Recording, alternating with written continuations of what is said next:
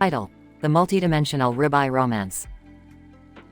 The episode begins with Rick and Morty parked in a multiverse parking lot, next to a man standing by his car with a pink tent behind him and a white car behind him. Rick explains that they are in a dimension where ribeye is the only food source on the planet, causing the ribeye stock to skyrocket in value, and they have come to acquire some for their own consumption.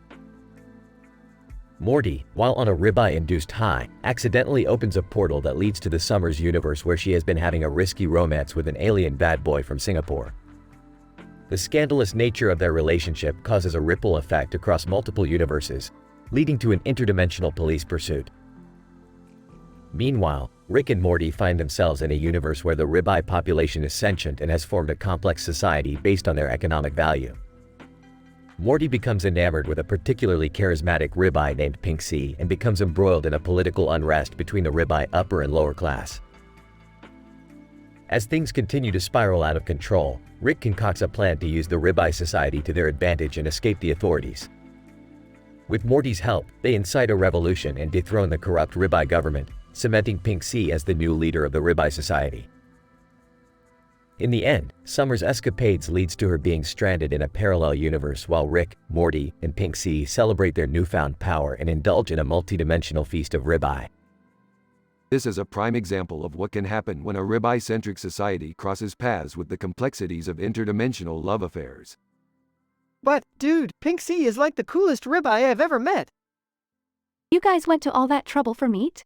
Seriously? Alien bad boy. You don't understand, that ribeye is a delicacy in my universe.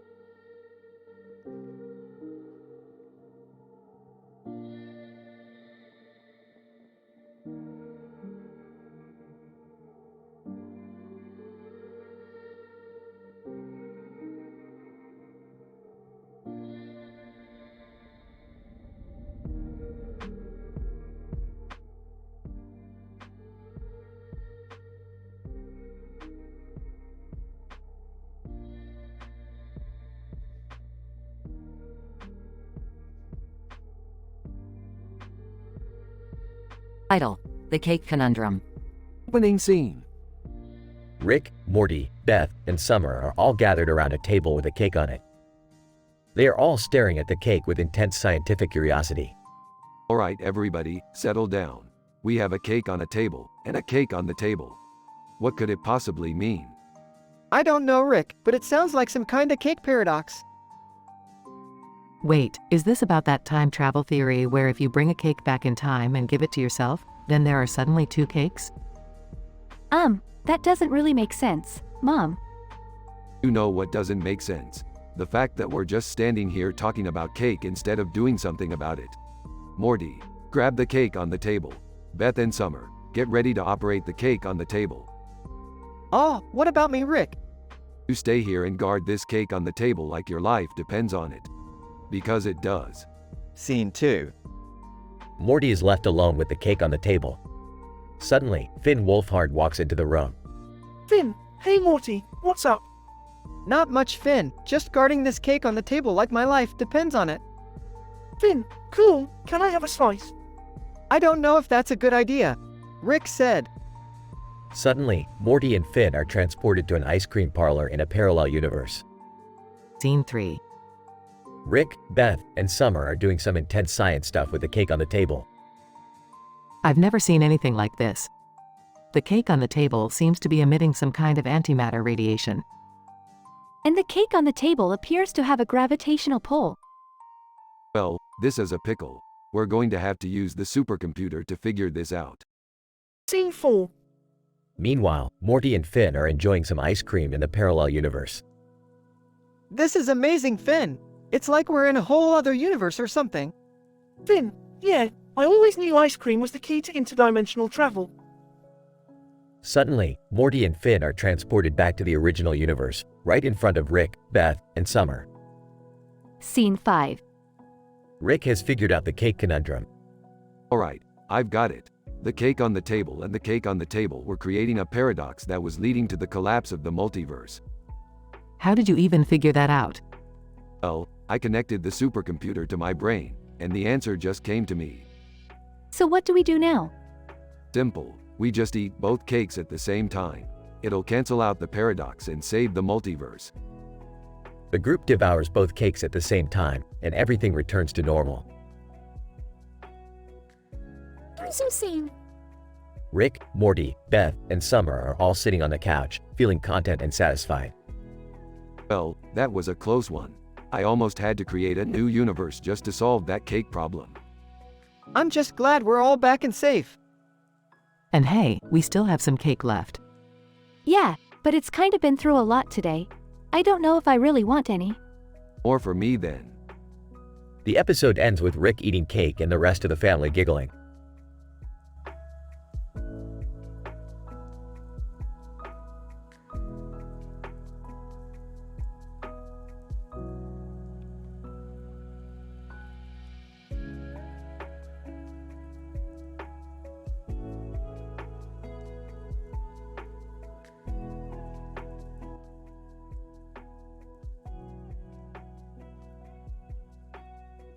Title: Dimensions of Ghost-Infested Skyscrapers. A midlife crisis encounter with an alien goddess. Synopsis: Jerry's midlife crisis leads him to purchase a painting of a city with tall buildings and a giant clock tower in the middle of the picture with a yellow sky. But the painting turns out to be more than just a canvas, and it leads the Smith family on a journey of dimensional portal exploration and a perilous encounter with an alien goddess, Nami. Meanwhile, Morty's secret relationship with an alien queen causes chaos and mayhem. The episode begins with Jerry's impulsive purchase of a painting of a cityscape.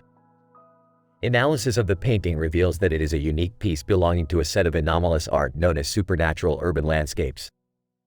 These paintings act as dimensional portals, connecting different dimensions through the portrayal of urban landscapes that exist outside of time and space. The portal city depicted in the painting is infected with ghosts that have been haunting the buildings and residents. The Smith family arrives at the portal site and enters the painting to explore the ghost-infested city. They soon discover that the ghostly occurrences are due to a malfunctioning dimensional device left in the city by alien goddess Nami. Jerry, struggling to come to terms with his midlife crisis, finds himself drawn to Nami's captivating presence. Morty, on the other hand, is preemptively involved in an alien queen's romantic allure. Their relationship intensifies and Morty's secret causes a commotion they must control. The ghostly apparitions are growing increasingly stronger and pose a greater threat to the team. They soon realize that they must find and enter the malfunctioning dimensional portal device to find a way to beat the ghosts and return the city to its natural state. As they explore the device, Jerry and Nami's relationship blossoms, and Jerry comes to terms with his midlife crisis. Morty's relationship with the alien queen is exposed, and the two must navigate their emotions as they try to save the city. In the end, the team successfully navigates the device, beats the ghosts, and restores the city to normal. Jerry realizes the painting and the experience was a catalyst for him to find new purpose in his life, while Morty and his alien queen must figure out what their relationship means and its impact on their safety. I never imagined purchasing supernatural urban landscapes would lead to me finding a new lease on life. I should have known that hiding a relationship with an alien queen would never have worked out in our dimensional travels.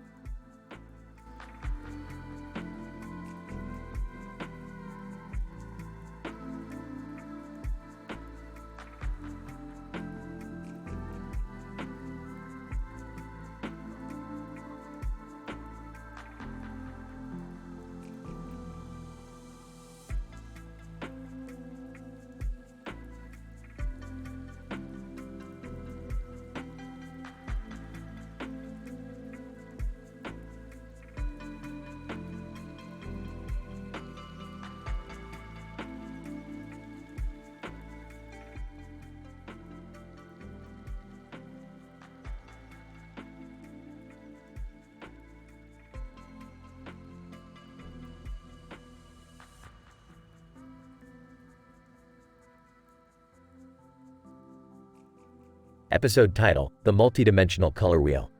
Opening scene. Rick is tinkering in his lab when he discovers a strange colorful object, a multidimensional color wheel. Morty enters the lab and accidentally touches the green center, causing the entire lab to go haywire. Morty, you idiot. You just triggered a chaotic ripple effect in the multiverse. What? I just touched a wheel. This isn't just any wheel, Morty. This is a multidimensional color wheel. It contains the essence of all colors and has the power to warp reality as we know it. Beth enters the lab. What the hell is going on in here? Long story short, Morty accidentally triggered a multiversal color explosion. Now we have to undo the damage before everything we know and love is destroyed. Scene 2. Rick uses his quantum triangulator to pinpoint the source of the color explosion, which he deduces is Morty's brain. Morty becomes the prime suspect in this interdisciplinary research. Morty, it seems that our investigation has led us to your brain. Can you account for your actions? I don't know, Rick. I just thought it looked cool. Morty, you can't just go around touching dangerous objects in your grandpa's lab. You could have destroyed the entire universe. Sorry, I didn't mean to cause any trouble. No harm done, yet. We just need to reverse the effects of the color explosion and we'll be good as new. Scene 3. Rick and Morty travel through various dimensions, attempting to collect the necessary components to counteract the color explosion. Along the way, they meet a series of bizarre creatures and encounter many laughs. Alright, Morty, we need to find the yellow center of this color wheel. It's the only thing that can save our reality. There it is! In that giant pineapple over there! Excellent, let's get moving. Time is running out. Scene 4. As Rick and Morty try to collect all the necessary components, they are hindered by a group of interdimensional space aliens who want to steal the color wheel for their own nefarious purposes. There is a chase scene involving a hovercraft and a grumpy old lady. Damn it, Morty. These aliens won't leave us alone. We need to think fast. I got an idea, Rick. Let's use the black center of the color wheel as a weapon. Damn, I didn't even think of that. Morty, you are one smart cookie. Scene 5. Rick and Morty use the black center as a weapon to defeat the aliens. They eventually collect all the necessary components and are able to reverse the effects of the color explosion. Aha, we did it, Morty. We saved the universe. That was crazy, Rick. I'm just glad it's over. So, can we clean up this mess now? Yeah, I suppose it's time for a little spring cleaning.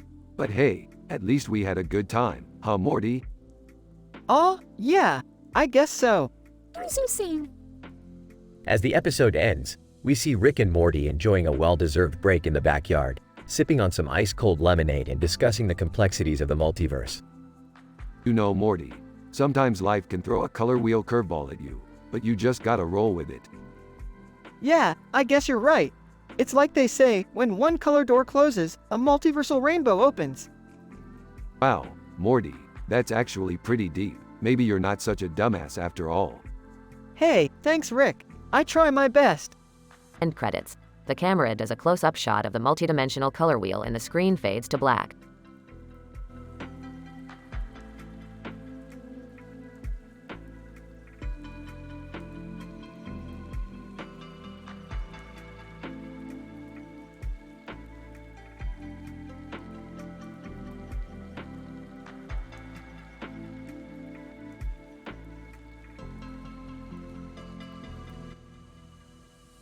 Title: Molecular Dynamics Simulation of Animated Characters in a Virtual Environment. Case study of Rick and the family playing Shrek movie. Introduction. In this episode, we investigate the behavior of animated characters in a virtual environment using molecular dynamics simulation. The characters subjected to this experiment included Rick and the family, who played out the Shrek movie while exploring a virtual world. Materials and methods.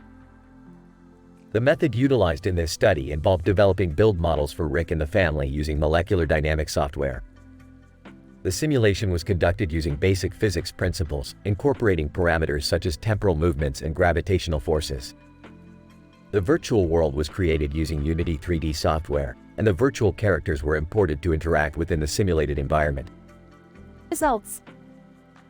The molecular dynamics simulation successfully modeled the behavior of the animated characters in a virtual environment, showing the characters' positions, velocities, and trajectories throughout the experiment. The simulation showed the characters' interactions with objects within the virtual world, including the computer monitor and the screen. Discussion. The simulation showed that the characters were able to interact with objects within the virtual world, suggesting that the simulated environment was responsive to the input from Rick and the family.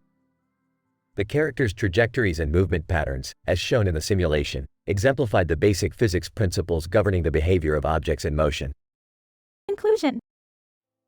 This study serves to demonstrate the viability of utilizing molecular dynamics simulations to model the behavior of animated characters in a virtual environment. The simulation showed the movements, trajectories, and interactions of the characters within the virtual world, providing valuable insights into the dynamics of animated character behavior. Future development in this field could lead to vastly improved animated character performance and enhanced storytelling capabilities. Who knew we could be so interesting in a molecular dynamics simulation? This is crazy. I can't believe we're being modeled using physics principles. I wonder what else we could do with this technology. I'm just happy we finally got to watch Shrek together as a family. Donkey! Hey, why am I not the main character? I'm the most interesting one. Lord Farquaad, silence, Donkey. You're on thin ice. Fiona, this is all so surreal. I can't believe we're in a scientific experiment. Shrek. Don't worry, Fiona. We're the stars of the show. Let's enjoy the adventure. Puss in Boots. Meow, I couldn't agree more. This is perfect. Gingerbread Man, you're all monsters for making me be a part of this simulation.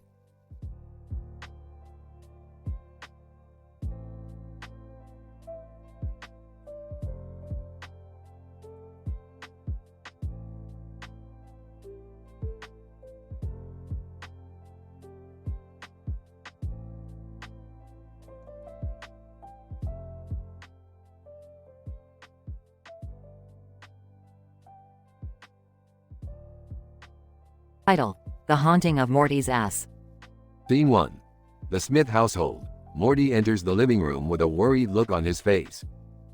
Guys, something weird is going on with my ass. It's been haunted by some ghost or something. Gross. Morty, we don't want to hear about your butt problems. Wait a minute, Morty.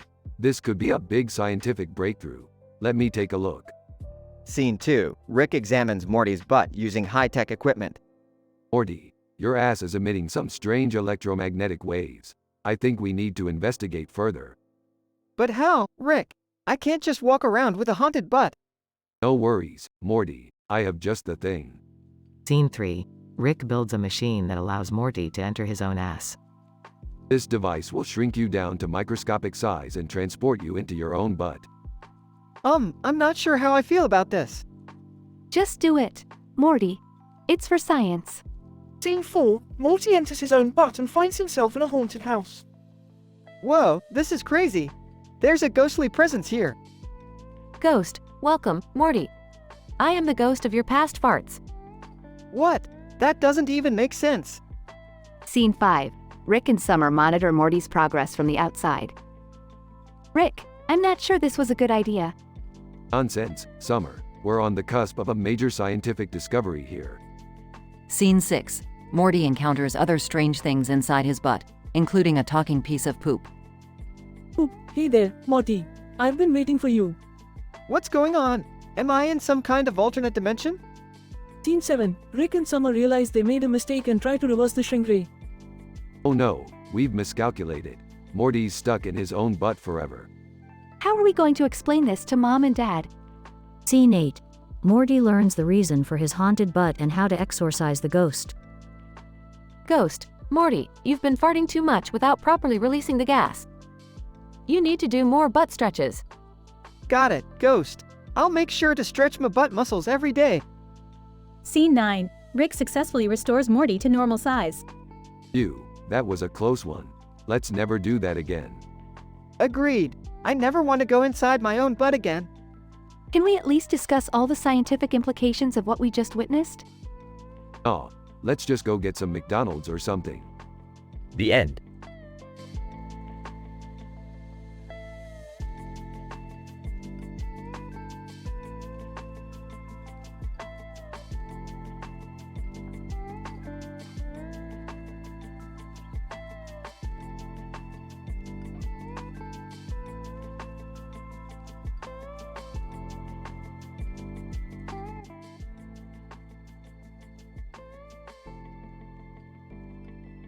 Title: The Monuments of Rick. Synopsis: Rick turns himself into the world's leader using his technological prowess and charisma, and makes humanity build him 3 monuments that showcase his strength, humor, and horror. Morty reluctantly accompanies him on this journey, but soon finds himself swept up in the madness. Act 1. Rick and Morty stand before a painting in a museum, analyzing it with their scientific minds. Rick suddenly has an epiphany and declares that he needs 3 monuments built in his honor to showcase his legendary qualities. Morty balks at the idea, but Rick is insistent. Morty, do you know what I am? I'm a genius, a god amongst men. And the world needs to know it. Let's get started. Act 2. Rick creates a device that allows him to take control of every electronic device on the planet and uses his newfound power to compel humanity to build his monuments. The first monument, showcasing his strength, is a giant statue of Rick lifting up a mountain with one hand. Rick, this is insane. You can't just make people do your bidding like this. Nonsense, Morty. They're just ants. They don't know what's good for them. Act 3. The second monument, showcasing his humor, is a massive LED screen displaying a series of Rick's greatest jokes and pranks. Morty can't help but laugh, despite his misgivings. Okay, this one's actually pretty funny, Rick. I'll give you that. Of course it is, Morty. I'm a comedic genius. Act 4. The third monument, showcasing his horror, is a sprawling underground lab filled with all sorts of monstrous genetic experiments.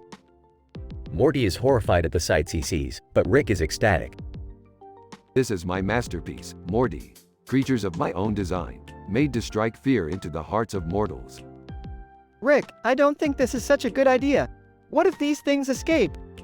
Nonsense, Morty. I've installed fail-safes in their genetics. They won't be able to reproduce or escape. Act 5. As Rick and Morty marvel at their handiwork, they suddenly hear a rumbling in the distance.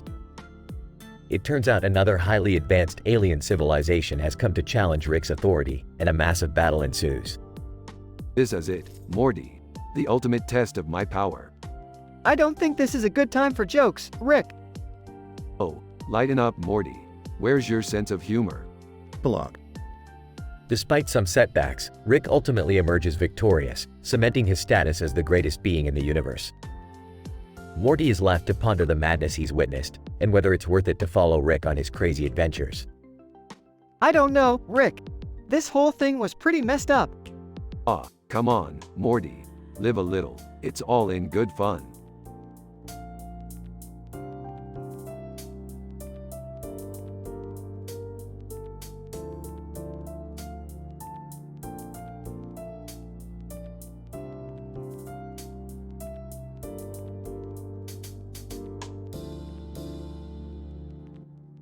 The episode begins with Rick, Morty, Jerry, and Beth in a car parked in a grassy field near a dirt road.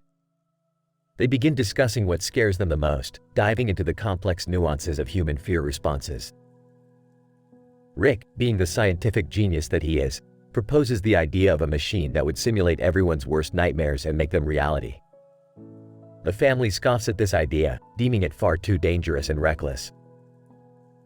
Undeterred, Rick builds the machine anyway, causing chaos and hilarity to ensue as the family's greatest fears come to life. Morty is chased by hordes of giant spiders, Beth becomes trapped in an endless cycle of being late for work, and Jerry is forced to confront his fear of being a failure as a father and husband. As the nightmares become increasingly bizarre and ridiculous, the family begins to question their own existential fears and the nature of reality itself. In the end, the machine malfunctions and the family is forced to enter a collective nightmare where they are trapped forever in a utopian society devoid of all fear and danger. Rick, pleased with his creation, declares that he has hacked fear and will continue to explore the possibilities of the human mind.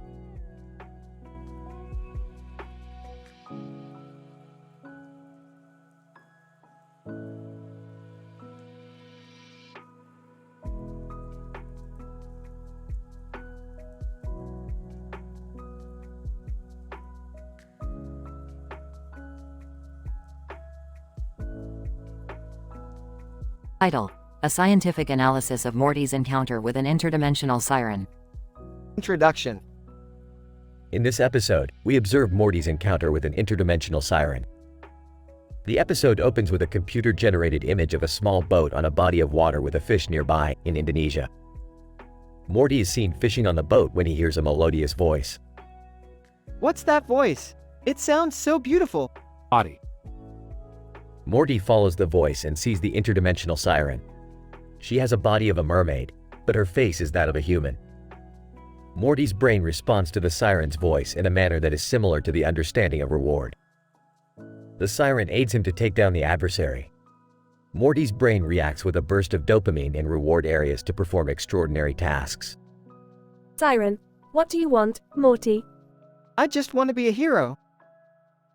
The interdimensional siren uses her voice as a weapon, and it causes Morty's brain to release a vast amount of dopamine, causing him to have a cognitive distortion in his decision-making process. The siren then manipulates Morty into risking his life to help her defeat an adversary. Conclusion. In conclusion, Morty's encounter with the interdimensional siren in this episode provides insight into the cognitive mechanisms underlying decision-making in response to reward stimuli.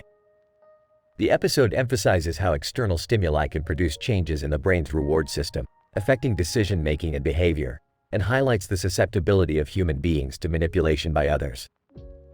Our findings suggest that further research is needed to understand the mechanisms involved in this process and to develop effective methods to protect individuals from such manipulation.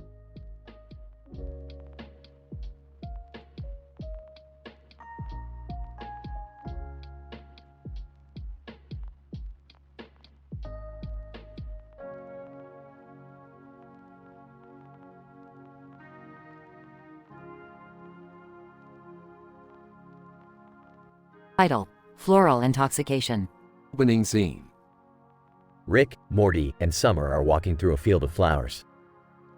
Rick stops and picks a few small yellow and purple flowers from the grass. Morty asks Rick what he's doing. I'm gathering plant samples, Morty. These flowers have unique chemical compositions that could be useful. Oh, okay, Rick. Scene 2. Morty is sitting in his room smoking a joint. Rick walks in and notices that Morty is smoking low-grade weed. What the hell are you smoking, Morty? This weed is garbage. I don't know, Rick. I got it from Jerry. Jerry? That dummy couldn't tell the difference between sh*t and shinola. Rick begins to grow new strains of weed for Morty to smoke. Morty smokes each strain and experiences different abilities. Scene 3. Jerry walks in on Morty hotboxing his room with his whimsical bong. What the hell are you doing, Morty? That smell is insane. Morty offers Jerry the bong and tells him to try it. I don't know, Morty. I don't think I should. Trust me, Jerry. Just take a hit. Jerry takes a hit and immediately changes his perspective. Scene 4. Beth and Summer are in the kitchen making margaritas and laughing at Rick, Morty, and Jerry's silly high antics. They snap some photos and post them to social media. Hey Morty, what's it like being high? It's like seeing the world through Technicolor glasses. That's the dumbest thing I've ever heard in my life, Morty. Hey, I may be a pothead, but at least I'm not a crazy scientist who turns me into all sorts of weird creatures. Touché, Morty, touché. Scene. The sky is dark and the flowers are glowing. Rick, Morty, Jerry, Beth, and Summer are laying in the grass high and laughing. Hey Rick, can you make a strain that lets me fly? That would be so cool. Ah, Morty, you're such a stoner. Everyone continues to laugh and enjoy their high as the camera fades to black.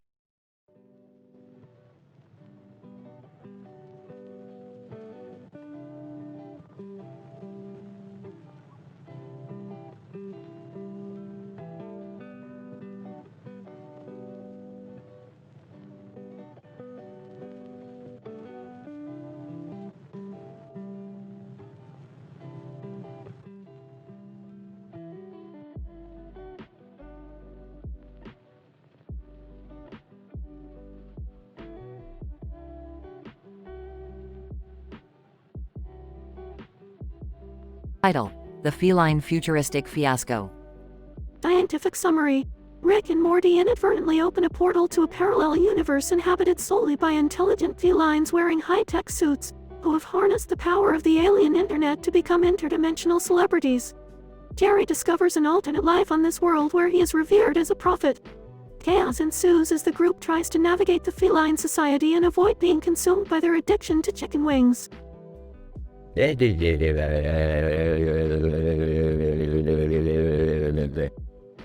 Morty, I've detected a strange energy reading coming from that feline over there.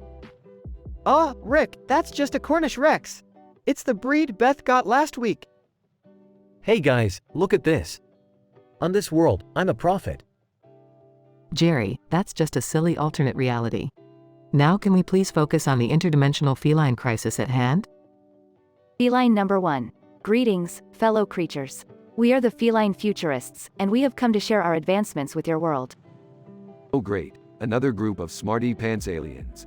Hey, do your suits make your litter boxes clean themselves too? Feline number 2. Ah, a fellow jokester. We like your style, Rick Sanchez. Wait, you guys know Rick? Feline number 3, of course. We've been following his exploits on the alien internet for quite some time. Guys, we should take advantage of this. I bet I can use my prophet status to get some free chicken wings. Jerry, now is not the time for your chicken wing obsession. Feline number 4. Attention, attention. Our new alien internet star has arrived. Please welcome Morticia, the snowboarding sensation. Oh, hello. How did I become an alien internet star? Feline number 5. Your impressive snowboarding skills, Morty. The internet cannot get enough of you. Great, an entire universe of cat people obsessed with snowboarding and chicken wings. What could go wrong? Feline number 6. Nothing, as long as you comply with our demands. Join us or face the consequences. Rick, we need to get out of here now. But what about my chicken wings? Wait, Rick, I have an idea. Maybe we can use their addiction to chicken wings against them. Morty, sometimes you surprise even me. Let's give it a shot. In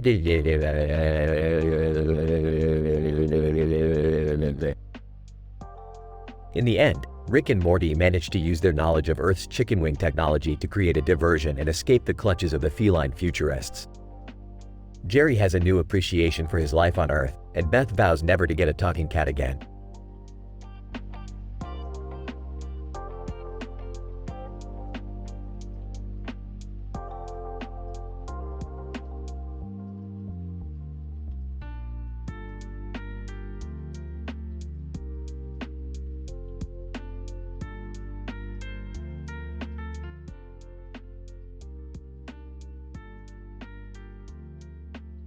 Title: The Interdimensional Putt-Putt Paradox. The episode opens on a seemingly mundane scene of a woman, later identified as Karen, in a purple jacket playing golf on a green field with a white dog in the background. Rick and Morty, having just returned from an interdimensional adventure, decide to take a break and watch the game. Ah, the ancient game of hitting a ball with a stick. Riveting. I don't know, Rick. It's kind of relaxing watching someone else do all the work for once. As they watch, they notice something strange happening in the background. Beth and Summer appear, both dressed in grandma costumes, and start twerking uncontrollably. I don't know what's happening. I can't stop. We must be caught in a time loop or something. Meanwhile, Karen's dog suddenly transforms into a monstrous creature and starts attacking her. Rick quickly pulls out a device and freezes time. Looks like someone's tampering with the simulation again. What simulation? The one we're all living in. Don't worry about it, Morty. Just grab that golf ball and help me fix this. Rick and Morty enter the simulation and find themselves in a miniature putt-putt course. They are greeted by a robotic voice. Robot, welcome to the interdimensional putt-putt paradox. The only way to escape is to sink the ball in every hole. Good luck. As they progress through each hole, they encounter increasingly bizarre and deadly obstacles, acid-spewing squirrels, sentient golf balls, and even a miniature black hole. Rick, what the hell is going on? Just trust me, Morty. We're about to win this thing. Finally, they reach the last hole and sink the ball. Suddenly, everything goes dark. The robotic voice returns. Robot, congratulations, you have successfully escaped the interdimensional putt-putt paradox. Your prize is absolutely nothing. Now please exit the simulation. Back in the real world, time resumes and Karen's monstrous dog turns back into a harmless pet. Beth and Summer stop twerking and return to their normal selves. Karen, thanks for saving me, guys. I don't know what came over Fluffy. No problem. We were just in the neighborhood. Wait, so was any of that real or just a simulation? Does it really matter, Morty?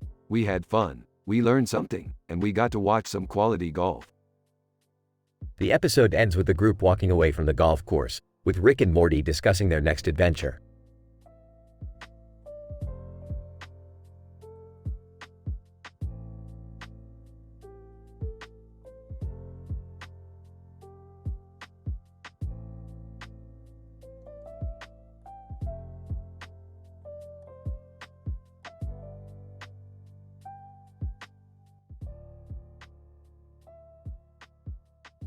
Title: The Linguistic Adventures of Rick in a Bedtime Story. The episode opens with Morty lounging in his bedroom, chatting on his cell phone with his crush Jessica while reading a book and adjusting the lamp for optimal reading conditions. Rick suddenly bursts into the room, brandishing a scientific device that he claims will revolutionize language as we know it. In true Rick fashion, he doesn't waste any time, activating the device and immediately creating a completely new language. Morty is understandably skeptical, but Rick insists that this new language will be the key to unlocking all sorts of scientific secrets. To test out his invention, Rick decides to tell Morty and the audience a bedtime story in the voice of Ned Flanders. Morty groans but settle in for the ride. Rick begins his story, intoning in a perfect Ned Flanders impression. Once upon a diddly-do, there was a group of diddly-darn humans living on a diddly-squat planet. They had no diddly-do idea what they were doing, until one day, they discovered a diddly-do device that could change the diddly-darn world. Morty rolls his eyes, but Rick soldiers on, spinning a wild and hilarious tale that involves aliens, interdimensional travel, and lots of ridiculous puns and jokes. Throughout the story, Rick continues to reference his new language, using it to describe various scientific concepts and adding new words to the lexicon on the fly. Morty tries to keep up, but soon realizes that he's lost in a sea of nonsensical syllables and made-up meanings. As the story comes to a close, Rick looks pleased with himself, confident that he's made a real breakthrough in linguistic science. Morty looks exhausted but happy to have survived the experience. In the end, the audience is left with a crazy, hilarious episode that shows just how far Rick and Morty will go for the sake of scientific discovery and a good laugh. Rick, I don't know what that story was about, but it definitely wasn't a bedtime story. Oh Morty, you wouldn't understand even if I translated it into English. But trust me, I just revolutionized the world of linguistics.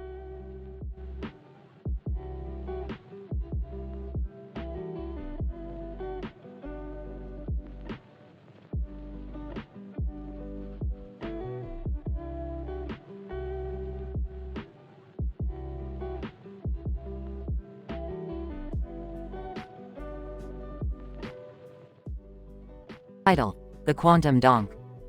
Synopsis: Rick and Morty are in the lab working on their latest invention, the Quantum Donk, a device that allows the user to travel through the multiverse while shaking their booty. Suddenly, a man in a blue suit and helmet bursts into the lab wielding a sword. Whoa, hold up there, space cowboy. What's the deal with the sword? Man in blue suit. I have been sent to retrieve the Quantum Donk. It is a powerful weapon in the wrong hands. Oh, we just made it to travel through different dimensions while dancing. Man in blue suit. What? That's ridiculous. How can dancing allow you to travel through the multiverse?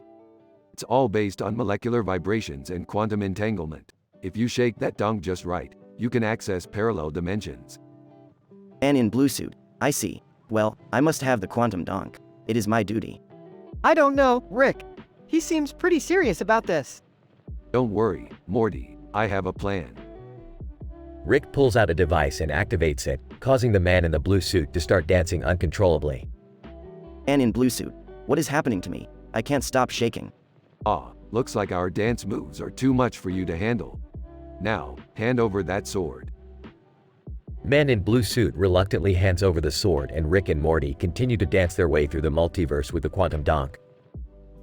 Man, Rick, that was crazy. I didn't know our dance moves were that powerful.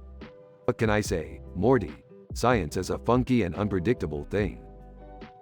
The episode ends with Rick and Morty busting out some sick dance moves in front of a black hole as it sucks everything into its vortex.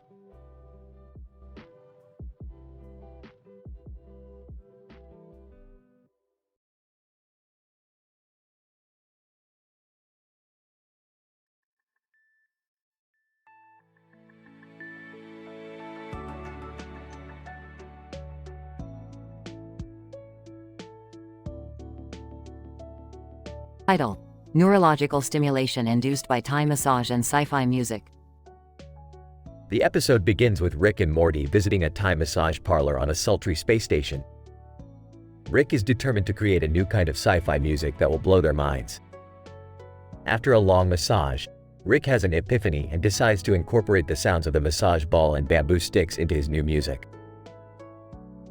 Beth is at home watching TV when she receives a message from Rick to come to the space station immediately. Once there, Rick demonstrates his new music to the group. Beth is unimpressed, but Morty loves it and starts dancing uncontrollably. Suddenly, the group receives a message from an alien race who claim to have the ultimate fast food restaurant. Desperate to try it out, they immediately teleport to Chick-fil-A. However, they soon discover that the restaurant is run by robot cows who are using human brains to enhance their recipes. Rick is fascinated by the unusual hobby of the cow robots and decides to capture one for further study. He brings it back to the space station and begins performing neurological stimulation experiments on it. The resulting escapades of the space adventures will cause great visual spectacle and lots of laughter to audiences who are familiar with the show. In all Johnny, it will be a wild ride with lots of jokes and a few philosophical musings that might just leave the audience pondering the bigger questions of existence. All in all, the episode is a hilarious exploration of the power of sci-fi music and massage, and the dangers of experimental neurological research.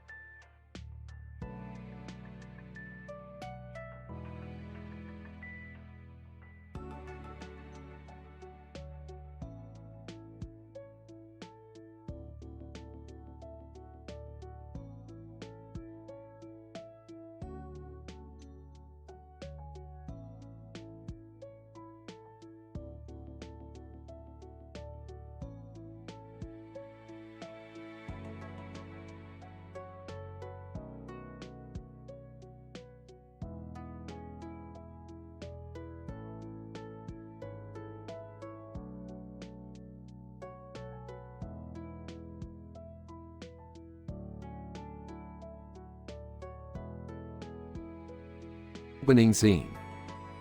Rick and Morty are sitting in the garage working on Rick's latest invention, a device that turns thoughts into graphic designs. Beth and Summer enter the garage and ask what they are working on. Just a little side project I've been tinkering with. It turns thoughts into graphic designs. It's going to revolutionize the design industry. Wow, Rick, that's really cool. Can I try it out? Sure thing, Beth, but be careful. This thing is highly advanced technology. Beth puts on the device and the green and yellow spiral design with a white center appears on the screen. Whoa, this is amazing. I feel like I'm in a trance. Scene 2. Rick receives a distress signal from an astronomer on Jupiter. He and the family head to Jupiter to investigate. Looks like we've got trouble on Jupiter. Time to suit up and get to work. What kind of trouble, Rick? I don't know, Morty, but it can't be good. When they arrive on Jupiter, they find chaos and destruction everywhere. The astronomer tells them that the planet has been taken over by a group of aliens who are trying to establish a new world order. Looks like we've got a good old-fashioned purge planet situation on our hands. Scene 3. Rick and Morty go on a rampage, taking out the alien leaders one by one. Meanwhile, Beth and Summer use Rick's graphic design device to create a distraction and confuse the aliens. I'm going to project the spiral design onto their ship. Hopefully it will distract them long enough for Rick and Morty to do their thing. That's crazy, Beth, but I like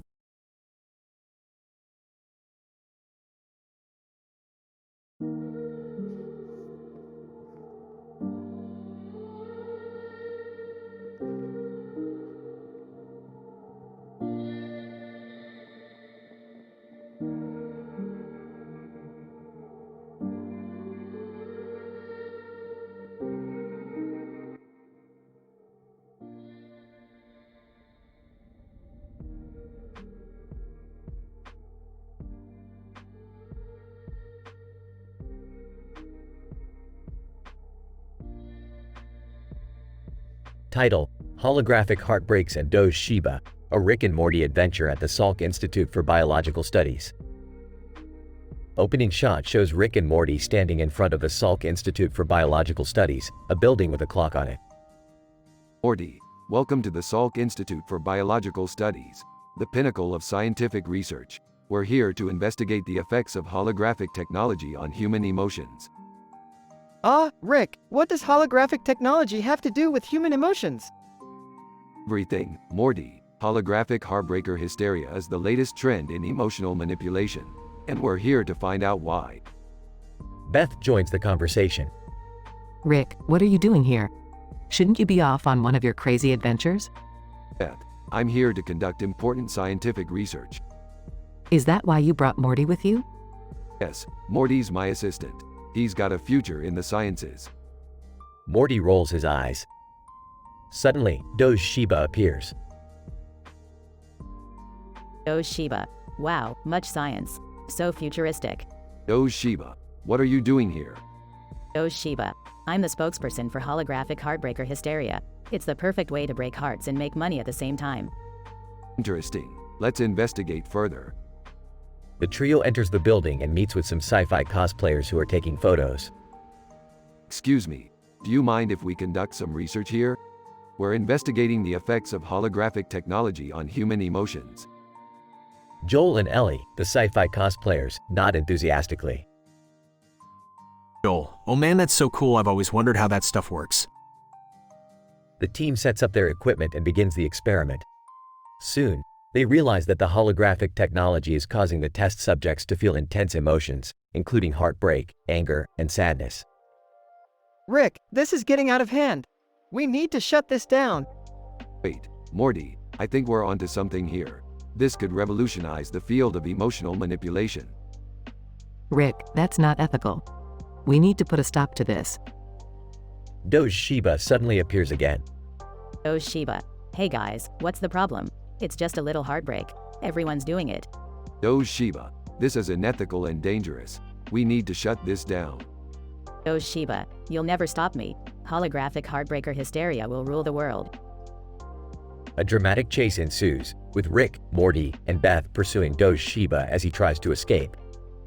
Morty, get the portal gun. We need to stop him before it's too late. Morty quickly retrieves the portal gun and opens a portal. The team jumps through and emerges on the other side, where they confront Doge Shiba. It's over, Doge Shiba. We're shutting down holographic heartbreaker hysteria for good. Doge Shiba. No, you'll never defeat me. In a flurry of action, Rick and Morty overpower Doge Shiba and shut down the holographic technology. Well, that was an adventure. Are we done here? Yes, Beth, we're done here, for now. Rick, can we please not do anything like this again? Don't worry, Morty. The world of science is always full of surprises.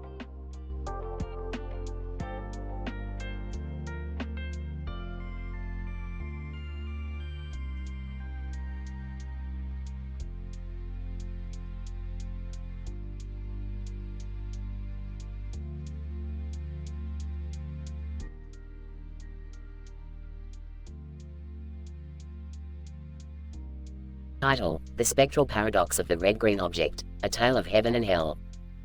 Act 1. The Spectral Paradox of the Red-Green Object. Rick and Morty stumble upon a mysterious computer-generated image of a red and green object with a red center.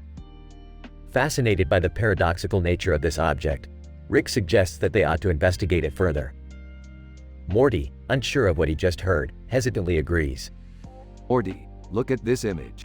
It's got a red center, but the object itself is green and red. It's like a paradoxical optical illusion. I don't get it, Rick. It looks like a fruity pebble. Act 2, Heaven and Hell's Quibble. Intrigued by the mystery behind the paradoxical object, Rick and Morty travel to Heaven and Hell to settle their long-standing feud. Upon their arrival, they are greeted by a fierce demon and a righteous angel. A bargaining ensues between the two parties. Demon, what brings you to our humble abode? We're here to settle the score between you guys. Angel, what score? Heaven and Hell's Quibble. Act 3. The battle for the red-green object. After much negotiation, Rick and Morty convince the demon and angel to work together to find the answer to the spectral paradox of the red-green object. The four embark on a mission against the backdrop of an epic battle, with the red-green object serving as the ultimate prize. Let's do this. Time to bust out some science, bitch. Demon, I'll show you for a fool. Angel, may the power of righteousness guide us. Why are we doing this again, Rick?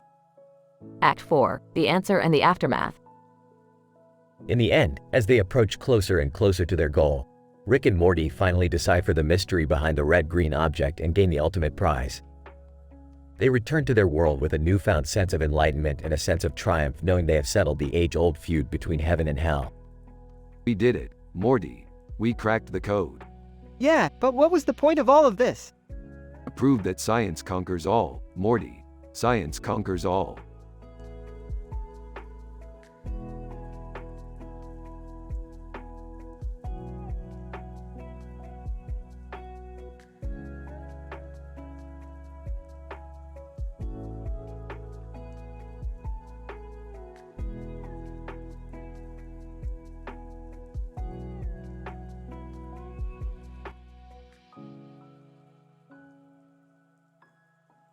Title, Pig in the City, a scientific adventure.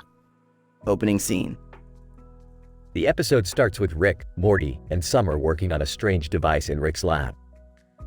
Jerry and Beth enter the lab with a poster of a pig with a city in the background and a sky background with a blue circle and a yellow circle. Rick sees the poster and immediately starts laughing. Ah, a pig in the city? Looks like someone's taking Animal Farm to a whole new level. It's just a poster. Besides, we wanted to know if you could help us hang it up in the living room. Fine, but let's finish this scientific experiment first. Scientific experiment. Rick reveals his latest invention, the Lunar Love Leak, a machine that can extract emotions from the moon. He activates the machine and suddenly the lab is filled with a strange energy. Whoa, Rick, I don't think this is safe. Yeah, I think we should shut it down before something bad happens. Nonsense. This is the result of terbium-infused energy. Don't you guys read up on the latest science journals? As the energy levels increase, the machine malfunctions and suddenly the lab is transported to a dystopian world ruled by cybernetic overlords. Cybernetic overlords, alert, intruders detected, exterminate. The group tries to hide, but Morty accidentally alerts the cybernetic overlords to their presence. Morty, why did you have to touch that button? I thought it was a light switch. Rick decides to negotiate with the cybernetic overlords and convinces them that he is Dr. Heathcliff Huxtable from The Cosby Show. You know, I won a Nobel Prize for my scientific research in the field of phrenology. The cybernetic overlords are impressed and allow the group to escape. Secret fling. As they make their way back to their reality, Rick reveals that he has a secret fling with one of the cybernetic overlords. Ew, Grandpa, that's gross. Love transcends all boundaries, Summer, even those of a cybernetic overlord. The group finally makes it back to their reality and Beth hangs up the pig poster in the living room. It looks good, right? Yeah, but it would look better with a cybernetic overlord next to it. The episode ends with everyone laughing, except for Jerry, who's still trying to figure out what just happened.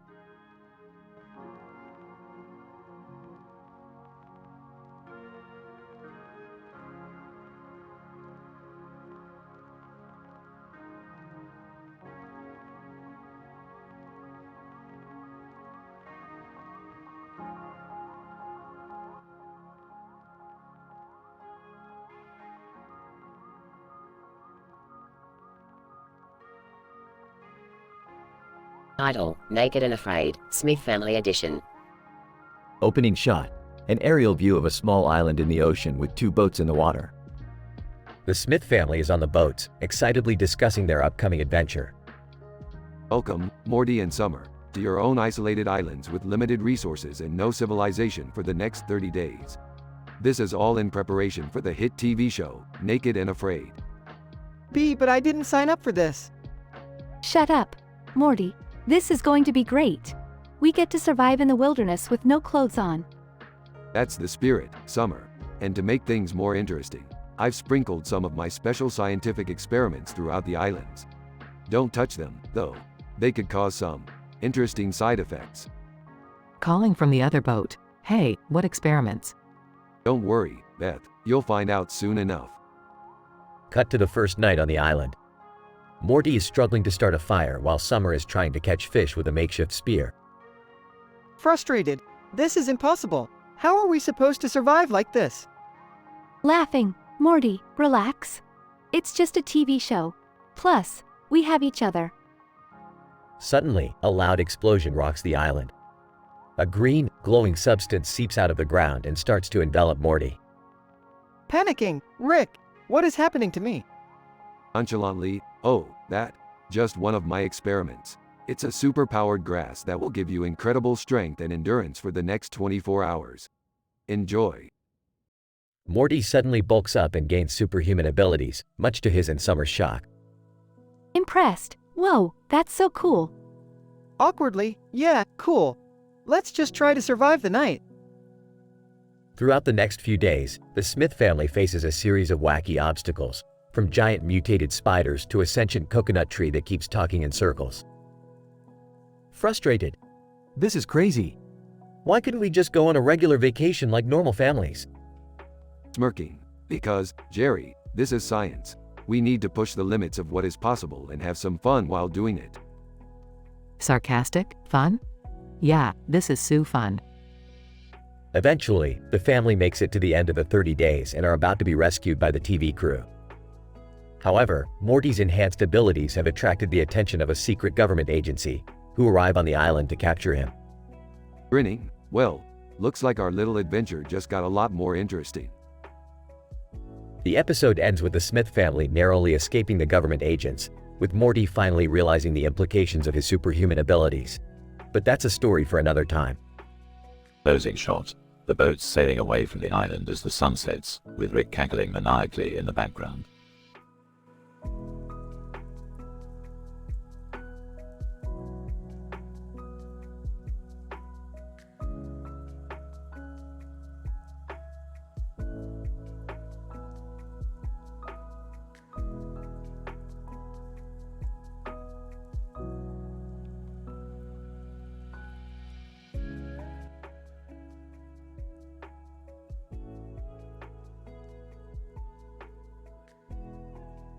Title: The Multi-Dimensional Street Racing Championship. Act 1. Morty, Summer, we have a new mission. We will become professional street racers in multiple universes and parallel dimensions. But Rick, what if we get caught? Don't worry, Morty. I have the perfect camouflage device that will make us invisible to any authority figure. That's so cool. Rick, can I drive? Sure, Summer, but first, let's test your skills. Activate the Hovercar 5000. Act 2. Hey, Beth, have you seen my new testosterone supplements? I'm going to enter the UFC. Jerry, that's dangerous. You could get hurt. Don't worry, Beth. I've also been studying martial arts. I'm ready for anything.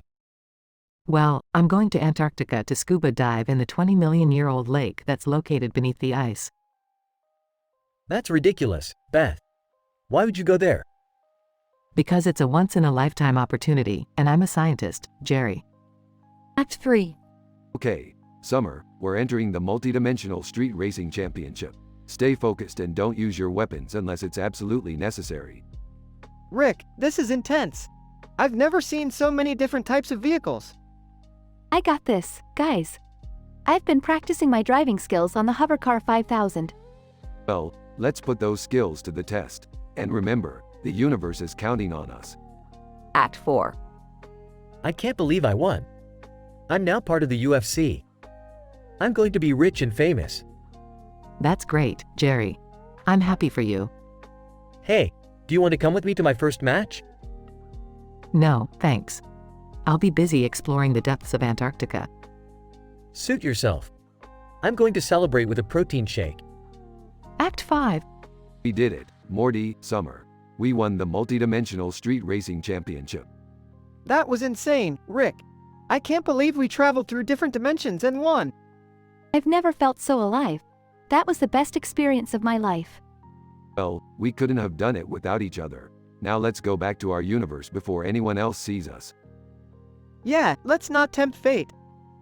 Hey, guys, did you hear about the new discovery I made in Antarctica? It could change the world. Not now, Beth. We just won a multi-dimensional street racing championship. And I won my first UFC fight. We're unstoppable. The end.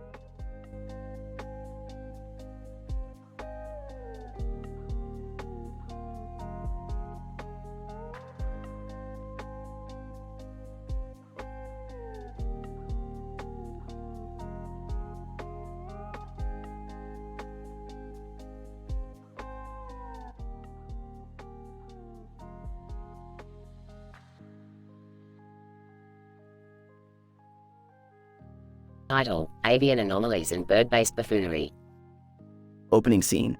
Rick and Morty are sitting in the garage, tinkering with a device that uses the power of quantum entanglement to control bird behavior. Morty expresses skepticism about the device's effectiveness, but Rick assures him that it will work perfectly. Morty, do you know the benefits of quantum entanglement? With this device, we can control the birds with unparalleled precision. I call it the Bird Manipulation Contraption, or BMC for short. I dunno, Rick. Seems like a dumb idea. What's the point of controlling birds anyway? What's the point of anything, Morty? To quote Nietzsche, he who has a why to live can bear almost any how, or in this case, any bird. Now, let's fire this bad boy up.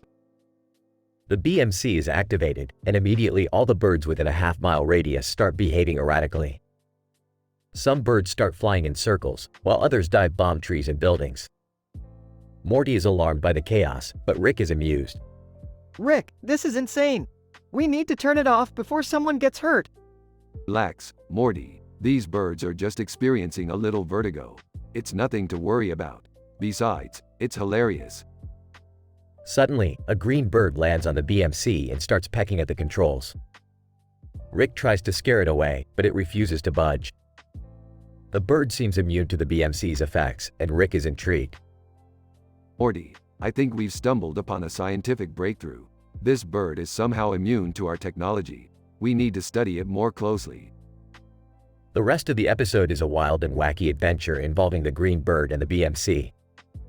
Rick and Morty follow the bird as it leads them on a scavenger hunt through several alternate dimensions, encountering all manner of bizarre creatures along the way. At one point, they come across a dimension where all the birds are giant and talk like humans. The green bird translates for Rick and Morty, but it turns out that the birds are all just spouting off nonsensical jokes from the Eric Andre show's Bird Up segment.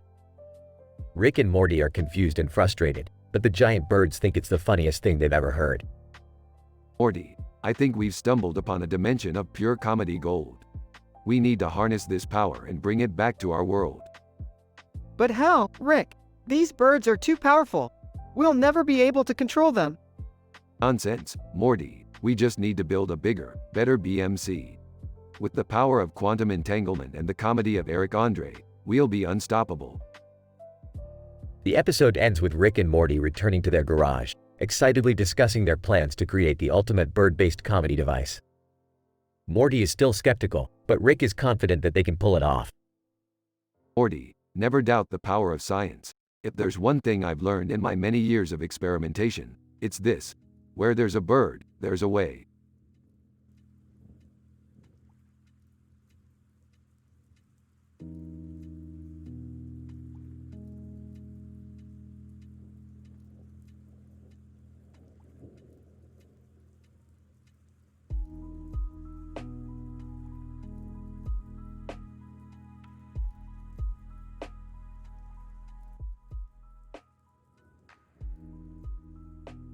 Title: The Scientific Misadventures of Rick and Saw Ed Off. The episode begins with Rick and Morty standing next to a giant pair of scissors, which Rick has created to cut through any size of dimensional barriers.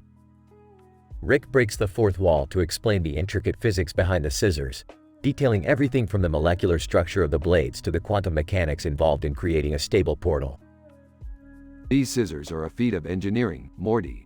To cut through the fabric of reality itself requires not only a mastery of plasma ionization but the ability to recalibrate hexagonal vertices with precision.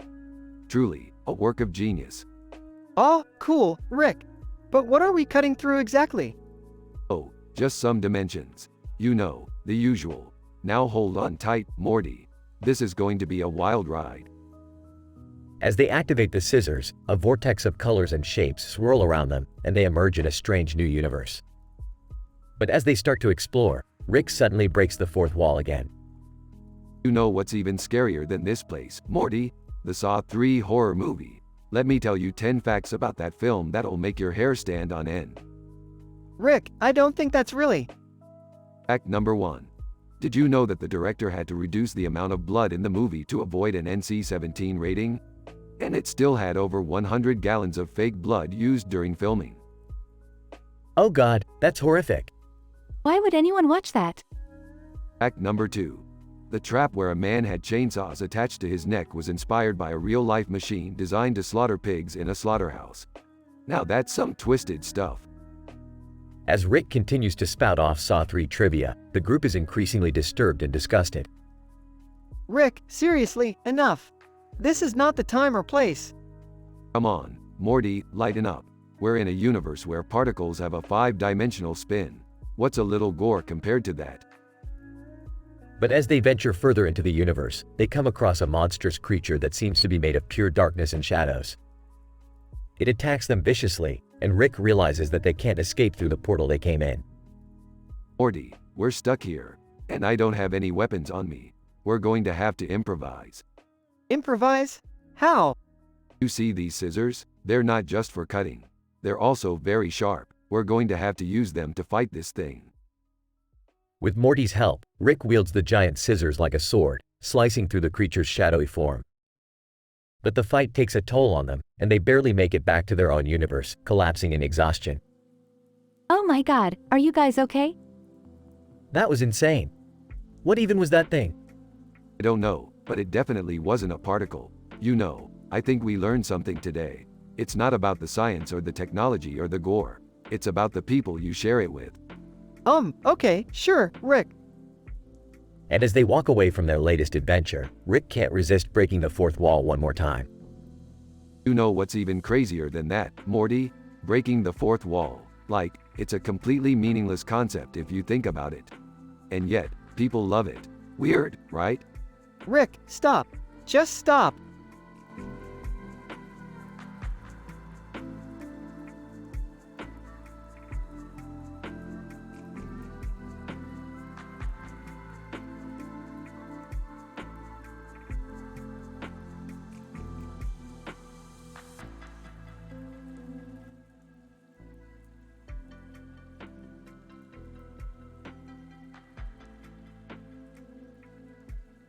Title: The Quantum Bathroom Brawl. Opening shot shows Rick and Morty tinkering with a device in Rick's garage lab, experimenting with quantum entanglement. Suddenly, the device shorts out, sending them careening into a parallel dimension. Morty, we're in a bit of a pickle here. We've stumbled into a world where everything is backwards up as down, left as right. We could be in trouble if we don't get our bearings quickly. Oh, Rick, I don't know about this. I'm starting to feel a little nauseous. Oh, come on, Morty. You just need to adjust your quantum frequency. Here, take this anti-gravity pill. Morty swallows the pill, and suddenly, his entire body is weightless. He begins to float upwards, crashing into the ceiling. Rick, help me. Morty, relax. Just breathe deeply and focus your mind on your center of gravity. You'll be fine. Meanwhile, back on Earth, we see a man in a red mask holding a blow dryer in a bathroom stall with a wall behind him. Suddenly, a masked thug swings a bat, hitting him across the face. Blood splatters everywhere. Red masked man. Oh, geez. What did I do to deserve this? Back in the alternate dimension, Rick and Morty stumble upon a large, open, cluttered, abandoned bathroom. Suddenly, they encounter the red-masked man, who is barely conscious and bleeding profusely. Holding a small device, it looks like this guy has been hit by a quantum destabilizer. We'll need to recalibrate his wave function if we want to stop the bleeding. Hesitant. Rick, are you sure you know what you're doing? Smugly. Morty, I have a PhD in quantum physics. Of course I know what I'm doing. Rick makes a few adjustments to the device, and suddenly the red-masked man's wounds begin to heal miraculously. Red masked man. Grateful. Thank you, Rick and Morty. You guys are the best. Suddenly, the masked thug bursts into the bathroom, and a chaotic, blood-soaked brawl ensues. Rick and Morty use their scientific wits to outsmart the thug, using a combination of particle destabilizers, time loop generators, and spatial distorters. In the end, Rick and Morty emerge victorious, their hair disheveled and their lab coats covered in blood. Victorious? Well, Morty, that was quite a bit of fun, wasn't it? Exhausted. I don't know, Rick. I'm not sure I'm cut out for this kind of adventure. Adding Morty's back. Don't worry, Morty. You'll get used to it. Just remember, science is the real superpower.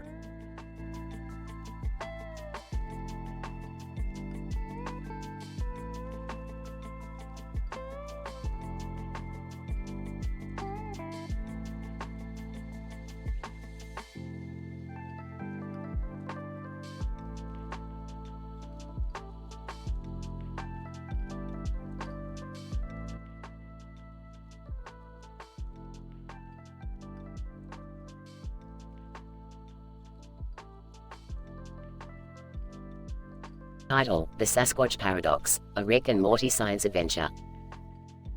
Opening scene. Rick and Morty are in Rick's lab, discussing the latest scientific breakthrough they stumbled upon while exploring a new dimension. As they sit at a table filled with gadgets and beakers, Morty brings up a strange photo he saw online of 3 gorillas standing next to each other in a forest with mountains in the background and a dark sky. Hey Rick, have you seen this photo of 3 gorillas standing together? It's gone viral online and people are saying it's proof of Sasquatch. Ah, Sasquatch doesn't exist, Morty. That's pure nonsense based on human folklore. But, let's investigate this and prove them wrong once and for all. The duo hops on their spaceship and travels to the location where the photo was taken. They land in a dense forest and begin their search for evidence. Suddenly, Rick's scanner picks up a strange signal nearby. Morty, the scanner is picking up some unusual readings. We might be getting close to something big. Let's follow the signal. As they approach the source of the signal, they find themselves face to face with a giant, hairy creature. Oh my God, Morty. It's Sasquatch. Sasquatch. Greetings, fellow travelers. I am Sasquatch, and I have been waiting for someone like you to arrive. Wait, Sasquatch. You're real? Sasquatch. Of course I'm real, Morty. And I have a proposition for the both of you. I need your help to solve a scientific paradox that has been plaguing me for centuries. Paradox, you say? This sounds interesting. Tell us more, Sasquatch.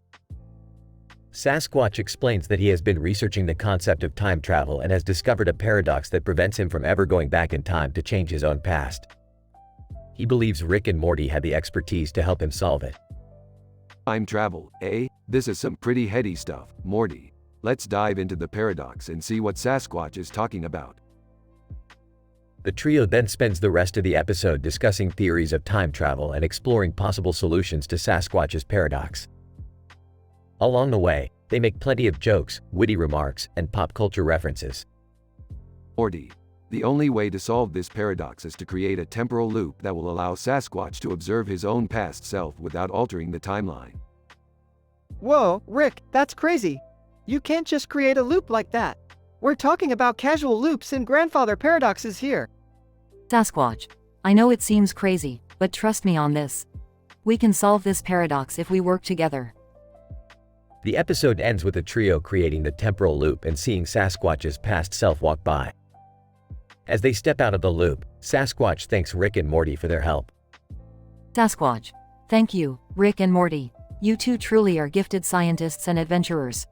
Hey, it was nothing, Sasquatch. Just another day in the multiverse. Yeah, I guess we can add solving a Sasquatch paradox to our list of accomplishments. Huh, Rick? Pretty much, Morty, pretty much.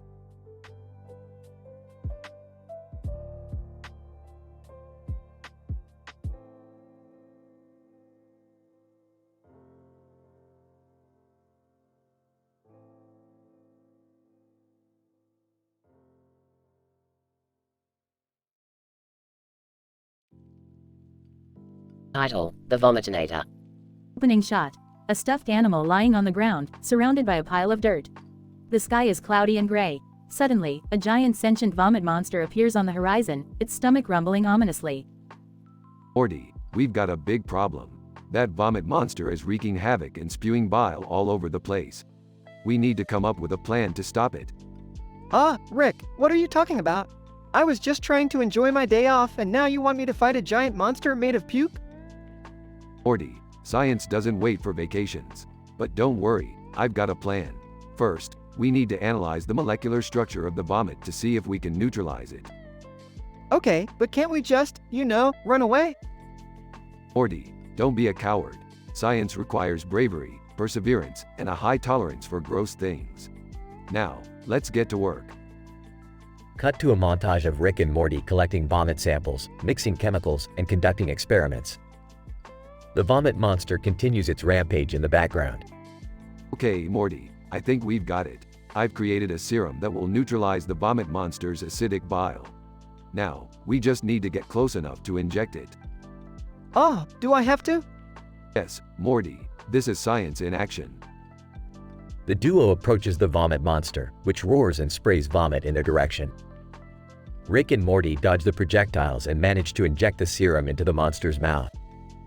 Yes, it worked. The monster is dissolving. Science saves the day once again.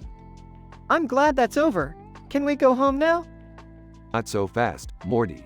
We still have to analyze the chemical composition of the neutralized vomit. This could lead to groundbreaking discoveries in the field of biochemistry. Oh boy! The episode ends with Rick and Morty back in the lab, surrounded by test tubes and beakers.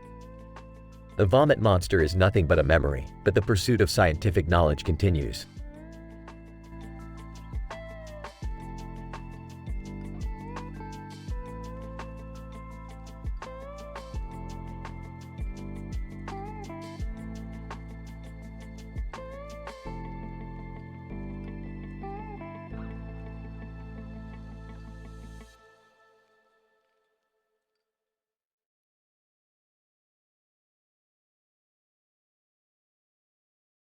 Title: The Quantum Mechanics of Purges.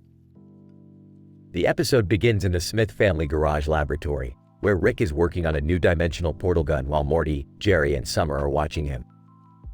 Suddenly, a female demon appears in front of them, holding a sword and a glowing sword in her hand.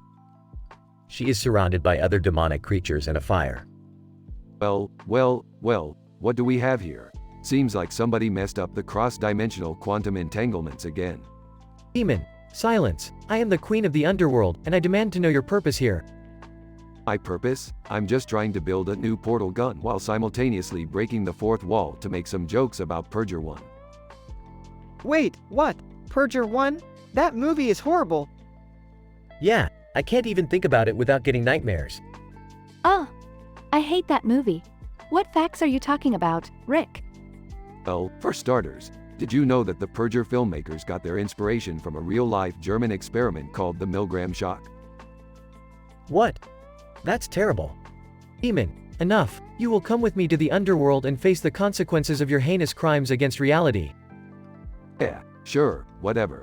But before we go, did you also know that one of the Purger actors accidentally stabbed another actor with a real knife during filming? Oh my god! That's terrifying. Why are we even talking about this? Because, my dear Jerry, science is all about discovering the truth, even if it's horrific. As they are sucked into the portal, the demon and the other creatures vanish into thin air. The Smith family finds themselves in a strange, otherworldly landscape. Rick, where are we? Looks like we're in the underworld, Morty. Time to do some field research. I don't like this. I don't want to be in some weird demon world. Me either. Can we please just go home? Not yet. We have work to do. Did you also know that during the filming of Purger 1, one of the sound mixers used the screams of a dying rabbit in one of the scenes? Why would they do that? That's messed up. As the Smith family continues their exploration of the underworld, Rick spouts off even more awful facts about Purger 1, leaving his family horrified and disgusted but ultimately fascinated by the science behind it all. In the end, the Smith family manages to escape the underworld and return home, without bringing any demonic creatures with them. Rick reflects on the importance of scientific curiosity, even in the face of extreme terror. The end.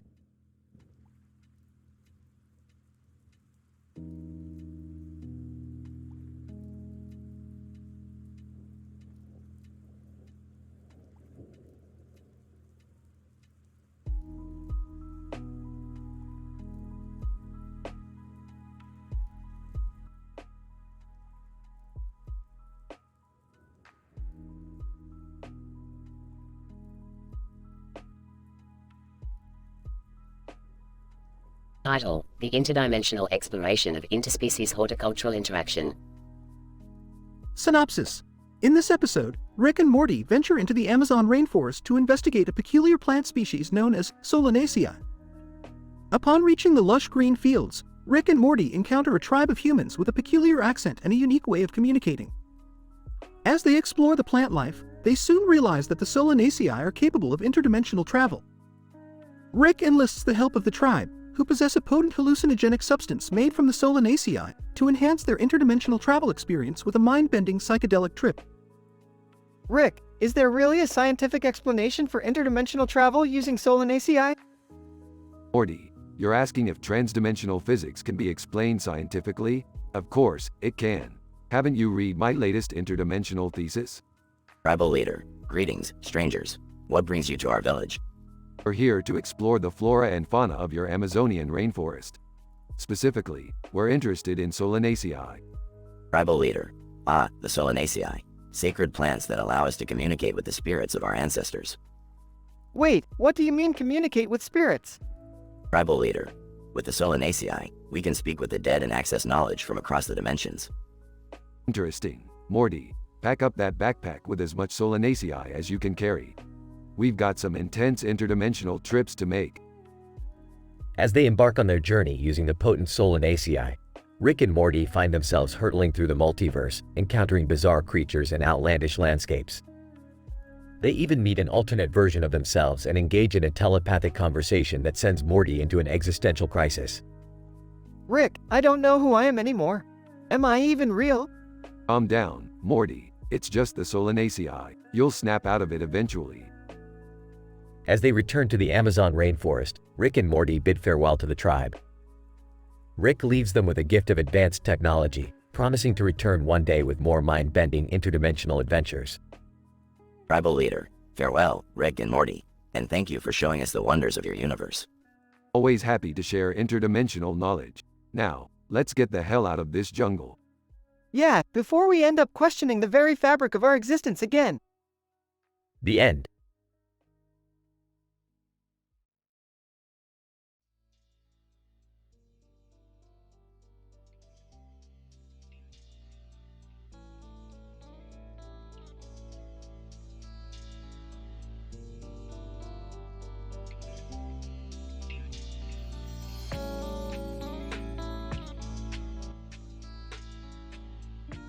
Title: The Purges of Dimension X7. The episode begins with Rick and Morty preparing for a cosmic adventure in Dimension X7. As they land on a desolate planet, they notice a group of people with creepy faces approaching them.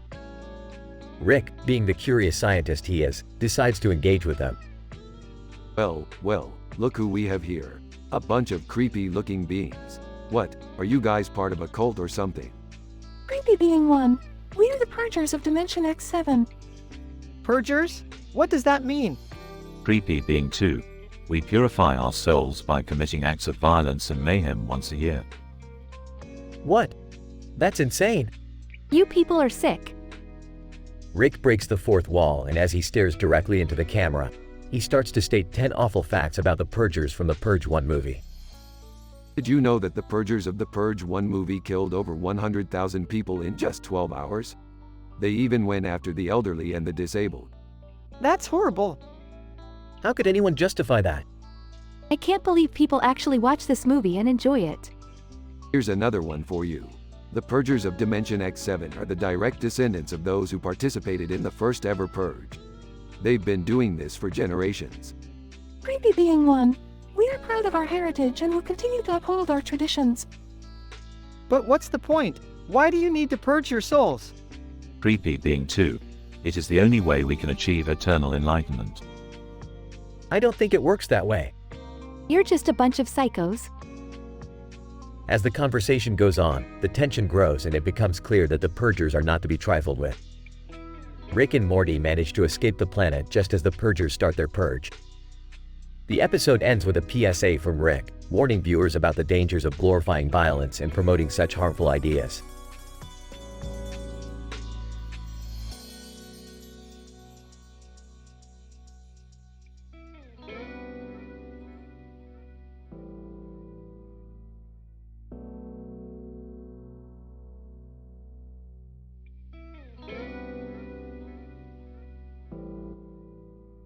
Title, Dad Joke Dimension. Opening shot shows Rick and Morty in front of a portal gun. Morty, today we're going to travel to a universe that's all about dad jokes. Hard to believe, I know. Okay, but what's the point, Rick?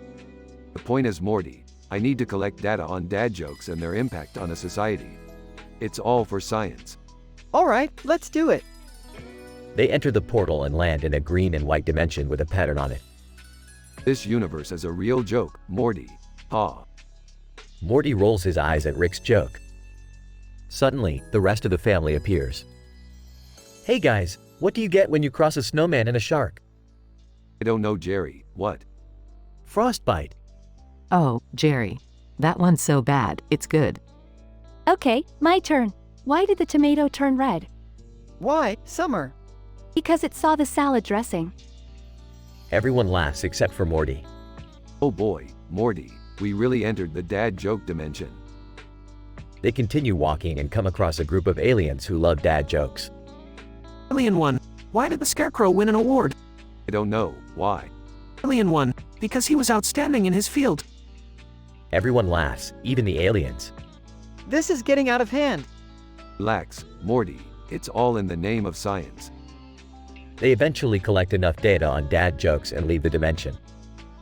Well, Morty, we have successfully collected all the data we need, and also have a few more jokes for the old joke book. Can we please never go there again? Ah, you got it, Morty. But you know what they say. A good joke lasts forever. The camera zooms out as Rick and Morty continue telling dad jokes. The end.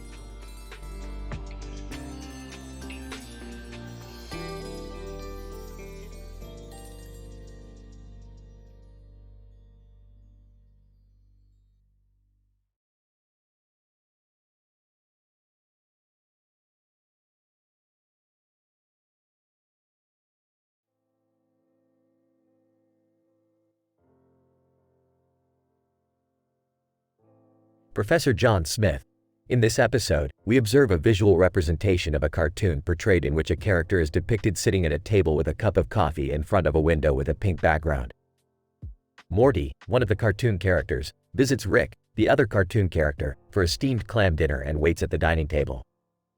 Behind the kitchen door, Rick accidentally burns the clams while cooking. Our data suggests that Rick sneaks out of the kitchen window and secretly gets hamburgers, serves them instead of clams, and calls them steamed hams, lying that it is a regional saying and misspeaking the word clams. Professor Catherine Lee. Thank you, Professor John. Our observations lead us to conclude that Rick's actions to replace the steamed clams with hamburgers cause consequences in the latter part of the episode. As Morty and Rick are eating, the kitchen burns, which Rick convinces Morty that it is just an aurora borealis. This leads us to believe that Rick's ability to deceive Morty is evident and should be studied further. Professor David Wu. To support Professor Catherine's observations, our calculations suggest that Rick's actions could have been caused by his fear of failure in cooking. This, in turn, affects his mental state, leading him to deceive Morty and convince him that the kitchen burning is just an aurora borealis. Our analysis suggests that this could be a complex issue, and further research is required to reach a concrete conclusion. Professor Samantha Chong. I agree with the points made by Professor David, and I would also like to add that Rick's deception of Morty makes him question his own sanity. Our studies show that this can lead to trust issues and affect interpersonal relationships, especially when based on lies. It is vital that we address this issue and study it in more detail. Professor Emily Kim. To summarize, our research provides an insight into the complex psychology behind deception and its consequences. Furthermore, our observations suggest a need for further investigation into the impacts of such actions on interpersonal relationships. It is imperative to continue our research and educate the general public on the importance of transparency and honesty to build healthy relationships.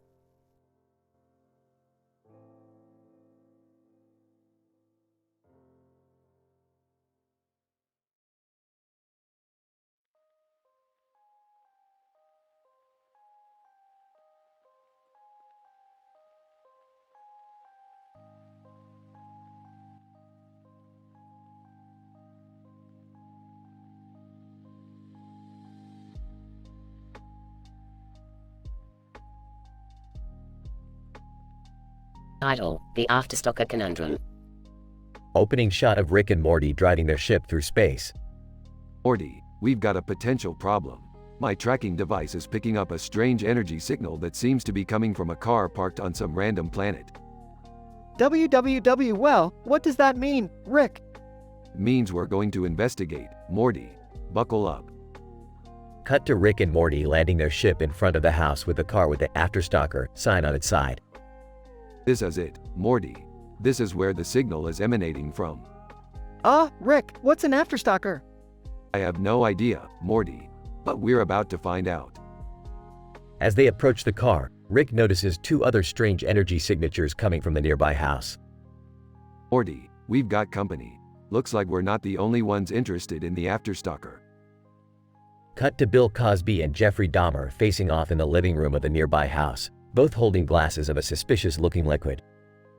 Cosby, you thought you could outsmart me, Jeffrey, but you don't realize the true power of the Jell-O pudding pop.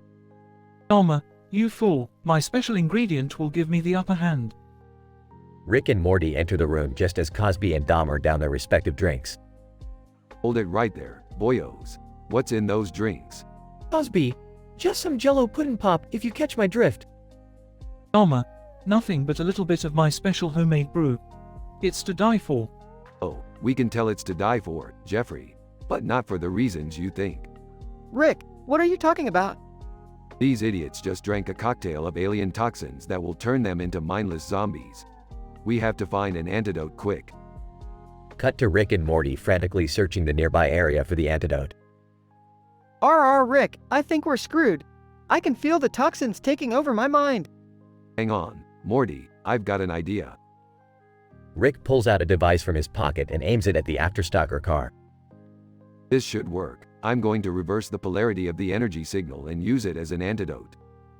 What does that mean, Rick? It means, Morty, that you better hold on for dear life. Rick activates the device and a bright wave of energy shoots out and engulfs them all. Cut to Cosby and Dahmer now completely sober and confused. Cosby, what just happened? Dahmer, I have no idea, but I never want to drink again. Rick and Morty walk casually out of the house as if nothing happened. Morty, lesson learned. Never trust a Jell-O pudding pop or a homemade brew. I don't know what just happened, Rick, but as long as we're not zombies anymore, I'm good with it. That's the spirit, Morty. Now let's get out of here before something else happens. End credits.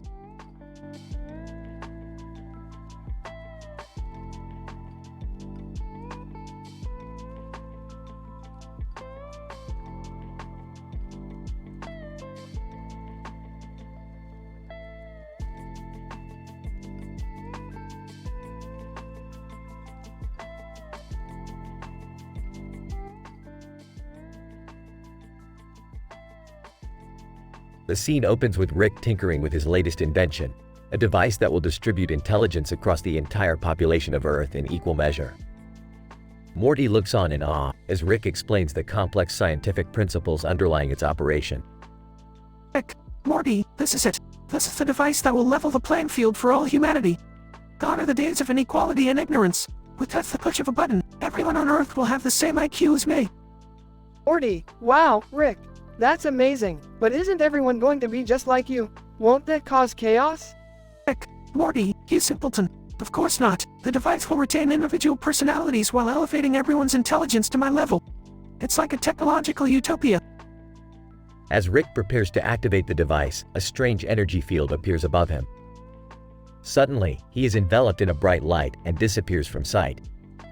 Morty, Rick, what's happening? Where did you go? Moments later, Rick reappears, looking different somehow. He seems unsteady on his feet, and his eyes are flickering with a strange energy. Rick, Morty, I did it. The device worked, and now everyone has the same IQ as me. But something's wrong. I'm feeling a bit disoriented. Morty, Rick, your eyes are glowing. What did you do to yourself? As the pair looks on in horror, Rick begins to spout off nonsensical jargon, each phrase more ridiculous than the last. His speech becomes a stream of consciousness rant, punctuated by wild laughter and snorts. Rick, skirp-pippity-doo, Morty, it's like the flux capacitor is firing on all cylinders. Flibberty-gibbet, I can taste the difference in quark flavors. Ha ha ha ha. Morty, Rick, you're going crazy. You broke your brain. As the episode descends into absolute madness, the entire population of Earth echoes Rick's nonsensical speech patterns. The world becomes a swirling vortex of absurdity, as everyone speaks in gibberish and laughs uncontrollably. But in the end, Morty realizes that the experiment was not a total failure. He discovers that, in spite of the chaos, people have become more empathetic and understanding of one another. And in the midst of the madness, Rick's sense of humor and infectious laughter have brought a little bit of joy to even the most dire situations.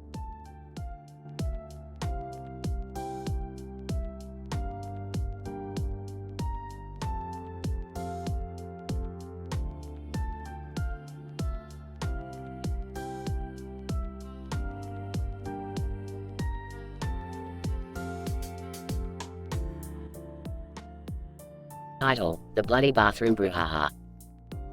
Synopsis. In this episode, Rick and Morty stumble upon an abandoned bathroom with blood splattered everywhere. As they investigate the scene, they are suddenly confronted by a man with a knife in his hand and a bloody face on his face and hand. What follows is a wild ride of scientific mishaps and dark humor as our duo tries to escape the man's wrath. Ah, Morty, what do we have here? Looks like someone had a bit of a rough night in the bathroom. Geez, Rick, this is really messed up. Man with knife grunts aggressively and charges towards Rick and Morty. Oh there, buddy, let's not get too hasty now. Rick, he's got a knife. No need to panic, Morty. I've got just the thing for this. Throws a small capsule that releases a cloud of gas. Man with knife suddenly becomes docile and sits down. Just a little bit of calm the FCK down gas. Works every time. How did you even come up with that, Rick? Oh, it's just a little something I whipped up in the garage. You know, in between building my own universe and whatnot. Both Rick and Morty laugh. Man with knife suddenly snaps back to consciousness and charges towards them again. Rick, it's not working anymore. Quick, Morty, we need to use the portal gun. They both jump into the portal just as the man with knife reaches them. Phew, that was close. I need a drink after that. Seriously, Rick, how do you come up with these things? Oh, it's simple science, Morty. The key is to never be afraid to experiment, even if it means getting a little blood on your face. Pauses. Rick, you have some blood on your face. Smirks. Science can be messy sometimes, Morty. End of episode.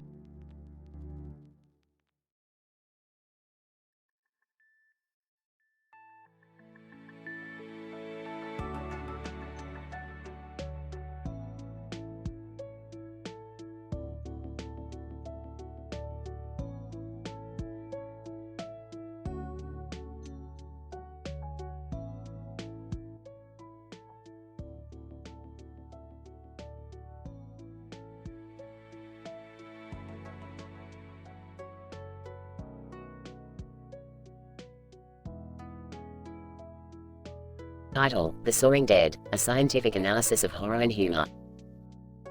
Opening scene. The Smith family is gathered in the living room watching TV when suddenly, Rick bursts in holding a poster with a skull and a skull head on its face. Morty, Jerry, Summer, Beth, listen up.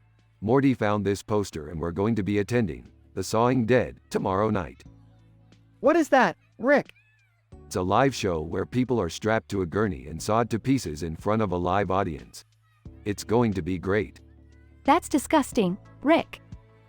I can't believe you're taking us to see this. Oh, lighten up. It's all in good fun. Speaking of fun, did you guys know that the Saw horror movie series is actually based on real-life serial killers? Morty, Jerry, and what? That's right. Let me tell you 10 awful facts about the Saw horror movie series that you guys won't believe. Fact 1. Jigsaw's infamous, reverse bear trap, was inspired by a real-life device called the Iron Maiden of Nuremberg, a medieval torture device consisting of a metal mask with spikes on the inside that would be clamped shut on a victim's head. That's horrible. I can't believe people actually did that to each other. Fact 2. The character of Hoffman, Jigsaw's accomplice in later films, was based on a real-life serial killer known as the Toy Box Killer, who kidnapped and tortured women in a soundproof, trailer-mounted container. This is all so messed up, Rick. Fact 3. The character of Amanda, Jigsaw's protege, was based on real-life killer Karla Homolka, who raped, tortured, and murdered at least 3 teenage girls with her husband. How can you even joke about this, Rick? Fact 4. The voice of Billy the Puppet was actually provided by director James Wan, who made the first Saw movie. Wait, the director of the movie was also the voice of the puppet? That's crazy. Fact 5. The pig masks worn by Jigsaw's followers were inspired by a real-life cult known as the Church of the Final Judgment, whose members wore pig masks as part of their rituals. That's just freaky. Fact 6. The original Saw script was written in just 9 days. Wow, that's impressive. Fact 7. The bathroom in the first Saw movie was actually a set built in a production company's warehouse. I always thought it looked too real to be a set. Fact 8. Saw was the highest-grossing horror franchise of all time until the release of Halloween in 2018. I can't believe people are actually paying money to watch this stuff. Fact 9. Saw V was the first Saw movie to be filmed in 3D. I bet that was really trippy. Fact 10. The Saw movies have a combined runtime of 11 hours and 22 minutes. Well, that's enough fun facts for now. Let's get ready for The Sawing Dead tomorrow night. The family groans and reluctantly follows Rick out of the room. Closing scene. The family is seen arriving at The Sawing Dead and taking their seats in the audience. Morty, Jerry, and Summer look nervous and uncomfortable, while Rick is grinning from ear to ear. As the show begins, the family members cover their eyes and scream in terror while Rick laughs maniacally.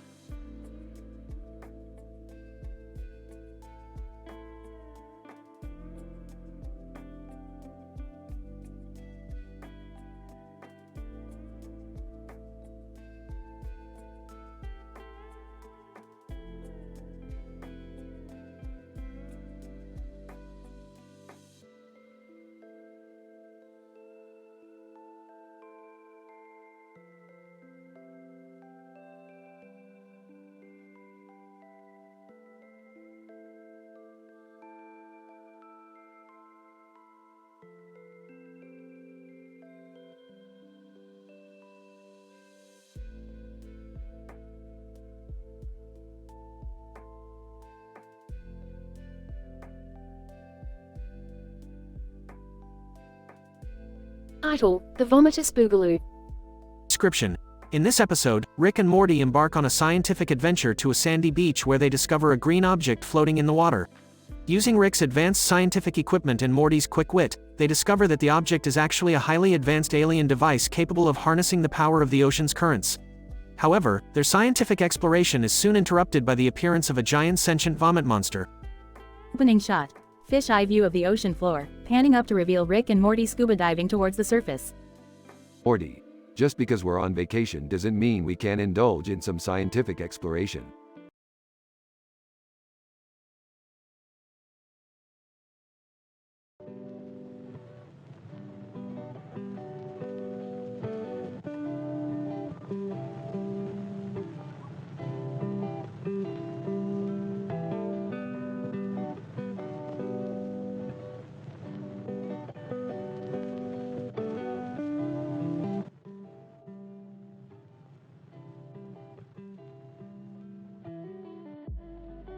Title: Quantum Antics with Rick and Morty. Opening scene. Rick and Morty are standing on a hill overlooking a green and blue ball with a purple sky and stars. Rick pulls out a quantum scanner to examine the ball. Morty looks at it confused. Morty, this is a quantum ball. It's the size of an atom, but it contains a universe. Oh, okay. What's the plan? We're going to shrink down and enter the ball to examine the inhabitants. Oh geez, that sounds dangerous. Don't worry, I've done this before. pulls out a shrink ray and shrinks them down. Inside the quantum ball, they find a group of ants standing on top of the ball. The ants notice Rick and Morty and begin to panic. Ants in my eyes, Johnson. One of the ants. Oh my god, what are these giant creatures? Pauses. Wait, I can't see anything. I'm ants in my eyes, Johnson. Sarcastically, great, we've stumbled upon a group of ants with visual impairment. Time for Plan B. Celestial cheater chatter, another ant. Wait, I have an idea. There's a device called the Link that can link our minds together. If we all do it, we can see through each other's eyes. Wow, science is amazing. They all link together and examine their surroundings. They see a giant Play-Doh sculpture of Summer. Play-Doh Summer's time paradox, Play-Doh sculpture. Hey guys, I'm a Play-Doh Summer from a parallel universe. I'm stuck in a time paradox and need your help to get out. Noi, really? We shrink down to an atom-sized ball and get stuck with a Play-Doh sculpture needing our help. Ours made misstep. An ant, holding a device. Don't worry, I have a device that can transport us out of the quantum ball. Skeptical. And where will we go? Mars made misstep. To Mars, where I am from. Rick and Morty shrug and agree to go with the ants. They transport to Mars and find themselves in the middle of a battle between two alien species. They help the ants win the battle and are hailed as heroes. Ants, thank you, Rick and Morty, for saving our planet. Smiling. Don't mention it. We're just two quantum physicists looking for adventure. Rolling his eyes. Yeah, and lots of jokes. They all laugh as they transport back to their regular size and go on their next wild adventure.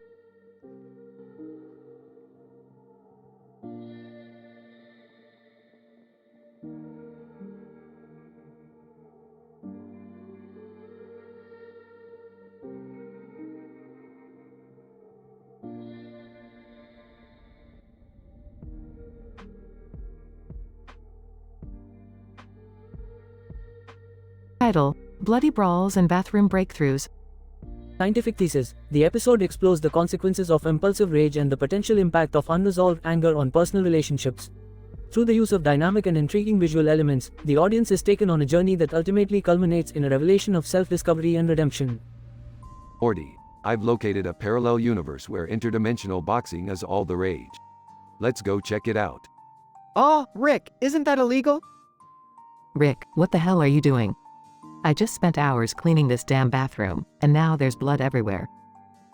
Relax, Beth. We're just exploring the boundaries of the multiverse. It's all in the name of science. Oh my god, Rick! That guy just punched us out of nowhere. Bathroom brawler. I don't like people using my bathroom. Get out. This guy's got some serious anger issues. I bet there's more to this than just a dirty bathroom. Rick, you can't just provoke someone like that. We could get hurt. I think he's got a point, Rick. Maybe we should just leave. No way, Morty. I'm gonna get to the bottom of this, or my name isn't Rick Sanchez. Bathroom brawler. I told you to leave. Get ready for round 2. As the brawl continues, the intense struggle spills beyond the bounds of the bathroom and into the streets of the city. Bloodied and bruised, the three protagonists stop and contemplate the root cause of their conflict. Why are we even fighting? This is pointless. Maybe we're fighting because we're all holding on to unresolved anger. Maybe we need to let it go and move on. Wow, Rick, that's actually some pretty deep stuff. The group then engages in a thorough meditation session, ultimately coming to the realization that their conflict was not rooted in physical aggression, but rather in emotional turmoil. I feel like a weight has been lifted off my shoulders. Thank you for helping me see the light, Rick. Yeah, thanks, Rick. I feel like we all learned something today. Don't get too sentimental on me, Morty. We've got a universe to explore.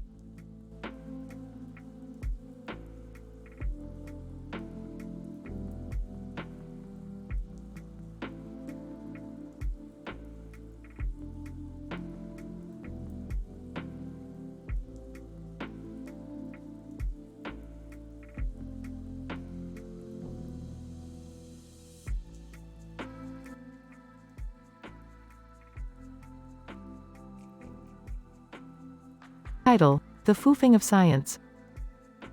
The episode starts with Rick and Morty exploring the universe by traveling through various dimensions. They stumble upon a strange planet that looks exactly like a university campus and decide to investigate.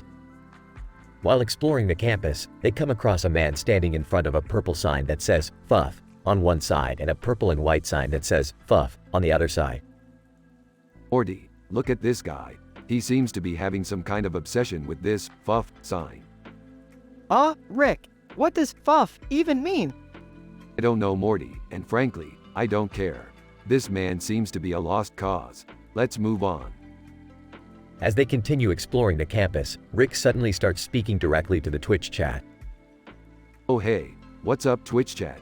I know you guys are watching us. You like that, don't you? Well, guess what? I don't give a fuff about your opinions. Rick, what are you doing? These people are watching us. We should probably behave. Screw that, Morty. We're scientists. We do whatever the fuff we want. Suddenly, Rick collapses to the ground and starts going into convulsions. Morty panics and tries to help him, but realizes that Rick has contracted eageritis. Oh no, Rick, you've got eageritis. What are we going to do? I don't know, Morty. But if I don't get the antidote soon, I'll be foofed. Antidote? Where do we find that? There's only one place, Morty. We need to go to the source of all knowledge and science, the foofing library. As they rush to the library, they are attacked by a group of students who are also obsessed with a "fuff" sign. They manage to fight them off and finally reach the library. Once inside, they discover that the antidote to eageritis requires a highly complex scientific formula. Morty, prepare to get your PhD in chemistry. We have work to do. The rest of the episode is a fast-paced montage of Rick and Morty mixing chemicals, performing experiments, and finally creating the antidote. Once Rick takes the antidote, he makes a full recovery and they leave the campus behind. Well, Morty, that was a foofing adventure. Yeah, but what was the point of all that anyway? Who knows, Morty? Who gives a fuff? All I know is that we had some fun and science prevailed. The end.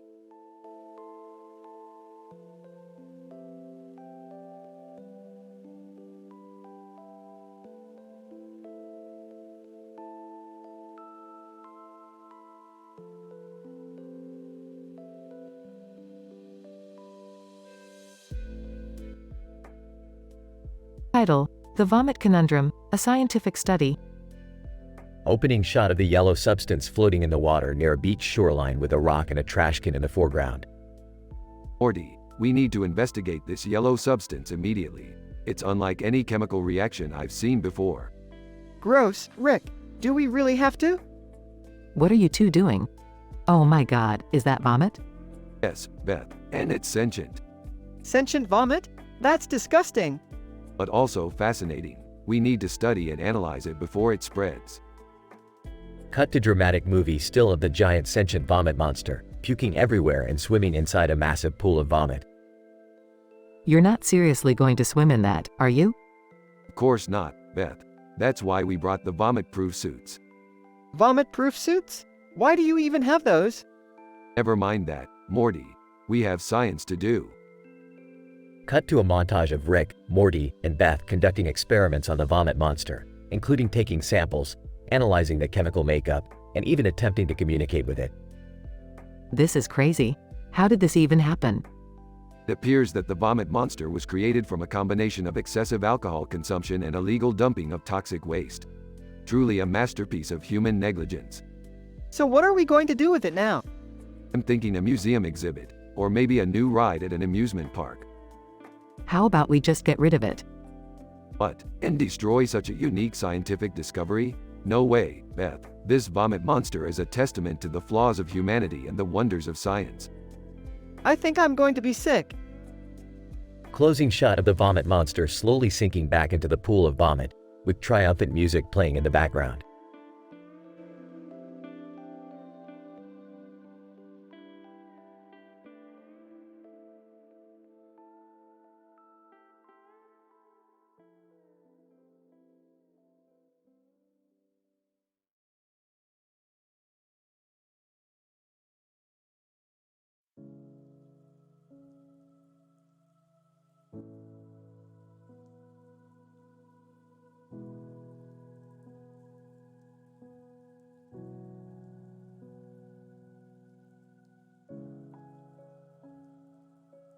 Title: Surgically Sawed Science. The episode starts with Rick and Morty in their lab, as Rick tinkers with his latest invention, the intergalactic orb of tesseraction. Morty questions the purpose of the device, to which Rick replies, "It's a device of absolute unlimited power, Morty." What could go wrong? Suddenly, a man in a suit with a sword and a glowing orb in his hand appears in front of them, standing against a cloudy sky. This shocks Rick, who recognizes the man as the infamous interdimensional space criminal, Zorgon. Zorgon, what are you doing here? Zorgon, I need your help, Rick. The orb of tesseraction has been taken by the Saw horror movie series villain, Jigsaw. Morty, Jerry, and Summer respond with horrified disbelief, as Rick breaks the fourth wall to inform the audience of the 10 awful facts about the Saw horror movie series. Act 1. The Saw movie series has grossed over $1 billion at the box office. That's not so bad. Act 2. Jigsaw's real name is John Kramer, a former civil engineer. Ah, okay. Act 3. Tobin Bell, the actor who plays Jigsaw, was also in Goodfellas and Mississippi Burning. I don't see how that's relevant. Act 4. The first Saw movie was originally titled 11. Why would they change the name? Act 5. Jigsaw's signature red tricycle was inspired by a 1930s Italian children's book character. That's actually kind of interesting. Act 6. The writer of the Saw series also wrote the screenplays for Piranha 3D and My Bloody Valentine 3D. That doesn't sound too promising. Act 7. Jigsaw's traps are based on real-life medieval torture devices.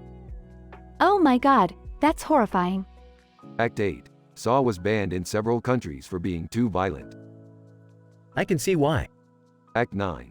The Saw series has been parodied in numerous movies and TV shows, including Scary Movie 4 and The Simpsons. Now that's just ridiculous. Act 10. The Saw series is responsible for the creation of the term, torture porn. The group looks on in silence, appalled by the sheer horror of it all. Suddenly, Zorgon interrupts their thoughts. Zorgon, are you done with your little facts, Rick? We need to stop Jigsaw before he uses the orb of tesseraction for his evil plans. Right, Morty, grab the portal gun. We're going on a field trip. The group uses the portal gun to transport themselves to Jigsaw's hideout. They engage in a battle of wits with Jigsaw, using their scientific knowledge to outsmart him and reclaim the orb of tesseraction. In the end, they emerge victorious, but not before learning a valuable lesson about the dangers of unchecked scientific power. So, where do we put the orb now? I don't know, Morty. Maybe we'll just stick it in the garage next to my old particle accelerator or something. That doesn't sound very safe. Hey, we'll cross that bridge when we get to it.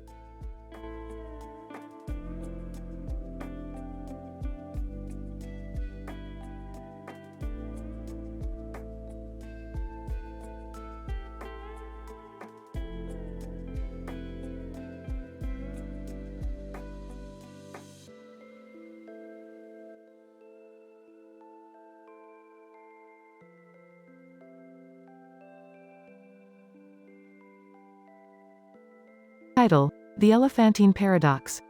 Opening scene. Rick and Morty are in the garage working on an experiment. Morty, I need your help. I've been working on a theory of the paradox of elephants. What's the... The paradox of elephants is like the paradox of the hare and the tortoise, but with elephants instead. Oh, okay.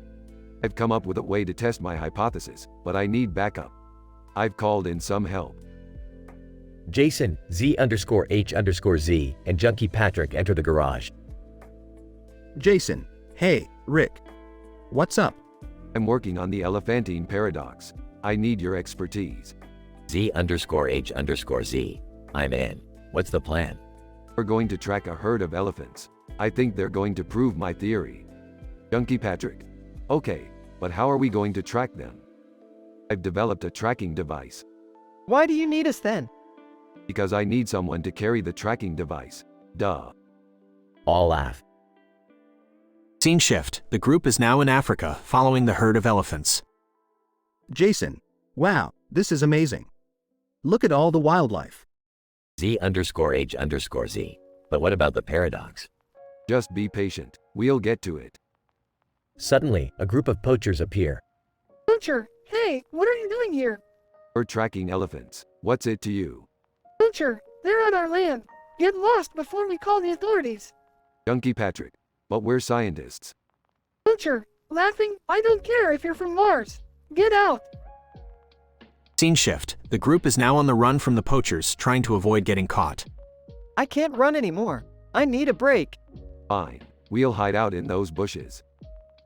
They all stop in a clearing surrounded by bushes, only to find they've stumbled upon a hidden lab of the poachers. Jason, what's this place? Looks like a lab. Z_H_Z, with a massive replication machine. This is big. Junkie Patrick. Excitedly, guys look. They even have an elephant replicator. Sarcastic. Oh joy. Suddenly, the poachers come back. Poacher, freeze. Don't move.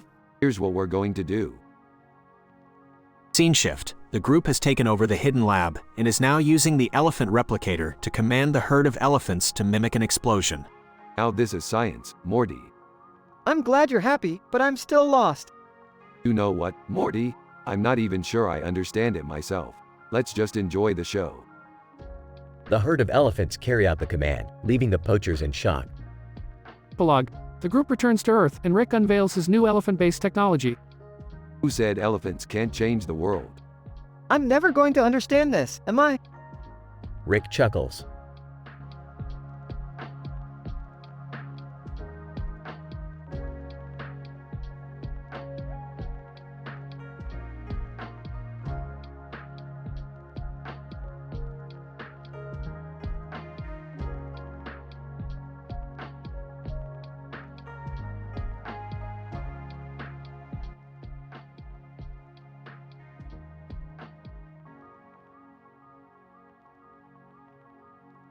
Title: The Simpsons Paradox, a Rick and Morty adventure.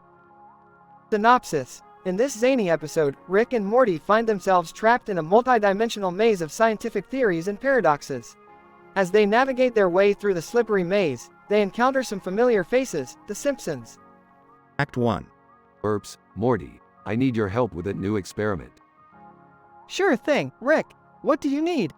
I need you to put on these headphones and listen to In Da Club by 50 Cent. Puts on the headphones. Whoa, Rick. This song is lit. Smirks. Now let's get to work. Presses a button and the two are transported to a strange new world. Act 2. Rick and Morty find themselves in a laboratory filled with all kinds of crazy experiments. Morty, we're in a world governed by the Simpsons paradox. It's the ultimate paradox. Things are the way they are, but they're really not. Huh? Don't worry about it, Morty. Just keep your headphones on and keep dancing to In Da Club. As they make their way through the lab, they bump into Marge Simpson, who is conducting some experiments of her own. Marge, Rick, Morty, what a pleasant surprise. Do you want to help me with my latest scientific discovery? Smirking. Bring it on, Marge. Act 3. Marge shows Rick and Morty a board game called Monopoly, but Rick's competitive nature gets the best of him, and he ends up dying from a heart attack. Oh no, Rick. Why did you have to be so competitive? Marge, oh dear, I'm afraid we've lost Rick. She proceeds to bury him. Meanwhile, Jerry walks in and accidentally decapitates himself on a door. In a panic, oh geez, I'm decapitated. His body runs around looking for his head. Act 4. Morty and Marge team up to try and solve the Simpsons paradox and bring Rick and Jerry back to life. Okay, Marge, we need to focus. What do we do? Marge, I have an idea. We need to create a theoretical framework using multivariate statistics and nonlinear regression analysis to unravel the paradox. Scratching his head. I have no idea what that means, but let's do it. They proceed to create a formula and manage to bring Rick and Jerry back to life. Wakes up from his grave, Morty, I had the craziest dream. Reattaching his head. I don't even want to know what happened. Marge, smiling, that's science for you. Anything is possible. Rick and Morty high-five each other as the credits roll.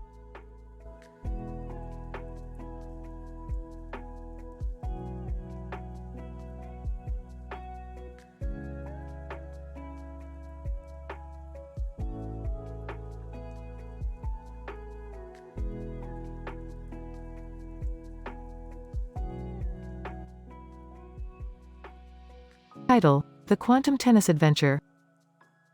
The episode begins with Rick and Morty sitting in the living room as Rick is working on a new invention. Morty is intrigued by the physics of the technology and asks Rick for a scientific explanation. Rick proceeds to explain how the device utilizes quantum entanglement and the principles of superposition to create a portal to an alternate reality.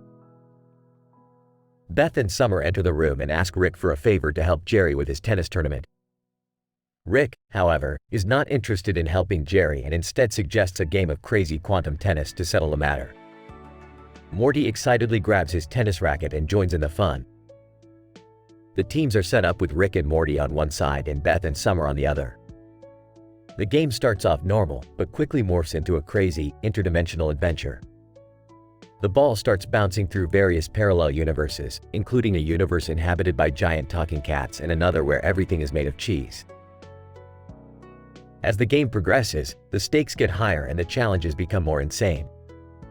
Jerry, who is watching from the sidelines, decides to get in on the action and surprisingly performs well until its slicing juggler enters and kicks him in the nuts, causing chaos and laughter among the spectators. The game finally ends when the ball lands on an alternate reality where Rick and Morty are evil doppelgangers plotting to destroy the multiverse.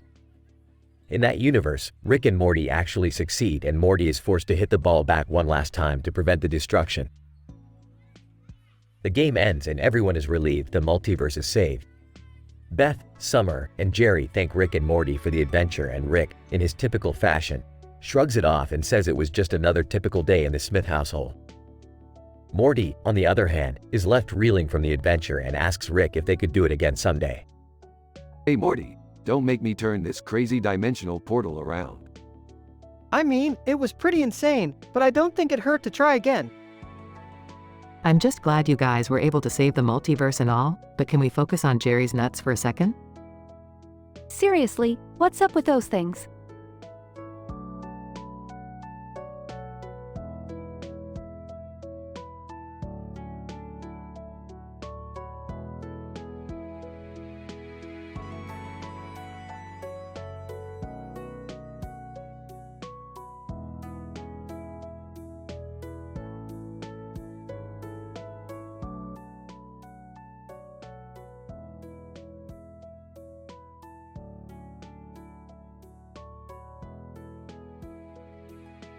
Title: The Science of Inebriation and Explosion.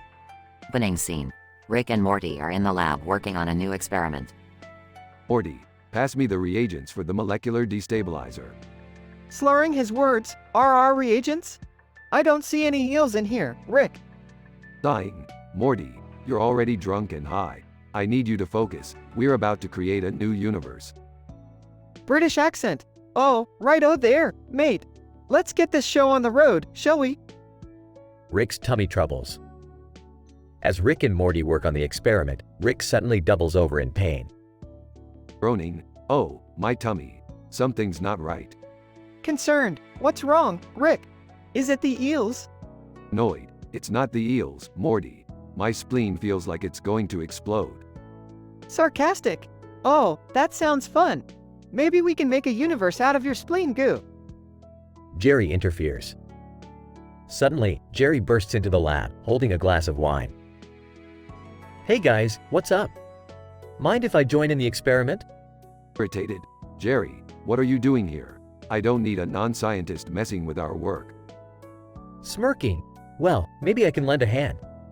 Plus, this wine is excellent. Slurring and laughing. Hey, Jerry, what's the plant behind you doing on the wall? Confused. What plant? Oh, that? It's just a decoration. Explosion of the spleen. As Rick's pain worsens, he collapses to the ground. Gasping. I can't take it anymore. My spleen is going to explode. Frantically, what do we do, Rick?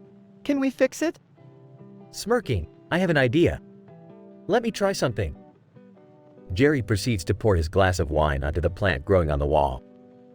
Suddenly, the plant begins to grow rapidly and envelop Rick's body.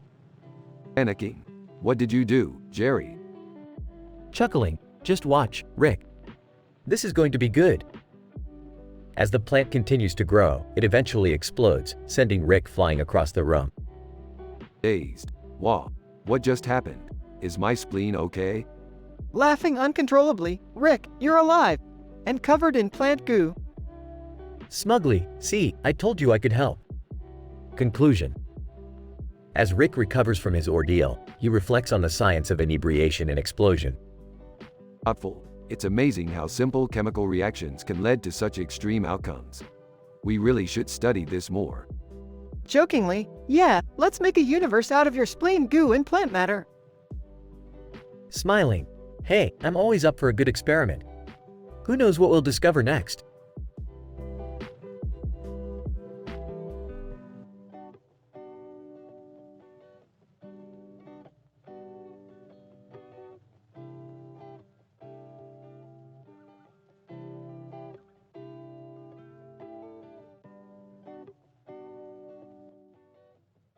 INT. Abandoned bathroom, day. We enter to find Rick and Morty teleporting into a large open cluttered abandoned bathroom with gorgeous lighting. Rick snickers as he examines the blood-splattered walls and ceiling, while Morty gags at the sight. A classic case of blood spatter analysis 101. Rick, can't we just leave? This place is giving me the creeps. Just then, they hear a loud banging noise coming from one of the bathroom stalls. Rick pulls out his trusty portal gun as he approaches the stall. Let's see what we've got here. Upon opening the stall, they find a man with a bloody face holding a baseball bat. Good old-fashioned assault with a deadly weapon. This guy's got some serious problems. The man suddenly swings the bat at Rick and Morty, narrowly missing them and hitting the wall behind them, causing even more blood to splatter everywhere. Rick, what do we do? This guy's crazy! Don't worry, Morty, I've got this. Rick pulls out a plasma ray gun and aims it at the man, but before he can fire, the man pulls out a metal pipe and begins swinging it at them. Okay, Plan B, Morty. Grab that bucket over there. Morty hands Rick a nearby bucket as the man continues to swing wildly at them. Rick holds up the bucket and the man swings the pipe, hitting Rick in the face and causing blood to spurt everywhere. You got me, Morty. I'm going down. Rick, are you okay? What do we do now? Quick, grab that cleaning solution and pour it on the ground. Morty frantically searches around the bathroom and finds the cleaning solution. He pours it on the ground as Rick uses the distraction to shoot the man with the plasma gun, knocking him unconscious. That was a close one. Let's get out of here, Morty. But what about all this blood? Don't worry about it, Morty. Just call it an experiment in bodily fluid dynamics. They both exit the bathroom as the camera zooms out to show the bloody aftermath of their crazy adventure. Fade to black.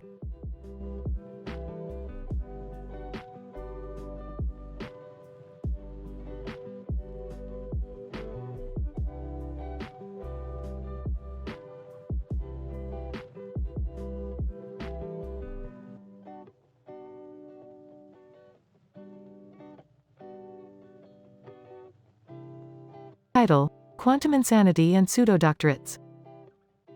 The episode begins with a quantum experiment involving Rick and Morty. They observe a disconcerting handshake between a man and a woman on TV in the living room. However, due to quantum uncertainty, Morty mistakenly believes that the couple on TV is plotting to destroy his world and thus goes insane. He then proceeds to stab Summer in her kidneys as he believes she is a spy for the couple. Rick, dazed and confused, realizes the dangerous effects of quantum uncertainty on the human psyche. He decides to take Morty on a journey to explore the deeper dimensions of quantum mechanics and its impact on the stability of the human mind. To do so, he develops a scientific device that can measure the level of quantum insanity affecting the brain. As Morty probes the depths of his own consciousness, Rick becomes enthralled with Dr. Phil, a supposed expert on quantum psychology. He spends hours watching his show until he discovers the shocking revelation that Dr. Phil is not a real doctor. This realization leads to Rick questioning the validity of all forms of pseudo-doctorates, leading to a hilarious side plot. As Morty's quantum insanity reaches its peak, he becomes convinced that he himself is a fictional character in a cartoon, leading to a series of meta-commentary jokes. The climax of the episode involves Rick and Morty battling an army of quantum-infected clones, with Morty flying a UFO while Rick operates his dimension-hopping device. The episode ends with Rick and Morty returning to their normal, yet somehow changed state, as they ponder the vast implications of quantum mechanics and pseudo-doctorates. I can't believe I fell for Dr. Phil's phony baloney doctorate. I stabbed Summer in the kidneys. I don't even know why anymore. Summer, sitting up from hospital bed. What the F asterisk asterisk? Dr. Phil on TV. Now let's talk about my latest book on quantum mind reading.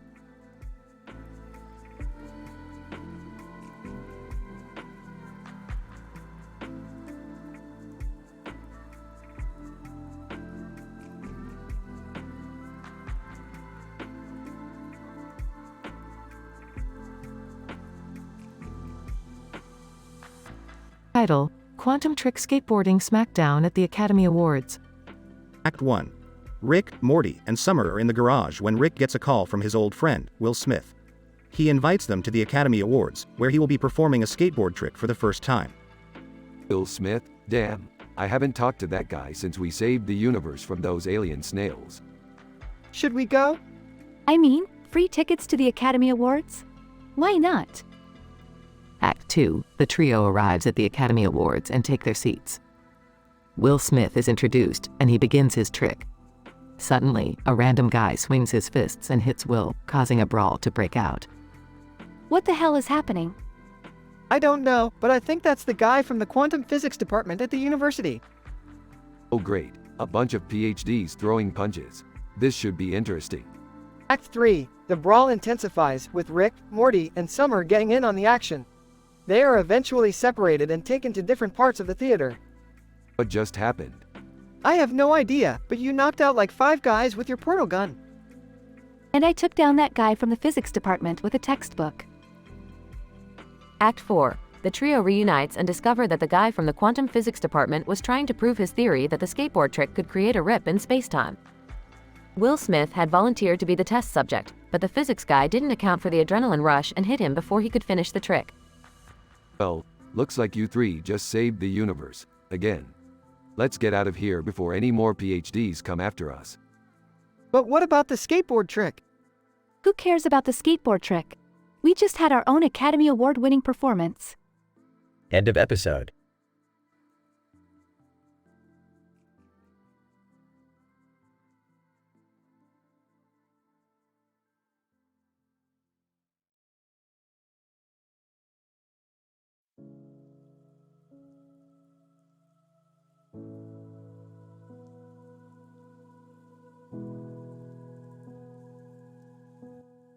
Narrator. In this episode, the cartoon characters Rick and Morty engage in a dining experience involving steamed clams. The story takes place in a domestic setting, where the characters are seated at a dining table in front of a window with a window pane. I am delighted to join you for some steamed clams, Rick. Indeed, Morty, your presence is most welcome. Please wait at the table while I prepare the clams. Narrator. However, tensions arise behind the kitchen door as Rick accidentally burns the clams while cooking. Do not be alarmed, Morty. There is no fire, only steam. Narrator. Rick sneaks out of the kitchen window and secretly obtains hamburgers, serving them instead of clams, which he calls steamed hams. Rick, are these really steamed clams? Yes, Morty, they are steamed hams. It's a regional saying. I misspoke when I said clams. Narrator. As the characters continue eating, the kitchen bursts into flames, but Rick convinces Morty that it is merely an aurora borealis. Morty, this is just an aurora borealis. Nothing to worry about. Okay, Rick, but I should probably leave. Narrator. Morty departs as Rick's house burns down, but Rick continues to pretend that the fire is just an aurora. Ah, nothing like some good steamed hams and an aurora borealis.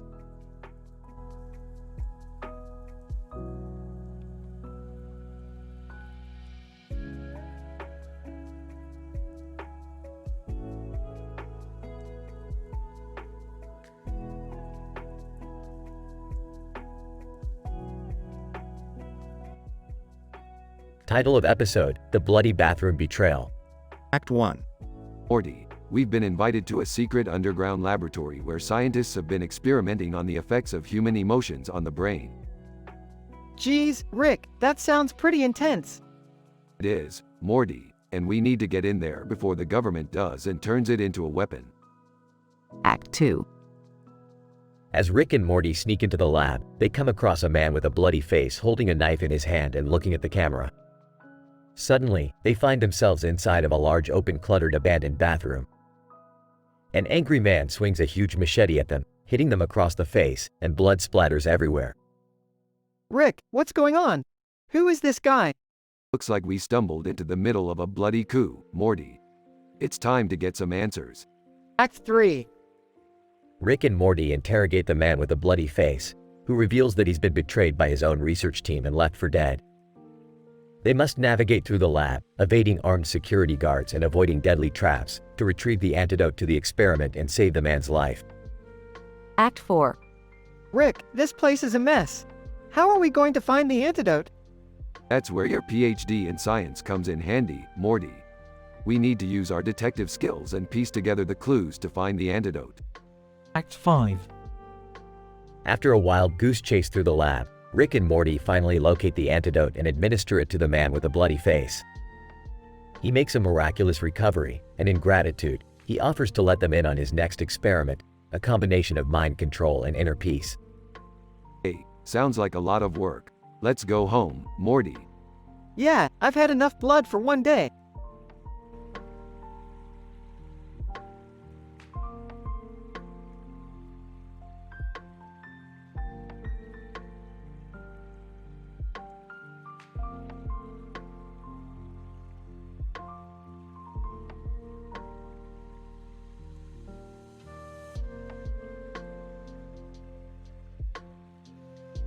Title: A multidisciplinary analysis of the consequences of unforeseen magical abilities in cartoon characters. In this episode, we observe a group of cartoon characters standing in a typical urban park setting in front of a clear blue sky with the sun in the background.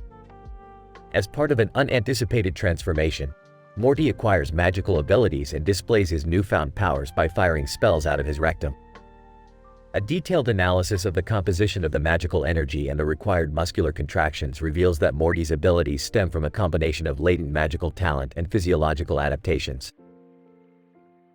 Meanwhile, Summer discovers her ability to practice necromancy and uses her powers to resurrect an ancient historical figure, Jesus. The team's initial shock gives way to a debate on the ethical implications of resurrecting religious figures as well as the potential for scientific discoveries in the field of biological regeneration. In a separate storyline, Beth uncovers a family secret: Rick is not her real father. The resulting tension and emotional turmoil highlights the psychological impact of sudden realizations regarding one's lineage and the impact on family dynamics. Finally, Jerry's unexpected career as a stand-up comedian is revealed, where he delivers the same 3 jokes repeatedly to a small but dedicated fan base. In a sociological analysis of humor and audience interactions, we explore the reasons behind the audience's loyalty to Jerry despite the apparent mediocrity of his material. This episode not only showcases the diverse array of abilities and experiences of our favorite cartoon characters, but also provides a window into the psychological, sociological, physiological, and ethical implications of magical and non-magical transformations.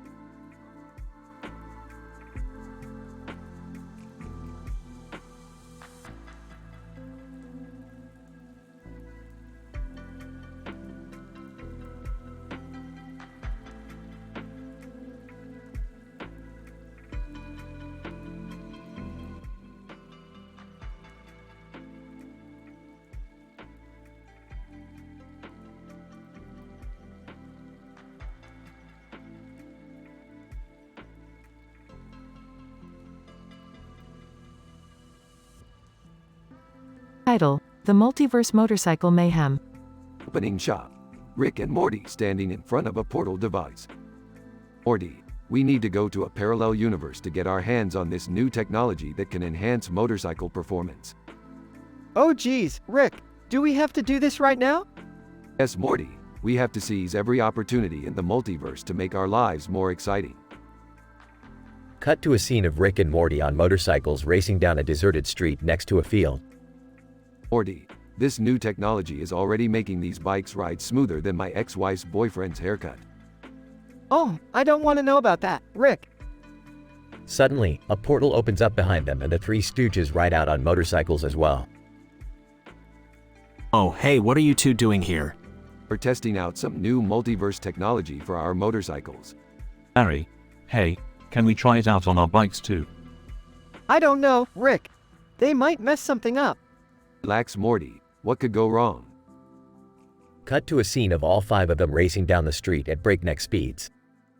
Suddenly, the portal device malfunctioned and they were transported to hell. Oh no, Rick. Why did we have to mess with this stuff? Now we're in hell. Relax, Morty. I'll just use some of my scientific know-how to get us out of here. Cut to a scene of the 3 Stooges being punished in hell while Rick and Morty tried to escape. Curly, why did we have to follow those numbskulls into the portal? Oh, shut up, Curly, we're in enough trouble as it is. Cut back to Rick and Morty. Okay, Morty. We just have to generate enough energy to create a portal back to our universe. How are we gonna do that, Rick? Simple, Morty. We're gonna use these Hellfire engines to power up our bikes. The scene then switches to the group modifying their motorcycles with Hellfire engines, all while avoiding demons and other hellish creatures. Harry, this is insane, guys. We're using Hellfire to power our motorcycles. That's science, Larry. Now let's get out of here. The final scene shows all of them racing through hell, being chased by demons and narrowly escaping through the portal device. That was insane, Rick. I don't think I can handle another adventure like that.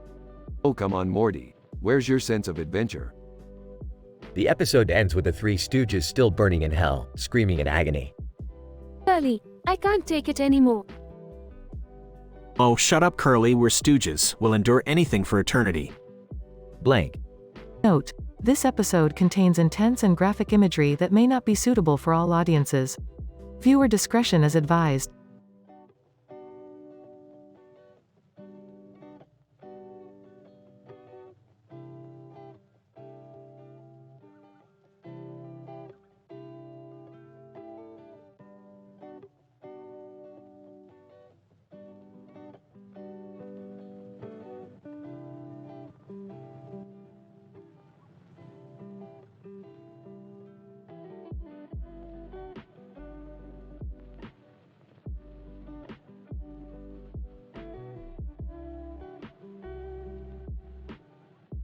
Title: The Science of Love and Rabies. Opening scene. Rick and Morty are in the garage, working on a new invention. Rick is explaining the scientific principles behind it in overly complex terms, while Morty struggles to keep up. Morty, you see, the quantum flux regulator needs to be calibrated with a precision of 0.001 nanometers in order to achieve the desired temporal displacement effect. Oh, Rick, I don't think I can do that. I'm not exactly a genius like you. Oh, Morty, don't sell yourself short. You may not have a PhD in science, but you have something even more important. You have heart. What do you mean, Rick? I mean, Morty, that sometimes the most important discoveries are made not by the most brilliant minds, but by those who are passionate and curious. And speaking of passion. Cut to scene of Morty hugging a character with a speech bubble above it that says, "I'm not a troll." Rick, I'm in love with this character. I can't stop thinking about it.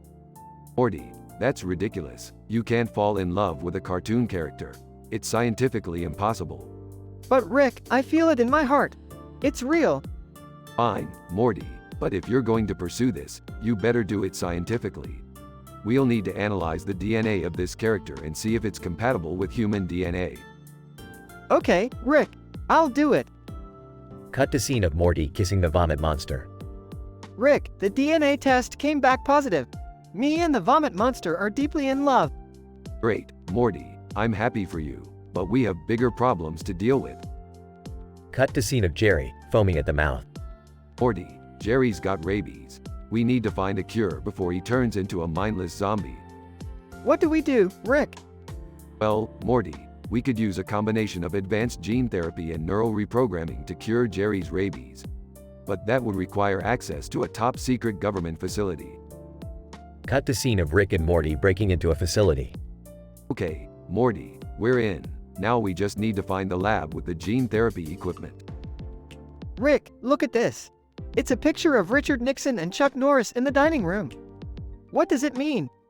Means, Morty, that the scientists in this facility were secretly working for a government conspiracy to control the minds of the American people with a powerful combination of rabies and martial arts. What? That's crazy! I know, Morty, but it's true. Now come on. We don't have much time. Cut to scene of Rick and Morty curing Jerry with advanced gene therapy and neural reprogramming. There, Morty, Jerry's cured, and we've saved America from a sinister government conspiracy. How do you feel? I feel great, Rick. But what about my love for the vomit monster? Morty, sometimes science and love don't mix. But don't worry, we'll find you someone else. Thanks, Rick. You're the best. I know, Morty, I know. End of episode.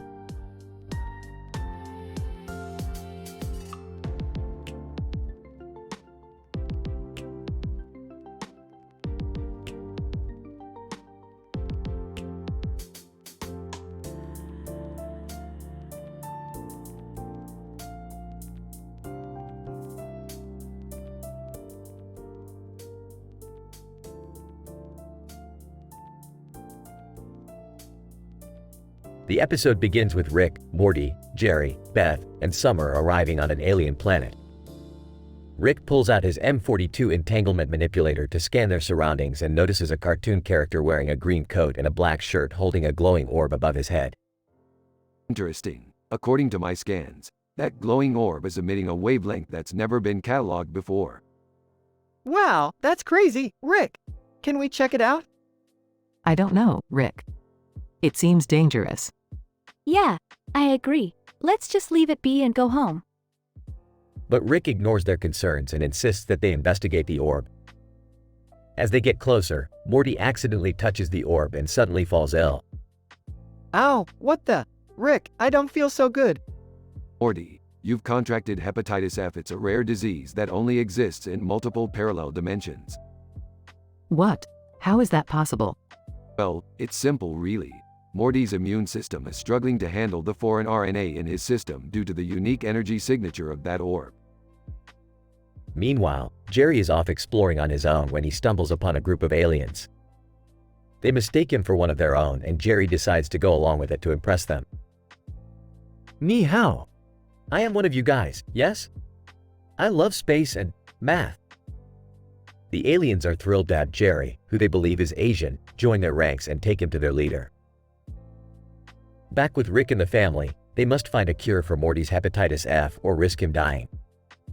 They travel to a nearby planet where they meet an alien scientist who tells them that the only cure is a rare plant that grows on the planet's surface. Alien scientist, the plant is difficult to find, but the benefits are worth it. It will not only cure your friend, but it will also give him an intense case of euphoria. Sounds perfect. Lead the way. As they traverse the dangerous landscape, they encounter a myriad of obstacles, including sentient plant creatures and giant killer bees. Eventually, they locate the plant and Morty is cured.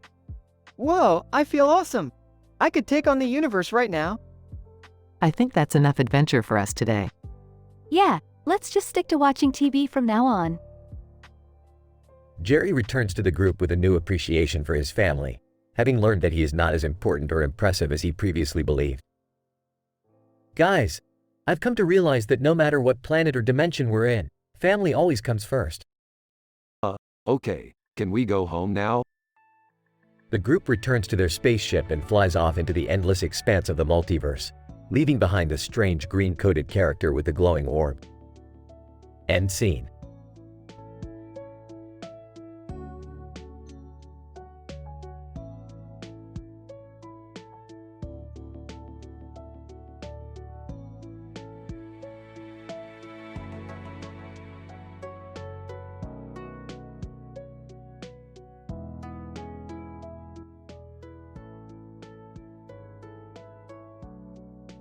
The episode starts with Rick and Morty conducting a quantum experiment in their lab. Suddenly, a woman with a creepy look on her face appears out of nowhere.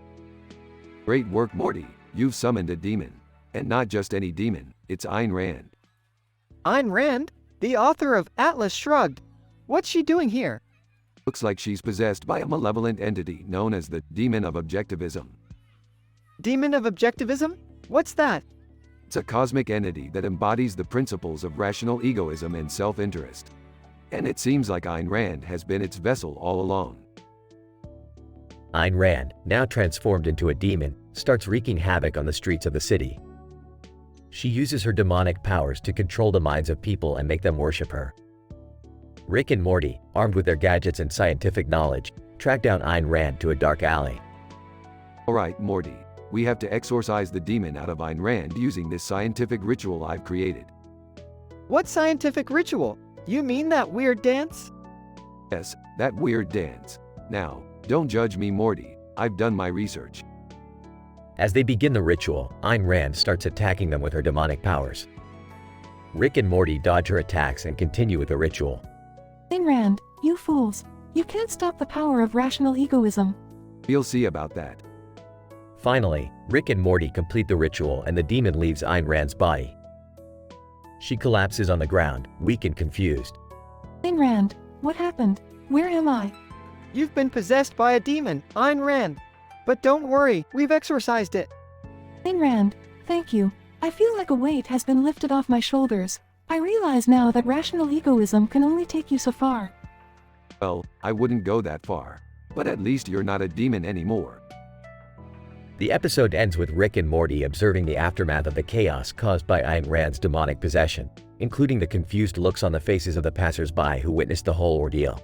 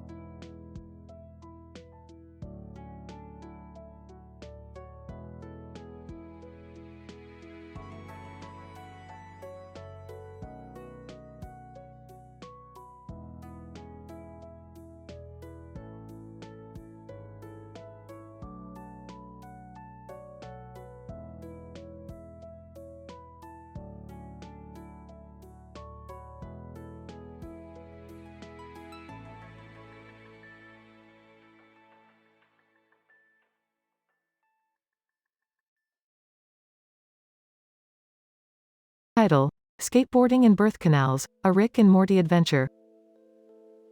The episode begins with Rick and Morty attending a skateboard exhibition at a stadium. Rick, being the scientific genius that he is, decides to enhance Morty's board with some sci-fi technology. As Morty shows off his newly enhanced board, a bird flies overhead in the background. Meanwhile, Morty begins to have a traumatic flashback to his birth. In a bizarre turn of events, Morty climbs back into Beth's birth canal, seeking the comfort of the womb. This moment is captured on camera, and a subreddit is created around it, titled Retrograde Amnesia, Morty's Womb Revisited. The subreddit is flooded with comments from users, with some finding the phenomenon disturbing, while others find it hilarious. Some sample comments include, Squunchy69, I can't unsee this. Someone please shoot me. Pickle Rick 87. This is the funniest thing I've seen all week. Morty's a legend. Scary Terry 420. It's like Inception, but with birth canals. I'm both fascinated and terrified. Mr. Poopy Butthole. This is what happens when you mess with the fabric of reality, Morty. You end up in the goo. Meanwhile, Rick is trying to figure out how to get Morty out of the birth canal, and he decides to use the skateboard to create a portal. The portal ends up transporting them both to an alternate dimension, where they complete a mission to retrieve a rare crystal that can power Rick's spaceship. As they return to their own dimension, Morty emerges from the birth canal once again, and Rick uses his portal gun to seal it shut for good. The episode ends with Morty waving goodbye to the birth canal, a newfound appreciation for life and the dangers of tampering with it. And as for Rick, well, he's got his crystal and a new project to work on. Overall, skateboarding in birth canals, a Rick and Morty adventure, is a hilarious, scientific, and absurd journey that would have fans laughing and scratching their heads in confusion.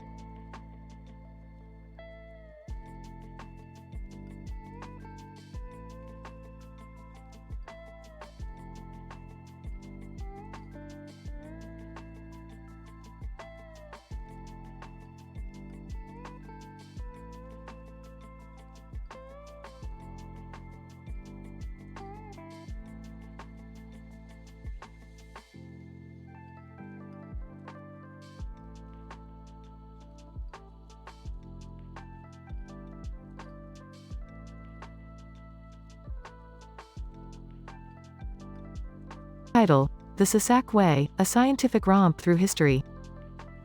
In this episode, we see Rick, Morty, and Jerry on an adventure through time and space as they explore the history of humanity. The adventure begins when Rick discovers a strange green jacket with the words Sasak Way on it. Intrigued, he dons the coat and uses his portal gun to travel back in time. Morty, confused and excited, follows Rick into the portal and ends up in ancient Rome. Rick explains that the Sasak Way is actually an ancient Roman phrase that means the way of wisdom. They encounter Julius Caesar, who is intrigued by Rick's advanced technology and agrees to take them on a tour of Rome. As they walk through the city, Jerry is amazed by the architecture and culture of ancient Rome. Morty, however, is a little bit more skeptical. He keeps saying things like, "What? You mean to tell me they used to just throw people to lions for entertainment? That's crazy!" Actually, it's a well-documented fact. In fact, we could argue that it was a way for the Romans to assert their dominance over nature and show their power over the animal kingdom. Wow, I never thought of it that way. This is like a scientific PhD university lecture. As they continue on their journey, they come across a group of Vikings. Rick decides to have a little fun and challenges them to a battle. Morty, once again, is skeptical. "What? We're really going to fight these guys?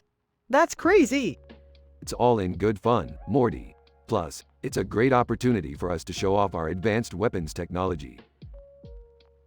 They win the battle, of course, and continue on their journey.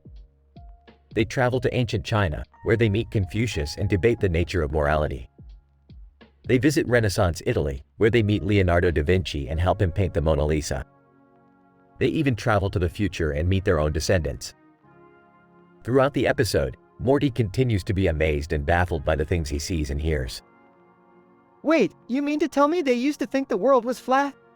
That's crazy!"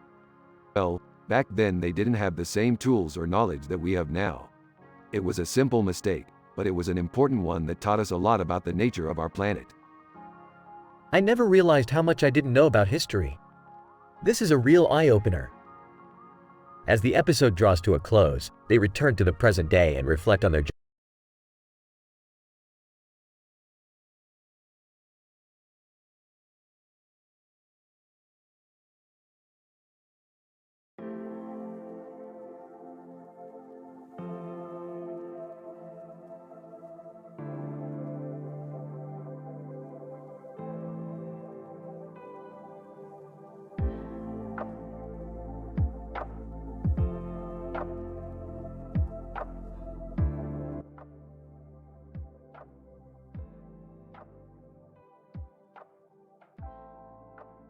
Title: The Quantum Quesadilla Quandary.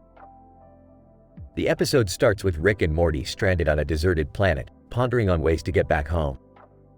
Rick, being the genius he is, decides to construct a quantum quesadilla contraption that could teleport them back to Earth.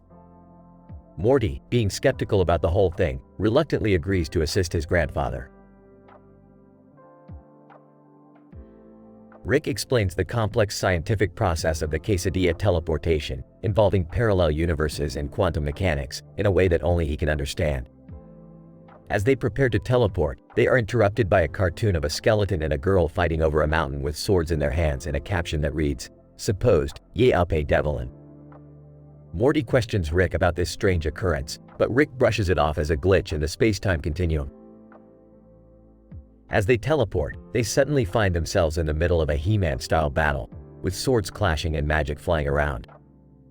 Morty is petrified, but Rick is ecstatic, as he joins the battle and begins to show off his combat skills. They eventually win the battle, but not before Rick gets a liver transplant from a giant ogre. Their victory is short-lived, as they are suddenly transported to the dystopian world of the Promised Neverland, where they must navigate through a sinister orphanage and rescue the children from their vicious caretaker. Rick and Morty use their wits and gadgets to outsmart the powerful demons and save the children. As they celebrate their triumph, Summer suddenly appears, revealing her scandalous secret life as an interdimensional influencer. Morty and Rick are stunned as they watch her numerous adoring fans flocking to her. Rick tries to use his technology to erase her influence, but it backfires and creates even more chaos. In the end, Rick and Morty end up in a Mexican restaurant, where they finally get to enjoy their quantum quesadilla. However, they soon realize that the quesadilla has caused a rip in the space-time continuum, creating a giant black hole that threatens to destroy the universe. They frantically try to find a solution to fix their mistake, but in the midst of their panic, they are greeted by a very confused alien scientist who has been observing their entire adventure. Oh, well, that's just great. We've caused a quantum quizdilla catastrophe. I told you we shouldn't have messed with quantum mechanics, Rick. Guys, I think we have bigger problems to worry about. Alien scientist, excuse me, but what are you doing to my universe? Oh, you know, just saving the universe, again. And with that, the screen fades to black as they prepare for their next adventure.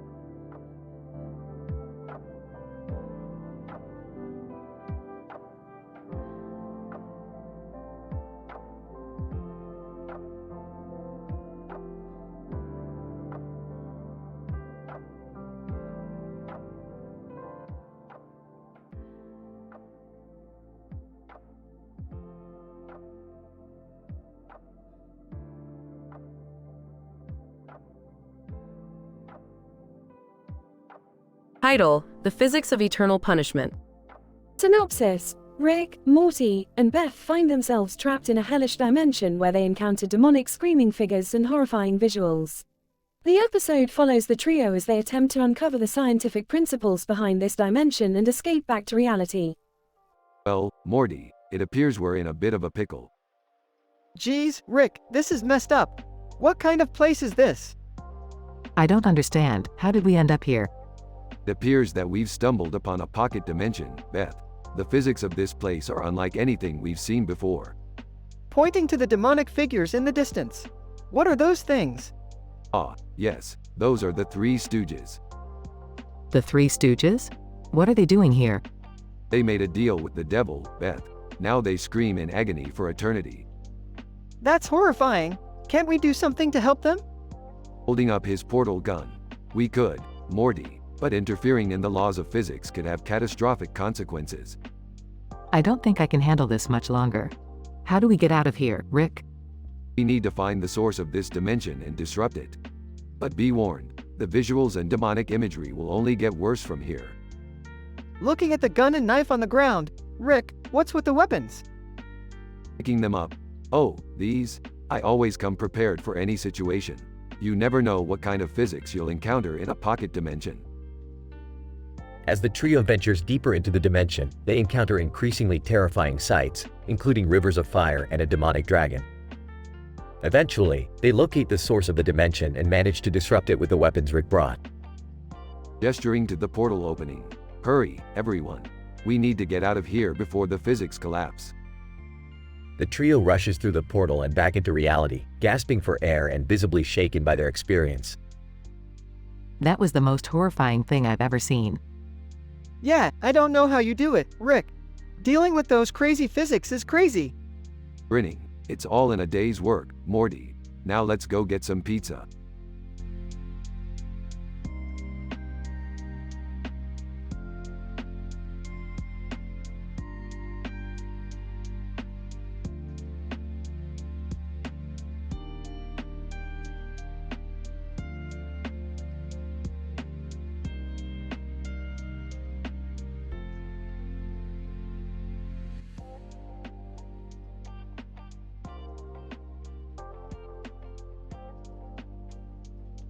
Title: The Molecular Adventures of Rick and Morty. Opening shot of Rick and Morty hungover in the garage laboratory. Rick is tinkering with his latest invention, a molecular matter transmuter, which he plans to use to explore the vast universe. Morty is mesmerized by the device, but Rick warns him not to touch anything or he'll end up like that time he turned his left hand into a toaster. Meanwhile, Summer comes in with a purple hair and a blue coat and a light-up sticker on her chest, announcing she's joined a superhero squad and wants Rick's help to save the world from a cosmic apocalypse. Rick brushes her off, telling her to go play superhero somewhere else, but Morty is curious and asks to join her team. Rick reluctantly allows it, but not before warning Morty about the potential dangers of being a superhero. As the three set off to save the world, Rick receives a call from Beth, who tearfully confesses that she's cheating on Jerry with a new Japanese veterinarian. Rick scoffs at her, telling her that it's just a momentary lapse in judgment and that she needs to focus on her family. However, Rick's advice falls on deaf ears as Beth's affair causes a stir in the Smith household. Jerry, feeling insecure and emasculated, demands to know if the veterinarian has a bigger schlong than him. Rick, who has no interest in Jerry's genitalia, tells him to get over it and move on. But Jerry can't let it go and ends up pouring his heart out on a subreddit dedicated to cuckoldry. The following are some of the comments received by You, Cuckmaster69. Sorry bro, but if you're not packing at least 8 inches, you're not gonna satisfy any woman. You, Rolling Eyes. Wow Jerry, you really need to grow a pair and stand up to your wife. No woman should disrespect her husband like that. You, Double Trouble. I feel your pain, Jerry. My wife cheated on me with a clown. Yes, a literal clown. Just remember, the bigger the shoe, the smaller the schlong. You, Jamming Fingers. Sorry Jerry, but you're just not cut out for the cuckold lifestyle. It takes a certain level of confidence and self-esteem to appreciate watching your wife with another man. The rest of the episode involves Rick, Morty, and Summer battling cosmic monsters and saving the universe while trying to avoid getting Jerry's cuckoldry subreddit on their phones. In conclusion, The Molecular Adventures of Rick and Morty is a scientific exploration of the multiverse that also manages to tackle issues of infidelity, insecurity, and the psychology of cuckoldry.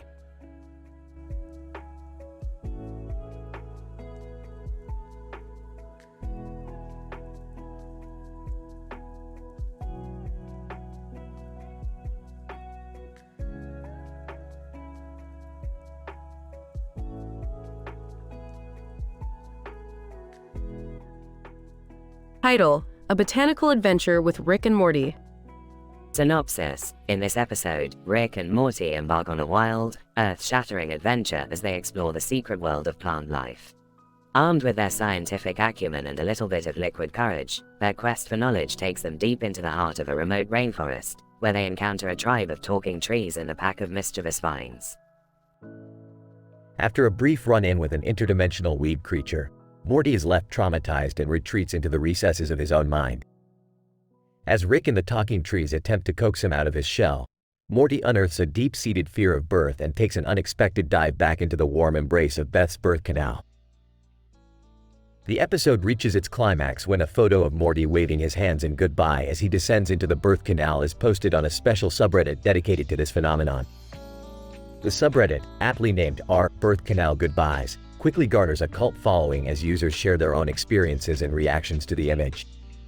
Some of the comments on the subreddit include: You, Plant Lover 69. This is the most beautiful thing I've ever seen. We are all born again in the womb of the earth. You, Rick and Morty fan for life.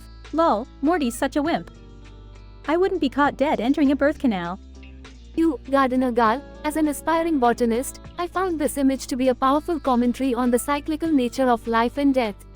Truly profound. You, Tree Hugger Forever. This confirms my belief that plants are sentient beings and deserve the same rights and respect as animals. You, Bong King 420. Do a day, Morty's a total boss. I wish I had the guts to crawl back into my mom's birth canal. The post ultimately receives over 10,000 upvotes and ignites a heated debate online about the ethics of plant life and human reproduction.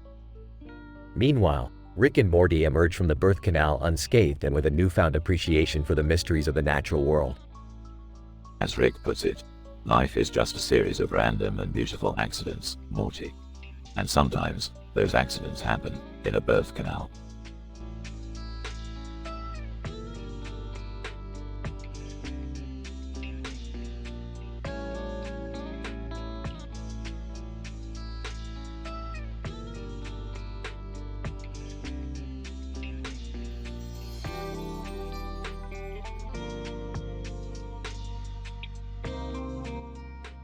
Title: The Coffee Corner Conundrum. Scientific PhD description. In this episode, Rick and Morty are tasked with unraveling the mysteries of human relationships while analyzing the complex biological and hormonal processes that govern them. Their adventure begins as they observe a man and woman standing on a street corner, engaged in conversation whilst holding cups of coffee. Utilizing advanced scientific instruments, Rick detects a wave of oxytocin in the woman's brain, suggesting that she may be interested in the man, whilst Morty observes a spike in testosterone in the man, indicating his attraction to the woman.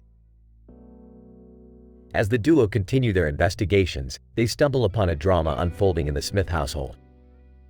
Beth has cheated on Jerry with a new Japanese veterinarian, leading to a heated exchange between the couple. Rick analyzes the chemical composition of Jerry's tears and finds that they contain high levels of cortisol and testosterone, indicating emotional distress and anger. Beth, on the other hand, shows no signs of remorse, and Rick predicts that she may turn pregnant as a result of the affair based on their position and sperm count, leading to a heated debate about the ethics of human reproductive experimentation. Amidst the chaos, Jerry becomes increasingly insecure about the size of his genitalia and requests a measurement from Rick. Morty is horrified at the request, but Rick agrees and uses his advanced technology to calculate the length of Jerry's schlong, which proves to be average. It's just physics, Jerry. Your genitals are subject to the laws of thermodynamics like everything else in the universe. I don't know, Rick. This all seems kinda messed up. Can you two just shut up and leave me alone? I have a lot of thinking to do.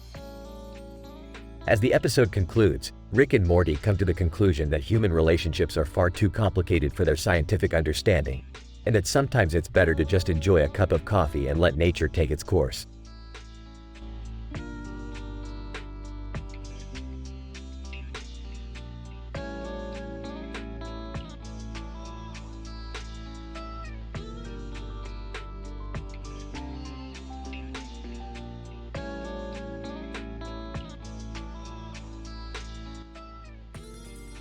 Episode title: The Birth of a Joke.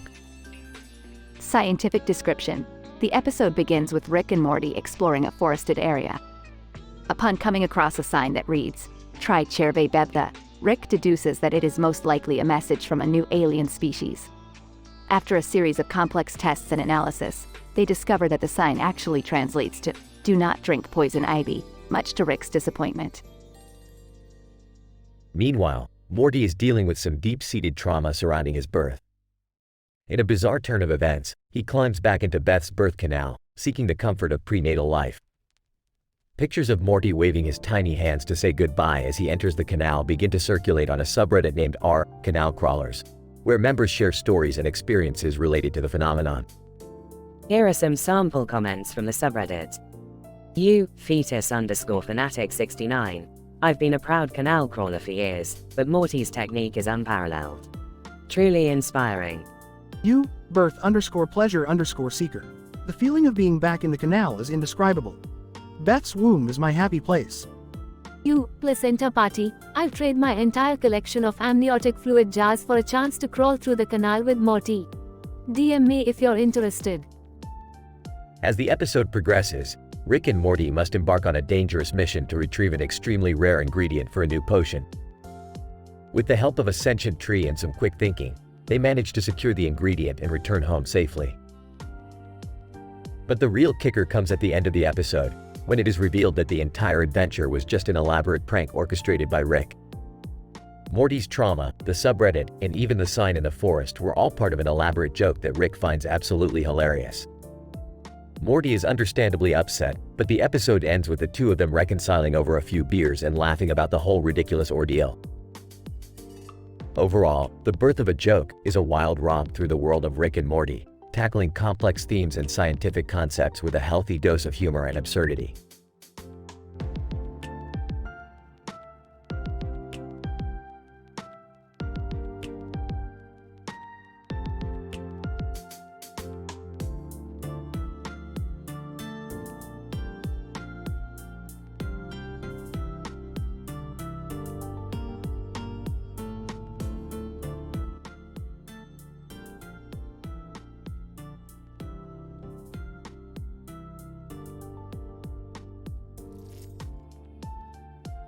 Episode title: Regressive Trauma, an exploration of the interplay between past and present. In this episode, our protagonist, a man in a suit and tie, is standing outside of a building with his hands together, seemingly in deep contemplation. In the background, a bike can be seen, with the implication that our protagonist may have just arrived on it. This presentation of our protagonist suggests that he is a busy and successful individual, and yet something troubles him. Cut to Morty, who experiences a traumatic flashback to his birth. In the midst of this, he climbs back into Beth's birth canal. This surreal and jarring scene highlights the interplay between past and present, as Morty tries to reconcile his present self with his traumatic memories of the past. The subreddit dedicated to this phenomenon is named Womb Nostalgia, a community of individuals who share similar experiences of regressive trauma. The top-voted post features a picture of Morty with his hands waving goodbye as he enters the birth canal, with the caption, "Heading back home." The subreddit is full of comments, with users responding to Morty's experience. A user named Psych Major writes, "This phenomenon is not uncommon among individuals with unresolved childhood traumas. It's important to address these issues in therapy before they morph into more complex psychological problems." Another user, Mommy Issues, adds, "I can't believe I'm not alone in this. Thank you for sharing, Morty." Other users express their amazement and surprise at the phenomenon, with user Alien Observer saying, "This is a fascinating insight into the human psyche. The mind's ability to regress to a traumatic period in one's life is truly remarkable." Meanwhile, user Smashmouth Fan 69 inches provides a lighthearted take, saying, "If Morty is going back in, can I come too? I want to relive my days as a little Swiftie." Overall, the subreddit serves as a platform for individuals to share their experiences and support each other in confronting their regressive traumas. Through Morty's journey, we see the importance of reconciling our past selves with our present selves in order to move forward and lead fulfilling lives.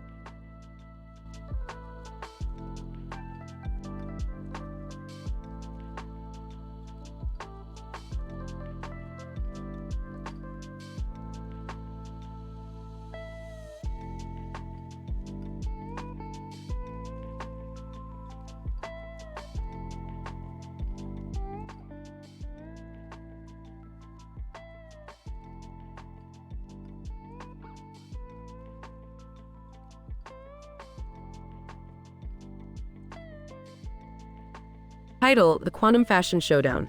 Synopsis. The episode begins with Rick and Morty sitting at a table, adorned with towels and a laptop computer, accompanied by their trusty canine companion. As Rick boots up the computer, Morty turns to him and asks, "So what's next, Rick? Another crazy adventure?" No, Morty. Today, we're going to explore the cutting edge of fashion design. We're going to attend the inaugural Quantum Fashion Showdown. Whoa, sounds cool. The trio then make their way to the event, where they encounter a fashion designer who claims to have created a dress made entirely out of subatomic particles. Rick is unconvinced, but Morty is intrigued. Hey, Rick, what if she's telling the truth? What if there really is a dress that can warp the fabric of reality itself? Don't be ridiculous, Morty. Fashion isn't about science, it's about looking good. Just then, a conspiracy Keanu meme approaches the group, spouting off a wild theory that the fashion show is actually a cover for a top-secret government experiment. Rick is amused, but Morty is scared. Rick, what if he's right? What if this whole thing is a trap? Relax, Morty. Nobody messes with Rick and Morty. We'll be fine. As they navigate the chaotic booths and displays, they come across an Australian shepherd who claims to be a fashion critic. Rick scoffs at him, but Morty wants to hear what he has to say. Hey, Mr. Shepherd, what do you think of this dress? Australian Shepherd.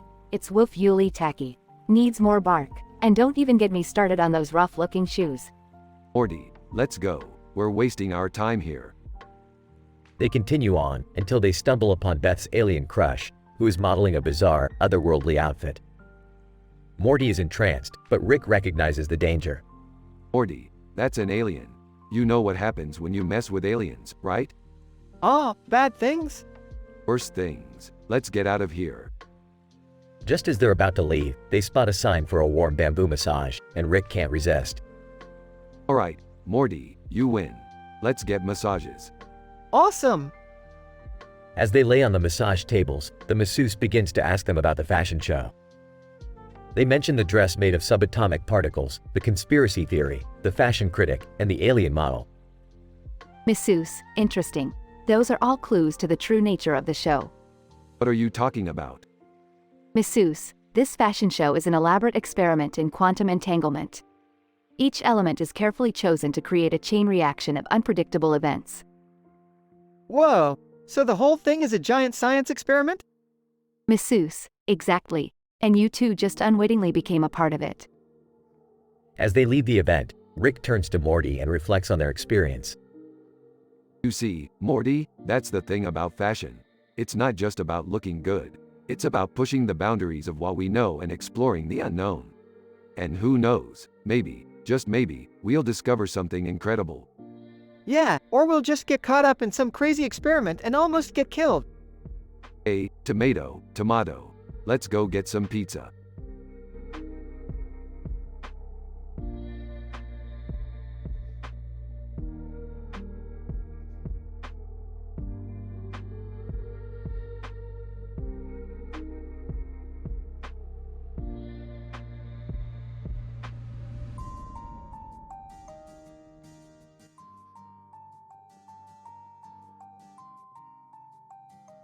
Title: The Extraterrestrial Object with a Lightsaber and the Chaos Caused by Beth's Secret Affair.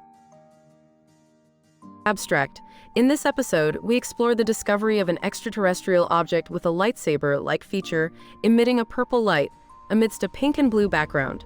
Wolverine and Beyblade are enlisted to investigate the mysterious object, which is discovered in the spine region of Shanghai.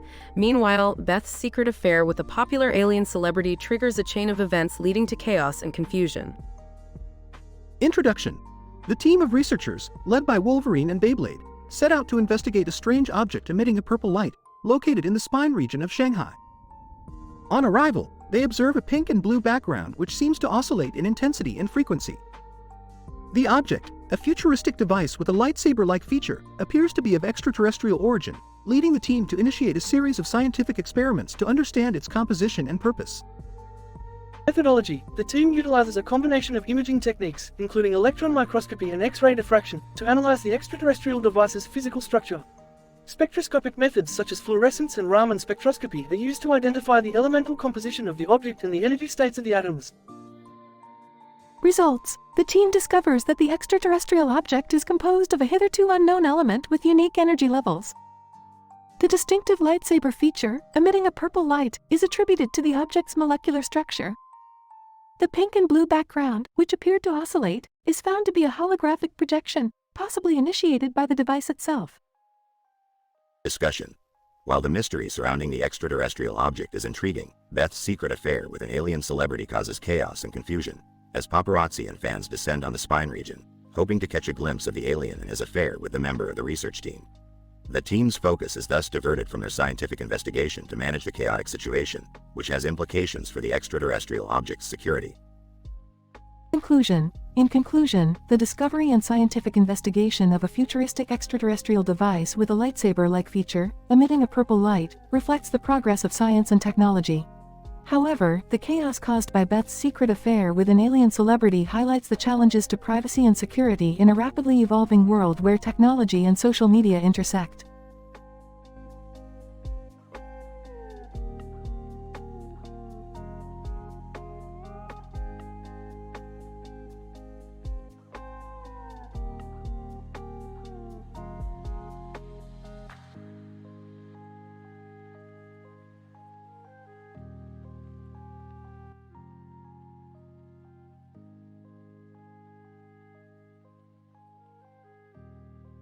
Title: The Nanotech Plague Outbreak.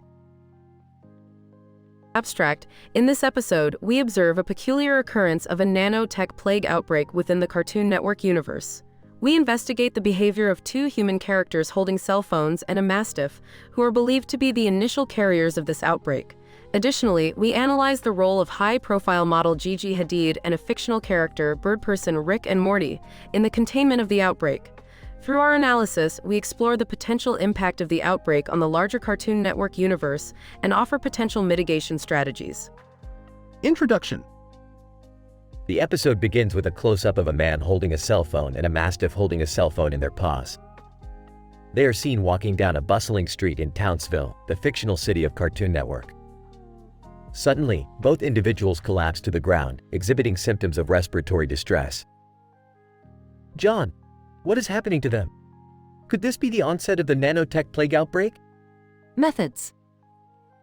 We observe the reactions of onlookers, including model Gigi Hadid and the fictional character Bird Person, who respond swiftly to control the situation by quarantining the infected individuals. Subsequently, our research team analyzes the genetic makeup and behavioral patterns of the Mastiff and the affected humans to understand the transmission mechanism of the outbreak. Sarah, we have identified that the Mastiff is carrying a virus-infected chip, which was unknowingly ingested by the humans. The chip released the nanotech plague into the human body, leading to the onset of the outbreak. Results. Through our analysis, we have identified the nature of the outbreak, its mode of transmission, and potential carriers. Additionally, we have recorded the behaviors and movements of the affected individuals, providing valuable insight into the epidemic's impact on the larger Cartoon Network universe. Discussion. The outbreak's potential impact on the larger Cartoon Network universe is cause for concern, as it has the potential to spread rapidly through the various characters and destroy the universe's fabric. However, the swift containment efforts of Gigi Hadid and bird-person Rick and Morty have slowed its spread, allowing us to identify potential mitigation strategies. Conclusion. The outbreak of the nanotech plague in the Cartoon Network universe has served as an important lesson in the understanding and containment of nanotech plague. Our research team's findings provide valuable insight into the potential impact of an outbreak on such a universe and offer potential strategies to control its spread. These lessons us that the Cartoon Network universe is not immune to epidemics, and immediate action must be taken to prevent the destruction of the fabric of the Cartoon Network universe.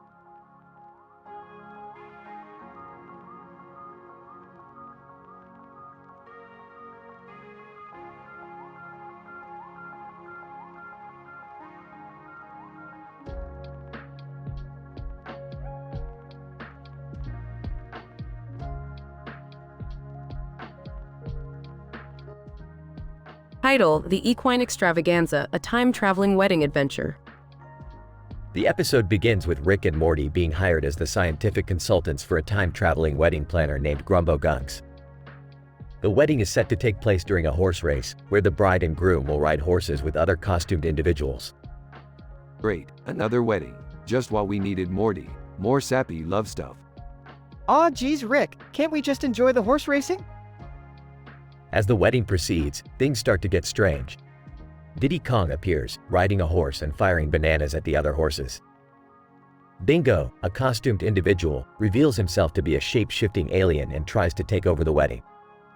This is getting out of hand. We need to fix this mess. But how are we gonna stop them? We don't even know what's going on. Enter Post Malone, who shows up wearing a horse head and offers to help the duo. They discover that the wedding planner is actually a time-traveling alien who is manipulating the timeline to make the wedding a disaster. Grumbo Gunks, you can't stop me. I have the power to control time. Oh really? That's cute. I have a portal gun. Using their scientific knowledge, Rick and Morty create a device that alters time and neutralizes Grumbo's powers. They save the wedding and the horse race, and everyone lives happily ever after. Wow Rick, that was crazy! I can't believe we just saved a horse wedding. Please, Morty, it's just another day in the multiverse.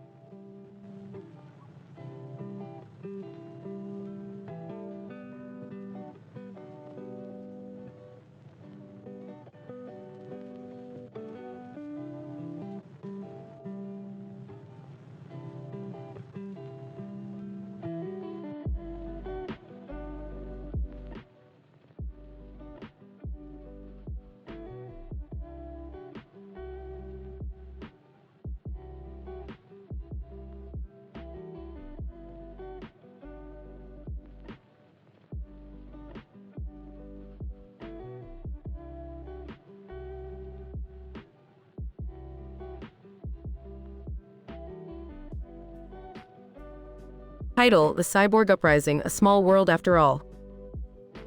The episode starts with Rick and Morty tinkering with a new invention, the Interdimensional Transdimensional Analysis Helmet, IDTAH, which allows them to travel into other dimensions and parallel universes. Suddenly, they are intercepted by an alert signal from the Cyborg Uprising Suppression Agency, who warns them of a cyborg uprising. Rick, Morty, and Beth put on their protective suits and helmets before venturing into the cyborg-infested dimension. They come across a strange character in a helmet with demonic features and a large glowing head, who introduces himself as Lil Nas X, the ruler of the cyborgs. Rick, being his usual self, tries to negotiate with Lil Nas X, but Lil Nas X is having none of it. As they battle it out, They realize that the cyborg uprising has spread to all dimensions, making it a small world after all. To quell the uprising, they decide to form an alliance with the Lowe's home improvement store chain. The team of Beth, Rick, Morty, and Lil Nas X, along with the Lowe's team, come up with a plan to deactivate the cyborgs. In a scientific PhD university terminology, they use the interdimensional hyperspace inversal manipulation and control mechanisms, AiTelevision, to manipulate the cyborg's power source, disabling them. After all the mayhem, they return to their normal dimension. Morty makes a quip about the irony of cyborgs being defeated with home improvement supplies, and Rick, with a smirk, comments, "Science, it's a beautiful thing." Rick! Well, Morty, looks like we're going on a cyborg killing spree today. Morty, Rick, that doesn't sound very scientific or ethical. Beth. I'm with Morty on this one, Rick. There has to be a better way. Lil Nas X, you mortals are all the same. Running from death. But the cyborg uprising is inevitable. Rick! Hey Lil Nas X, nice helmet. Mind if we borrow it? Morty, we're going to war with cyborgs, and all you care about is fashion, Rick. Beth. Alright, let's focus. How are we going to stop these cyborgs? Rick, I've got an idea. Let's call in the big guns. We need a Lowe's. Morty, a Lowe's? What are they going to do, Rick? Rick, Morty, it's not what they're going to do. It's what we're going to do with what they have. Get ready, team. We're going to win this war with DIY. Beth. Okay, I'm in. Let's get to work. Lil Nas X, ha. You mortals and your home improvement supplies. You will never be a match for cyborg technology. Rick, we'll see about that. Lil Nas X, we'll see about that. Morty, Rick, they're everywhere. This really is a small world after all. Beth. Don't worry, Morty. We have an AiTelevision. We'll use it to manipulate their power source and shut them down. Lil Nas X, grr, you may have won this battle, but the cyborg uprising is far from over. We will rise again. Rick. Yeah, we've heard it all before. Science, it's a beautiful thing.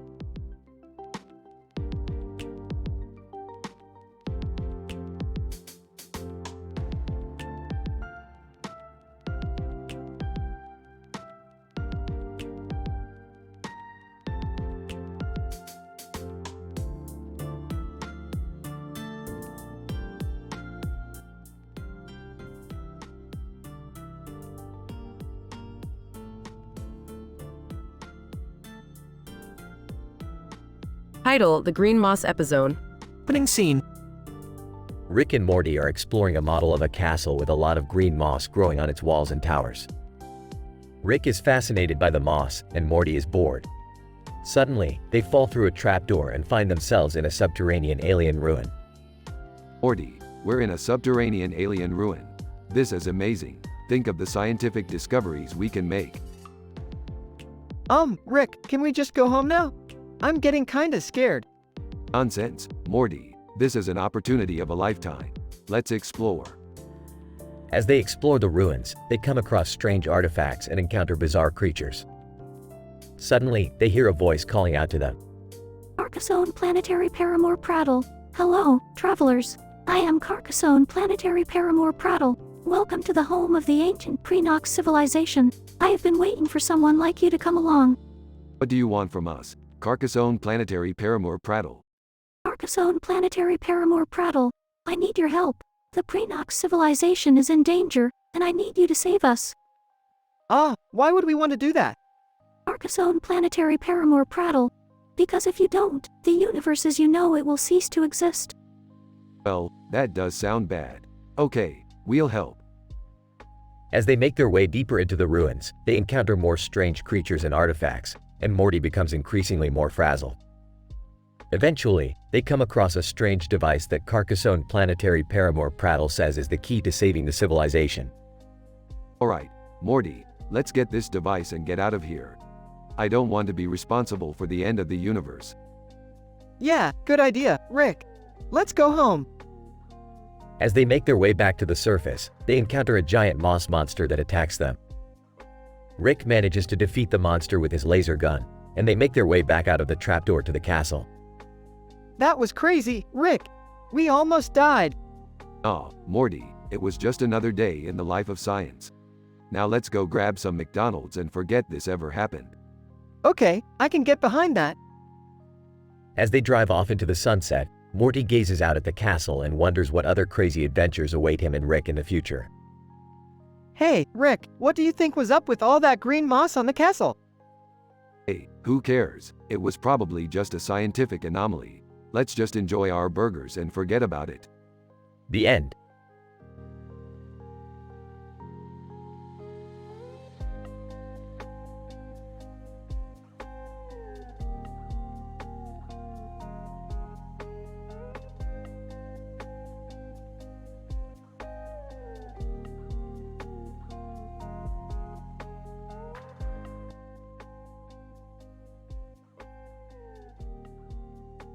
Title: The Temporal Dynamics of Spaceship Shower Shenanigans. Introduction. In this episode, we examine the temporal dynamics of spaceship shower shenanigans. The episode starts with a collage of photos featuring a woman and a man in a suit and tie and a shower head. A time-traveling entity demands Rick, the protagonist, to divulge his temporal coordinates. However, Rick accidentally reveals them to the entity, hence the term, loose lips. Scene 1. Rick, the protagonist, was taking a shower aboard his spaceship when he suddenly heard a voice demanding his temporal coordinates. The voice belonged to a time-traveling entity demanding Rick to reveal his position. Rick, unfortunately, had a moment of loose lips and inadvertently revealed his space-time coordinates. Time-traveling entity. You there, reveal your temporal coordinates. Who the hell are you? Time-traveling entity. I am a time-traveling entity. I demand you reveal your temporal coordinates. I don't know what you're talking about. Time-traveling entity. You just revealed it, Rick. You have loose lips. Scene 2. The time-traveling entity transports Rick to a parallel universe where he encounters Emily from the hit TV show, Emily in Paris. Emily was delighted to meet Rick, and the two of them hit it off. However, things get complicated when the time-traveling entity decides to take a shower with them. What the hell are you doing here? Time-traveling entity. I need to bathe too. Molly, what is going on? Long story. Scene 3. As Rick and Emily were showering, the time-traveling entity accidentally activated the time-traveling mechanism of the ship, causing it to go back in time. They land on Earth in the year 1874. Where the hell are we? Time-traveling entity. Oops, wrong button. Molly, this is insane. Conclusion. The episode ends with Rick, Emily, and the time-traveling entity stranded in the past and trying to figure out a way to return to their own time. The temporal dynamics of spaceship shower shenanigans reveal the chaotic and unpredictable nature of time travel and the importance of careful temporal coordination.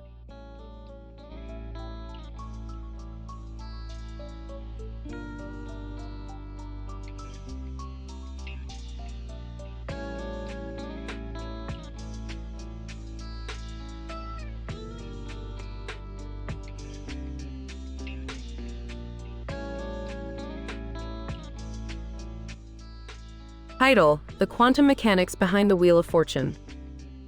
In this episode, we observe a colorful clock with numbers and symbols on its face against a black background with a red brick wall. Our team of physicists studies the properties of this clock, seeking to uncover the underlying principles behind its function. The clock is revealed to be the Wheel of Fortune, a physical representation of the quantum mechanical principles governing probability and entanglement. Our team subjects the clock to various experiments, observing the impact of probability manipulation and quantum entanglement on its function. As the experiments proceed, a passionate debate ensues among the team regarding the ethical implications of manipulating probability and entanglement. The tension between the team members reaches a pandemonium level, with emotions running high and conflicting viewpoints combusting. Through the probing of the clock's mechanics and the discussion among the team members, we gain a deeper understanding of the fundamental laws of quantum mechanics and the impact of our actions on probability and entanglement.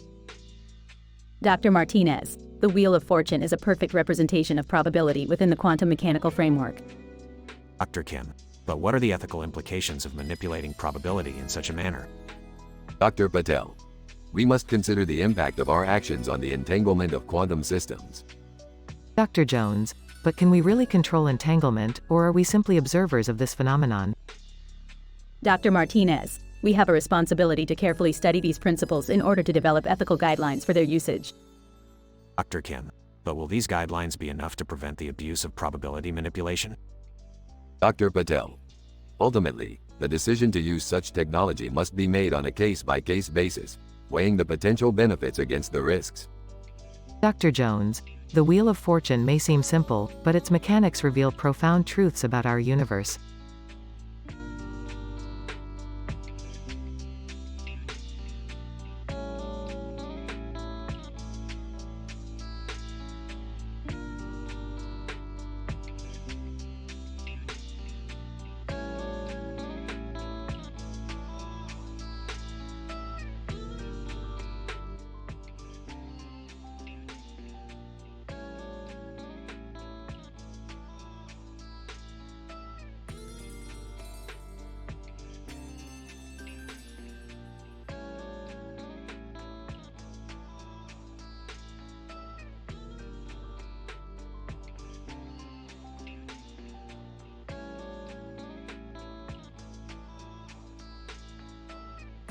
Title: The Terbium Experiment. Opening shot is a group of people standing next to each other in a park with trees in the background and grass in the foreground. Rick is holding a strange device that emits a low hum. Jerry is seen fidgeting nervously, Morty is looking around curiously, and Summer has her arms crossed. Alright, listen up. We're about to conduct an experiment that will blow your minds. Nervously, what kind of experiment? We're using terbium to create a portal to another dimension. Sarcastically, oh, great. Just what we need. Another portal. Excitedly, wait, terbium? That's super rare. Smirking, you're damn right it is. And lucky for us, I just happened to snag some from the Re-0- starting life in another world dimension. Confused. What does English literature have to do with this? Rolling his eyes, not that kind of dimension, Jerry. Now, everyone stand back while I activate the terbium. As Rick activates the device, the group watches in awe as a portal begins to form. Suddenly, a figure emerges from the portal. It's Kino, the librarian from the Re-0 dimension. Kino, startled, where am I? Smirking, you're in our dimension now, baby. And we're about to run some experiments on ya. Kino, frustrated, I don't have time for this. I need to get back to my dimension. I have books to return. Laughing, relax, Kino. We'll send you back soon enough. But first, let's run some tests. The group begins to run all sorts of crazy experiments on Kino, using various gadgets and gizmos. Kino can be seen growing increasingly more irritated, while Rick seems to be having the time of his life. Sarcastically, yeah, real mature, Rick. Excitedly, guys, look!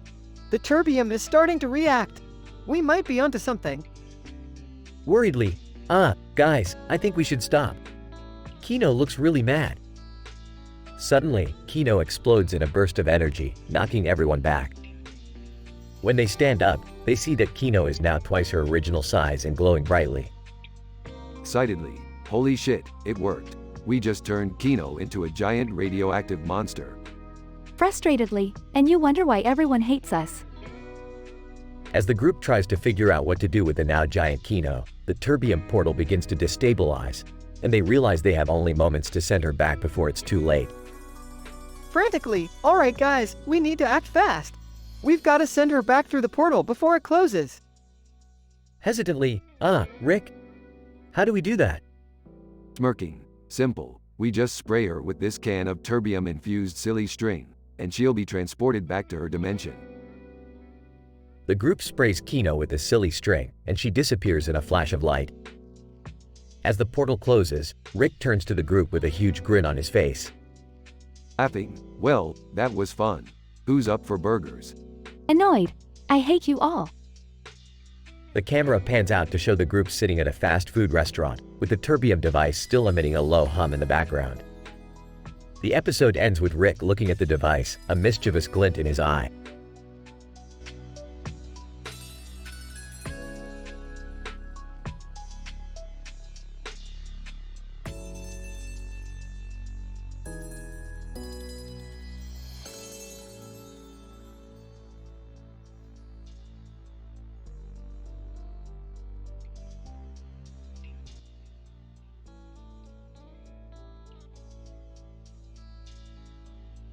Title: The Green-Haired Extraterrestrial Conundrum. Opening shot shows Rick and Morty in the lab, pondering on some complex equations on the whiteboard. Morty, I have discovered a parallel universe where all intelligent life forms have green hair and green makeup. It's insane, Morty. Wow, Rick. That's heavy stuff. What's our mission? We need to collect data from that universe and bring it back to ours for analysis. The duo uses the portal gun to travel to the green hair universe and immediately encounters two green-haired beings dressed in archery gear. What's happening here, Rick? Looks like we've stumbled upon a green-haired archery tournament. The duo is immediately challenged to a competition by the green-haired beings.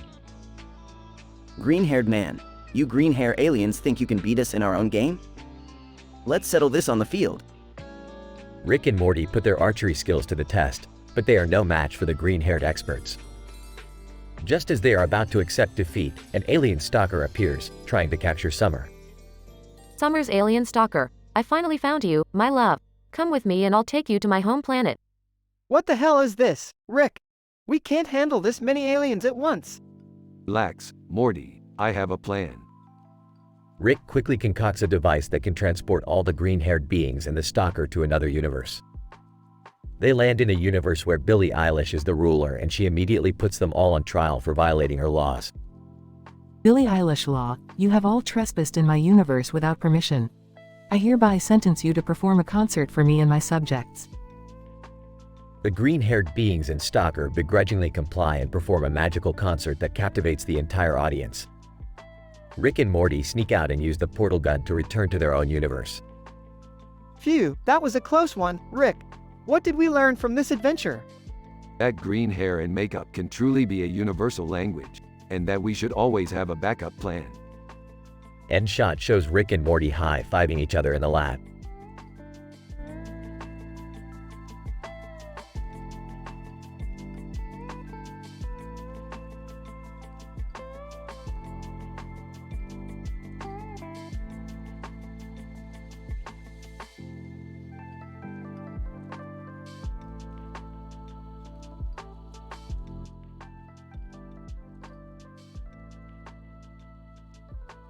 Title: The Neodymium Ultimatum in Texas. The episode begins with Rick and Morty landing on a planet that is nothing but a giant casino. As they enter the casino, they see a huge neon-lit wheel with playing cards and dice in a circle. Rick's scientific curiosity immediately kicks in as he notices neodymium magnets holding the wheel together.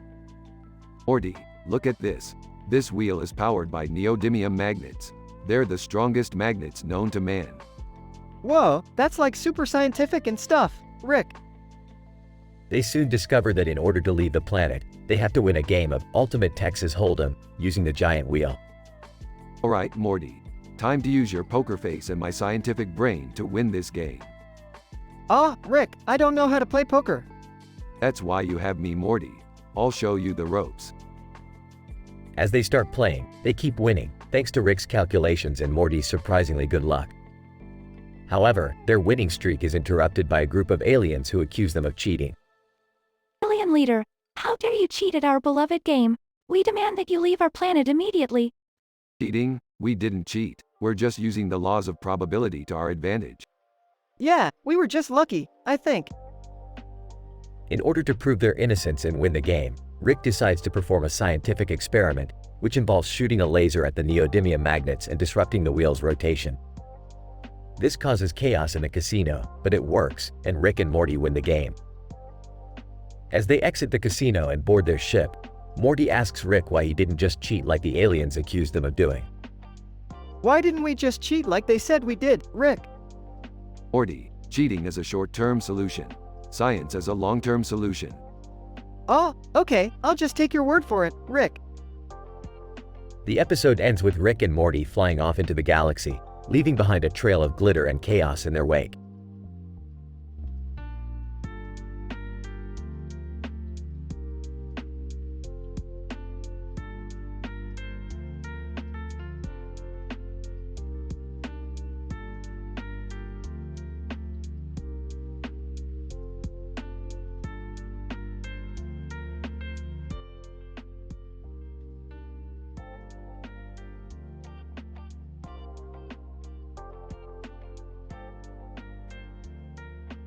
Title: The Quantum Quip Boat Ride, a Rick and Morty adventure in Ho Chi Minh City. Introduction. The episode opens with Rick, Morty, and Jerry boarding a high-speed quantum quip boat along the Saigon River near Ho Chi Minh City. The boat travels through the busy city, passing by the towering buildings and a flag fluttering at the top. Alright, Morty, welcome to our little boat ride through the city. Hold on tight, Jerry. Rick, do we really need to go on this boat ride? I mean, can't we just go back to the hotel? Come on, Jerry. It's gonna be fun. But As the boat accelerates, Rick begins to explain the science behind their journey. He reveals that they are using a new technology called Voyager's virtual vamp, which allows them to travel through different dimensions and parallel universes. Alright, boys, time to activate the Voyager's virtual vamp. Hold onto your hats. As the boat enters the virtual vortex, the trio is thrown into a series of bizarre alternate realities. They encounter strange creatures, weird landscapes, and a series of otherworldly phenomena. Whoa, Rick, what's going on? This is crazy. I don't like this. I really don't like this. Relax, you guys. This is what makes science so exciting. As they continue their journey, the boat suddenly flips upside down, sending the group plummeting towards the river. Oh my God. We're gonna die. Rick, what are we gonna do? We're all gonna die. Don't worry, Morty, I've got this. Using his quick reflexes and scientific know-how, Rick manages to right the boat just in time. As they reach the end of the journey, the trio emerges from the vortex and returns to reality. Thank God we made it back in one piece. That was insane, Rick. I can't believe we actually made it. Of course we made it. Science always triumphs over adversity. Conclusion. As they disembark from the boat, Rick reveals that he has a surprise for the group. All of the crazy phenomena they witnessed during their journey were actually just a dream induced by a powerful hallucinogenic drug. What? We went through all that for nothing? That's not fair, Rick. You can't just trick us like that. Hey, it's all in the name of science, Morty. And speaking of science, I've got an idea for our next adventure. As the trio leaves the dock and heads off into the city, the camera zooms out to reveal the Voyager's virtual vamp glowing in the distance, ready to transport them to their next wild adventure.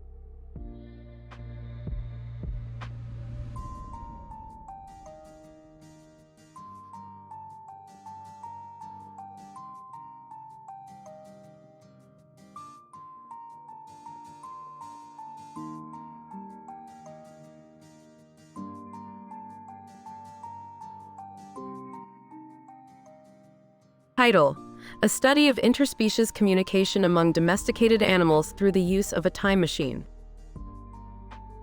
Abstract: This episode explores the use of a time machine as a tool for studying interspecies communication among domesticated animals. A dog and two cats were observed interacting in front of the TARDIS, a time machine resembling a police box. K9, a robotic dog, was also present, acting as a mediator between the three animals. Socially awkward Penguin Meme and Gumbo, the two cats, engaged in a series of vocalizations and body language cues while the dog observed. This study provides insights into the complexity of interspecies communication and the potential benefits of using time travel as a tool for research. Dr. K9, can you help us observe the interactions between these domesticated animals? K9, affirmative, doctor. I will act as a mediator between the dog and the cats. Socially awkward Penguin Meme, meows asterisk. Gumbo, purrs. Dog, barks. K9, the cats appear to be using vocalizations and body language cues to communicate with each other. The dog is observing but has not yet engaged in the conversation. Doctor, fascinating. It's interesting that each species has their own unique way of communicating. Socially awkward Penguin Meme, hisses asterisk. Gumbo, licks paw. Dog, whines. K9, the cats are displaying signs of dominance and submission through their body language. The dog is displaying a submissive posture. Doctor, this research could have practical applications in improving communication between domesticated animals, which could ultimately benefit pet owners.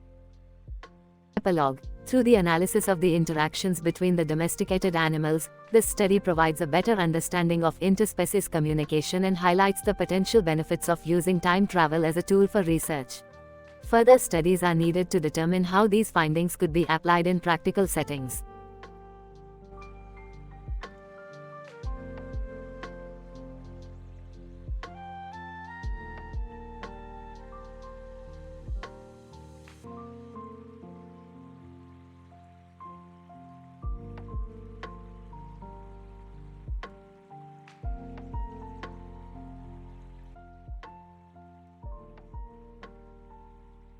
Title: The Singularity Syndicate.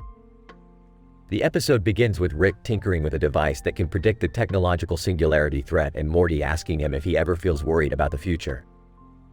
Rick dismisses him and declares that he doesn't care about the future, and it's all about the present. Jerry, meanwhile, is trying to impress Beth by taking her to a new pet store called PetSmart, where they sell super intelligent animals. However, Beth is preoccupied with her secret crush on a handsome alien hunk and is not impressed with Jerry's efforts. The family is interrupted by a sudden bright light shining on the ceiling, and they discover a sci-fi-ish looking hallway with stairs and a ladder leading up. As they climb up, they find themselves in an alternate universe where Morty's awkward phase is celebrated as chic. Morty is thrilled to be the coolest guy in the room, but his euphoria is short-lived as they are immediately met with a supernatural crime syndicate led by a creature called the Singularity God. The syndicate demands that Rick hand over his device, and in the midst of the chaos, Jerry accidentally reveals Beth's crush to the alien hunk, causing family tension to rise. Rick manages to remove the Singularity God from the equation by proving that the device was a decoy, and the real one was in his pocket the whole time. In the end, Morty realizes that being popular is not all it's cracked up to be. Jerry learns to respect Beth's interests, and Beth finally admits her feelings for the alien hunk. The Singularity God was just an AI construct. It was never going to be a real threat. Why can't you be more like the aliens from the future? They know how to treat their women right. I don't care what anyone thinks, I'm going after what I want. I guess being awkward isn't so bad after all. Can we go home now? I want to feed my super intelligent hamster.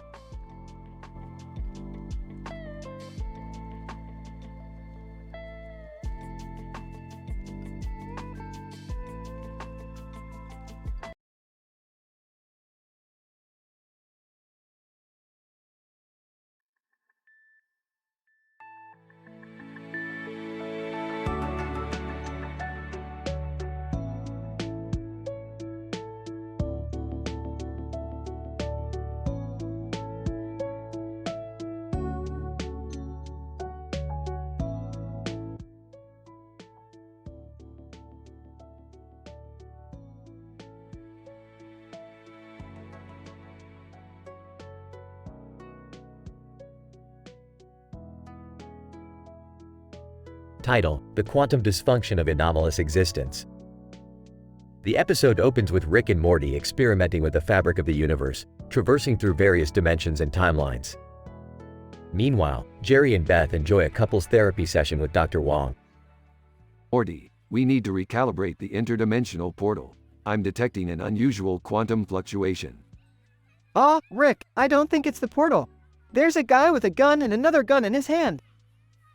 Oh, looks like we've stumbled upon an intergalactic hitman. No worries, Morty. Let's just slip through this exit and… Vosh the Stampede appears. Vosh, hold up, kiddos. I'm not here to harm anyone. I'm just looking for a peaceful place to unwind and enjoy the scenery. Wow, a real-life outlaw. I bet Brad Pitt would love to meet you, Vosh. Jerry, can we focus on our therapy session for once?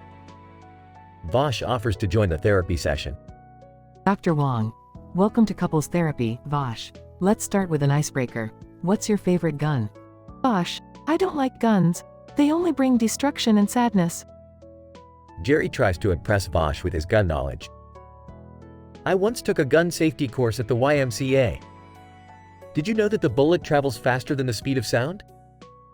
Actually, that's incorrect. The speed of sound is approximately 760 miles per hour while the speed of a bullet is much faster. Morty, focus. We're still being targeted by that hitman. Vosh intervenes. Vosh, I won't let anyone harm these innocent bystanders.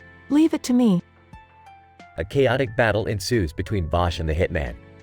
This is not what I signed up for. I'm too young to die. Dr. Wong, everyone, just stay calm and… A laser blast hits Dr. Wong's desk, causing it to explode. Dr. Wong, this is why I really should have stuck with dentistry. Rick and Morty use a device to freeze the hitman mid-attack. Well, that was easy. You see, Morty, when you understand the principles of quantum mechanics. No one cares, Rick. Vosh bids farewell to everyone and leaves. Vosh, Remember, cherish your loved ones and never take life for granted. Wow, he's so cool. I think we definitely need another therapy session after this. End of episode.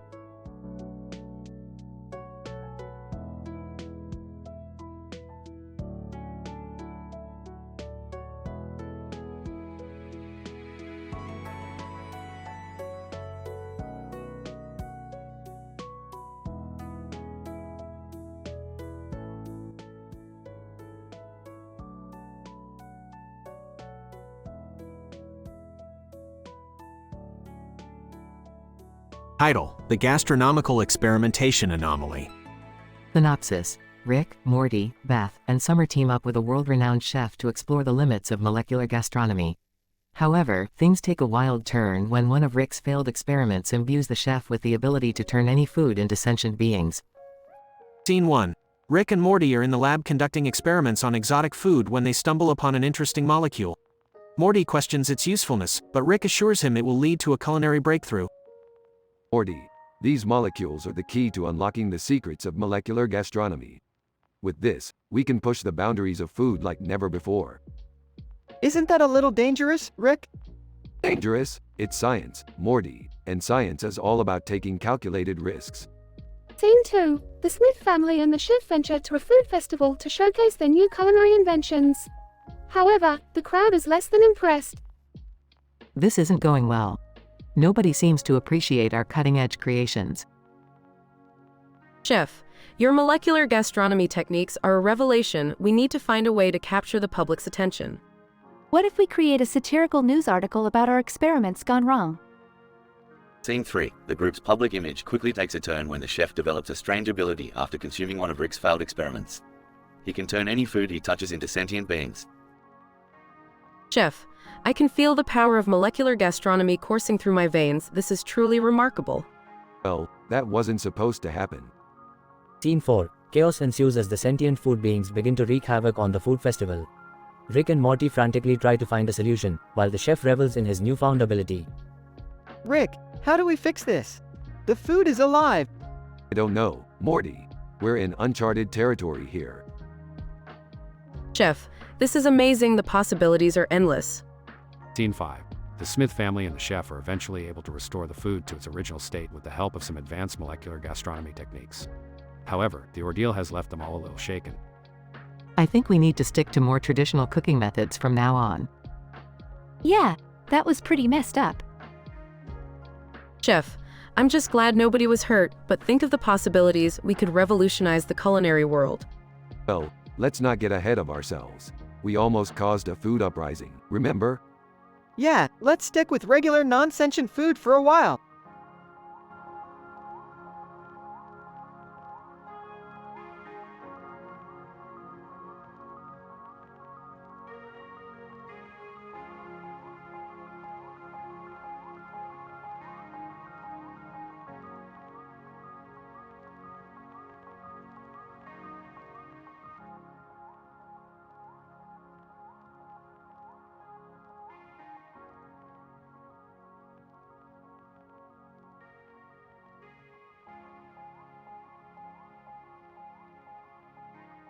Title: The Interdimensional Dating Mishap. Opening shot of Rick, Morty, and Summer in the spaceship's living room, all seated comfortably on the couch. Rick, with a stern expression on his face, clears his throat. Alright, listen up. I've got a bit of a confession to make. Morty and Summer exchange worried glances, unsure of what to expect. What is it, Rick? Back in my younger days, I was quite the ladies' man. I even participated in an interdimensional dating reality show. What? You've never told us about this before. Well, it didn't exactly go well. I ended up with a crazy alien stalker for months. Ew. So why are you telling us now? My past mistakes are coming back to haunt me. That woman I met on the show just messaged me saying she's coming to visit. Oh boy, this can't be good. The scene cuts to Rick frantically tidying up the spaceship, making sure everything is in order for his ex's arrival. Rick, muttering to himself, gotta make a good impression. Maybe I should show her those funny baby videos I've been collecting. Morty and Summer exchange another worried look as Rick disappears into his room. The next shot shows the group gathered in the spaceship's shower, fully clothed and looking bewildered. Why are we in here? I installed microphones in here for acoustics. We're going to serenade my ex with a song during her visit. This is insane. We're not even good singers. Not with that attitude. Plus, I have a PhD in music theory. I know what I'm doing. The next scene shows Rick's ex, Bristol, arriving at the spaceship. She seems to be fond of Rick still, but is immediately turned off by the makeshift shower concert. Crystal, what the hell is going on here? Are you seriously trying to impress me with this? Come on, Bristol, just give us a chance. Crystal, no way, I'm outta here.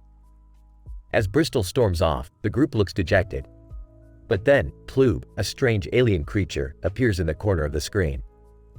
Ploob! Hey, guys! Check out this hilarious video I found on the space internet. The group gathers around Ploob's phone, all laughing and forgetting about the failed romantic endeavor. The episode ends with Rick, Morty, and Summer all huddled around the phone, tears streaming down their faces as they watch a baby dressed as a pickle crawl around.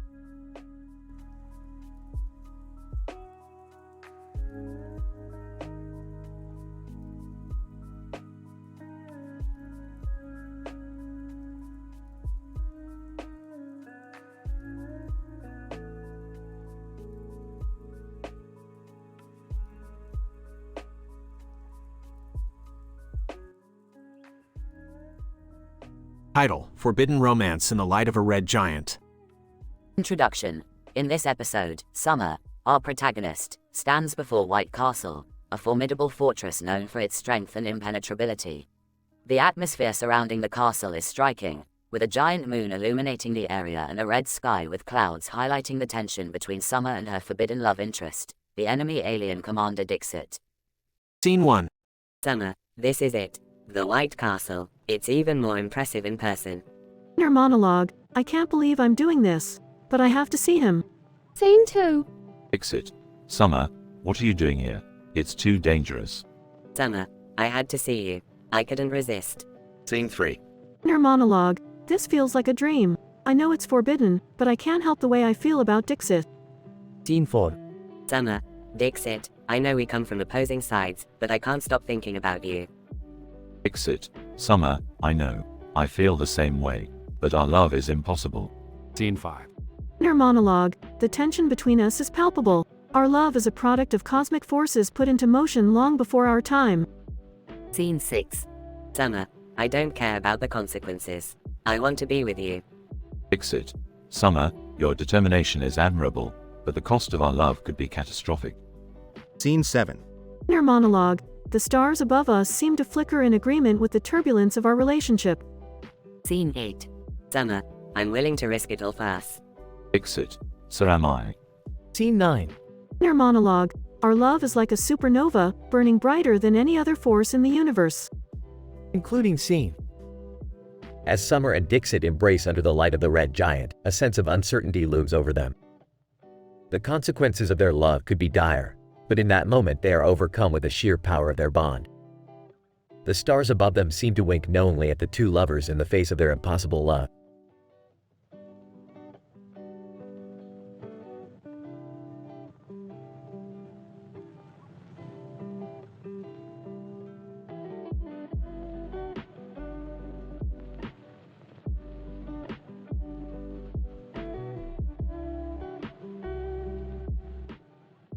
Title: The Plumbus Grunkle Cyberspace Crush Crisis. Synopsis. Rick, Morty, and Summer are chilling on the couch with their laptops when Beth walks in with a peculiar look on her face. Rick, what is this Plumbus Grunkles thing I found on your computer? Oh, that? Just a little something from my sexy past. Ew, Grandpa, you're gross. Wait, I want to see. Rick opens the video, and it's a bizarre scene of Rick and a Plumbus having a wild time in cyberspace. Okay, that's enough of that. Morty, have you finished your math homework? No, but I was distracted by this Satanicus virus I found on the dark web. Oh, Morty, that's just a harmless prank virus. Let me show you how to defend against these things. Rick pulls up a virtual reality simulation, and Morty, Beth, and Summer follow along as Rick shows them how to fight off viruses. Suddenly, Jerry bursts into the room, frantic and sweating. Guys! Guys! I have a confession. I have a fetish for Ash Ketchum Whataburger. Everyone stares at Jerry in disbelief. What in the world is that? It's when you dress up like Ash Ketchum from Pokemon and eat Whataburger. It's amazing. Oh, Jerry, you never cease to amaze me.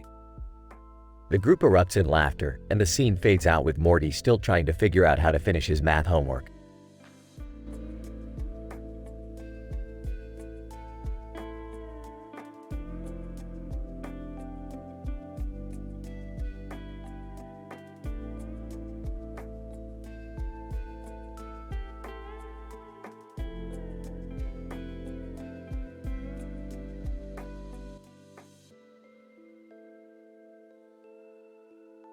Title: The Supercharged Superman Syndrome. Synopsis. Rick and Morty stumble upon a man in a Superman suit sitting on a chair with a light shining on his chest and hands. They soon discover that he has been exposed to an excess amount of chlorine, leading to a supercharged radiation reaction in his body. Morty, we've got a live one here. This guy's got the supercharged Superman syndrome. Rick, what's that exactly? It's a rare condition caused by exposure to high levels of chlorine. It basically turns you into a superpowered freak of nature. Superman suit guy. Help me. I feel like my insides are on fire. Ajit Singh. This reminds me of my days as a chemical engineer. The chlorine must have caused a chain reaction in his DNA, enhancing his physical abilities. Henry Cavill. I don't know, I played Superman in the movies and this doesn't seem right. Spaceship Seductress Scuttlebutt. I don't care about that. I just want to conduct experiments on him. Easy there, Scuttlebutt. We need to figure out how to reverse this and save this guy. Why don't we just give him some anti-chlorine medicine or something? Morty, you do realize that's not a real thing, right? We need to come up with a more scientific solution. Superman suit guy. Please, help me. I can't control these powers much longer. Ajit Singh. I may have an idea. What if we expose him to a controlled amount of gamma radiation? Henry Cavill. That sounds dangerous. Of course it's dangerous, Cavill. But it might just be crazy enough to work. Let's do it. After a chaotic and explosive experiment, the Superman suit guy returns to normal. Superman suit guy. Thank you. I couldn't have survived much longer like that. No problem. Just another day in the life of the world's most insane scientist and his sidekick. Rick, I don't think I want to be a sidekick anymore. Too bad, Morty. You're stuck with me.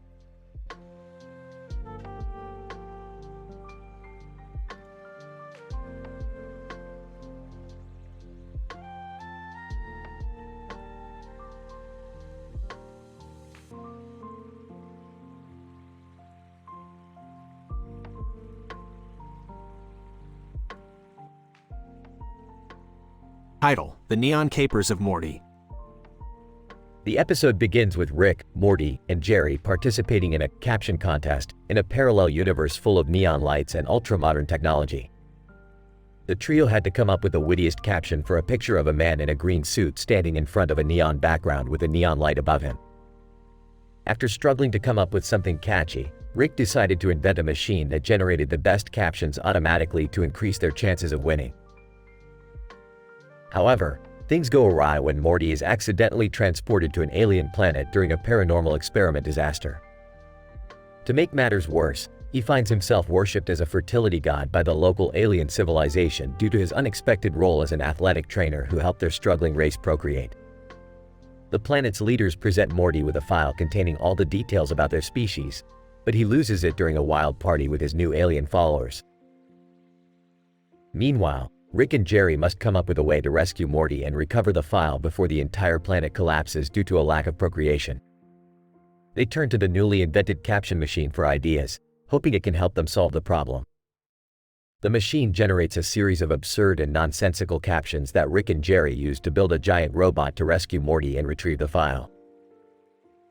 In a series of surreal and hilarious events, the trio manages to save the alien civilization and return safely to their own universe. However, the wacky captions from the machine continue to haunt them, leading to a series of bizarre and borderline psychotic hallucinations throughout the rest of the episode. Well, that didn't go as planned. But hey, At least we won the caption contest. I don't know, I'm still creeped out by those captions. There's something not right about them. Yeah, and I don't think I'll ever be able to look at an alien eggplant the same way again.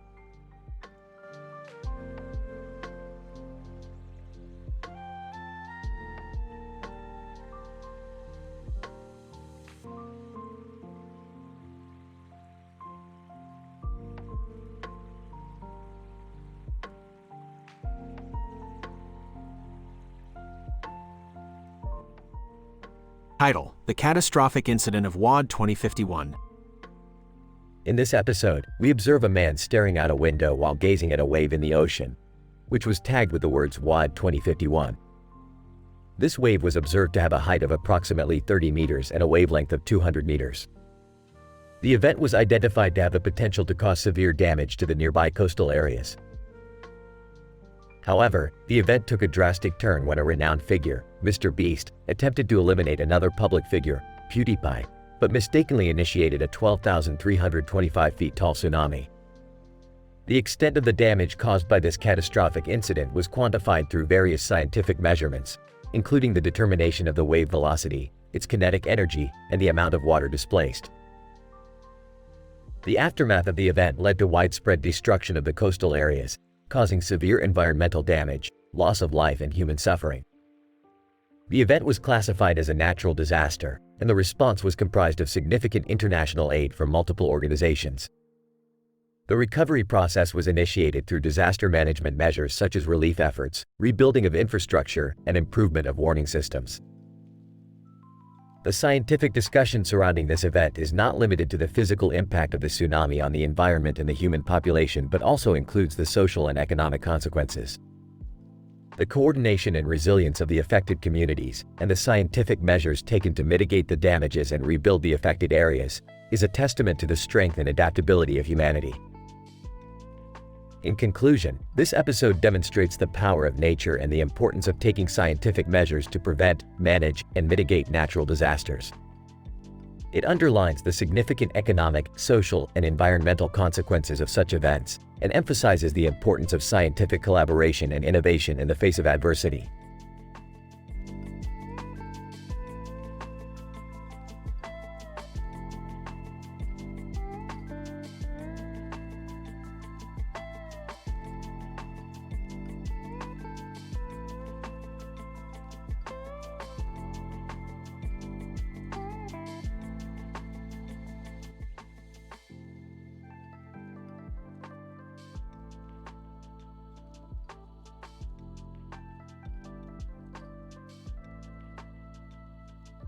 Title: Dragonic Unification, a multi-dimensional adventure. Characters: Rick, a highly intelligent and unpredictable scientist who possesses a certain level of egocentrism. Morty, his grandson who is still struggling to adapt to his grandfather's absurdities. Beth, Rick's daughter, who is a veterinarian and also serves as Rick's assistant. Synopsis. Rick and Morty are analyzing two dragon heads with large, sharp teeth and fangs found in a local legend. They discover that these dragon heads belong to a pair of Silurians, a race of advanced reptilian humanoids. By tinkering with their spaceship's multidimensional engine, the trio accidentally transports themselves to the Silurians' planet. Upon arrival, they are captured by the Silurians, who are convinced that Rick and Morty are their lost kin. Rick, being the self-proclaimed genius that he is, decides to play along and convinces the Silurians to assist him in his latest scientific experiment, a shiatsu massage on lower leg. As they set out to complete the experiment, they are ambushed by Lady Gaga and her army of Magneto clones. A battle ensues, but the Silurians' advanced technology prevails, and they defeat their attackers. The group returns to Earth, and the Silurians finally realize that Rick and Morty are not their long-lost kin. Rick, being the sly talker that he is, convinces them to stay quiet and not reveal the truth to anyone. Discussion: Examining the dragon heads. Morty, this is a rare find. We must analyze these dragon heads. Oh, Rick, I really don't know if that's a good idea. Guys, we have work to do. I hope you're not getting distracted again. Chuckles Beth, science waits for no one. Oh, Rick, I think we might have messed up. What did you do now, Rick? Grinning, I may have accidentally transported us to a different planet, But don't worry, we'll be back in time for dinner. Silurian, you have returned, our long-lost kin. Smirks, oh, yes, we sure are. Whispers, Rick, what are you doing? We're not related. Whispers back, just play along, Morty. Trust me. Silurian, we will assist you in your experiment. Wait, what experiment? Grinning Ashiatsu massage on lower leg. Lady Gaga appears hot. You thought you could evade me, Rick Sanchez? Magneto, surrounding them, surrender, Rick. Sarcastic, oh no, not Lady Gaga and her clones. Whatever shall we do? Silurian, activates weapon, fear not, we will protect our kin. Face bombs, not again. Victorious, and that's how it's done, folks. Size, I can't believe we just went through that. Smiling multi-dimensional adventures, Morty. Gotta love him.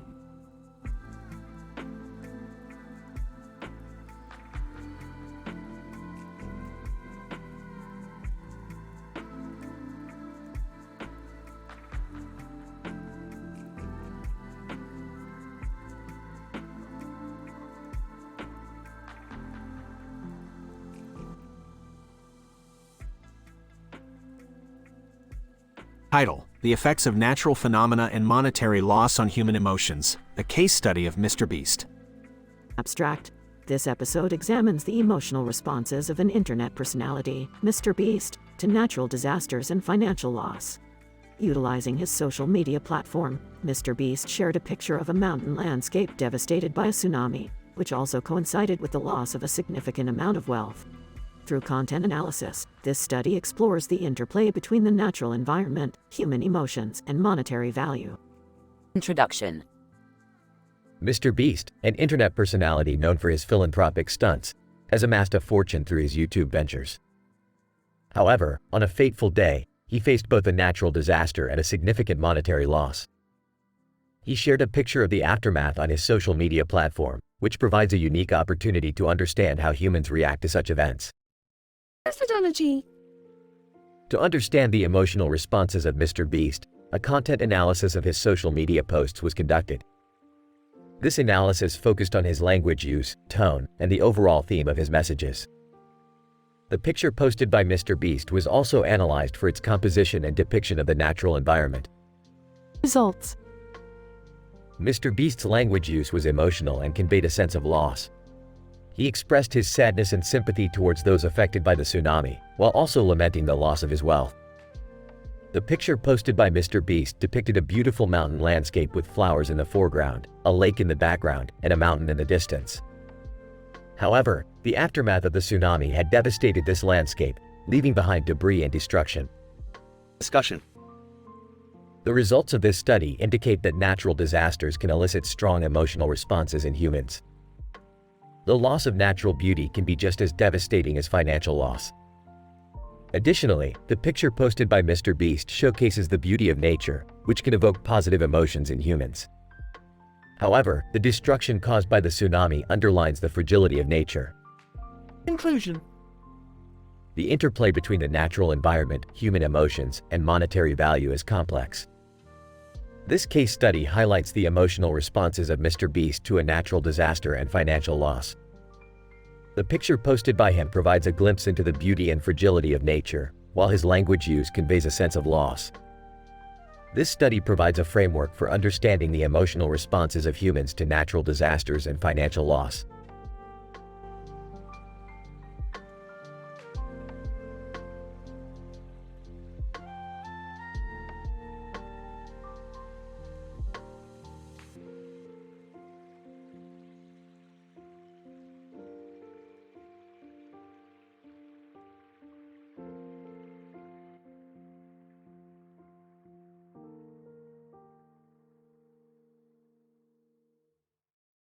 Title: The Effects of Cupcake Craving on Human Behavior. Introduction. The episode explores the effects of cupcake cravings on human behavior. The protagonist, EDP-345, experiences a strong desire for cupcakes, leading to a series of irrational actions. The episode provides an in-depth analysis of changes in human behavior in response to food cravings. EDP 345, where are the cupcakes? I need them now. Methods. The episode presents EDP-345's quest for cupcakes, examining his increasing frustration and desperation. As the desire for cupcakes intensifies, EDP-345's behavior becomes unpredictable, causing concern among those around him. He begins to display symptoms of hyperactivity and aggression. EDP-345. I must find a cupcake, my sanity depends on it. Results. EDP-345, in his irrational state, becomes a danger to himself and those around him. He creates a mess, knocking things over and breaking objects in his search for cupcakes. His erratic behavior intensifies as he becomes more frustrated and agitated. EDP-345. Give me the cupcakes. I need them. Discussion. The episode explores the relationship between food cravings and human behavior. EDP-345's experience highlights the powerful influence of food on the human mind and body.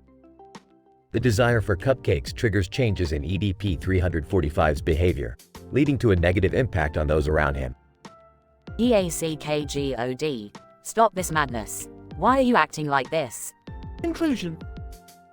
The episode concludes with a powerful message on the importance of self-control and the dangers of giving in to food cravings. It highlights the need for individuals to recognize the impact of their actions on others and take responsibility for their behavior. EDP-345. Thank you for stopping me. I realize now how my cravings were affecting me and those around me. Overall, the episode presents a thought-provoking examination of the connection between food and behavior, emphasizing the importance of maintaining self-control and being aware of the consequences of our actions.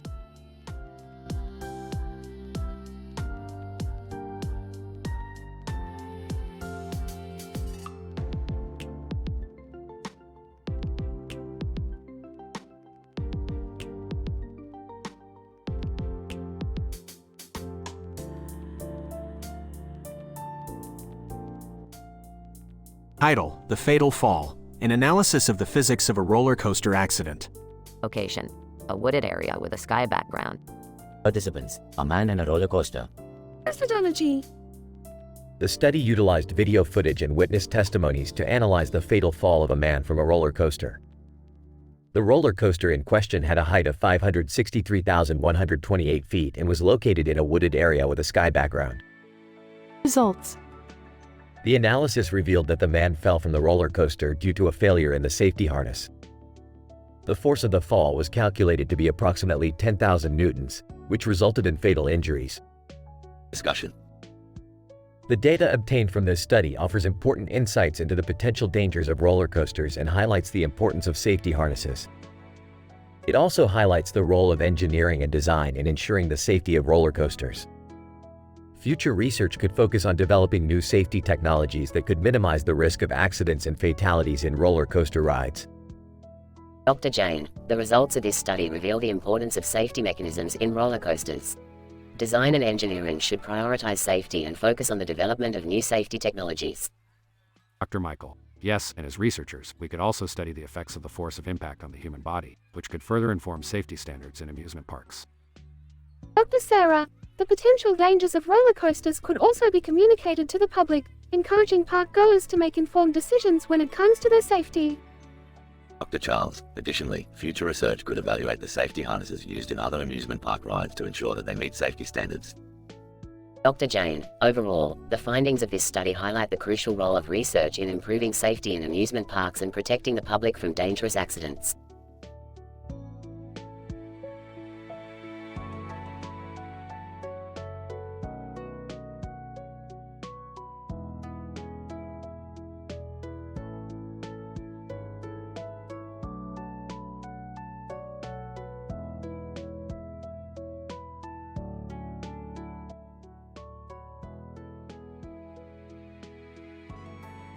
Title: The Quicksand Experiment.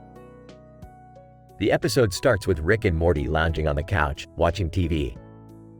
Suddenly, Rick jumps up and declares that he has had an idea for a groundbreaking experiment. He takes the family to a nearby lake with a bench in the foreground, explaining his plan in scientific PhD university terms. I propose we conduct an experiment involving the physical properties of quicksand and its effects on various subjects. We will begin by placing a test subject, in this case, Jerry, into the quicksand to observe his reaction. Wait, what? I didn't sign up for this. Ignoring Jerry's protests, Rick continues his experiment. He places Jerry into the quicksand, and the family watches as he slowly sinks deeper and deeper. Shouldn't we be doing something to help him? Nonsense. We need to observe the effects without interference. As Jerry sinks deeper into the quicksand, Morty suggests that they use a rope to pull him out. Oh, I think we should maybe help him out now.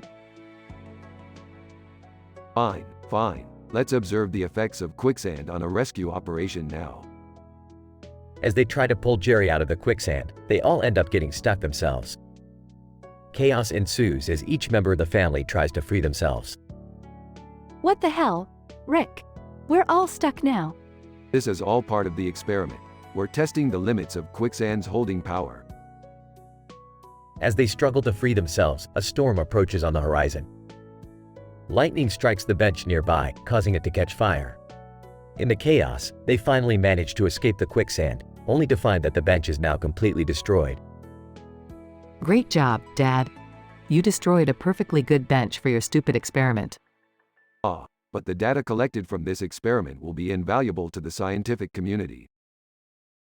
The family begrudgingly trudge back to the house, sopping wet and covered in mud. I hope you learned your lesson, Rick. I don't want to be a part of any more of your experiments. Oh, don't worry, Jerry. We've only just begun. The episode ends with Rick cackling as the family looks on in horror.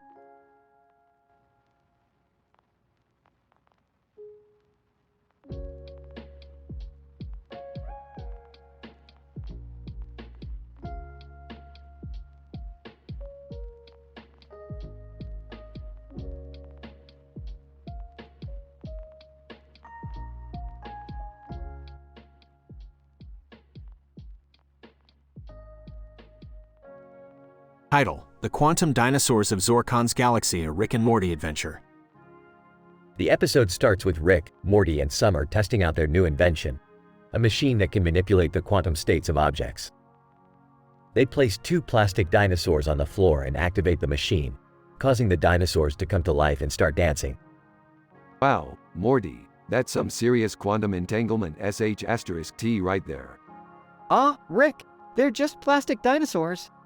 Guys, we have a problem. Zorkon's fleet just entered the solar system. Zorkon, that old Martian, time to show him what a real scientist can do. They quickly teleport to Zorkon's ship, where they find the Joker and a group of hippos playing poker. Hey, Martian, what do you want? Zorkon, I need your help. My planet is being attacked by a neutron star nymphomaniac. What? That's crazy! Actually, that's a real thing. Muscovium is a highly unstable element that emits large amounts of radiation. Shut up, Summer, we'll help you, Zorkon. But we need to play a game of poker first. The group plays a game of poker, where Jerry suddenly appears and is shocked to find an alien queen proposing marriage to him. Oh my god! This is insane! I'm just a regular guy. Shut up, Jerry, we're trying to play a game here. After winning the game, Rick, Morty, Summer, Zorkon, and the Joker fly to the neutron star and confront the nymphomaniac. Hey, sweetheart, want to mate with a real scientist? The nymphomaniac attacks Rick, but he uses the quantum machine to turn her into a harmless rock. That's how you deal with a radioactive sex-crazed monster. They return to Zorkon's planet, where they are hailed as heroes and throw a party. Rick and Morty then teleport back to their own universe, leaving Summer behind. Rick, what about Summer? Hey, she'll figure it out. Let's go get some nachos. The episode ends with Summer stranded on Zorkon's planet, surrounded by cheering aliens. I hate my family.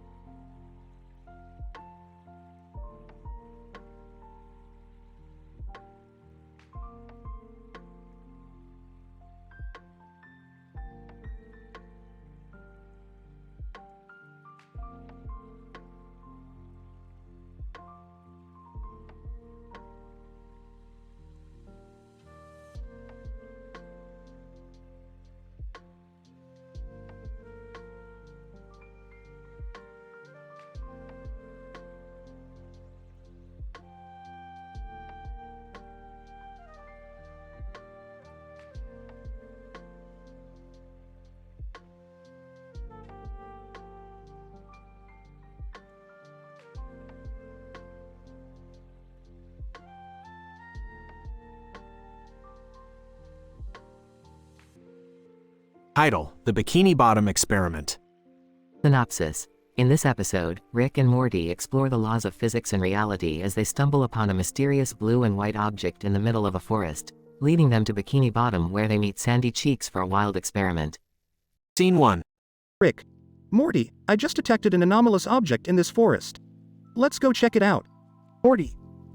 Okay, Rick. But what if it's dangerous? Rick. Dangerous? Morty, Danger is our middle name. Well, at least it's my middle name. Scene 2.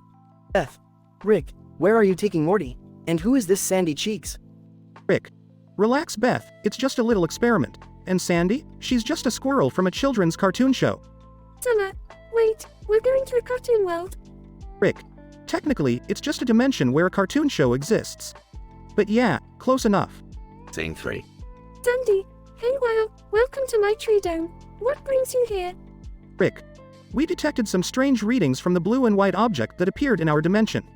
And we think it might have some effects on your world. Sandy, well, let's test it out.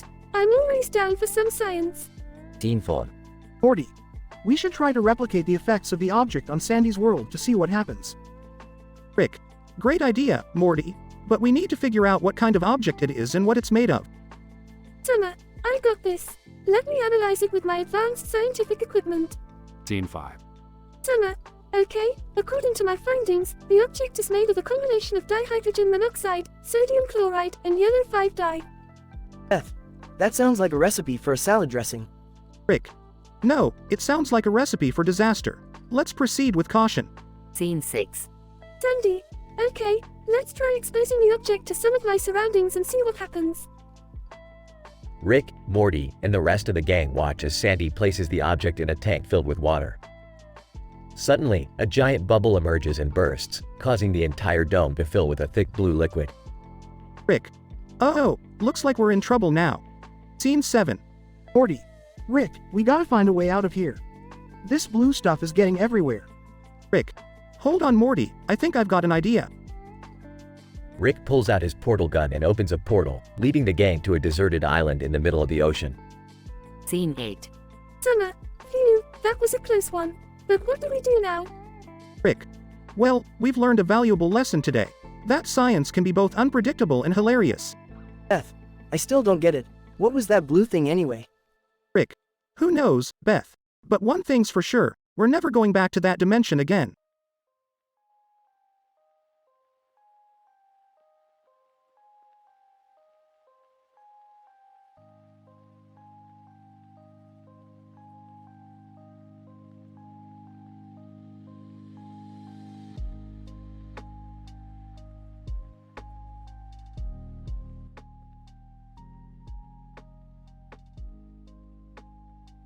Title: The Interdimensional Tree Dome. The episode opens with Rick and Morty cruising through multiple alternate universes when they come across a strange anomaly. An unknown force is pulling them towards a strange, cartoonish world that Rick has never seen before.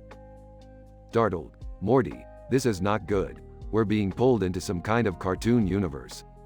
Nervously, what do we do, Rick? We need to find a way out of here before we get trapped forever. The duo lands in a strange underwater city called Bikini Bottom, where they meet Sandy Cheeks. She invites them to her secret tree dome, unaware of the interdimensional effects it will have on her world. Sandy. Hey y'all, welcome to my tree dome. Sarcastically. Wow, a squirrel in a bubble. How do you manage to live like this? Sandy. Indignantly. I'll have you know, this dome is outfitted with the latest technology. As soon as the group enters the dome, they begin to experience strange side effects. Rick's portal gun begins to malfunction, and Morty starts turning into a cartoon character. Freaking out, Rick, what's happening to me? My arms, they're so round. Sandy. Y'all are starting to look a little cartoony. Rick realizes that the interdimensional waves from his portal gun are causing the cartoon characters in the dome to become more realistic, while also causing him and Morty to become more cartoon-like. Thoughtfully. The waves are transforming the cartoon characters here into our dimension, while we're being transformed into theirs. Angrily, this is all turning into a bad acid trip, Rick. As Rick frantically tries to fix his portal gun, the dome begins to collapse. The group makes a run for it and finally escapes back to their own universe before it's too late. Relieved. Hey, we made it back in one piece. Skeptically, yeah, but are we ever gonna be the same again? Sandy Cheeks and the Bikini Bottom characters continue to live on, their world forever changed by the strange visitors in their interdimensional tree dome.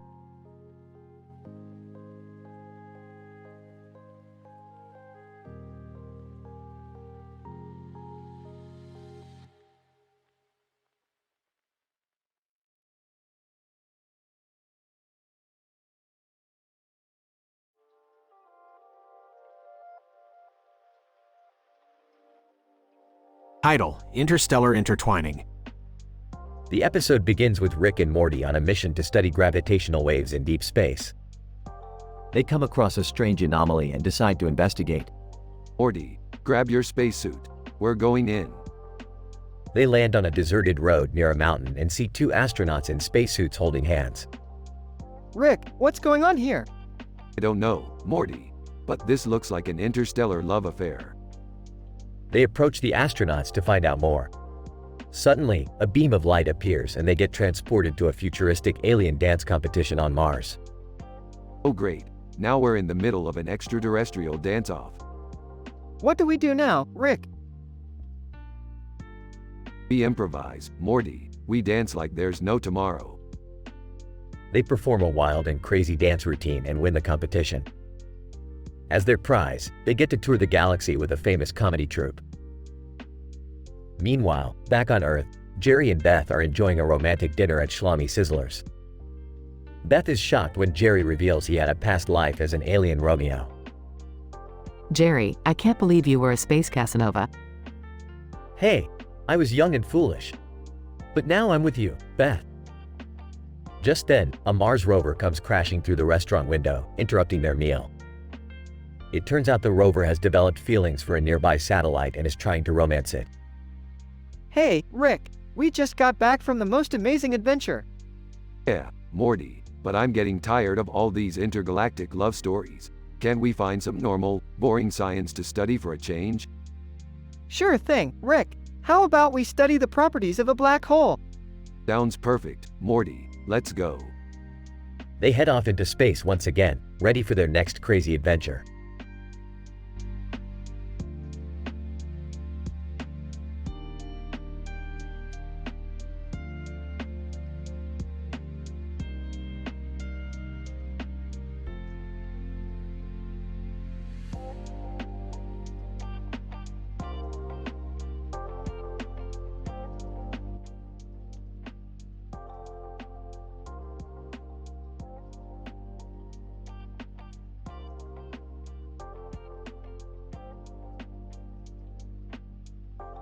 Title: The Galactic Federation's Dirty App Secrets.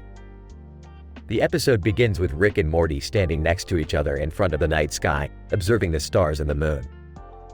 Rick, being Rick, has his scientific theories about the universe while Morty is completely clueless about it all. Morty, do you have any idea how small you are in the grand scheme of things? Your existence is insignificant to the vastness of the universe. Wow, Rick, that's kind of depressing. Well, that's reality, Morty. Now stop being such a downer. I need your help with something. Morty's dating mishaps come into play as Rick seeks Morty's assistance in creating an app that will enable him to date the most intelligent women in the galaxy. Morty, I've created an app that matches me with the most intelligent women in the galaxy. All I need from you is your social media account and a list of all the women you've dated. What's the app called, Rick? It's called AiTelevision, Morty. I engineered it to filter out any potential relationship disasters by analyzing speech patterns, IQ scores, and mental health. This app is going to revolutionize the way we date in the galaxy. As they prepare to launch the app on the Galactic Federation servers, they discover a dirty secret from the bosses. They use a similar but much more twisted app to manipulate their top employees and control every move of their victims. Mobile app developer, are you guys sure that you want to do this? I mean, who knows what the Federation is capable of? Of course I'm sure. The Federation is just full of politicians. What could they possibly do? But, after successfully launching AiTelevision, they notice a tiny hitch in their plan. Morty's exes begin appearing in droves, seeking explanations for their rejection, and Morty is at a loss for words. Rick, what is going on? Why are all my exes contacting me? I don't know how to handle this. Morty, this is why I'm the brains around here. You just need to lie to them. Tell them you've found someone more intelligent than they are and move on. As Morty struggles with the influx of messages from his exes, he suddenly realizes something. His exes are all women he had dated online, not in-person meetings. It turns out, the app was just manipulating user data to create matches based on fabricated profiles. Rick, the app is just manipulating user data to create false matches. It's not even accurate. Well, that's embarrassing. Looks like I still have a lot of work to do before we can revolutionize the dating game. But hey, at least you dodged a bullet with all those exes, Morty. The episode ends with Morty learning a valuable lesson about online dating while Rick continues his quest for romance in the galaxy, minus the app. As usual, it wraps up with a final, witty scientific theory from Rick, and Morty looking confused, as the screen fades to black. Morty, remember this. In the grand scheme of things, the universe is just a giant, lifeless, meaningless ball of gas. But hey, at least it's a pretty one.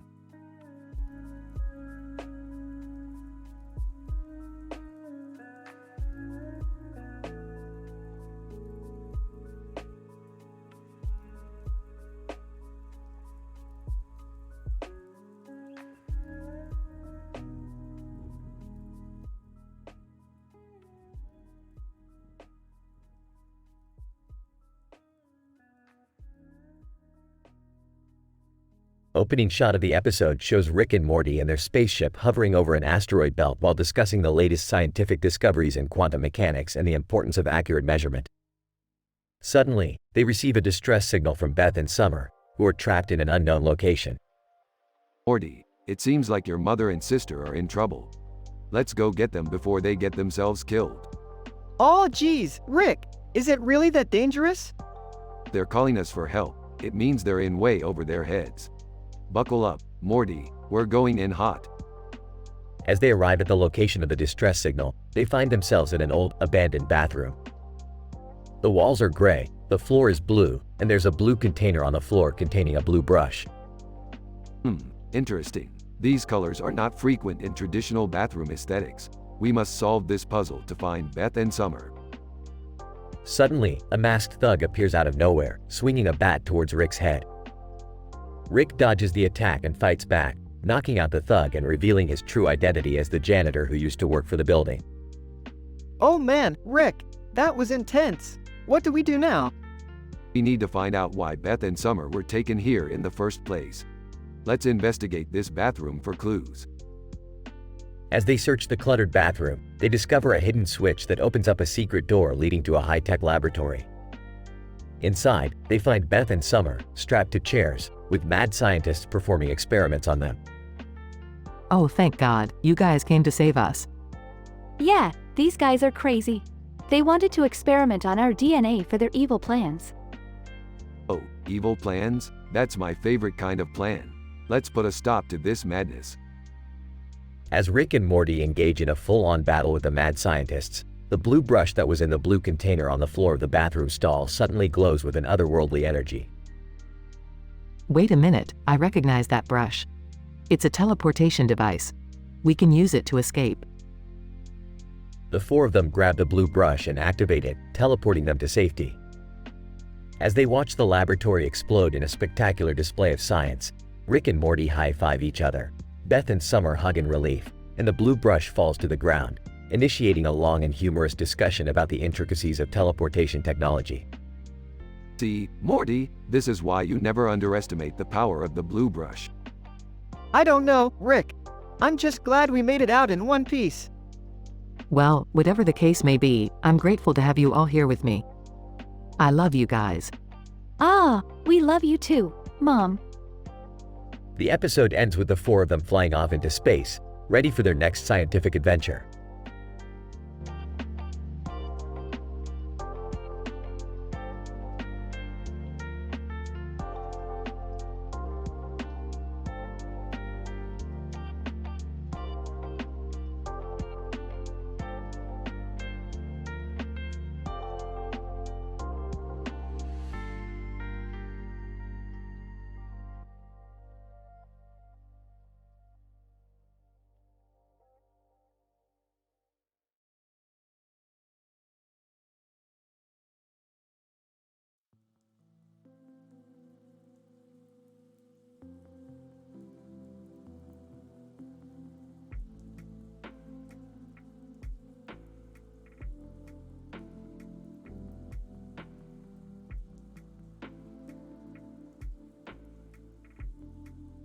Title: You won't believe what happens when we mix Mentos and Diet Coke.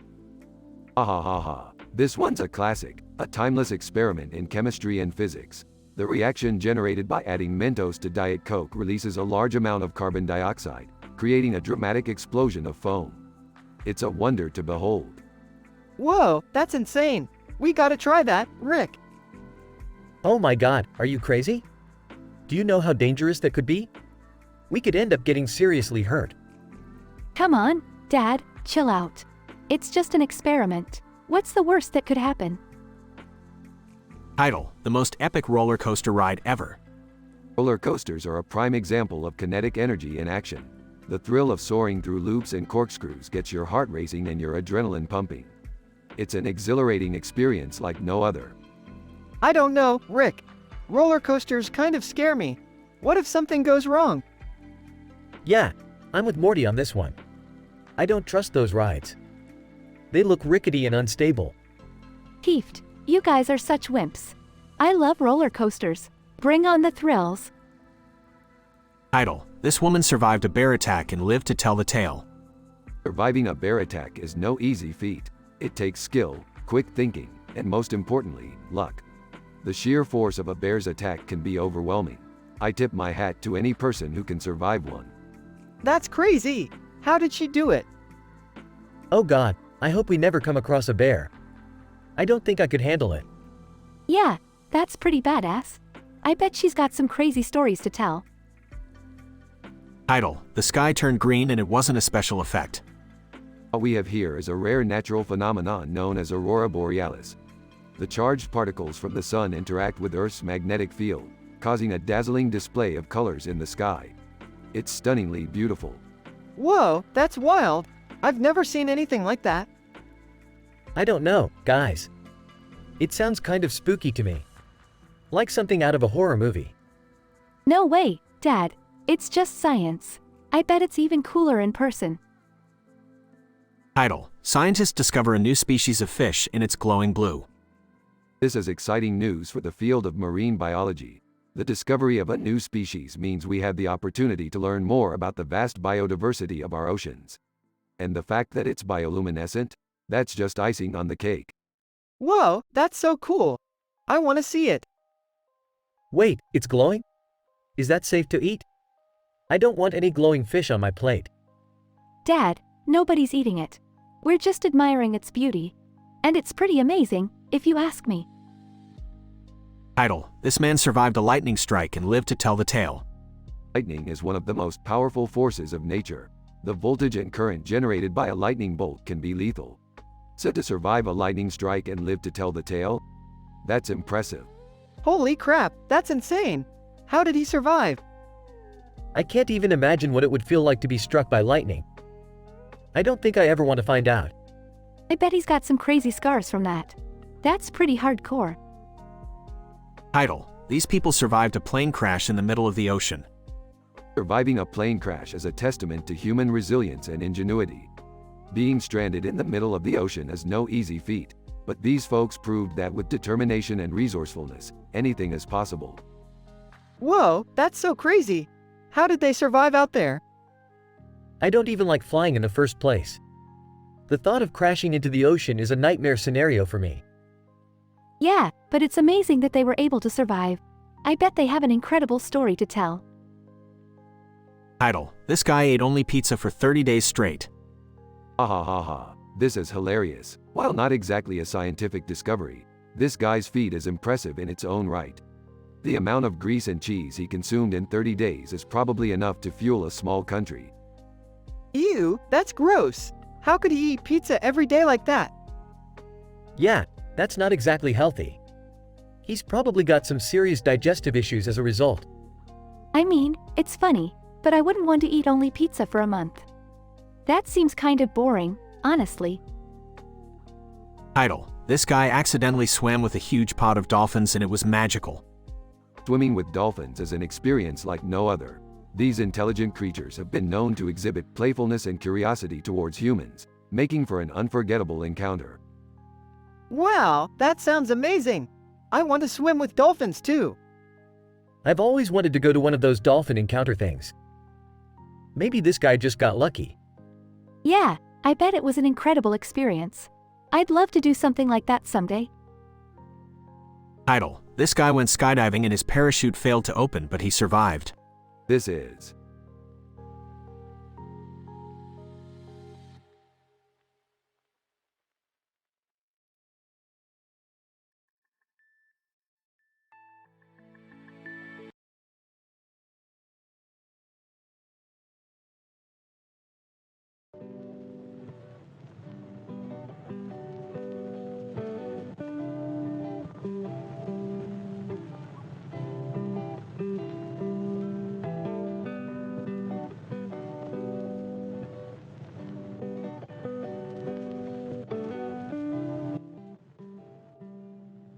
Episode title: Nanobiotech Evolution, The Invisible Prankster Mayhem. The episode begins with a shot of a black and white cat, Felis catus, with yellow irises gazing at the camera, against a blurred background of tropical foliage. The introduction of the cat sets the scene for an exploration of the biological and technological evolution that has led to the existence of the feline creature. Brian Cox, a renowned physicist, leads the discussion about the recent advancements made in nanobiotech evolution, which has contributed immensely to making available unseen technologies that have revolutionized the universe for humans. The exploration of the kitty's physical features is introduced, and its behavioral patterns studied through detailed brain mapping and low-light infrared imaging. The evolutionary trends are briefly discussed, and the remarkable sensory advancements of cats are mentioned, using a binaural speech experiment. As the discussion progresses, a sudden change in lighting occurs, and an invisible prankster mayhem ensues. It is quickly apparent that the prankster has targeted Brian Cox, making various tools and equipment disappear into thin air. The scientific discussion takes a detour, and the episode focuses on the implications of this newfound ability to render things invisible through nanobiotech enhancements. The theories of cloaking mechanisms and the future advancements in the field of invisibility are discussed. The episode ends by revealing that the prankster is none other than the cat, who has developed a technological cloak to make itself invisible, all the while watching Brian Cox with amusement. The show concludes with a reminder of the complexities and possibilities of nanobiotech evolution as we continue to unravel the mysteries of the universe. Brian Cox, the innovation that has enabled us to create tech leaps beyond our imagination, have now brought forward an era of tricksters that would never exist before. The future of nanobiotech evolution holds an immense possibility that we are just beginning to explore. Feline scientist, perfectly invisible cat technology, muahaha.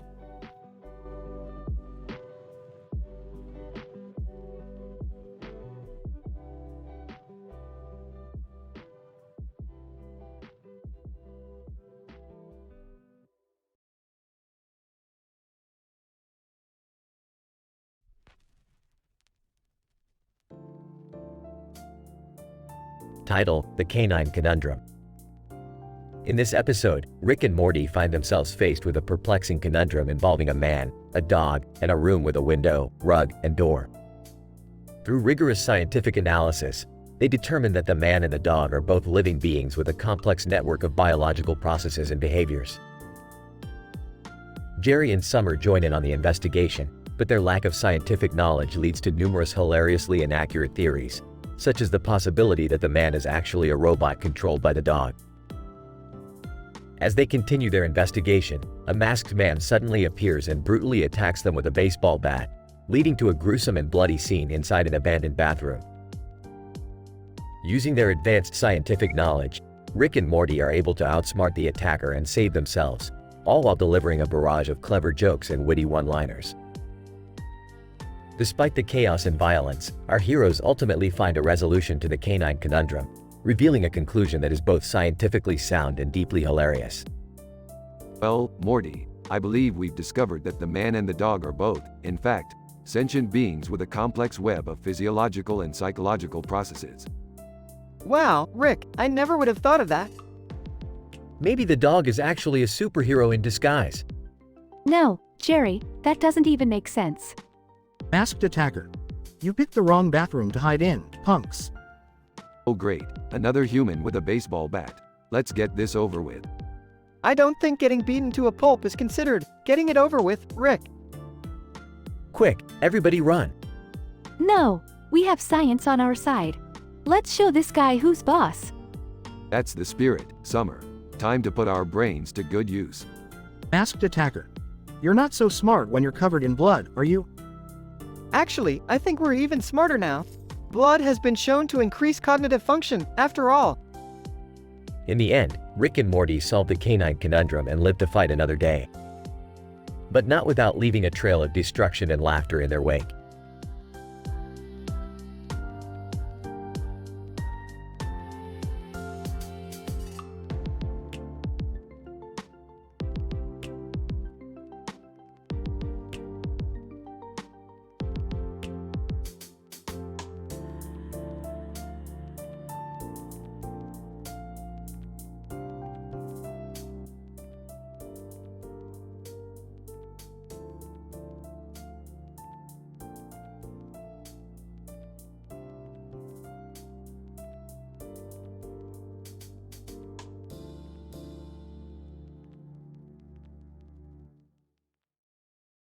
Title: The Hammer of Thor, Exploring Ancient Norse Mythology. Asterisk reading sign asterisk. Looks like we stumbled upon a pet store. Or maybe it's a hammer store. We're Petey the Hammer? What kind of name is that? Maybe they sell pet hammers? Or maybe it's a store for elite hammer combat arms. You guys are ridiculous. It's probably just a hardware store. Title: We put 500 Mentos in a giant Coke bottle, and it exploded. Rick, asterisk clicks video asterisk. Whoa, check this out. These guys put 500 Mentos in a giant Coke bottle and it exploded. This is the kind of scientific experimentation I can get behind. That's insane. I can't believe they did that. It's like a volcanic eruption, but with soda. Why would they waste all those Mentos like that? Title: Aliens caught on tape, real or fake? Rick, asterisk clicks video asterisk. Aliens. The extraterrestrial beings that are either real or figments of our imagination. Let's see what the evidence shows. I hope it's real. I've always wanted to meet an alien. I don't believe in aliens. It's all a government conspiracy. I bet it's just some guy in a weird costume. Title: 10-minute abs, the ultimate workout routine. Rick, asterisk clicks video asterisk. 10-minute abs. That's impossible. Let's see what kind of scam this is. 10 minutes? That's nothing. Sign me up. I've been trying to get abs for years. This could be my chance. I highly doubt you can get abs in just 10 minutes. Title: How to get rich quick, Secrets of the Millionaires. Rick, asterisk clicks video asterisk. This should be good. Let's see if they have any secrets I don't already know. I could really use some money. Maybe we should try these tips. I don't believe in get-rich-quick schemes. I doubt it's that easy. If it were, everyone would be a millionaire. Title: Can you survive a 200-foot fall? Rick, asterisk clicks video asterisk. Now this is what I call a scientific experiment. Let's see if anyone can survive a 200-foot fall. What? That's insane. That's not a science experiment, that's just stupid. I hope no one actually tried that. Title: The Ultimate Prank, Turning My Mom's Room into a Ball Pit. Rick, asterisk clicks video asterisk. These kids are geniuses. I wish I had thought of that. That's hilarious. I wish we could do that to Dad's room. That's not funny, it's disrespectful. I bet their mom was not too happy about that. Title: Deep sea creatures you won't believe exist. Rick, asterisk clicks video asterisk. Finally, something interesting. Let's see what kind of weird things live in the ocean. I hope it's not too scary. I don't like deep sea creatures. I bet there's a whole world down there we haven't even explored yet. I can't wait to see what kind of strange creatures they found. Title: The Most Intense Roller Coaster on the Planet. Rick, asterisk clicks video asterisk. Roller coasters. Peeved. I've been on scarier rides in my spaceship. I love roller coasters. Let's watch this one. I don't like heights. I'll sit this one out. I hope we get to see the whole ride from start to finish. Title: We tested the world's hottest pepper and it almost killed us. Rick, asterisk clicks video asterisk. Hot peppers. That's what I'm talking about. Let's see if they can handle the heat. I can't even handle mild salsa. I'm not watching this. I once ate a jalapeno on a dare. Never again. I bet they're going to regret this experiment.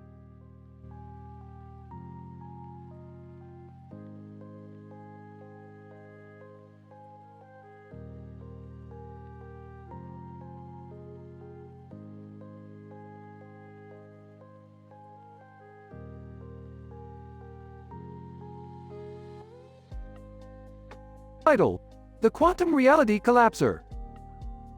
The episode begins with Rick and Morty returning to their garage laboratory after a successful adventure in a parallel universe. They notice a green wall with a white sign hanging from its side and a window with a red curtain. Rick, being the curious scientist he is, decides to investigate the strange wall and find out what lies behind it.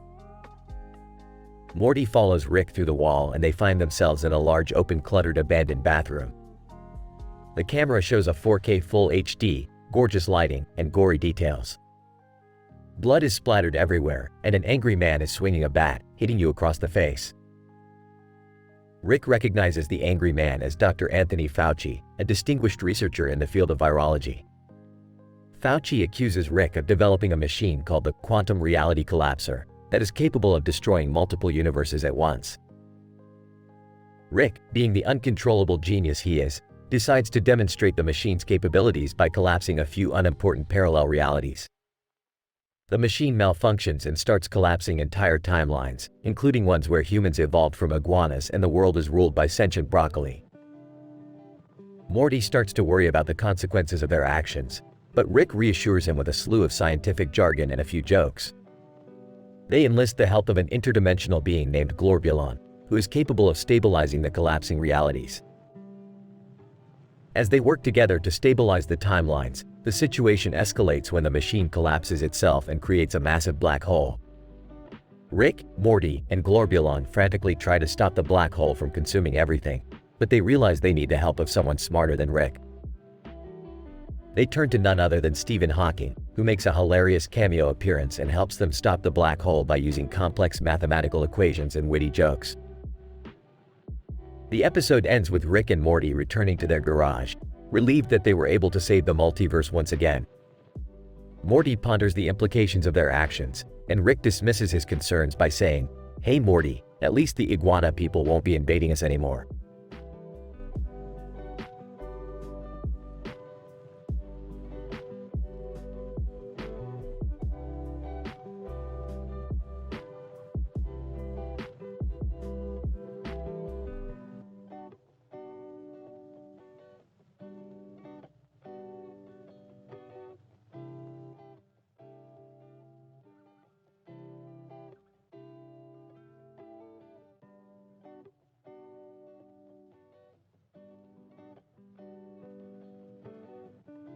Title: Rick and the Clickbait Chronicles. As the episode begins, Rick can be seen standing in front of a shelf containing different types of books, ranging from scientific journals to classic literature. With a look of disinterest on his face, Rick begins to read the titles, muttering to himself under his breath. Rick, boring, boring, boring. Oh, here we go.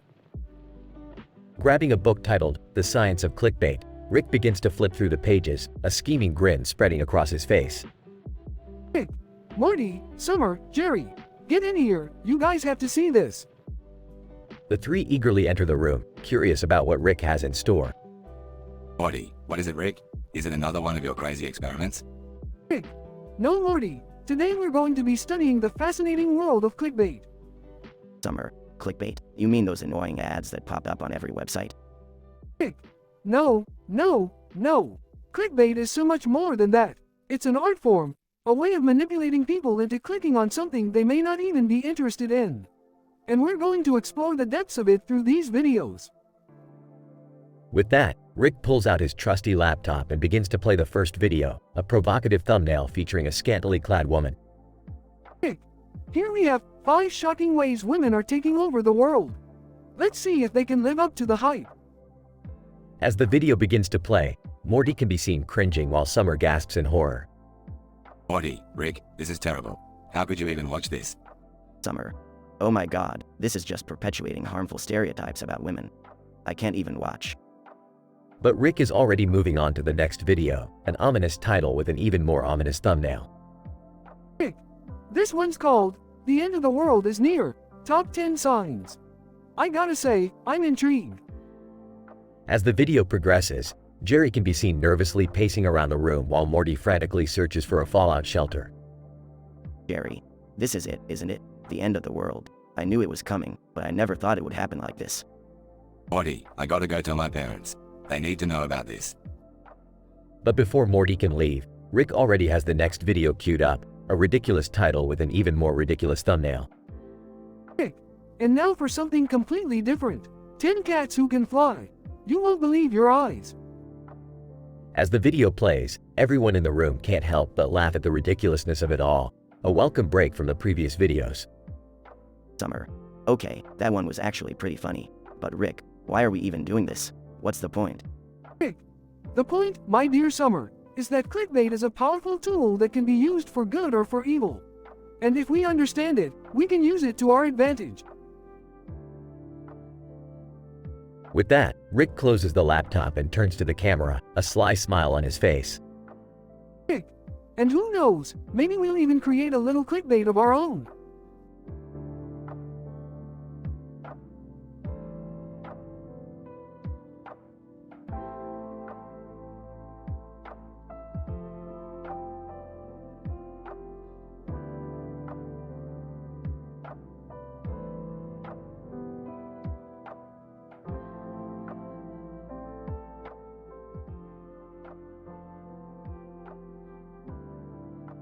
Title: The Quantum Physics of a Felis Catus Ocular Structure. Synopsis: in this episode, Rick and Morty dive deep into the world of cat anatomy and quantum mechanics. The adventure begins as Rick takes a close-up of a cat's eye with bright green eyes and black leather material on its surface. As he studies the eye, Rick becomes enamored with clickbait YouTube videos and claims that he needs to watch the top 10 most dramatic exaggerated videos ever in history. Morty, Jerry, Summer, sit down and let's educate ourselves on the true meaning of science. We're about to delve into the quantum physics of a Felis Catus ocular structure. But first, we need to get pumped up with some clickbait. Clickbait? Really, Rick? I don't think that's necessary. Yeah, Rick. Can't we just stick to the science? Please, can we just watch the videos later? Nonsense. The science starts with provocation. Now let's watch these videos. As the videos play, they see things like 10 ways to survive a zombie apocalypse and man discovers alien base under his house. The group reacts with intense fear, excitement, and laughter. Oh my God, Rick!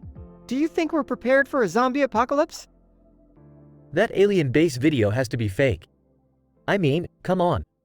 I can't believe people actually watch this crap. But the science is in the study of human behavior. And the behavior of humans watching these videos is indicative of a longing for the outlandish. As their clickbait journey comes to an end, Rick returns to studying the cat's eye, and they all learn about the anatomy of the feline eye, and Rick explains how quantum mechanics and string theory could explain how a cat sees the world. Wow, Rick, so you're saying that cats see the world from a different dimension? I never thought clickbait and science would mix, but I guess I was wrong. I may not have enjoyed the videos, but I sure did learn a lot about cats. In the end, the group may have started with sensationalized videos, but they ended up learning something new and exciting about the world around them.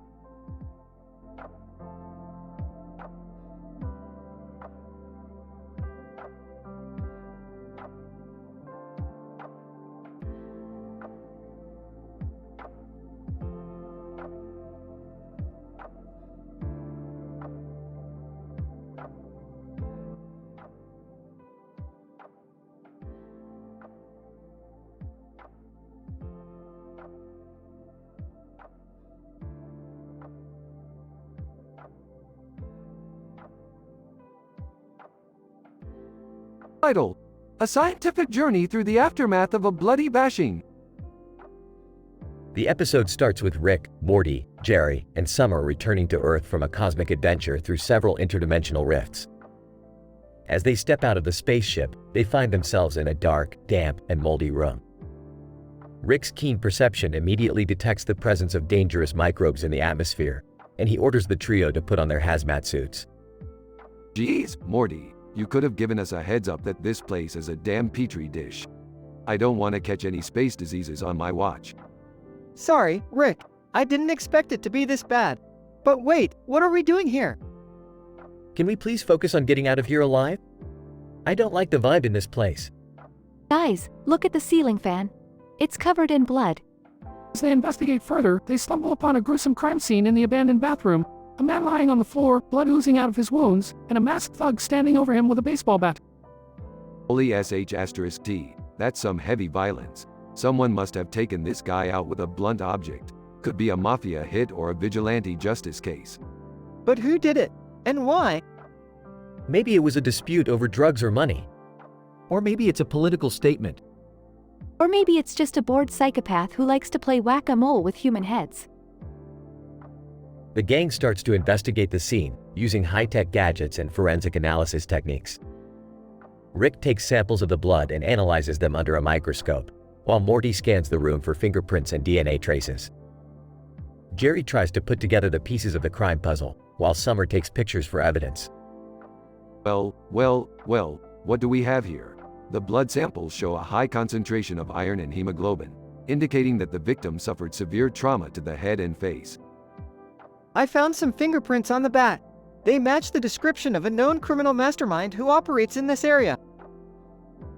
I think I got it. This was a revenge killing. The victim was a rival gang member who double-crossed the perpetrator. And the masked thug is just a hired hitman. Hey, guys, look at this. I took some pictures of the graffiti on the wall. It says, "Justice for the poor and oppressed." Maybe this is a political message, after all. As they connect the dots, the gang realizes that they are dealing with a complex conspiracy involving organized crime, political activism, and social justice issues.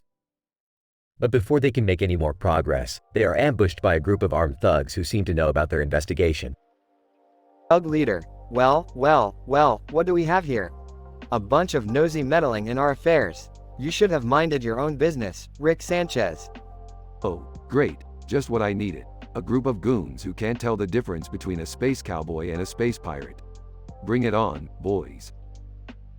And thus begins a chaotic and hilarious battle scene involving laser guns, baseball bats, hazmat suits, and lots of witty banter.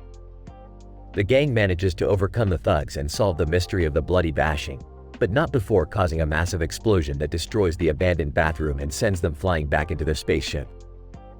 Well, that was fun. Nothing like a little blood and guts to spice up our mundane lives. Hey, Morty, did you grab that sample of mold? I could use it for my latest experiment on space fungi. Oh, sure, Rick. Just don't let it grow any bigger than this room, okay? Can we go back to our normal lives now, please? I need a drink. Yeah, and a shower to wash off all this blood. Gross. And they all fly back to their homes, ready for the next adventure in the multiverse.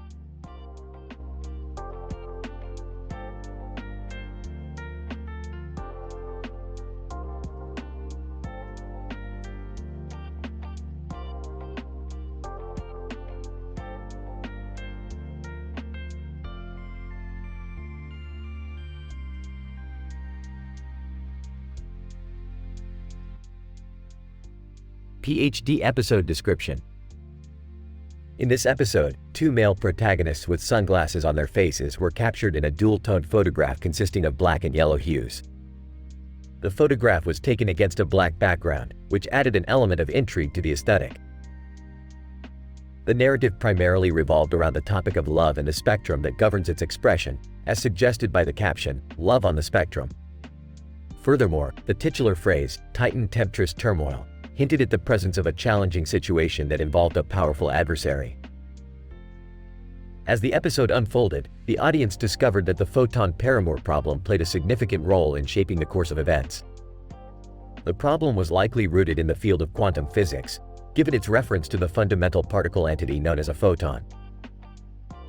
Moreover, the episode showcased the influence of Niels Bohr, a prominent Danish physicist who is known for his contributions to the understanding of atomic structure and quantum mechanics. The inclusion of Bohr's name alluded to the possibility of a scientific explanation for the plot's events. Adding a touch of humor to the episode, the presence of the character Diddy Kong created an exciting juxtaposition between the scientific discourse and pop culture elements. Overall, the episode provided a thought-provoking and visually appealing experience for the audience, emphasizing the intersection between science and popular culture. Dialogue. John, I found the vivid use of black and yellow tones in the photograph quite fascinating. It creates a sense of duality and tension. David, I agree. It also reflects the conflict between love and the obstacle represented by the Titan Temptress turmoil. John, I wonder if the photon paramo problem is related to the interaction between charged particles and light, given the reference to photons. David, that's a plausible guess. However, the mention of Niels Bohr implies that it may involve quantum mechanics at a deeper level. John, true, and the appearance of Diddy Kong adds a refreshing twist to the serious scientific discourse. David, indeed, it's stimulating to see the interplay between science and pop culture in this episode.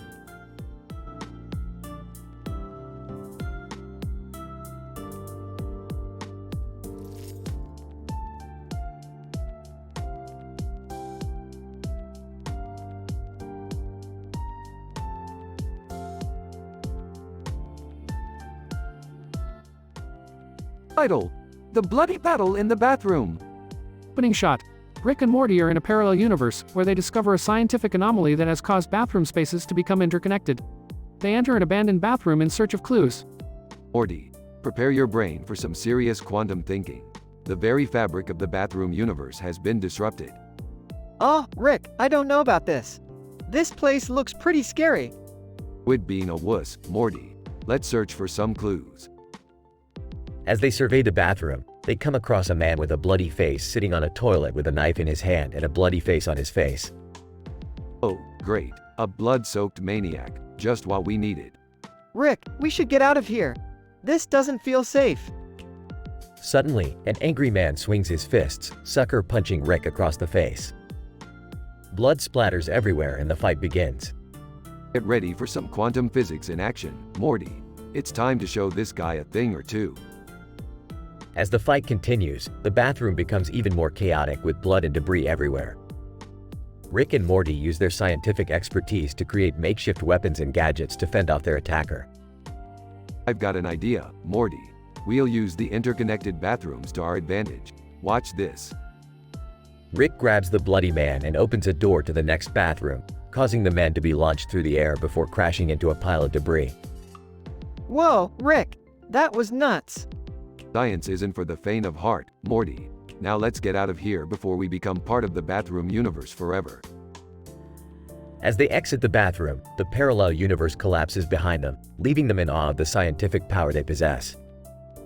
Wow, Rick, that was crazy. I never thought we'd survive that. Survival is just another scientific experiment, Morty. We're just getting started.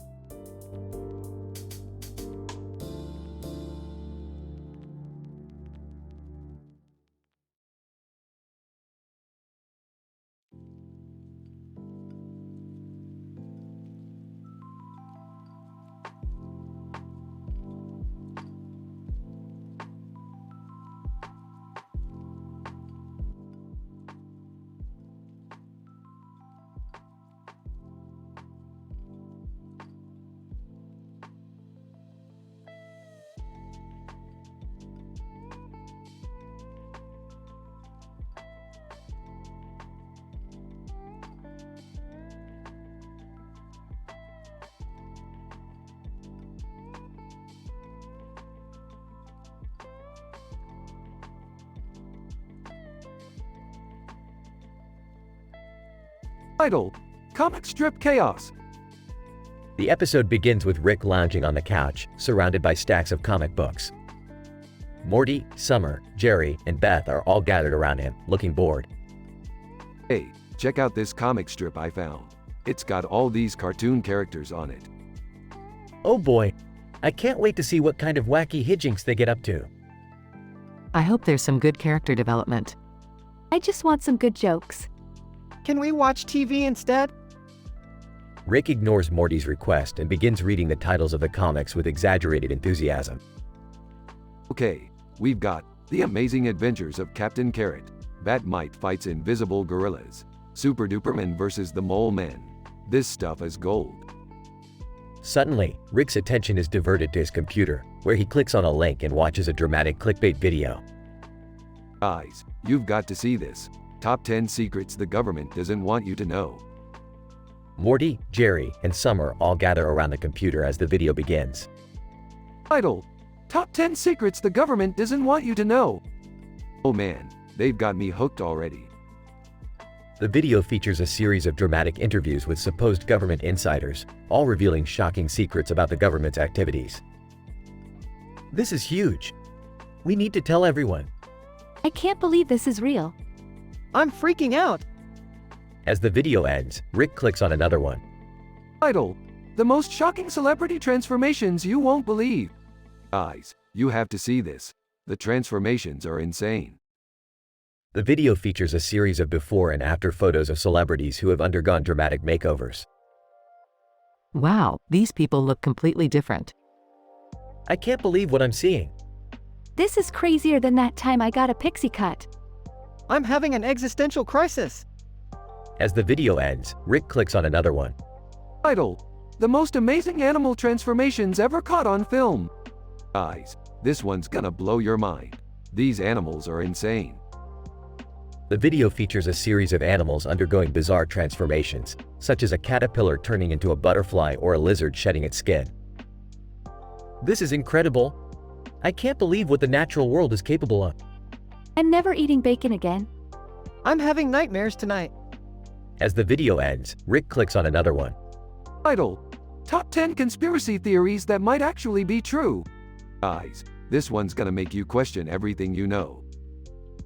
The video features a series of purported conspiracy theories, such as the moon landing being faked and the government having secret knowledge of extraterrestrial life.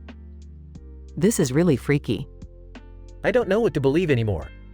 I need to lie down. I'm starting to think anything is possible. As the video ends, Rick clicks on another one. Title: The most insane car crashes ever caught on camera. Guys, this one's gonna be intense. These crashes are insane. The video features a series of car crashes, each more dramatic than the last. This is terrible. Think of all the people hurt in these crashes. I'm never driving again. I'm having a panic attack. As the video ends, Rick clicks on another one.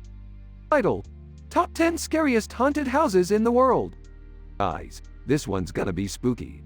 These haunted houses are terrifying. The video features a series of supposedly haunted houses, each more ominous than the last. This is really creepy. I'm getting chills down my spine. I'm not sleeping tonight. I'm never going near a house again. As the video ends, Rick clicks on another one. Title: The most bizarre extraterrestrial encounters ever reported. Guys, this one's gonna be out of this world. These encounters are insane. The video features a series of purported encounters with extraterrestrial life forms, each more bizarre than the last. This is incredible. Imagine if aliens are real. I'm never going outside again. I'm starting to think we're not alone in the universe. As the video ends, Rick clicks on another one. Title: Top 10 foods you've been eating wrong your whole life. Guys, this one's gonna make you hungry. These food hacks are amazing. The video features a series of purported food hacks, such as using a spoon to peel a kiwi or cutting a cake with dental floss. This is really helpful. I can't believe I've been doing it wrong all these years. I'm suddenly starving. I'm having an epiphany. As the video ends, Rick clicks on one last video. Title: The most ridiculous clickbait videos ever made. Guys, we're in this one. We made the list. The video features a series of ridiculous clickbait videos, including one featuring Rick and Morty reacting to clickbait videos. This is meta. I don't know whether to be proud or embarrassed. I can't believe we're famous for this. Mort.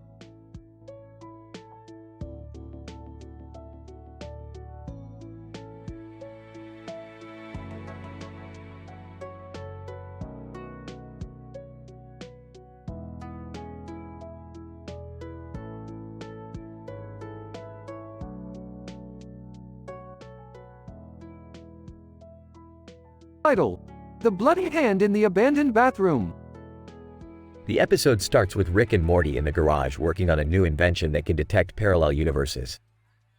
As they activate the device, they accidentally open a portal to a parallel universe where they find themselves in an abandoned bathroom covered in blood. Well, Morty, we're in a bit of a pickle here. Looks like we landed in a universe where somebody had a really bad bloody hand.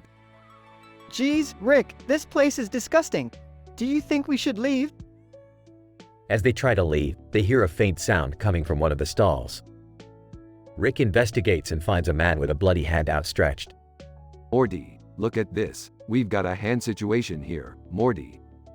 Oh man, Rick, this is so gross. What happened here? The man wakes up and starts swinging his fists, attacking Rick and Morty. They manage to dodge the hits and get out of the stall. Looks like this guy is infected with some kind of virus that makes him go berserk.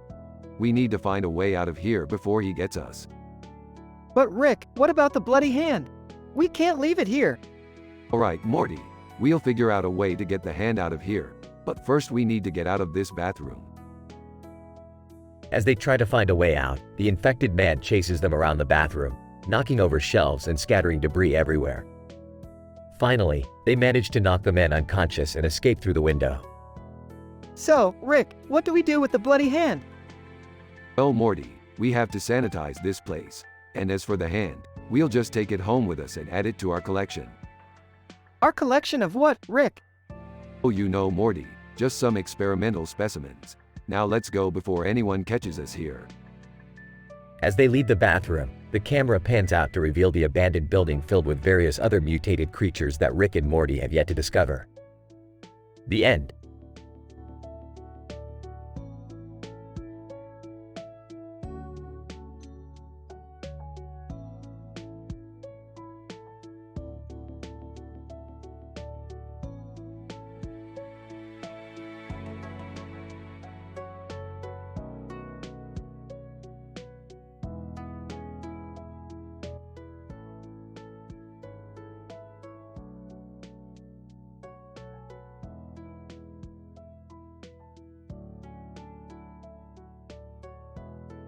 Title of episode: The Clickbait Conundrum. In this episode, Rick discovers a new form of internet entertainment called clickbait and becomes obsessed with it. He gathers Morty, Jerry, and Summer to watch 10 of the most dramatic and exaggerated clickbait YouTube videos ever in history. Each video has a cartoon character with a lot of words on it to describe what they are talking about. Ah, Morty, you see this? This is the future of internet entertainment. These cartoon characters are loaded with words that describe their antics. It's like a PhD thesis in entertainment. I don't know, Rick. This seems like a waste of time. Shouldn't we be saving the universe or something? Oh, Morty, don't be such a buzzkill. This is science in action. I don't know if I want to watch this. It seems like it might be too intense. Come on, Dad. You're always complaining about how boring our adventures are. This is something new and exciting. Alright, let's start with this one. Cartoon character goes on a mind-blowing adventure in outer space. The video starts with a cartoon character flying through space in a colorful spaceship. The character is talking to his robot sidekick about the wonders of the universe. Wow, this is amazing. I can feel the thrill of space travel. I want to go to space too, Rick. Can we go on an adventure like this? This is so cool. The visuals are incredible. Alright, let's move on to the next one. Cartoon character discovers a mystical land filled with talking animals. The video shows the cartoon character exploring a whimsical forest filled with rabbits, squirrels, and other talking animals. This is like a fairy tale. I wish I could live in that world. These animals are so cute. Can we take them back to Earth with us? I love how this world is so different from ours. It's like a dream come true. Okay, this one is called Cartoon Character Battles an Army of Evil Robots.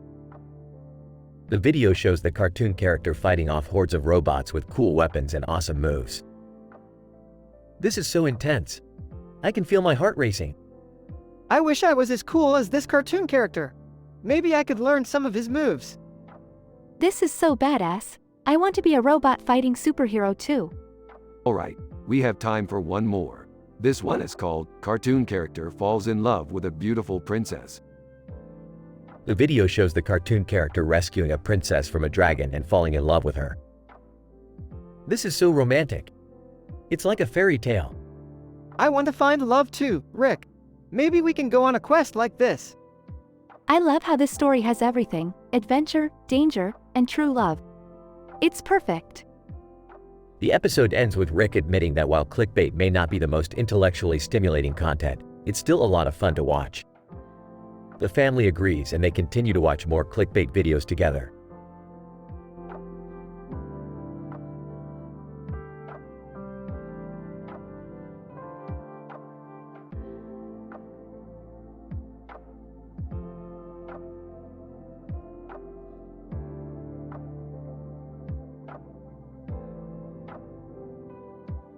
Title: The Bat-Swinging Aggressor in the Abandoned Bathroom. The episode begins with Rick conducting a complex experiment involving interdimensional travel. Morty is tasked with fetching the necessary materials from different parts of the multiverse. Meanwhile, Jerry is at home, attempting to fix a leaky faucet with disastrous results. Beth is skeptical of his abilities, but tries to offer encouragement. Summer is browsing the internet and comes across a viral video of a man swinging a bat in a room. Intrigued, she shows it to Rick and Morty. Rick decides to investigate and opens a portal to the room in question. They find themselves in a large, open, cluttered, abandoned bathroom. Rick notices the man swinging the bat and tries to initiate contact. However, the man becomes aggressive and swings the bat at them, hitting Morty across the face and causing blood to splatter everywhere. As they dodge his attacks, Rick examines the room and discovers strange energy readings emanating from a hidden doorway. As the man continues swinging the bat, they manage to slip through the doorway. Inside, they find a laboratory filled with advanced equipment, indicating the man was a scientist studying experimental interdimensional travel. Suddenly, the man bursts in and swings his bat once more. Rick quickly uses a device to freeze time and analyzes the situation. He realizes the man has gone insane from prolonged exposure to the multiverse and must be put down. After a brief battle, Rick and Morty manage to subdue him and turn him over to the authorities. Back at home, Jerry manages to fix the faucet and Beth congratulates him. Summer continues browsing the internet, now obsessed with viral bat-swinging videos. End of episode.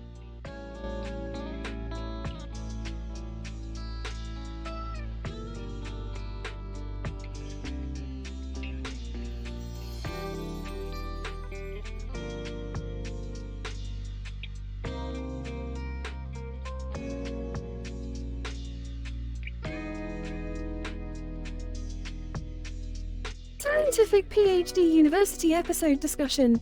Title: Neon Dance-Off Challenge. Synopsis: In a controlled environment with a black background, a male and a female are illuminated with neon lights, accompanied by a neon-lit background with a female figure in the center. The male participant, Rick, challenges the female figure identified as Taylor Swift to a dance-off. The concept of a dance-off is a common cultural event. However, the scientific inquiry arises as to the psychological motivations behind such an event. Research has shown that competitions that involve physical exertion trigger the release of endorphins, leading to pleasurable sensations of euphoria among the participants. More specifically, dance has been shown to be a particularly potent trigger of endorphins.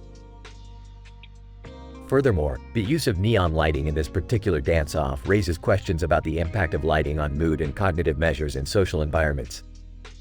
Recent studies have revealed that exposure to blue light, such as that used in the neon lighting of the background, can improve alertness and cognitive performance. Additionally, the color red, such as the neon lights on the participants, is known to evoke feelings of excitement, passion, and aggression, which could be used as a competitive advantage in a dance-off scenario.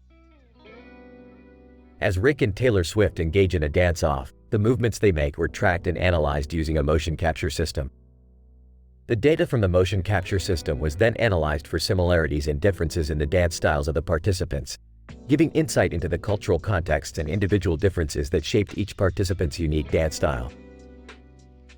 In conclusion, the Neon Dance-Off Challenge provides an ideal scenario for studying the psychological and physiological effects of dance and colored lighting on individuals. The study could have implications for understanding the role of dance and lighting in promoting social bonding and performance-enhancing effects in individuals.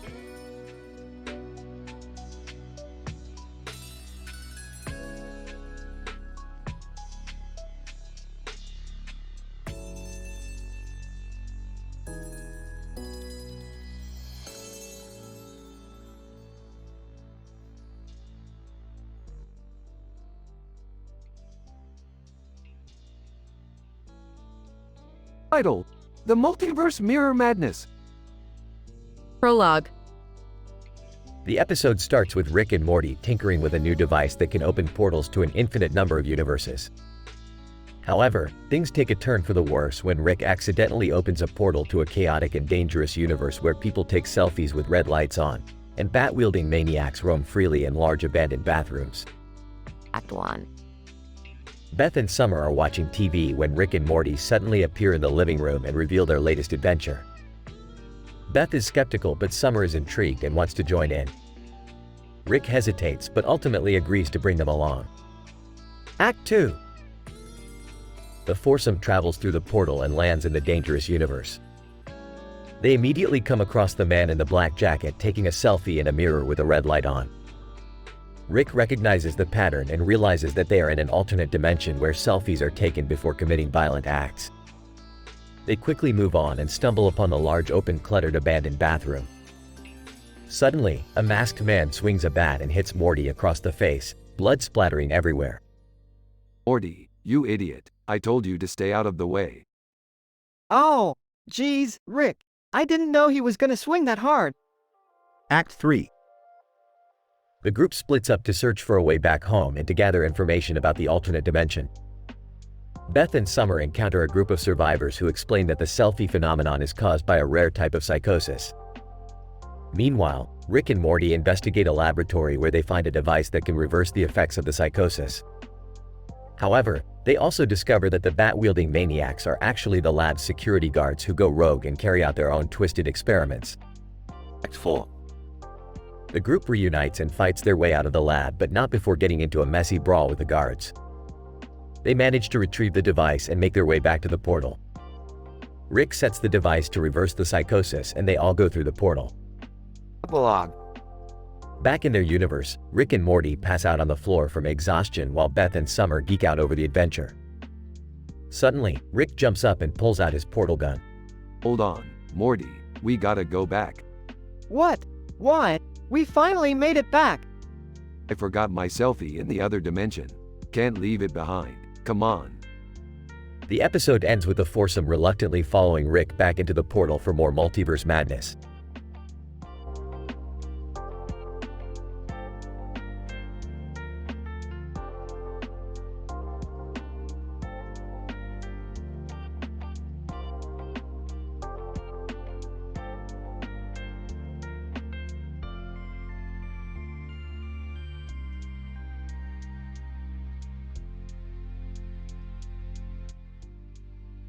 Title: Chaos Theory and the Multiverse, a rectified experiment.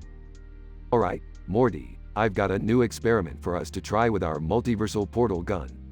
We're going to observe a series of 9 pictures with different images of the same sky and the same Earth in different colors and shapes. Let's see what kind of chaos we can create with these variations. Oh, okay. What do we do with them? We're going to observe them through the portal gun and see how each variation affects the timeline. But first, let's watch these 10 of the most dramatic exaggerated clickbait YouTube videos ever in history. Oh my god, what is this? Top 10 worst plastic surgeries gone wrong? That's so messed up.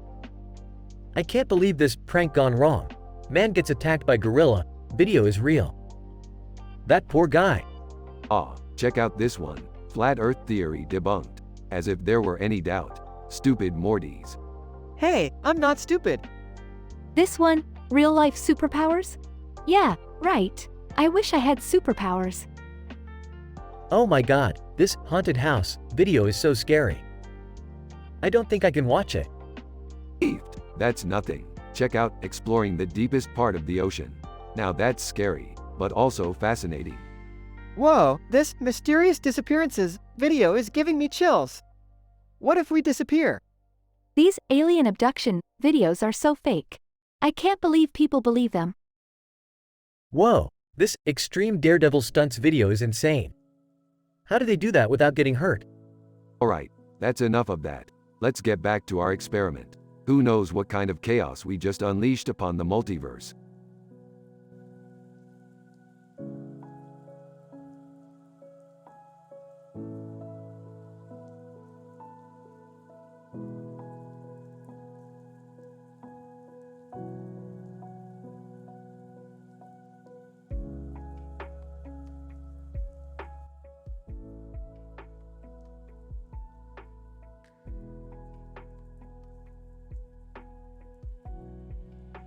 Title: The Bloodied Bathroom Brouhaha. Synopsis: After a long day of interdimensional travel and science experiments, Rick, Morty, Jerry, and Beth decide to unwind and relax with a nice family dinner at home. However, their peaceful evening is suddenly interrupted by the appearance of a mysterious man with blood on his face and hands. Act 1. What the hell is this? Some kind of experiment gone wrong? Rick, we can't just ignore this. We have to help that guy. But how did he even get in here? The door was locked. I don't know, but we can't just leave him here like this. Let's take him to the bathroom and clean him up. Act 2. As they enter the bathroom, they are shocked to see the room in disarray. Papers and scientific equipment scattered everywhere, an overturned sink, and a ceiling fan spinning wildly above them. What the hell happened in here? This looks like some kind of scientific lab. Rick, did you have anything to do with this? What? No, of course not. I don't even remember ever being in here. Act 3. Suddenly, the man wakes up and starts swinging his fists wildly, hitting Morty and causing blood to spatter everywhere. Oh, what the hell, man? We're trying to help you. Man, stay away from me. I don't want your damn help. Okay, let's just calm down. Nobody needs to get hurt here. But we can't just leave him like this. We need to find out what's going on. Act 4. As they start to piece together the clues and examine the equipment in the room, they realize that the man was actually a test subject in one of Rick's experiments gone awry. The device he was hooked up to malfunctioned and caused him to hallucinate and become violent. Oh, crap. I should have known that portal generator was too unstable. We have to fix this before it gets even worse. I don't know, Rick. Maybe we should just call it a day and let him go. This is getting too risky. I agree. Maybe we should just stick to regular family bonding activities from now on. Act 5. But before they have a chance to make a decision, the man suddenly passes out and falls to the ground. Quick, we have to do something before it's too late. I got this. Morty, hand me that plasma cutter. We can use it to realign the quantum particles in his brain and stabilize his neural pathways. Are you sure that'll work? Of course it will. I'm a genius, Morty. Science is my B***TCH. Epilogue. After a few tense and gory moments, Rick is able to successfully stabilize the man and return him to his normal state. The family is relieved and grateful to have saved a life, but also a bit shaken by the whole ordeal. They all vow to be more careful with Rick's experiments and to never underestimate the power of science and its potential to both create and destroy.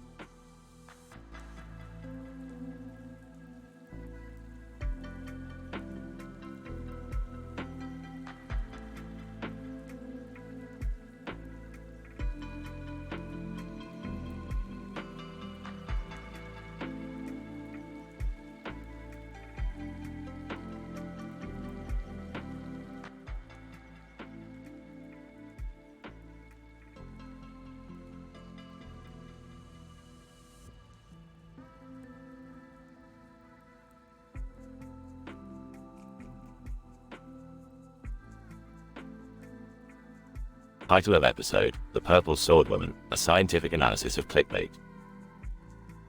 The episode starts with the camera panning to a woman with purple hair and a sword in her hand, standing against a purple background. Rick reads the titles of 10 of the most dramatic, exaggerated clickbait YouTube videos ever in history, with Morty, Jerry, and Summer responding to each of the clickbait titles, thumbnails, videos with various dramatic and emotional reactions. Alright, Morty, buckle up. We're about to dive deep into the scientific analysis of clickbait. Our subject for today is the Purple Sword Woman. She's a mystery wrapped in an enigma, wrapped in a clickbait thumbnail. Oh geez, Rick, I don't know if I can handle all this suspense. I'm not sure I want to know. What if it's something really terrifying? I'm so intrigued. I need to know who the Purple Sword Woman is and what her story is. Well, let's start with this video. 10 reasons why the Purple Sword Woman is the strongest woman in the world. Wow, that sounds intense. But can anyone really be the strongest woman in the world? I guess we'll have to watch and find out. Next up, the dramatic backstory of the Purple Sword Woman, from orphan to badass warrior. That's so sad. I hope she's okay now. But at least she's a badass warrior now, right? I'm sure she has some amazing feats of strength and bravery. Alright, this one is a doozy. The Purple Sword Woman slays a dragon and saves a prince. No way! That's so cool. I thought dragons were just a myth. I can't wait to see her in action. Now, this one is just ridiculous. The purple sword woman's secret to glowing skin. What? That's not a clickbait. That's just a beauty ad. But what if it's some kind of magic serum? I'm curious. What could be her secret? Okay, this one is actually pretty impressive. The purple sword woman breaks a world record for most watermelons smashed with her sword. Whoa, that's insane. But why watermelons? Is it some kind of strength training? I can't imagine the force it takes to smash a watermelon with a sword. Alright, brace yourselves. The purple sword woman versus 100 ninjas. Who will win? Oh man, this is gonna be epic. But how can one person fight 100 people at once? I can't wait to see her in action. This one's a classic. The purple sword woman's top 10 one-liners. Yes! I love a good one-liner. But can they beat Rick's one-liners? I'm excited to hear what she has to say. Alright, this is just ridiculous. The purple sword woman's pet unicorn. What? That's just absurd. But what kind of unicorn is it? White? Pink? Rainbow? I just want to know how she got a unicorn. Last but not least, the purple sword woman's tips for a happy life. That's actually pretty sweet. But what could her tips be? Maybe we can learn something. I'm excited to hear what she has to say. The episode ends with the camera panning back to the purple sword woman, now surrounded by a crowd of people, including Rick, Morty, Jerry, and Summer, all eager to learn more about her and her incredible clickbait-worthy life.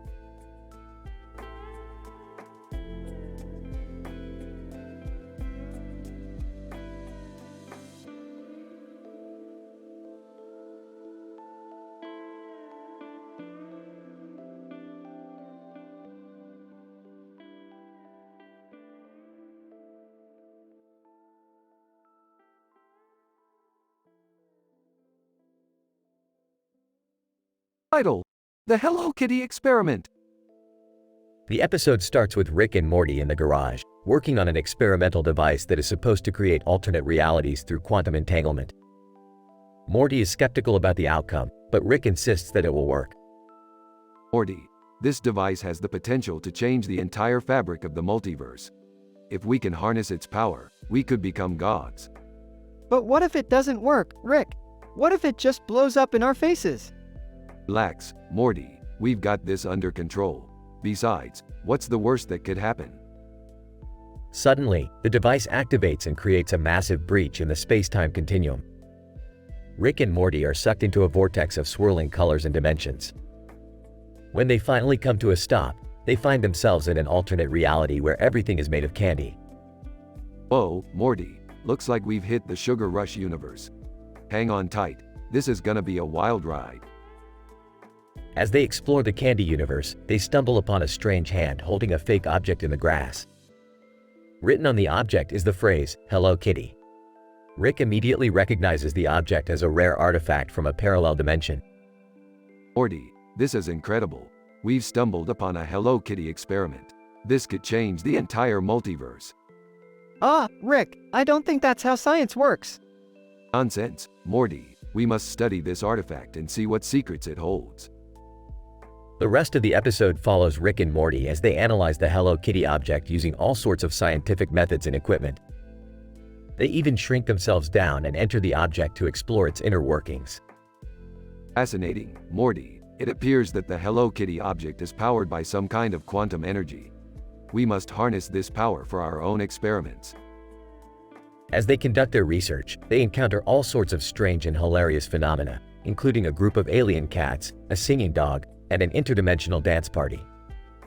Rick, I don't think any of this makes sense. This is just a bunch of random stuff thrown together. That's the beauty of it, Morty.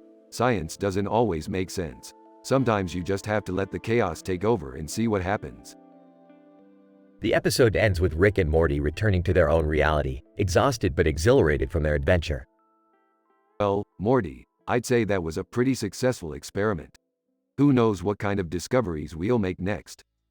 I'm just glad we made it back in one piece. I don't think I can handle any more craziness. You say that now, Morty. But you never know what the universe has in store for us.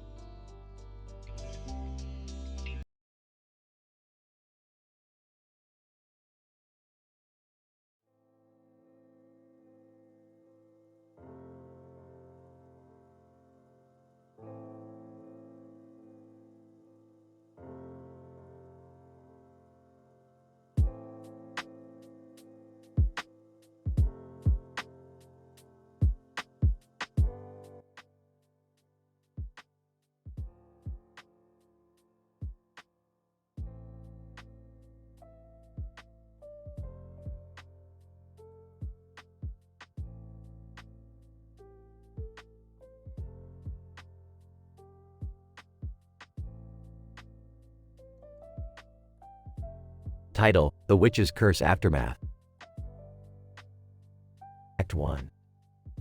The episode opens with Rick, Beth, Jerry, Morty, and Summer sitting around the dining room table, reading a magazine called The Witch's Curse Aftermath. The magazine's cover features a woman in a witch's hat with a caption for a woman's guide to writing. The family discusses the article's implications and the scientific nature of curses. HMPH, more garbage peddled by the mainstream media. There's no such thing as curses. I don't know, Rick. I heard about a guy who ate a cursed sandwich and his face turned into a pickle. I am pretty sure that was just a scientific experiment gone wrong. Yeah, but what about all those ancient texts that talk about curses? Maybe there's something to it. Act 2. The conversation turns to a new technology that Rick has developed, a database administrator powered by Shlami Goo. The family is impressed by the capabilities of the technology, which can store and retrieve vast amounts of data. So, what kind of data can this thing store, Rick? Anything and everything, Beth. It's the ultimate tool for scientists and researchers. But what happens if the Shlami Goo runs out? Don't worry, Morty. I've got plenty of backup supply. Well, if you need any help testing this thing out, you know who to call. Actually, Jerry, I could use your help with something else. I'm tracking down the source of a mysterious curse that's been affecting the city. And I need someone to help me gather some data. Act 3. Rick and Jerry head to the city to investigate the curse. They discover that it originated from an old witch's hat that's been passed down through generations of women. The hat releases a powerful curse that affects anyone who comes into contact with it. So, what do we do now, Rick? We need to destroy the hat. But first, I need to gather some data on its curse. How do we do that? Simple. I'll use my database administrator to analyze the curse and track down its source. Act 4. Back at the lab, Rick exposes the hat to the database administrator while Jerry keeps a safe distance. The machine begins to analyze the curse, but suddenly malfunctions and explodes, covering everyone in Shlami Goo. Rick, what happened? Are you okay? I'm fine, Beth, but I think I might have underestimated the power of that curse. And the Shlami Goo seems to have interacted with it in a way I didn't expect. Rick, what do we do now? Well, we've got to get rid of this curse somehow. I'm thinking we might need to call in some outside help. Like who? I don't know yet, but we'll figure it out. We always do. Block. As the family begins to clean up the Shlami Goo, Morty notices a small patch of hair growing out of his nose. Rick, I think I might be cursed. That's weird. Don't worry, Morty. We'll take care of it.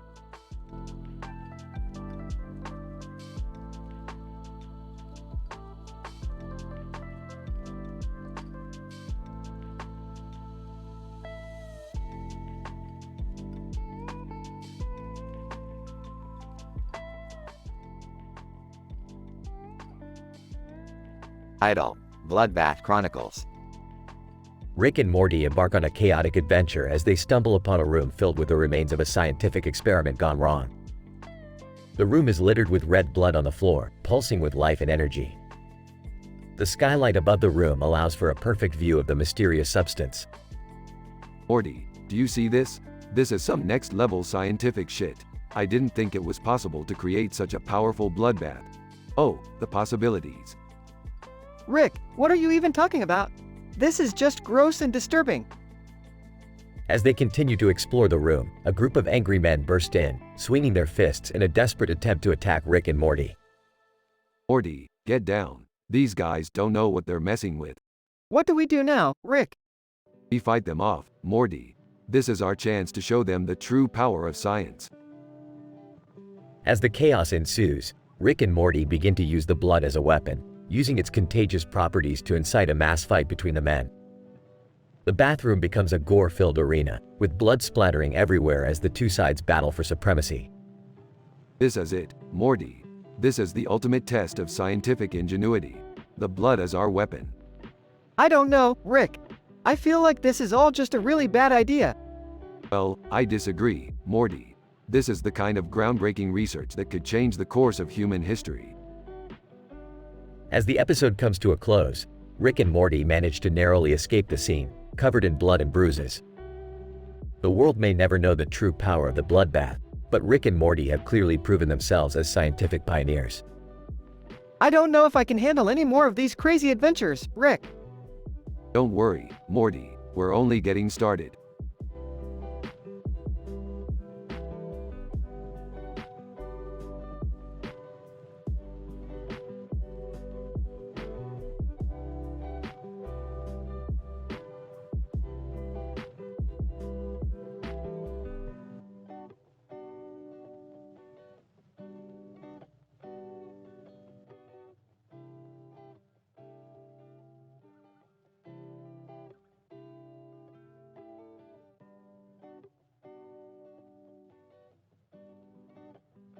Idol, the physics of Ant-Man's shrinking abilities. Oh, for fuck's sake, Morty. Do you see the kind of crap people are putting on the internet these days? Ant-Man's shrinking abilities are a result of quantum entanglement, not physics, you simpletons. Idol, guy eats 10-year-old McDonald's burger. Oh god, I don't think I can watch this one, Rick. Ew, that's disgusting. Seriously, who would even think to do something like that? Relax, Morty, Jerry, Summer. This is just an example of the incredible durability of fast food burgers due to the vast amounts of preservatives they contain. Idol, why you should never trust a fart on a roller coaster. This one's easy. The extreme forces exerted on your body while riding a roller coaster can cause gas to be expelled involuntarily. Gross, dude. Idol, world's largest collection of belly button lint. Ew, that's so gross. I feel like I'm going to be sick. Actually, the bacteria that grows in belly button lint is extremely diverse and could be useful in various scientific experiments. Idol, man recovers from vegetative state after being fed oxytocin. Wow, that's incredible. I never knew oxytocin could have that kind of effect. Science is truly amazing. Yes, oxytocin has been linked to behavioral changes and social bonding. It's fascinating stuff. Idol, how to survive a nuclear attack. As if anyone would actually survive a nuclear attack. But what if there was a way, Rick? Yeah, what if we could find a way to protect ourselves? I don't want to die in a nuclear apocalypse. Well, there are some theories about taking shelter underground, but ultimately it comes down to being in the right place at the right time. Idol, the secret to immortality. Whoa, this is nuts. Is it actually possible? I don't think anyone's really discovered the secret to immortality, Morty. But what if they have? What if we could all live forever? Sorry to burst your bubble, Jerry, but immortality is highly unlikely due to the laws of thermodynamics and the inevitable decay of physical matter. Idol, man dies from snake bite while taking selfie. Natural selection at its finest. That's kind of messed up, Rick. He didn't deserve to die. Yeah, it's not like he was intentionally seeking out trouble. Let's take this as a warning to be more careful when taking selfies. Idol, discovery of new species of giant earthworm. Damn it, Morty. Could we not have picked a less boring video? But Rick, this could have huge implications for the study of DNA and evolution. I think it's fascinating, Morty. Me too. Imagine the kind of things we could learn from a creature that big. Alright, fine. But promise me we'll watch something more interesting next time.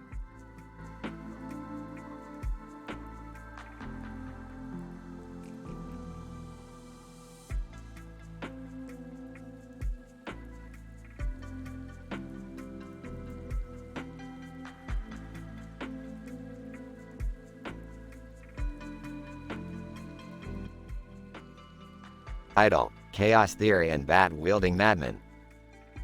The episode opens with Rick and Morty in the garage, tinkering with various gadgets and discussing the nature of chaos theory. Jerry bursts in, waving a baseball bat frantically and claiming that a group of madmen are chasing him. Rick scoffs at Jerry's claims, but Morty suggests that they investigate. Cut to a room with a blue and white wall, a window, and a door. The group arrives just in time to see a man holding a bat being attacked by a group of masked men swinging bats. As they watch, the man's face is smashed in and blood splatters everywhere. Rick immediately recognizes the situation as a perfect example of the butterfly effect in action. He explains that minor changes in initial conditions can lead to drastically different outcomes, which in this case resulted in the man's gruesome death. Morty suggests that they try to stop the chain of events before it spirals out of control. They follow a trail of clues that leads them to a large, open, cluttered abandoned bathroom. Using their scientific knowledge and a bit of luck, they manage to divert the bat-wielding madman away from their intended victim and towards an alternate target. However, their plan backfires and chaos ensues as the madmen begin attacking everyone in sight. Jerry accidentally gets his head smashed in with a bat, prompting Beth to arrive on the scene and demand to know what's going on. Rick, Morty, and Beth work together to use their scientific expertise to stop the chaos and save everyone before it's too late. In the end, the group reflects on the fragility of life and the unpredictable nature of the universe, while also making plenty of hilarious and scientific jokes along the way. It's like the quantum mechanics principle of superposition, except with bats instead of subatomic particles. I feel like we're living in a nonlinear system right now, Rick. What's the probability of me not getting my head smashed in with a bat? I swear, if you guys don't start making sense soon, I'm going to lose my mind.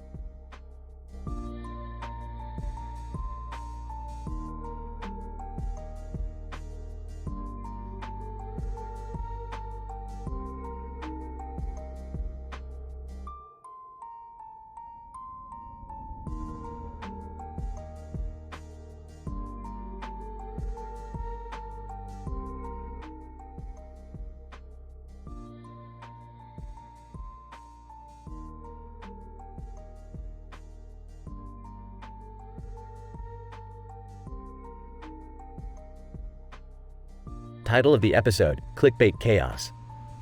Opening shot. Rick is sitting in the living room watching videos on his laptop. Morty and Jerry are sitting next to him on the couch. Summer enters the room. Morty, Jerry, check out these juicy clickbait titles. Whoa, what's clickbait, Rick? Is that some kind of internet phishing lore? It's a manipulative tactic used by websites to get people to click on their articles or videos. And it's hilarious. Check out this first one. You won't believe what happens when two anime characters with blue eyes and black hair collide with one with pink eyes and one with blue hair and pink eyes. What? That sounds insane. I can't wait to see what happens. Are you guys serious? That sounds stupid. Oh, Summer, don't be such a stick in the mud. This is going to be great. The video plays and it's just a poorly animated fight scene between random anime characters. That was awful, Rick. Why did we waste our time watching that?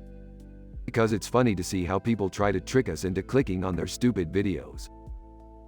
Well, I'm still excited for the next one. What's it called? This one is called, You Won't Believe What Happens When a Cat and a Cucumber Meet. Oh, I've seen this one before. The cat gets scared and jumps. That doesn't sound very exciting. Can we please watch something else? These videos are so dumb. Relax, Summer, we're just having some harmless fun. Now, check this out. 10 shocking things you didn't know about your own body. This one's gotta be good. The video plays and it's just a bunch of obvious facts about the human body. Wow, that was riveting. I can't believe I didn't know I had bones in my body. Rick, can we just watch something that's actually interesting? Fine, Morty, if you want something interesting. How about this one? Man eats 1,000 chicken nuggets in one sitting. That's disgusting, Rick. I've always wondered if I could do that. Why are we watching this? This isn't even science related. It doesn't have to be science related to be entertaining, Morty. Now, let's watch one more. You won't believe what happens when a cat and a watermelon meet. I'm done with this. I'm going to go do something productive with my time. Yeah, I think I'm done too. Thanks for the laughs, Rick. I don't get it, Rick. Why do people make these videos? Because people will click on anything, Morty. And as long as there are idiots out there clicking on these videos, people will keep making them. Closing shot. Rick is still watching videos on his laptop as Morty and Jerry walk out of the room. Summer comes back in and sits on the couch next to Rick. So, what are you watching now? Oh, just some guy trying to break a world record by eating the most hot dogs in 1 minute. You guys are all idiots. Just wait until you see this, Summer. It's going to be epic.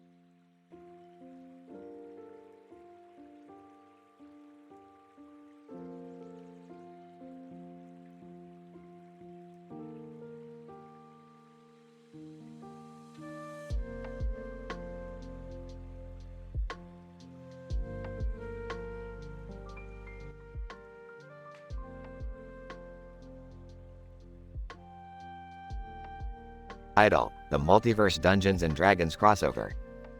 Opening shot. Rick, Morty, Jerry, and Summer are seen gathered around a table in the garage, playing a tabletop game of Dungeons & Dragons. Suddenly, a blinding flash of light envelops the room, and the four characters are inexplicably transported into the game itself. What the hell just happened? Are we in a different dimension? Relax, Morty. We're just in a simulation created by some higher beings. It's just a game within a game. Oh great, we're in some fantasy realm. This is going to be just like that time we got stuck in an alien simulation, isn't it? Shut up, Dad. Let's just figure out what we're supposed to do. The group sees that they are all dressed in blue costumes and sitting on the floor of a dimly lit basement from the 80s. Each person has a red object in one hand and another red object in the other. Whoa, we're in a different body. I'm like some sort of rogue. I'm a barbarian, Summer as a cleric, and Jerry as a bard. Wait a minute. Why the hell am I a barbarian? Well, you do have a bit of a temper, don't you, Rick? Suddenly, a dragon appears at the far end of the basement, snarling and spitting fire. The group braces itself for battle. Alright, let's take this dragon down and get the hell out of this simulation. Morty, use your sneak attack on its weak spot. But how do we even know where its weak spot is? I can use my divine sense to detect its weaknesses. Hold on. As the group begins their attack on the dragon, strange glitches start to appear in their surroundings. Sound effects from old video games can be heard in the background. What's happening? This isn't part of the game, is it? Oh crap, we must have stumbled into a glitched multiverse. Quick, everyone, grab onto me. The group huddles around Rick as he pulls out a device and sets it to random, causing them to be blasted out of the simulation and back into the garage. What the hell was that? And why were we playing an 80s-style game of D&D? It was just a random crossover simulation I created for fun. You know, the kind of stuff you do when you're the smartest man in the universe. That was not fun. I feel like my brain is melting. Can we go back to just watching TV now? Sure, Morty. Let's just hope we don't accidentally stumble into any more multiverse glitches today. The camera pans out as the group settles back into their regular routine, watching TV on the couch. The end.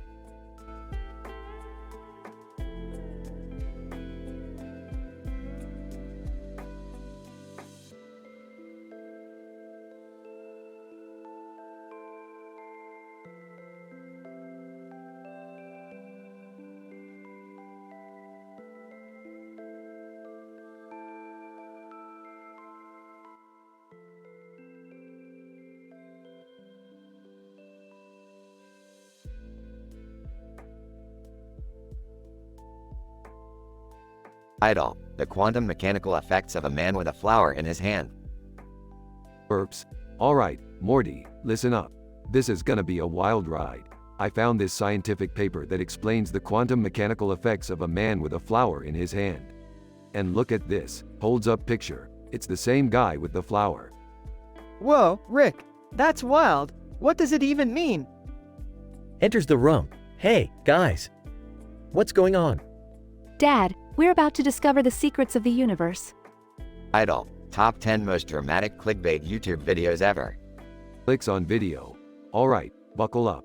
We're about to watch the top 10 most dramatic clickbait YouTube videos ever. Video plays with dramatic music and exaggerated titles and thumbnails. Video 1. I almost died in a car crash. Oh my god, that's terrible. Overly dramatic. We can't lose you, Morty. Gasping. This is so intense. Video 2. My dog went missing for 24 hours. Sarcastic. Oh no, not a dog. That's definitely worth clicking on. Whimpering, poor little guy.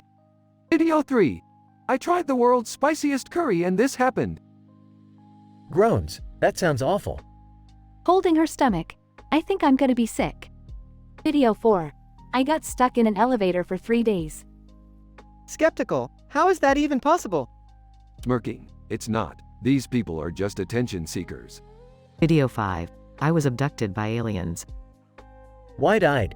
Oh my god. What did they do to you? Dramatic. We have to report this to the authorities. Video 6. I accidentally became a millionaire.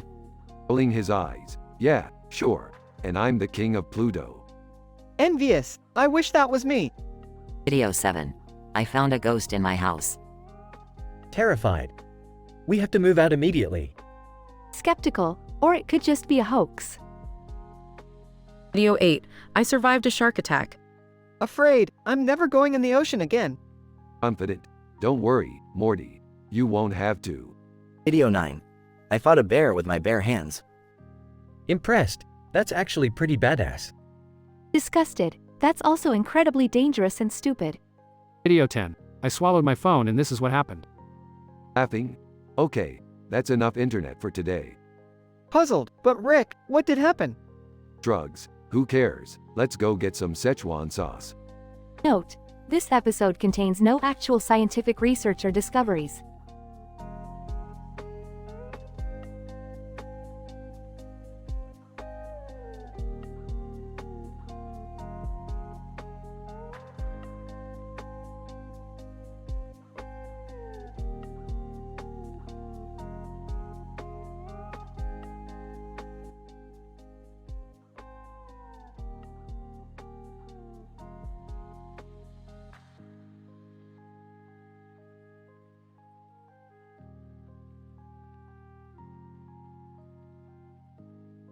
Title: The Hilarity of Quantum Linguistics.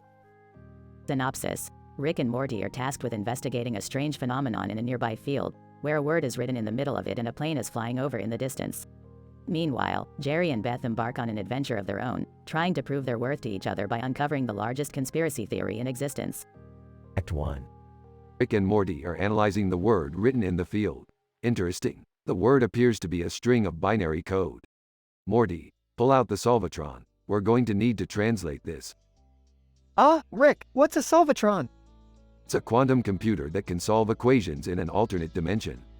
Duh. Morty reluctantly sets up the Solvatron, and with a burst of energy, they're able to decipher the code. Whoa, Rick, it translated to I am the walrus. That's a classic Beatles tune. Act 2. Jerry and Beth are determined to uncover the largest conspiracy theory in existence and stumble upon a group of aliens disguised as humans who are hatching an evil plan. Beth, this is it. We've uncovered it. The aliens are planning to take over the world. Jerry, those are just actors from a new sci-fi movie shoot. You're reading way too much into this. No, Beth, you don't understand. They're sneaking around and whispering in code. Act 3. Rick and Morty realize that the song title is a crucial component of the mystery. Morty, we have to go back in time and figure out why the Beatles wrote this song. With the power of time travel, they're transported back to the 1960s and find themselves in a recording studio with John Lennon and Paul McCartney. John, what are you blokes doing here? We're here to, study the quantum properties of music or something. All right, well, sit down and join us. We're about to write a new tune. As they jam out, they realize that the song is actually a coded message to warn the world about impending doom from an alien invasion. Block. Jerry and Beth are captured by the very same aliens they were trying to expose earlier.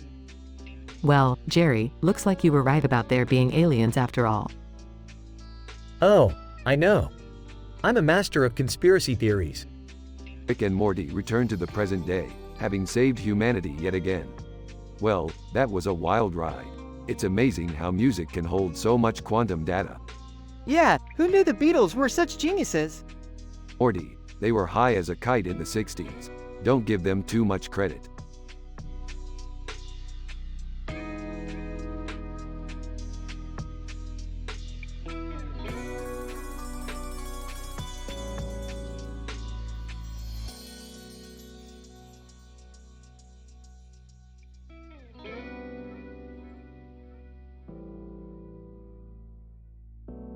Idle, the psychological effects of competitive gaming losses on cognitive functions. The episode begins with a man in a black shirt, identified as John, standing in front of a large crowd of people. John seems to be engrossed in his cell phone, tapping away without any attention to his surroundings. This behavior may be attributed to excessive use of technology causing alterations in cognitive functions. Suddenly, a player identified as Sempalazolu rushes towards John and rages on him. He breaks John's cell phone in rage, and the crowd let out a gasp as John looks deeply shocked and hurt. Sempalazoglu's behavior can be attributed to an emotional outburst caused by John's behavior and his own gaming experiences. Upon an interview, Sempalazolu reveals that the recent loss in a rematch against a team from Chicago reminded him of his own failure at COD Champs in 2015 against Cloud9 in a Round 11 S&D tournament. This event caused severe psychological trauma that still haunts him and causes bouts of emotional instability. This episode highlights the cognitive and psychological effects of competitive gaming losses on individuals. Our analysis suggests that excessive use of technology may cause alterations in cognitive functions, leading to addiction, anxiety, and depression. The emotional trauma inflicted in competitive gaming losses may have long-lasting effects on the mental well-being of gamers. It is therefore crucial to have adequate psychological support and therapy readily available to individuals in the gaming community.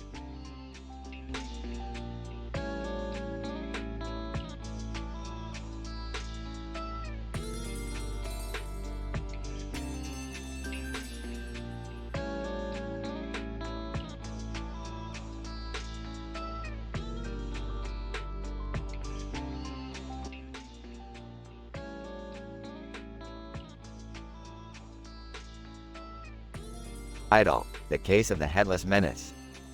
Opening shot, we see Rick and Morty in the garage, tinkering with a new invention. Jerry enters, looking flustered. Rick, you gotta help me. There are two guys in my office holding their heads in the air.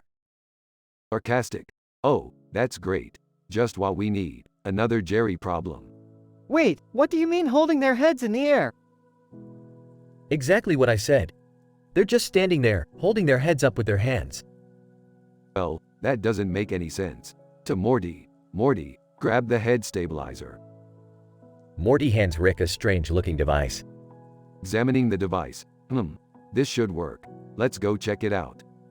To Jerry's office. We see the two men holding their heads in the air. Rick and Morty approach them. Brandishing the head stabilizer. Stand back, Morty. I'm gonna try something. Rick attaches the head stabilizer to one of the men. Suddenly, the man's head disappears, leaving only a bloody stump. Horrified. Oh my god, Rick! What did you do? Different. Relax, Morty. It's just a teleportation glitch. I can fix this. The other man starts to panic and takes off running.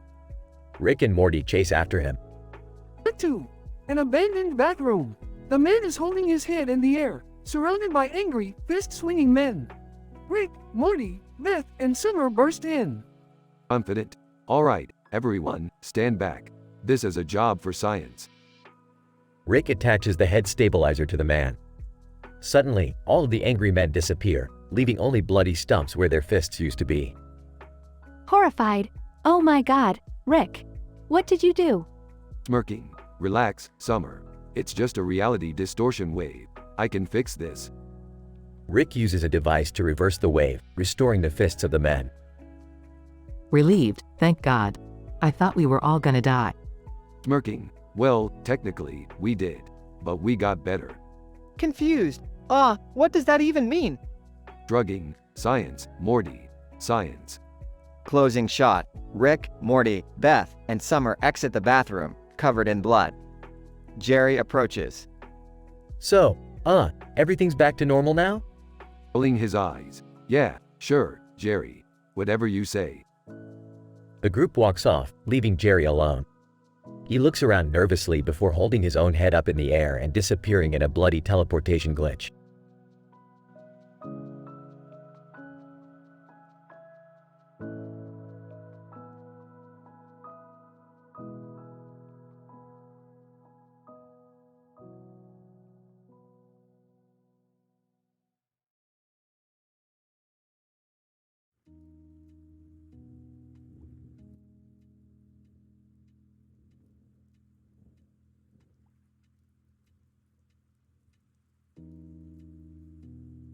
Idol, the mysterious stream of ultimate intelligence. Another day wasted on worthless, clickbait YouTube videos. Wait a minute, what's this? The mysterious stream of ultimate intelligence. Now that sounds like some legitimate science. Wow, Rick, you're finally exploring something that's not a waste of time? I'm intrigued. What does this mysterious stream have to offer? I hope it's not another one of those conspiracy theory videos. Relax, Summer. This is nothing like that. According to this video, this stream is capable of enhancing one's intelligence to a supernatural level. Supernatural? That sounds too good to be true. But what if it is true? Imagine what we could accomplish. I don't know, guys. This sounds sketchy. There's no scientific evidence to back this up.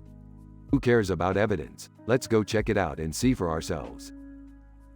And so, the gang sets out into the lush green forest, filled with trees and rocks, and a mossy forest floor, in search of the mysterious stream of ultimate intelligence. As they approach the stream, they find it to be surrounded by an unusual aura of purple mist. This is strange. I've never seen anything like it before. I have a bad feeling about this, Rick. Guys, look at my hands. They're glowing. Oh my god, guys. I feel like I can solve all the world's problems right now. And suddenly, the gang begins to absorb the mystical powers of the stream, growing smarter and smarter with each passing moment.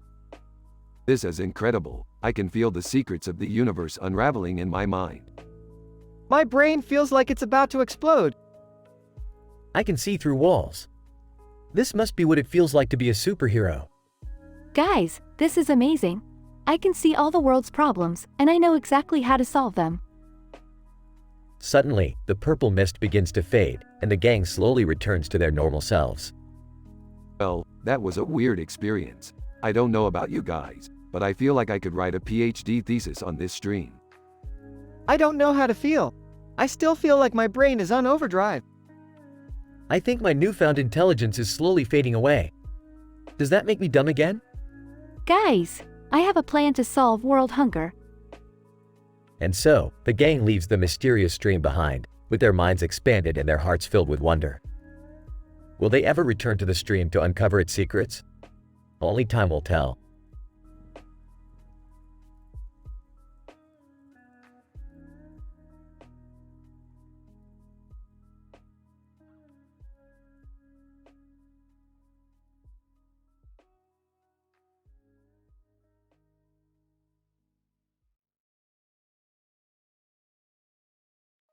Idol, purge on the brainwaves. Scientific PhD University analysis. In this episode, the group of individuals with painted faces holding hands in a white-walled room with a white ceiling and light signifies the formation of a neural network. The neural network serves as a channel for the transmission of purge-like activity from the minds of individuals connected to it. This phenomenon is caused by the release of certain neurotransmitters, particularly dopamine and norepinephrine, which are associated with aggression and fear. The group of angry masked purgers swinging their fists represents the manifestation of these neurotransmitters, leading to an aggressive and violent behavior. The protagonist, who is observing the neural network, experiences a phenomenon known as sucker punching, characterized by a sudden and overwhelming burst of sensory information that causes disorientation and pain. The modern mansion, gory details, and blood everywhere in this episode provide a dramatic Purge 1 movie still. The scene further illustrates the effects of the neural network, which not only connects the individual's minds but also amplifies their emotions and their corresponding physiological responses. Lines of discussion. Morty, buckle up. We're going on a cerebral journey beyond your wildest dreams. Rick, I don't think I'm ready for this. I mean, what's up with those painted faces? It's a neural network. Morty, don't you know anything about neuroscience? No, Summer. I'm just a kid, you know. Enough chit-chat. We need to get out of here before these guys sook or punch us to death.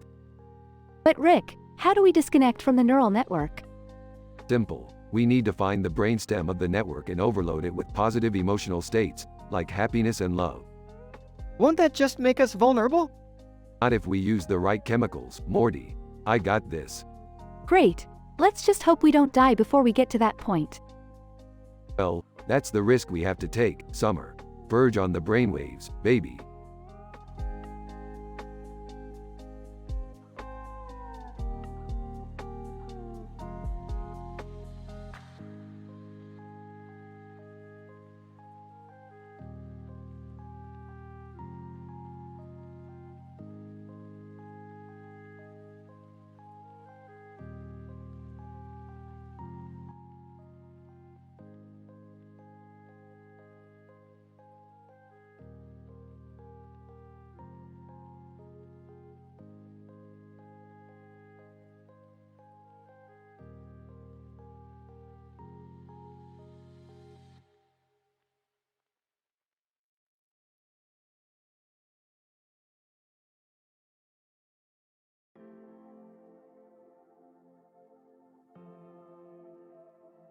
Idol, the disgusting superlude flatulence experiment.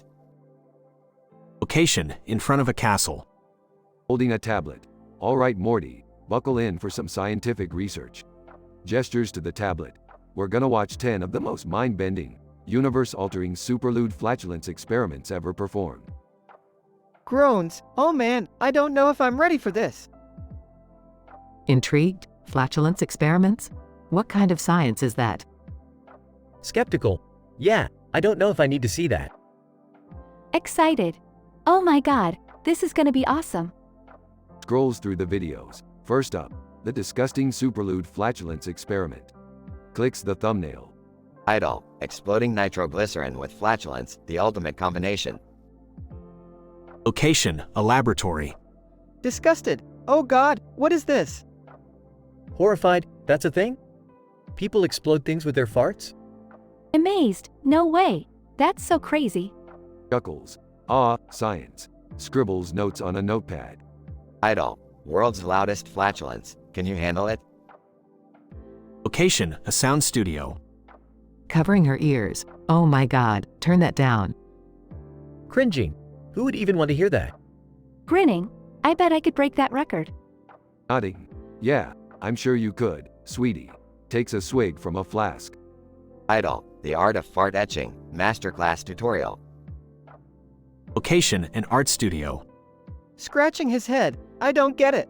How do you make art with farts? Squinting at the screen. Is that supposed to be a Mona Lisa made out of flatulence?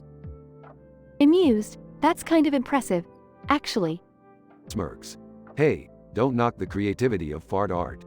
Idol, world's hottest fart. Can you take the heat? Location, a restaurant. Gagging. Oh my god, that's disgusting. Wincing. Who would even try that? Curious. How hot are we talking here? Beans in. Let's just say, it'll make you sweat. Chuckles. Idol, fart inhaler, your ultimate solution for bad gas? Location, a pharmacy. Shocked. Wait, you can inhale farts? Confused. Is that supposed to help with gas or something? Laughing. Oh my god, imagine carrying that around in your purse. Smirks. Hey, whatever works. Scribbles more notes. Idol, farting in public. Is it really that taboo? Location, a city street. Rolling her eyes. Oh great, a social experiment. Sighing.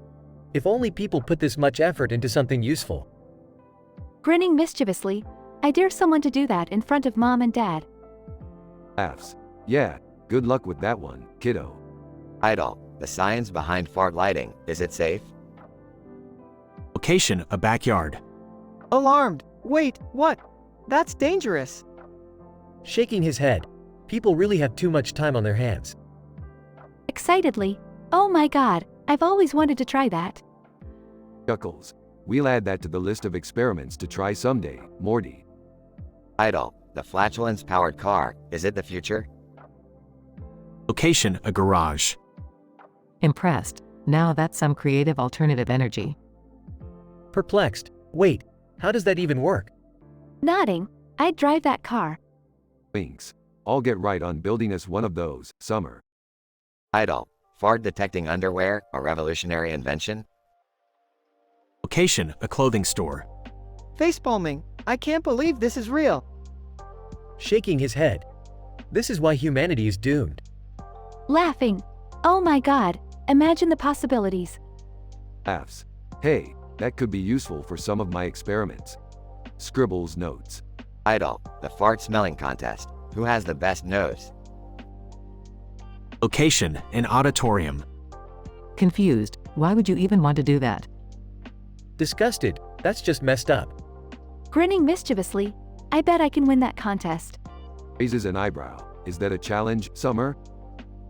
Overall, this episode was a hilarious and explosive experience. It not only made us realize that people will do anything in the name of science, but also that there is a weird fascination with flatulence that cannot simply be ignored.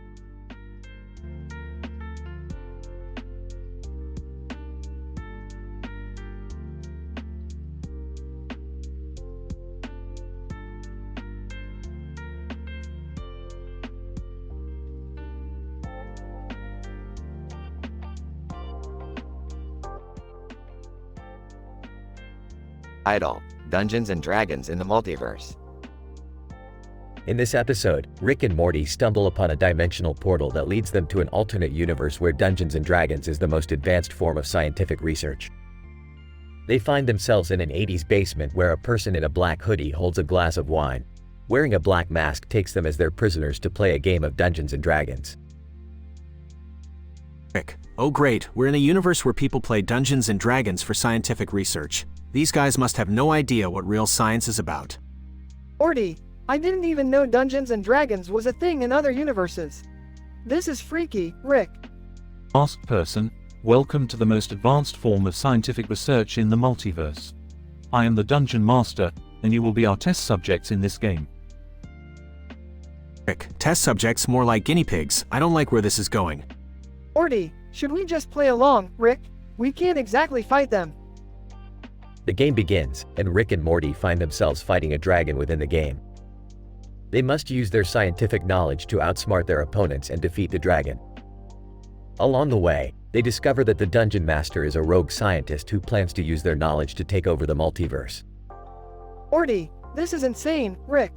We have to stop the Dungeon Master before it's too late.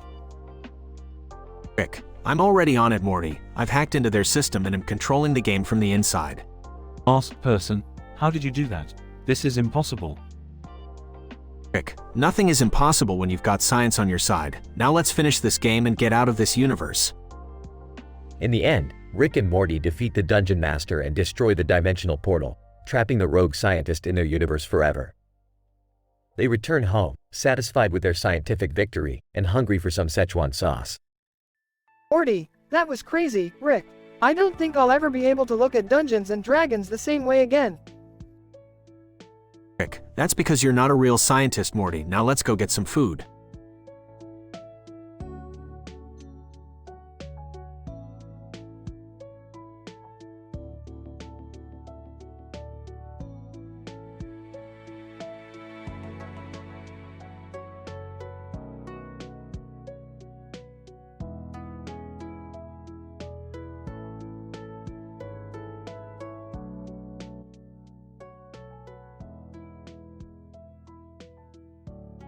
Title: The Dalagoge Dilemma. The episode opens with Rick and Morty flying through space on their way to the planet Dalagoge, known for its famous rice dishes and exotic spices. Rick explains that he's been wanting to visit the planet for years but has never had the chance until now. As they approach the planet, they see two buildings with signs that read Rice Rice and Dalagoge. Rick swerves the ship towards Rice Rice and lands. Alright, Morty, we gotta try the famous rice here. It's supposedly the best in the universe. Sounds good to me, Rick. As they enter Rice, they see a TV with various crude clickbait YouTube videos playing in the background. Rick becomes immediately intrigued and sits down to watch, completely forgetting about the rice. Morty, check this out. This video claims to have found real-life aliens on Earth. What? We gotta see that. They continue to watch video after video, each one more absurd than the last. Meanwhile, Jerry, Summer, and Beth arrive looking for Rick and Morty. They follow the sound of the crude clickbait videos and find the duo sitting in a trance watching them. What the hell is going on here? Dad, are you seriously watching a video on how to make your own sex robot? Hey, this is science, Summer. As the group tries to pry Rick and Morty away from the TV, they each become more and more emotionally invested in the videos. Jerry, I think we have to do something. They're completely addicted. I don't know what to do. They're both completely gone. Finally, after hours of watching videos, Rick snaps out of it and realizes that they never even tried the famous rice. Morty agrees and they go back to their original plan, but not before Rick has a few parting words about the crude clickbait videos. You know what, Morty? I've learned something today. These clickbait videos may be gross and obscene, but they're a part of life. And sometimes, we just need to indulge in the ridiculousness of it all. I guess you're right, Rick. The group sits down to eat the rice and it turns out to be the best they've ever tasted. As they enjoy their meal, they can't help but chuckle about the absurdity of the day. End scene.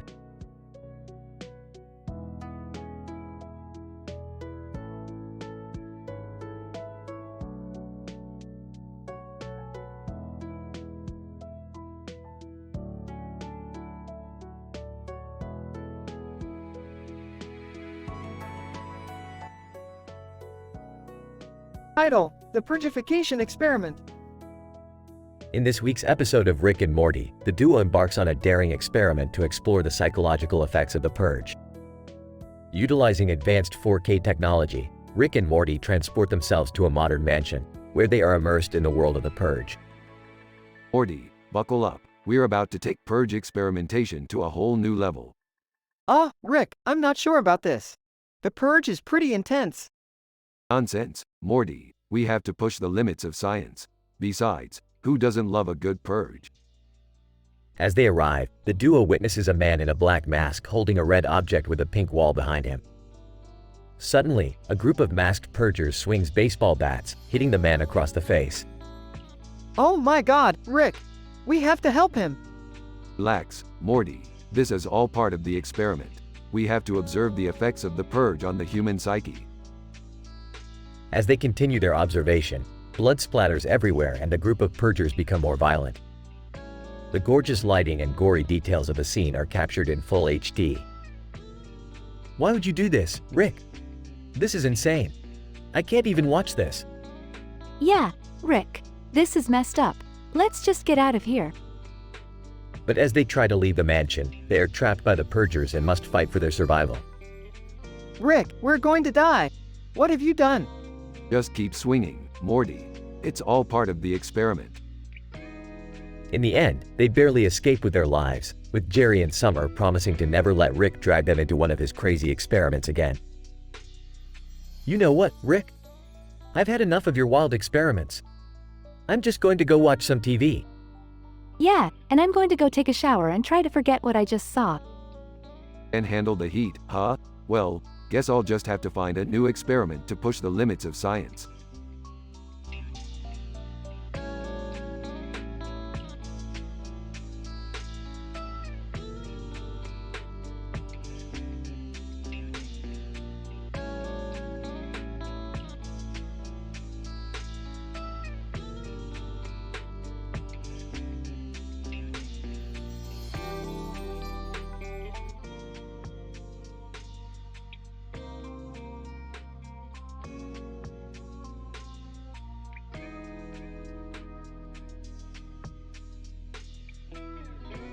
The episode starts with Rick pouring himself a drink while scrolling through his phone. He suddenly stops at a series of posters with different characters on them, including a man in a suit and a woman in a dress. What's this? The Society of the Dress and the Brotherhood of the Suit. Sounds like some weird shit. He continues to read the titles, then suddenly jumps out of his seat with excitement. Holy shit, Morty, Jerry, Beth, you guys gotta check these out. I found the top 10 most dramatic, exaggerated, absolutely disgusting superlewd clickbait YouTube videos ever in history. Geez, Rick, why do you always find this kind of stuff? I don't know if I want to see that, Rick. It sounds kinda gross. Rick, can't you find something else to watch? But Rick ignores their protests and starts playing the first video. First up, we have 10 most disgusting pimple-popping videos you'll ever see. Get ready for some serious pus action. Morty covers his mouth in disgust as Jerry and Summer watch with morbid fascination. Oh god, that's so gross. Ew, why would anyone make a video like this? Hey, it's science, Summer. Gotta study that shit up close to understand it. The group goes through several more equally disgusting videos, including huge botfly removal from man's head and world's largest lump removed from woman's neck. I can't take it anymore, Rick. These are just too much. I don't know why we're even watching this. It's making me sick. But Rick just laughs and plays another video. Okay, last one, I promise. Man gives birth to alien baby. Wait, what?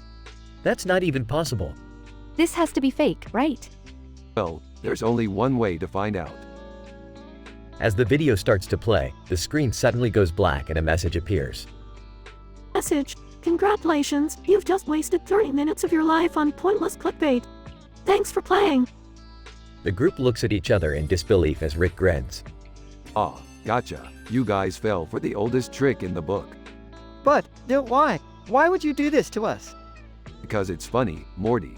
Isn't that reason enough? As Rick walks away, chuckling to himself, the rest of the group just shakes their heads in exasperation. I swear, sometimes I don't know why we put up with him. Yeah, but you gotta admit, that was kind of hilarious. I don't know about you guys, but I need to go wash my eyes out with bleach after that.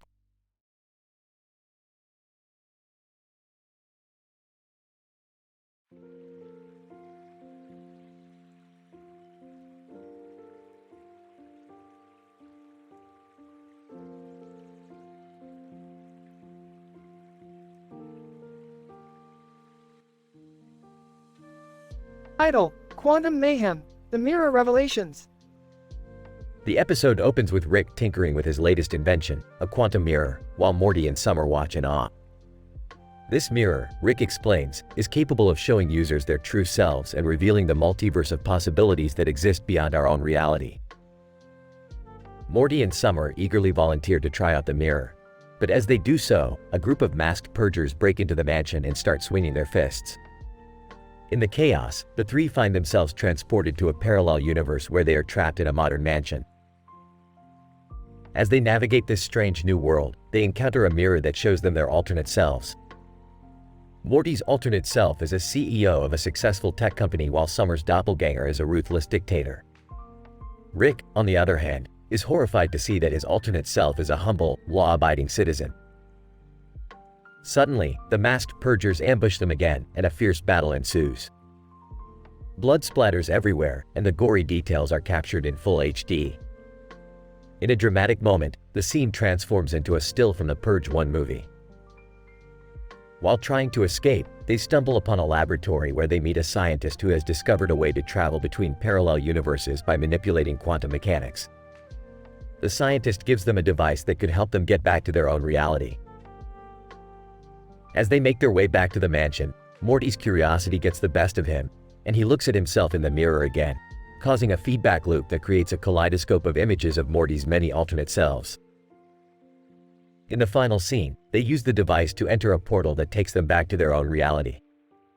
Rick, Morty, and Summer are relieved to be back home, but Morty is left contemplating the infinite possibilities of the multiverse and his many alternate selves.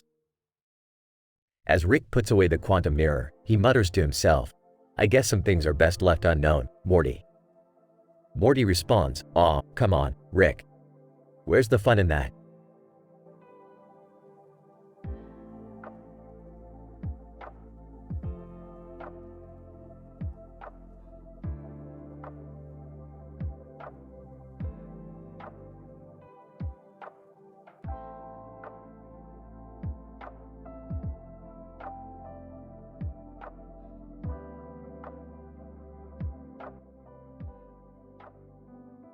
Title: The Hoodie Gunman Experiment.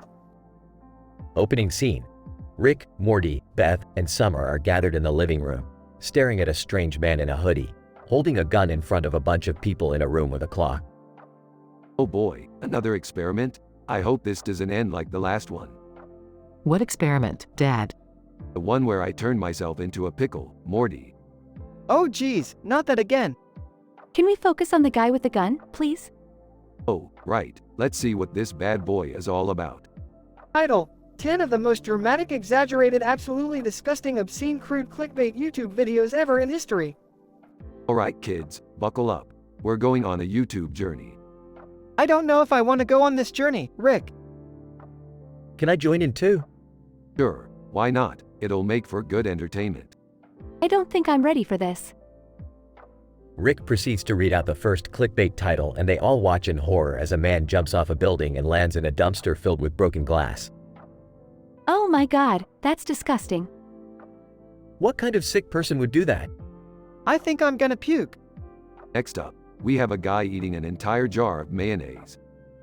Why would anyone want to watch that?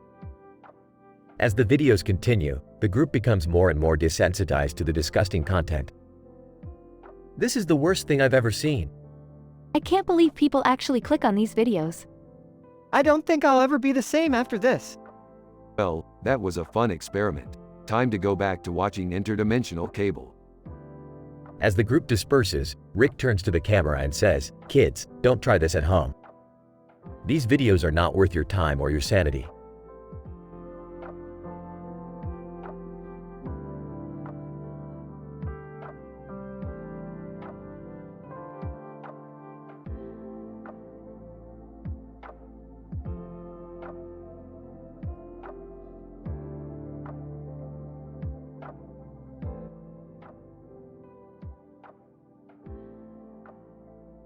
Title: The Sentient Vomit Encounter.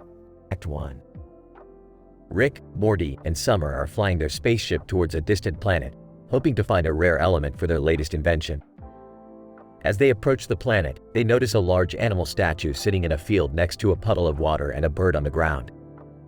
Alright, buckle up, kids. We're gonna have to make a landing near that statue and investigate.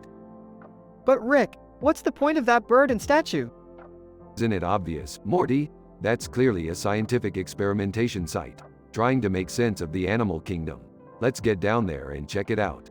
Act 2. As they land, they notice that the puddle of water is not water at all, but rather a pool of vomit emanating from a nearby cave. Suddenly, the ground starts to shake and a giant sentient vomit monster emerges from the cave. What the heck is that thing? It's a vomit monster, Summer. How the heck did it get sentient intelligence? Oh, should we just leave it alone?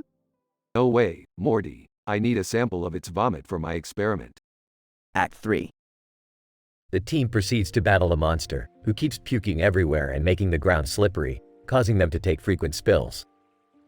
However, they eventually subdue the monster and gather a sample of its vomit.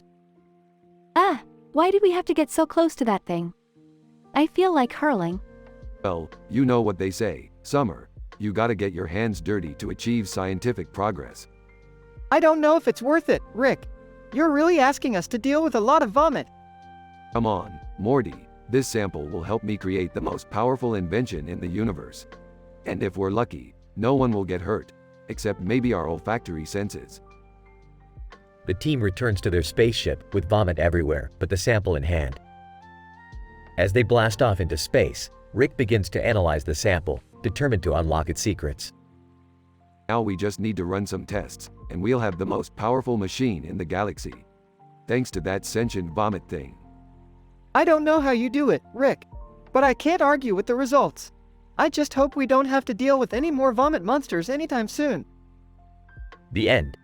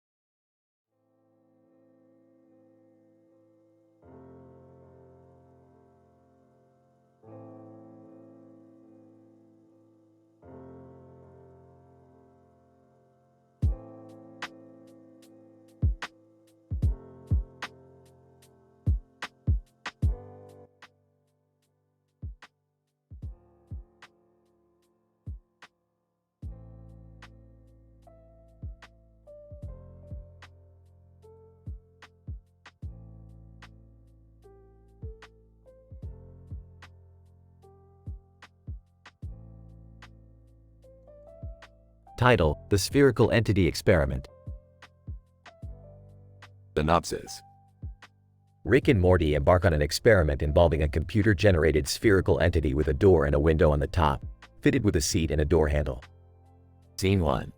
Morty, I've developed a new experiment involving the laws of thermodynamics and the principles of quantum mechanics. Oh gee, Rick, that sounds complicated. Not for me. Anyway, our experiment involves this spherical entity. Let's test it out. Scene 2. Rick and Morty place the spherical entity on the ground. Rick inserts a chip into the computer, and the door on the top of the entity opens. Whoa, that's crazy, Rick. It's like a little spaceship. Yeah, Morty. Now get in. Scene 3. Morty slides into the seat inside the spherical entity, and Rick closes the door. The window on top of the entity displays a starry sky. Whoa, Rick, what's happening? Strap in, Morty. We're going on a wild ride. Scene 4.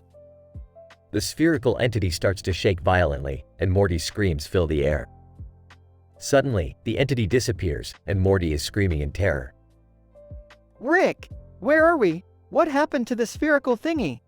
Calm down, Morty. We're inside your ureters. Scene 5. Morty looks around in horror as he realizes he's inside his body. Suddenly, a Greek god named Greek God X appears before them. Greek God, what's up, dudes? You're inside Morty's ureters. I'm like the guardian of this place. That's great, Greek god. Do you know how we can get out of here? Greek God, sure thing, bro. Just follow me. Scene 6. Greek God X leads Rick and Morty through the twisting, turning paths of Morty's ureters. They have to dodge white blood cells and avoid falling into the urinary bladder. This is insane, Rick. We're like inside my own body. It's all in the name of science, Morty. Scene 7. After several harrowing near misses, Rick, Morty, and Greek God X emerge from Morty's ureters. They're covered in sweat and grime, but they're alive. Greek God, that was a wild ride, dudes. You're like the first people to ever travel through Morty's ureters. That's great, Greek god. Now, how do we get back to the spherical entity? Scene 8. Greek God X leads Rick and Morty back to the spherical entity, and they climb inside. The door on top closes, and the entity disappears. That was crazy, Rick. I can't believe we were inside my own body. It's all in the name of science, Morty. Now let's go home and get some real food. Scene 9. Rick and Morty arrive back at their lab, and Rick takes the computer chip out of the spherical entity. Morty collapses onto the floor, exhausted. That was insane, Rick. I don't think I want to do another experiment like that for a while. Nonsense, Morty. There's so much left to explore. The universe is a big place. Scene 10. As the episode ends, we see Rick and Morty sitting on the couch, their bellies full of nachos. Morty looks at Rick with a mixture of awe and fear. What's next, Rick? Where are we going to explore next? Who knows, Morty? We could explore the secrets of the multiverse, or take a journey to the center of the Earth. Whatever we do, Rick, I'm with you. I'm always ready for an adventure. That's the spirit, Morty. That's the spirit.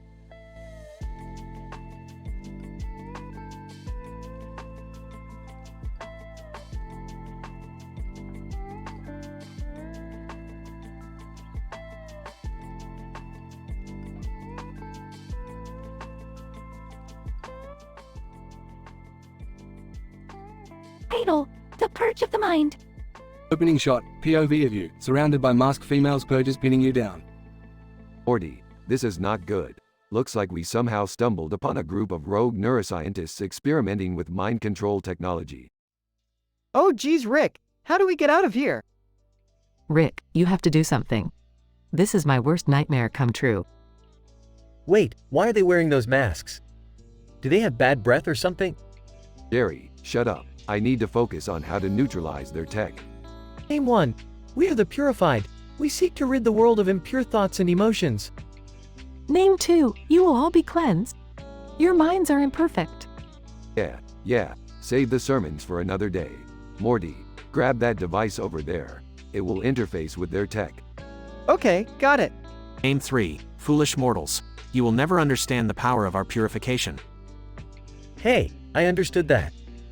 Jerry, don't make me regret marrying you. Morty, flip the switch on that device now. Flip switch, whoa, did it work? Name 1. What is happening to us? Name 2. My mind feels weird. That's right, you purging idiots. You just got a dose of anti-mind control technology. Looks like your experiment is over. Name 3. No, we will find another way to purify the world. Hey Rick, can we leave now? I don't like being surrounded by weird masked ladies. Yeah, sure, Jerry. You need to go to therapy or something. Hey, I resent that. Can we go home now? I need a drink. Closing shot. The group of purgers lying on the floor, confused and dazed. Rick, Morty, Jerry, and Beth walking out of the mansion.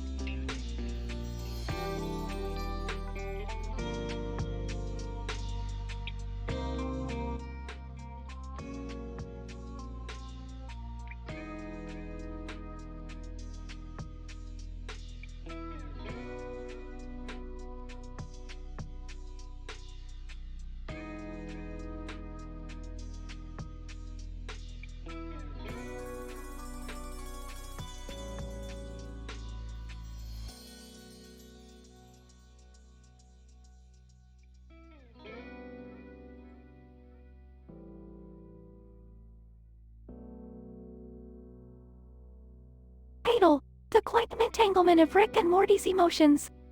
Okay, Morty, buckle up. We're going to delve into the mysteries of the quantum entanglement of our emotions. Oh, what? I thought we were just watching YouTube videos. Oh, we are, Morty. But we're also going to use them to explore the science of emotions and how they affect us on a quantum level. Trust me, it's going to be, like, super interesting. Idol, you won't believe what this cat does when its owner leaves the house. Oh, this one's a classic. I've seen it a million times. Yeah, I bet the cat just sleeps or something. Not that impressive.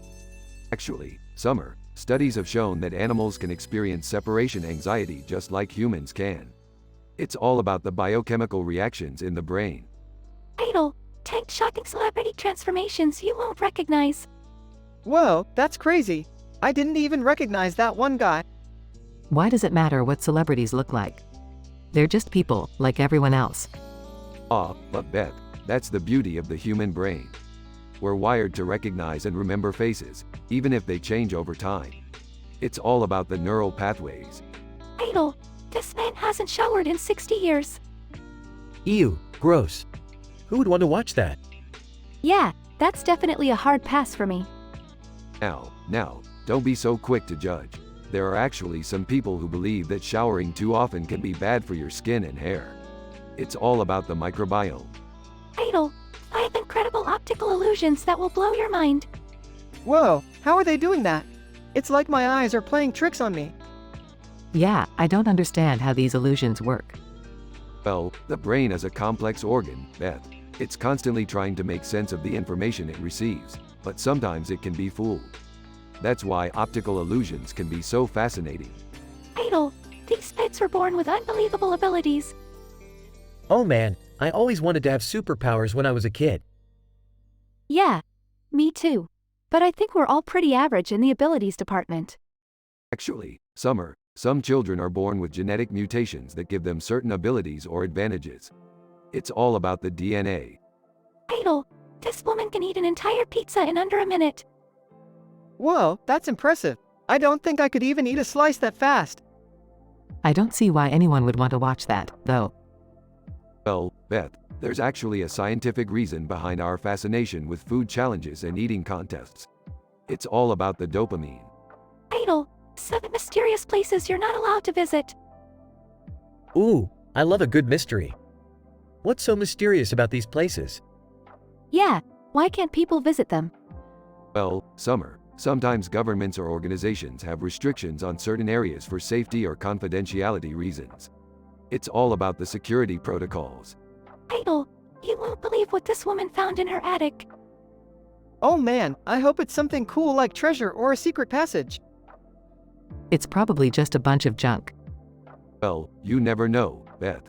There have actually been cases where people have found valuable or historically significant items in their attics. It's all about the archaeology. Idol, the most extreme body transformations ever recorded. Whoa, that guy is ripped.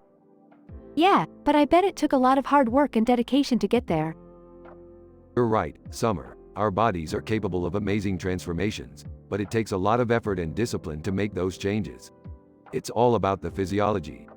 Idol, this man can solve a Rubik's Cube in under 10 seconds. Holy crap, that's insane. I can barely even solve one of those things. How does he do it? Well, Beth, it's all about the algorithms and patterns involved in solving a Rubik's Cube. With enough practice and skill, anyone can do it. It's all about the mathematics. Idol, the mysteries of Rick and Morty's emotions unraveled. And with that, we conclude our scientific investigation into the quantum entanglement of our emotions. So, Morty, what have we learned today? Well, I guess emotions can affect us on a scientific level, and there are a lot of weird YouTube videos out there. Precisely, Morty. Now let's go get some pizza or something. I'm starving.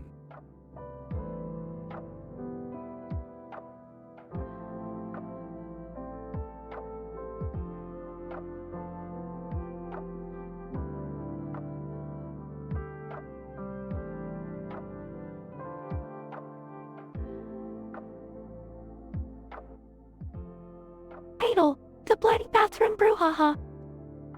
Opening shot shows Rick, Morty, and Summer walking through a dense forest on an alien planet. Morty, I just got bored and decided to take us on an adventure to find the rarest plant in the multiverse. Can't we just, stay home and watch TV? Yeah, Rick, this is so dangerous. What if something happens to us? Relax, Summer. I've got this all under control. Suddenly, they stumble upon a strange room with blood on the walls and a window with a view of trees. There's a man lying on the ground in a pool of blood. Oh God, Rick, what happened in here? Looks like we stumbled upon a murder scene, Morty. This could be our chance to solve a crime. Rick, this is a bathroom. Maybe he just cut himself shaving. No way, Summer. Look at these fists marks on the walls. Someone's been fighting in here. Just then, an angry man bursts into the bathroom and starts swinging his fists wildly. He connects with your face and blood splatters everywhere. Hey, what the hell is going on here? This man just confessed to murdering the victim. He must have thought you were part of the investigation team from the Galactic Police. I think we should just leave before things get any crazier. Agreed. This place is giving me the creeps. The group quickly exits the bathroom, and the camera pans out to show the entire forest on fire. Well, that was one hell of an adventure. Who's up for another? I think I'm good for now, Rick. Yeah, me too. Let's just go home and watch TV like normal people. The episode ends with the group walking away from the inferno, leaving chaos in their wake as they ponder what madness Rick will take them on next.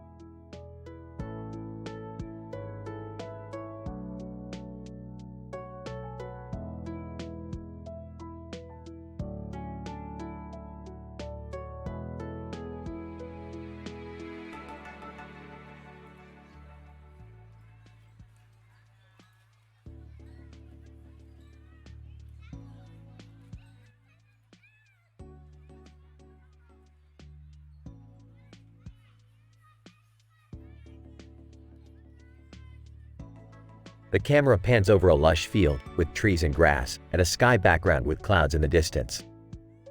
Rick sits on a lawn chair with his laptop, a pile of snacks beside him. Reads from his laptop.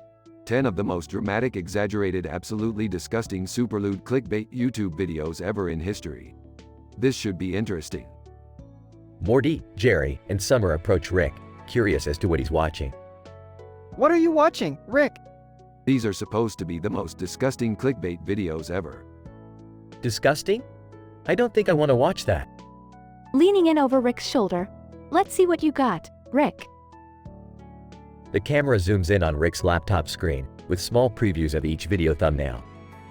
Alright, first up we have, the world's largest pimple popped. Oh God, no. I'm gonna be sick. Covering her mouth. That's disgusting. Next, we have eating live worms challenge. Why would anyone do that? This is making me nauseous. Shaken. I can't believe people actually watch this stuff. For our next video, craziest botfly removal. Botfly? What's a botfly? I don't think I want to know. Disgusted. That's just wrong. Moving on to the world's longest ingrown hair extraction. I'd rather not see that. Can we just turn this off now? Cringing. Ew, ew, ew. Hold on, the next one's a classic. Farting in public prank gone wrong. Covering his nose. Oh God, it's even worse than the others. I don't know how much more of this I can take. Gagging. I feel sick. Chuckles. Almost done. Zit popping marathon. Please, no more. This is just vile. Pale. I feel like I'm gonna pass out. And last but not least, vinegar foot bath gone wrong. Can we please turn this off now? I don't think I can take it anymore. Looking away. This is just too much. Grinning. Well folks, I think we all learned something today. Never click on a disgusting superloot clickbait video again. The camera pans out as the group walks away from Rick, feeling queasy and disturbed.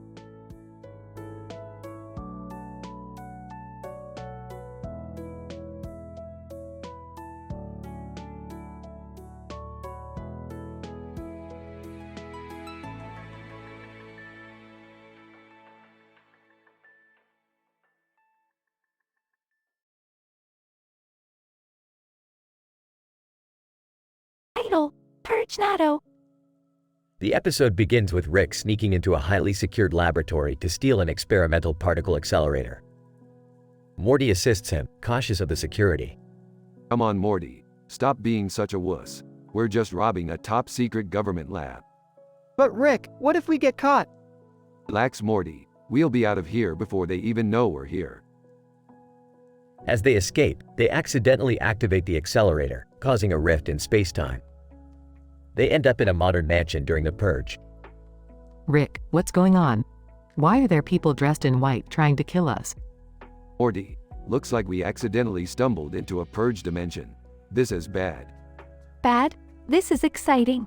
We can do whatever we want and not get in trouble.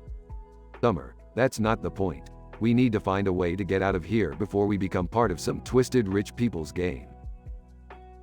As the group tries to make their escape, they encounter a woman standing in front of a man in a white shirt and a black cat on his shoulder and a man in a white shirt and a black hat.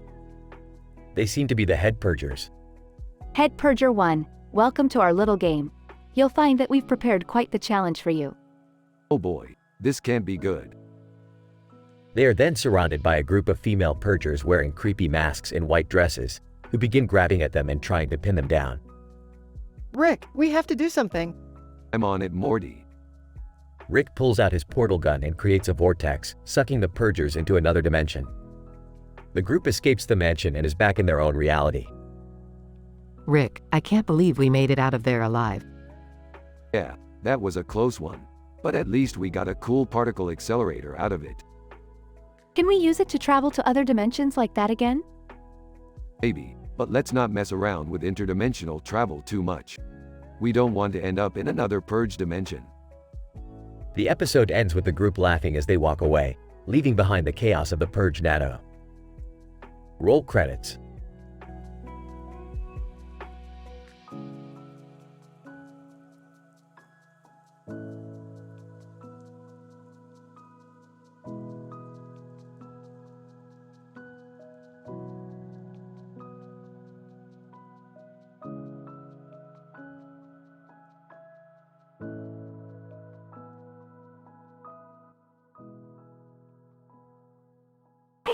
The Pink Jacket Paradox. The episode begins with Rick and Morty walking down the street when they notice a woman in a pink jacket crossing the street in front of a storefront. Rick stops to take a closer look and realizes that there is another woman in a pink jacket walking past the same storefront. Morty, we've got a pink jacket paradox here. Two women, same pink jacket, crossing paths.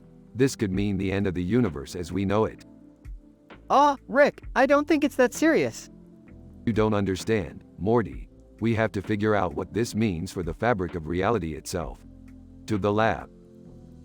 Meanwhile, back at the Smith household, Jerry, Summer, and Morty's crush, Jessica, are hanging out and watching YouTube videos. Suddenly, Morty bursts in, frantic and babbling about the pink jacket paradox. Whoa, Morty, calm down. What's going on? There are two women wearing the same pink jacket. Rick thinks it could destroy the universe. Ah, okay, but have you seen this video? 10 shocking celebrity plastic surgeries gone wrong. No way, let me see that. Oh man, that's messed up. Guys, you're not getting it. Rick needs our help. We have to watch these videos and analyze them for any clues about the pink jacket paradox. Fine, Morty, but you're gonna need to give us a little more context here. Morty proceeds to show them the 10 most revolting clickbait videos ever, including Man Gives Birth to Alien Baby, World's Largest Pimple Popped, and Real-Life Exorcism Caught on Tape. Each time, the group reacts with more and more dramatic and emotional responses. Oh my god, this is disgusting. I can't watch this anymore. I'm gonna puke. Jessica, Morty, why are we doing this? It's so gross. We have to find the connection to the pink jacket paradox. Now watch this one. It's called Giant Worm Eats Man.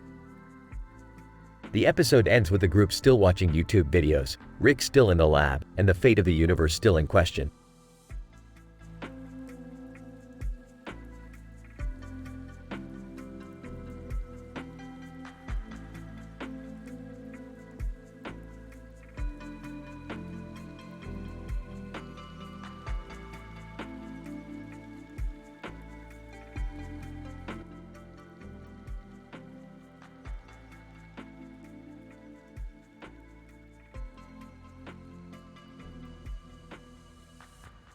Title, quite the conundrum, Bloodbath Blues. Opening scene. Dr. Rick Sanchez and Morty Smith are sitting in the garage working on a new invention. Morty, I finally did it. I created a device that can transport us to different dimensions. Oh geez, Rick, that sounds pretty intense. What if we get stuck in a bad dimension? Relax, Morty. I have every dimension mapped out. There's no way we can get lost. Suddenly, the room starts to shake and a bright light engulfs them. They find themselves in a large open cluttered abandoned bathroom. The walls and floor covered in blood. Oh man, Rick, what the hell happened here? Interesting. I can't quite pinpoint which dimension we landed in. But something definitely went wrong here. Let's investigate. They open the door with a window in it and see an angry man swinging his fists and sucker punching someone. Blood splatters everywhere. Oh boy, Morty, we landed in the middle of a fight. Quick, hide behind that stall. The man continues to swing his fists until he finally stops and looks around confused. Man, what the hell? Where am I? What did I do? Looks like we just witnessed a classic case of quantum entanglement. Let's go talk to this guy and see if we can figure out what happened. Rick, I don't think that's a good idea. He looks pretty angry. Nonsense, Morty. I got this. Hey buddy, mind telling us what happened here? The man turns to Rick and Morty with a look of despair on his face. Man, I don't know. I blacked out and woke up covered in blood. I don't remember anything. Well, that's not good. Let me run some tests. Rick pulls out a device and points it at the man. Yep, just as I suspected. This guy is suffering from a severe case of temporal paradox. His past and present selves are intersecting, causing him to lose control. Whoa, Rick, that sounds like some serious stuff.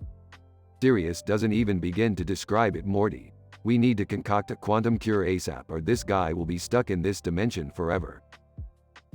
They spend the next few hours gathering data and creating an antidote. They finally administer it to the man and he slowly starts to regain his senses.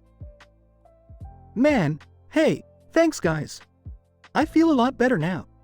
No problemo, dude. Just another day in the multiverse. Yeah, except we were covered in blood and almost got punched to death. Details, Morty, details. Prologue. They use the device to transport themselves back to their original dimension, but not before Rick pockets some of the blood for future experiments. Oh, can we never do that again, Rick? That was way too intense for me. Relax, Morty. We're just getting started. The multiverse is still waiting for us to explore it. Oh boy, I don't know if I'm ready for that, Rick. You don't have to be, Morty. That's what I'm here for. Let's go invent some more crazy shit.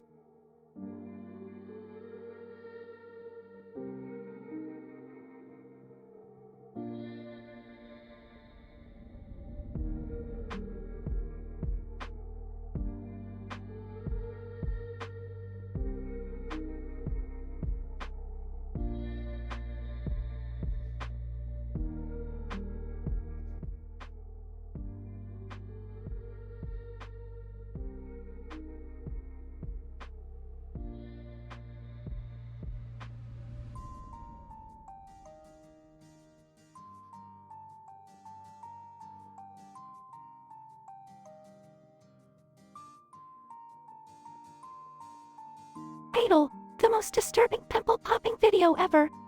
Oh, this looks like a great one. Get ready for some juicy pus eruptions, Morty. Ew, Rick.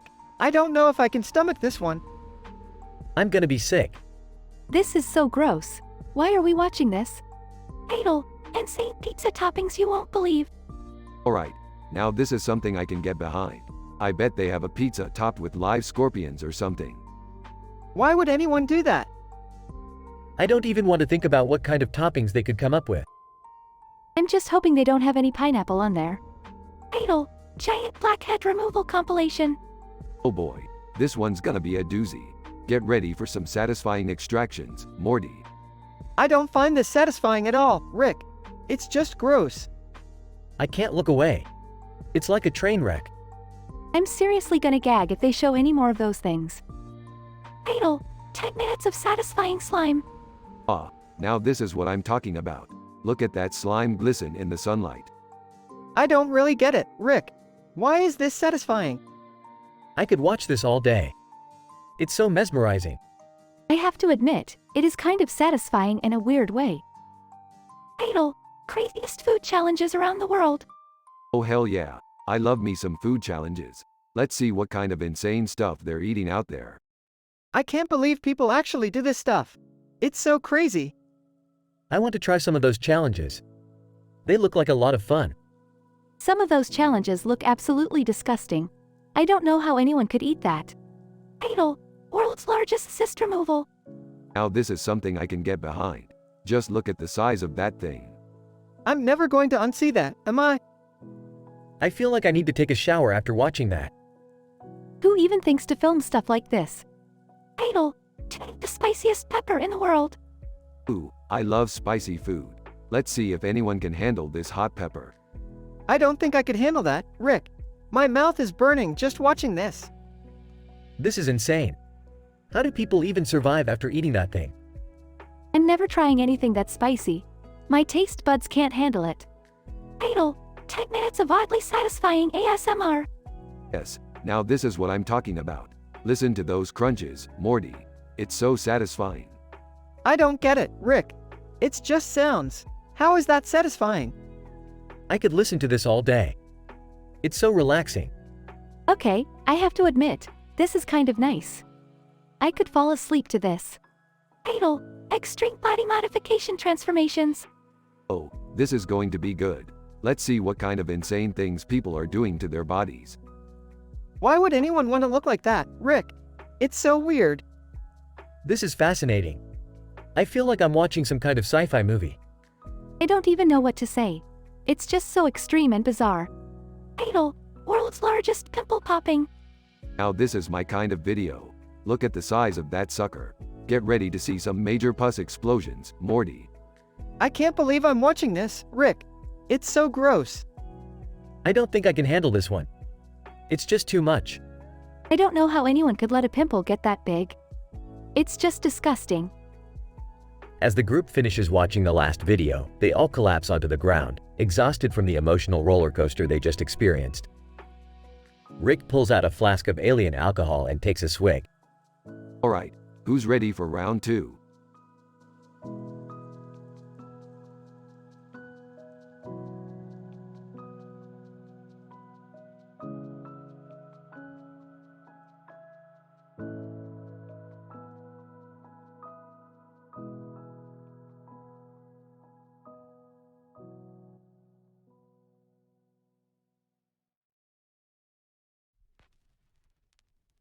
Idle, the quantum D&D adventure. The episode opens with Rick and Morty in their lab, discussing the latest invention that Rick has created to enhance their D&D sessions. Morty, excitedly, starts setting up the board and pieces with the new technology, while Rick adjusts his quantum vortex stabilizer. Morty, Rick, I can't wait to try out this new VR headset you made for D&D. It's supposed to give us a fully immersive experience. Rick, Morty, you said that last time I created a new device for our games. Let's just play and see how it goes. As they begin to play, the scene shifts to the point of view of a masked person playing D&D in an 80s basement with their friends. Suddenly, they feel a jolt and are transported into the game universe. Masked person. Whoa, what the hell just happened? Am I in the game? Back in Rick's lab, he realizes that his quantum vortex stabilizer malfunctioned and inadvertently sucked the masked person into their game. Morty freaks out and wants to stop playing, but Rick insists that they must continue and find a way to get the person out of the game. Rick, we can't just stop playing, Morty. There's a quantum entity out there that's going to start screwing with the fabric of reality if we don't beat this game. Morty, I don't know if I can handle this. Rick, I'm not a hero like you. Rick, stop your whining, Morty. We're a team, and I have a PhD in theoretical physics, so trust me, I know what to do. As the game progresses, Rick and Morty encounter various challenges and obstacles, all while trying to figure out how to get the masked person out of the game. Things get even more complicated when they realize that the masked person is actually one of their previous enemies, disguised as a D&D player to infiltrate their lab. Rick, damn it Morty, why did you invite the Gromflemite spy to our game night? Morty, I didn't know. Rick, I just thought he was a cool guy in a red jacket. In a hilarious and action-packed finale, Rick and Morty finally defeat the dragon and free the masked person from the game. They also manage to apprehend the Gromflemite spy and trap him in their lab. Morty, phew, that was intense. Can we go back to normal life, please? Rick, don't be boring, Morty. We just defeated a quantum entity and apprehended a Gromflemite spy. What do you want to do next? Save the universe from interdimensional war? The episode ends with Rick and Morty preparing for their next adventure, as the Gromflemite spy furiously pounds on the glass wall of his cell.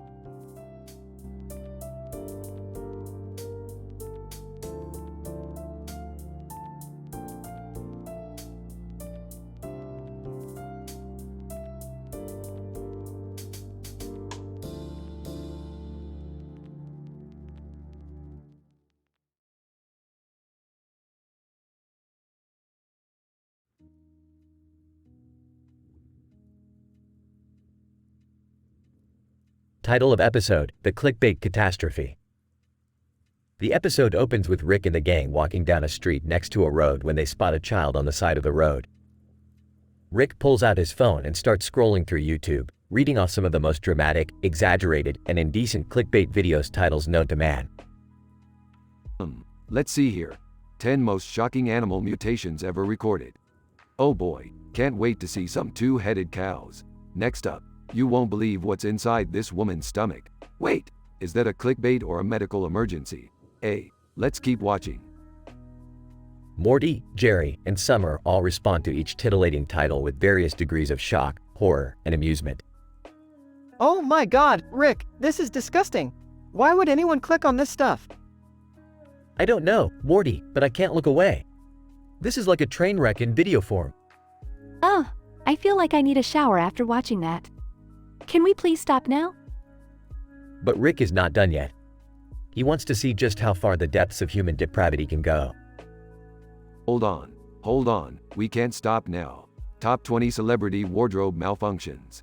This is what civilization has come to, folks. We've reached our peak. Now let's watch these idiots fall down the mountain of common decency together. As the gang continues to watch these ridiculous videos, they begin to realize just how far they've fallen down the rabbit hole of clickbait culture. They vow to never let their scientific curiosity get the best of them again, until Rick finds the next batch of even more outrageous videos to watch, of course. I can't believe we just wasted an entire afternoon watching this garbage. We can't let ourselves get sucked in like that again. Yeah, I'm pretty sure my IQ went down a few points just from watching that stuff. I don't even want to know what kind of ads we're going to get targeted with now. Well, at least we've learned something today. And by learn something, I mean witnessed humanity continue to spiral towards its eventual downfall. Now let's go get some pizza before the world ends or something.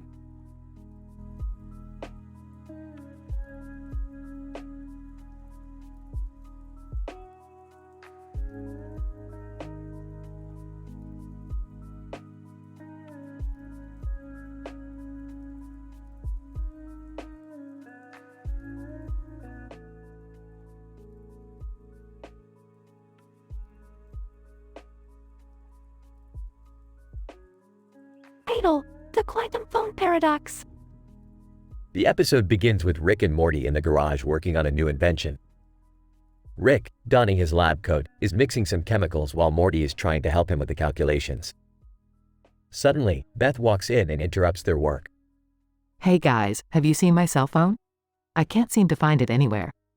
Oh great, another domestic issue. Can't you see we are trying to advance the frontiers of science here, Beth?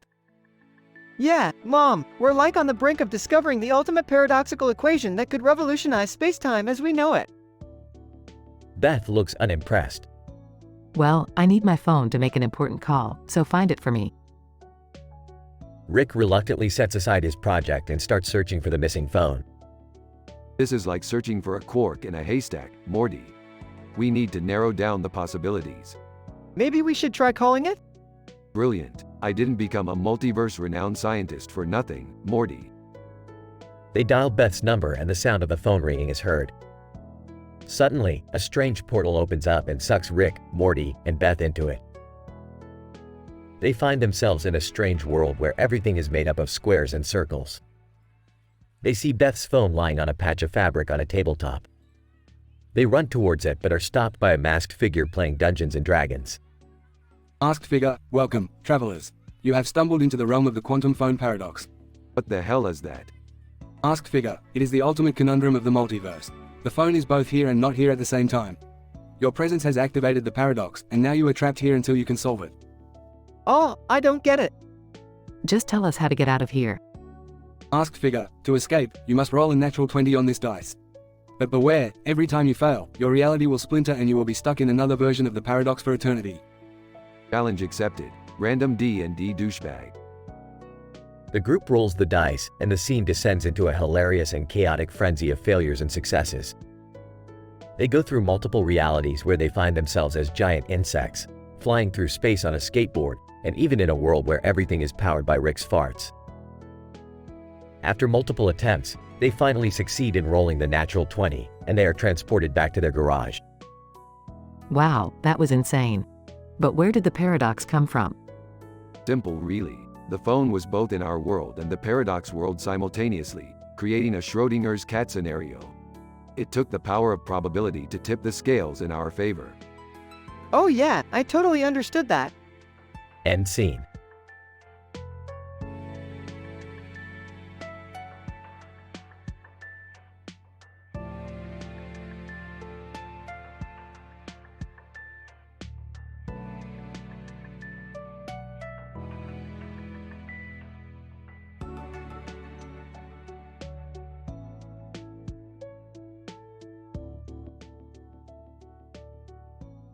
Idle, Morty's love potion experiment, a socially awkward penguin meme.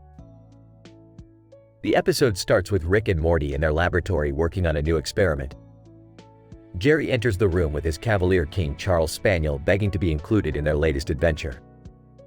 Rick, annoyed by Jerry's presence, suggests that he goes home and takes his dog with him.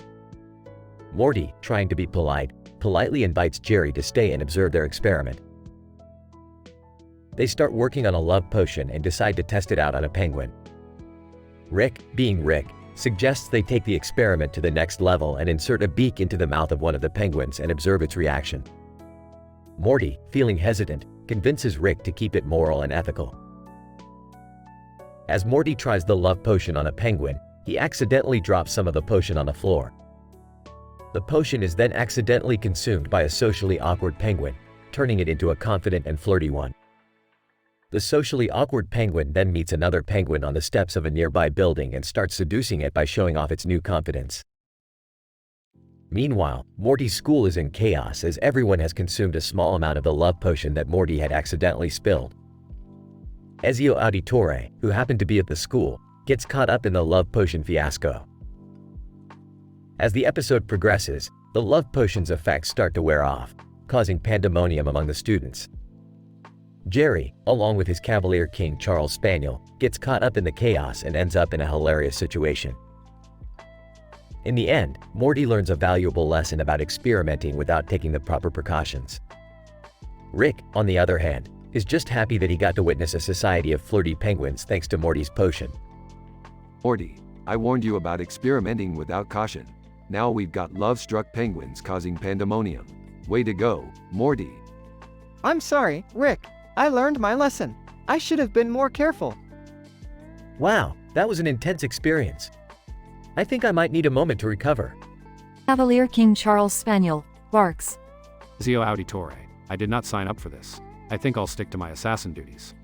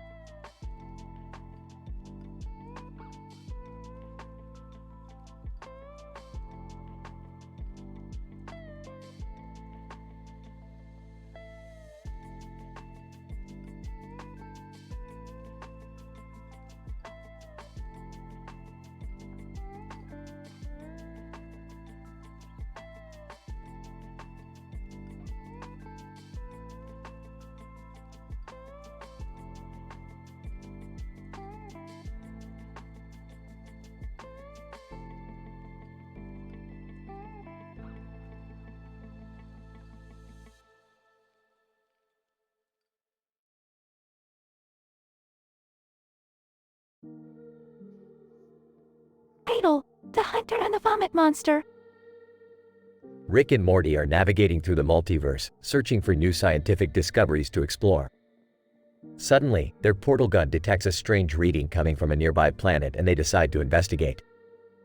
As they land, a man in a suit holding a sign that reads, "Hunter," approaches them and asks for their assistance in tracking down a rare creature that is known to inhabit the area.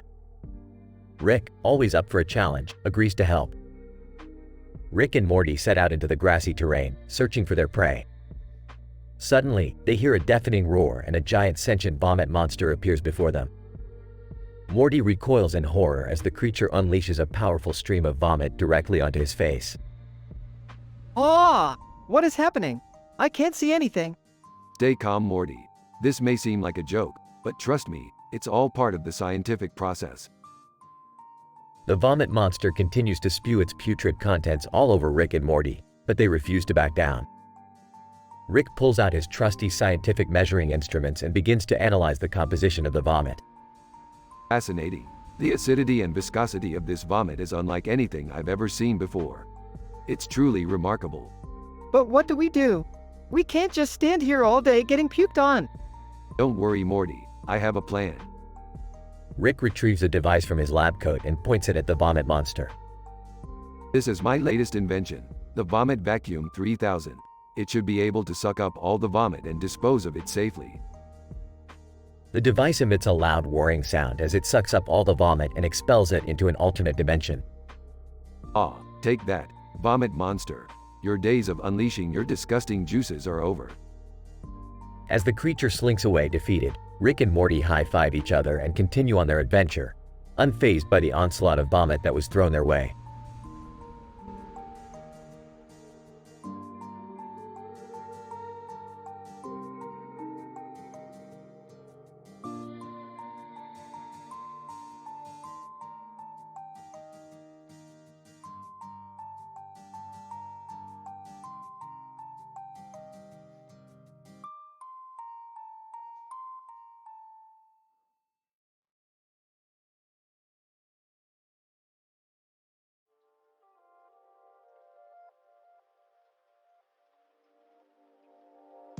Episode title: The F-Lock Experiment. Opening scene. The episode opens in Rick's lab where Morty is holding a television screen with the words F-Lock written on it, while Rick is holding a small television. A perplexed expression is visible on both their faces, indicating they have encountered a scientific phenomenon beyond their understanding. Morty, what the F is F-Lock? I don't know, Rick. I just found this TV screen on the streets, with this strange word written on it and thought we should check it out. It's like your brain jumps to the most dangerous and unpredictable conclusion at every turn, Morty. Scene 2. Suddenly, the television screen starts flickering and sparks fly out, causing Rick and Morty to jump back in surprise.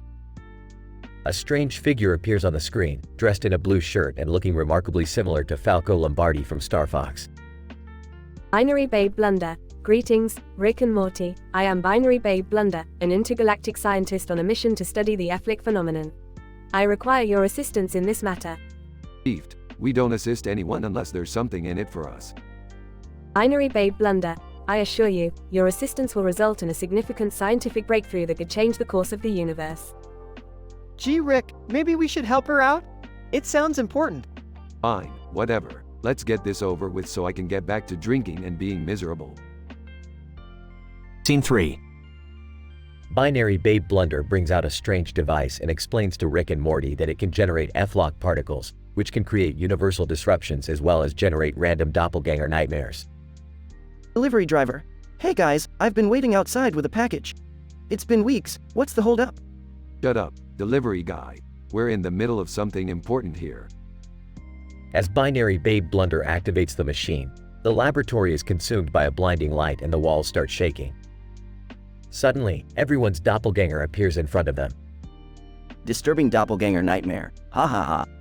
I am your worst nightmare, Morty. A version of you that is everything that you fear. Oh no! Rick, do something! Relax, Morty. It's just a silly projection. Doppelgangers aren't real.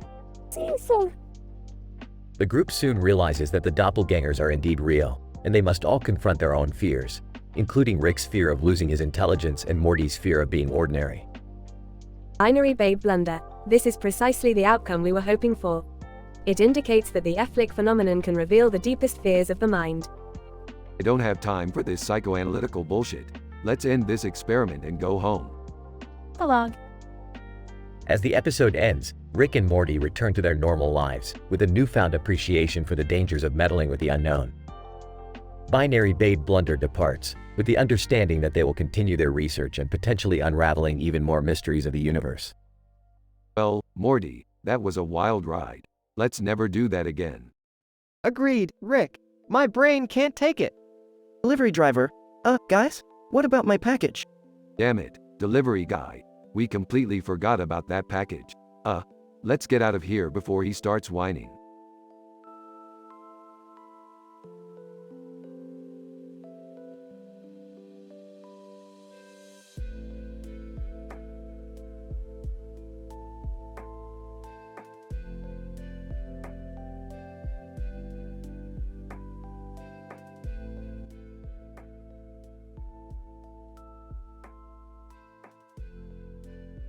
Idle. The vomitous vexation in the clouds. Synopsis. In this episode, Rick and Morty, along with Summer, embark on a scientific journey to explore the mysterious origins of a stuffed animal seen on a photograph taken from a SATCOM satellite flying over the Earth's atmosphere. After a series of experiments, they discovered that the stuffed animal was a product of a thought experiment by a group of quantum physicists who managed to materialize it in a higher dimensional space. However, their investigation is soon interrupted by a giant, sentient vomit monster that emerged from a wormhole and inexplicably started barfing all over the place.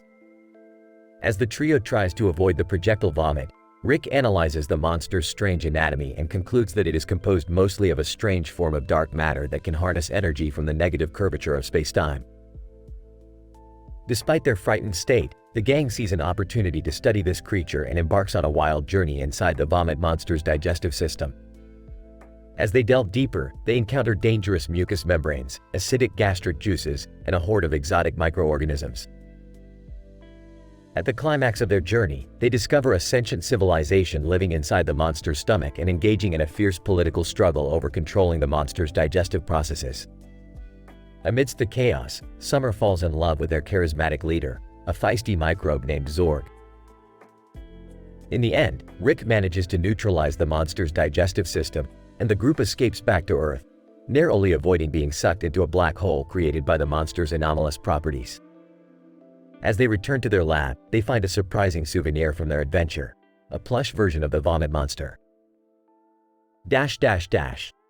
Well, Morty, it looks like we discovered a new sentient species that can live inside a vomit monster. Who would have thought? I don't know, Rick, but this has to be one of the most insane things we've ever experienced. Yeah, and I can't believe I fell in love with a microbe. What is wrong with me? Lighten up, Summer. At least you got some action in there. I bet that little guy has a pretty big ribosome. Aw geez, Rick, please don't. Dorg. Greetings SSS, Earthlings SSS. Thank you for SSS saving our home. We shall be forever indebted to you. No worries, Zorg. Just let us know if you need any help with your political situation. Ah, Rick. Then why did you bring back a plush vomit monster? Hey, why not? It's a great conversation starter. And it'll look cool in my lab. I think I'm going to be sick. The end.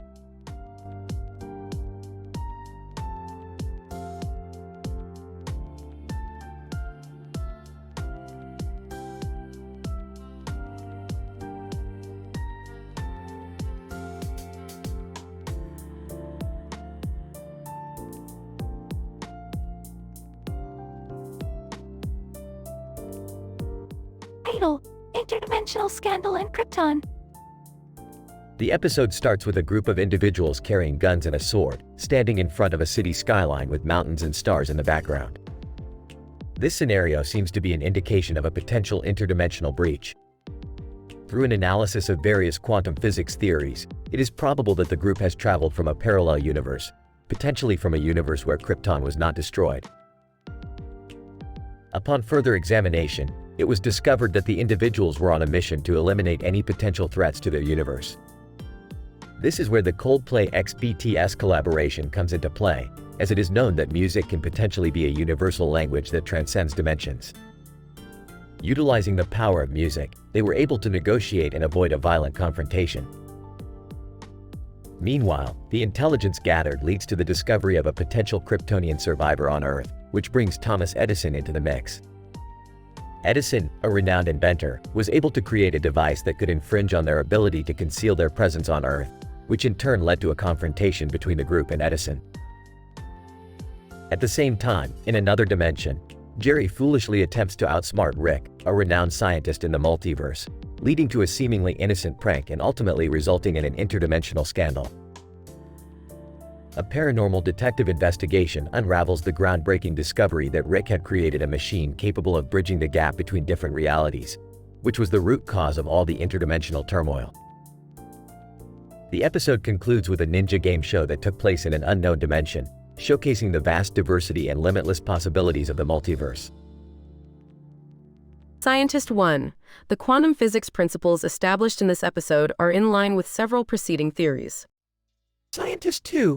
The collaboration between Coldplay and BTS demonstrates the potential of music as a means of transcending language and bridging gaps between different universes.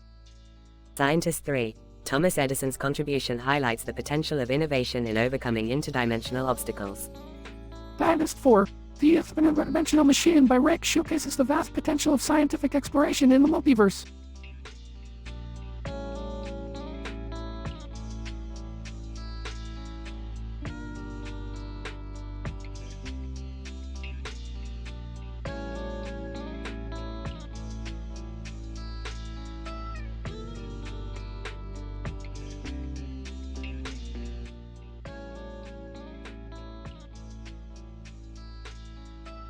Fatal, the quantum conundrum of Dungeons and Dragons. Act 1. The episode starts with Rick and Morty in their garage lab, where Rick is attempting to create a quantum decelerator to slow down time. As Morty plays with some Dungeons and Dragons figurines, Rick talks about the possibility of multiple dimensions and parallel universes. Morty makes fun of him, but Rick insists that the quantum decelerator will prove his theory. Act 2. Meanwhile, in an alternate dimension, we see a person in a red cape walking down a street at night with a light on the ground and a sign that reads, "Beware of the quantum conundrum."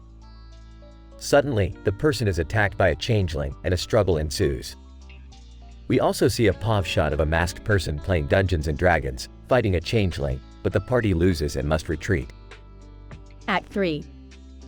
Back in the lab, Rick successfully creates the quantum decelerator, but Morty accidentally activates it while playing with it.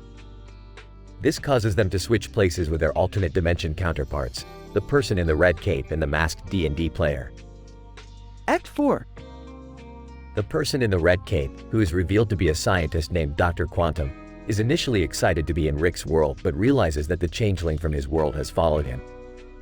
Rick and Dr. Quantum team up to defeat the creature, using their scientific knowledge to outsmart it. Act 5. Meanwhile, Morty finds himself in the alternate dimension, where he has to lead the party in a second battle against the changeling. He uses his knowledge of the D&D game to his advantage, and they finally defeat the creature. Act 6.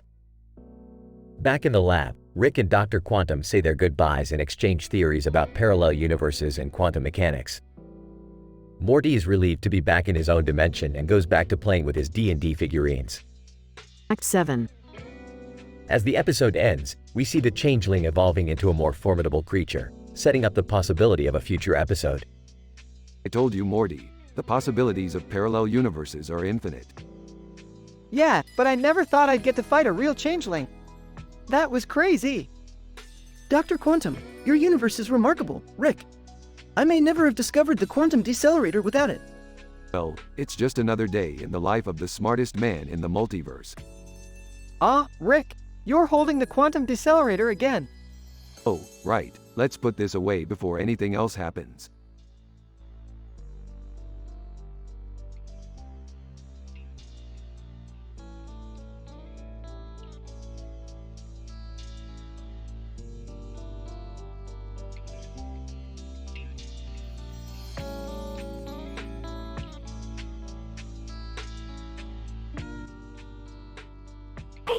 The coupon conundrum. The episode begins with Rick and Morty standing in front of a green background with bubbles and stars around them. The green light shining on the ceiling indicates their current experimental setup for an interdimensional coupon forgery project. Morty, let's put our coupon-making skills to the test and make some sweet cash. But Rick, won't that be illegal? Summer enters, overhearing their conversation. You guys are going to make counterfeit coupons?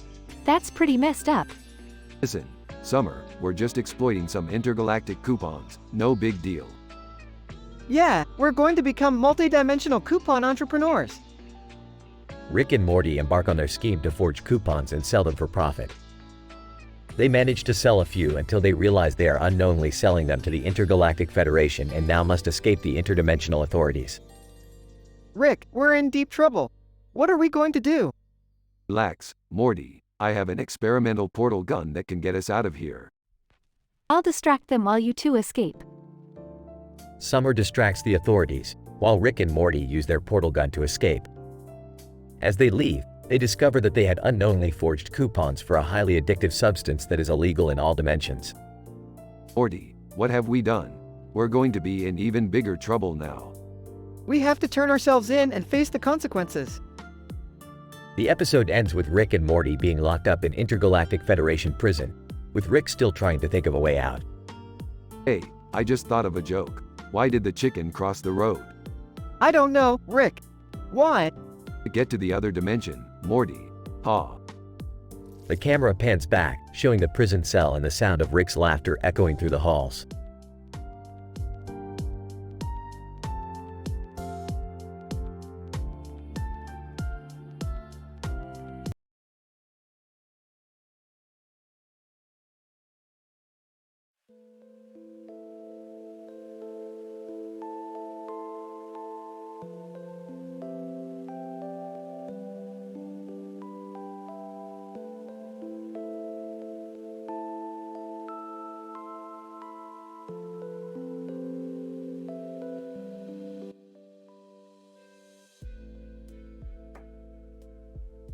Title: The Fox, the Coyote, and the Tellurium Crabs.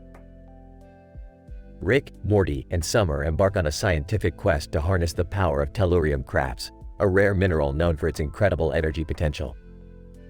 As they journey across dimensions, they stumble upon a fox walking across a green surface with a black and white checkered pattern on its back. Morty, look at this fox. Its back is like a chessboard. Must be some kind of interdimensional anomaly. Wow, that's amazing. Can we take it with us? Guys, focus. We have a mission to complete. As they continue on their journey, they come across Wile E. Coyote, who has also been searching for tellurium crabs.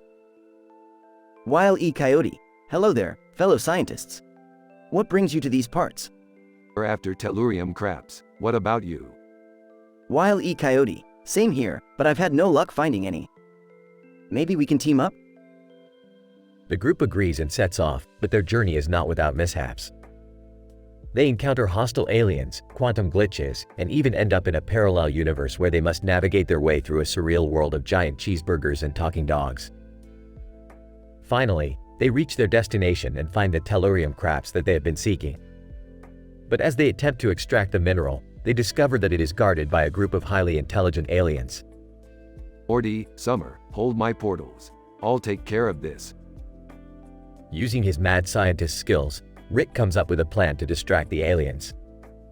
He uses the fox with the checkered pattern on its back to create a visual illusion that confuses the aliens. In the ensuing chaos, the group manages to escape with the tellurium craps. That was crazy. I can't believe we made it out alive. Yeah, but we got what we came for. Let's get out of here before anything else happens. As they leave the planet behind, the fox watches them go, its checkered pattern a reminder of the interdimensional adventure they just had. The end.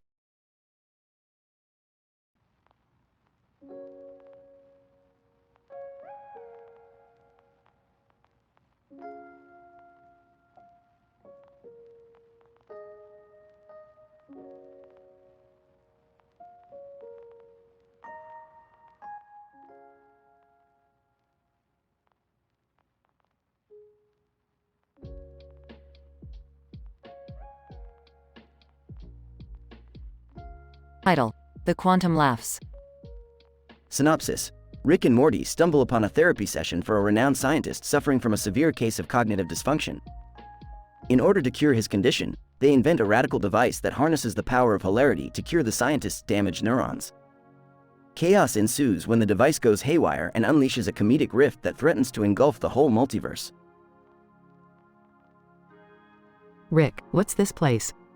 It looks like some kind of occupational therapy clinic. It's a comedy concert, Beth. You know, laughter is the best medicine and all that. But why is that man in a wheelchair? Occupational therapist. That's Dr. Stein, one of the greatest minds in the scientific community. Unfortunately, he suffered a traumatic brain injury that left him unable to form new memories. Oh no, that's terrible. Relax, Morty. I've got just the thing. Dr. Stein, what's this contraption you've built, Rick? It's a quantum humor generator. We'll use it to stimulate your neurons and create new pathways in your brain. Prepare to laugh your way to better cognition. After turning on the device, Dr. Stein, laughing uncontrollably, I feel my mind expanding. It's like I'm seeing the universe through a new lens. Is that a good thing? Dr. Stein, laughing even harder, it's a great thing.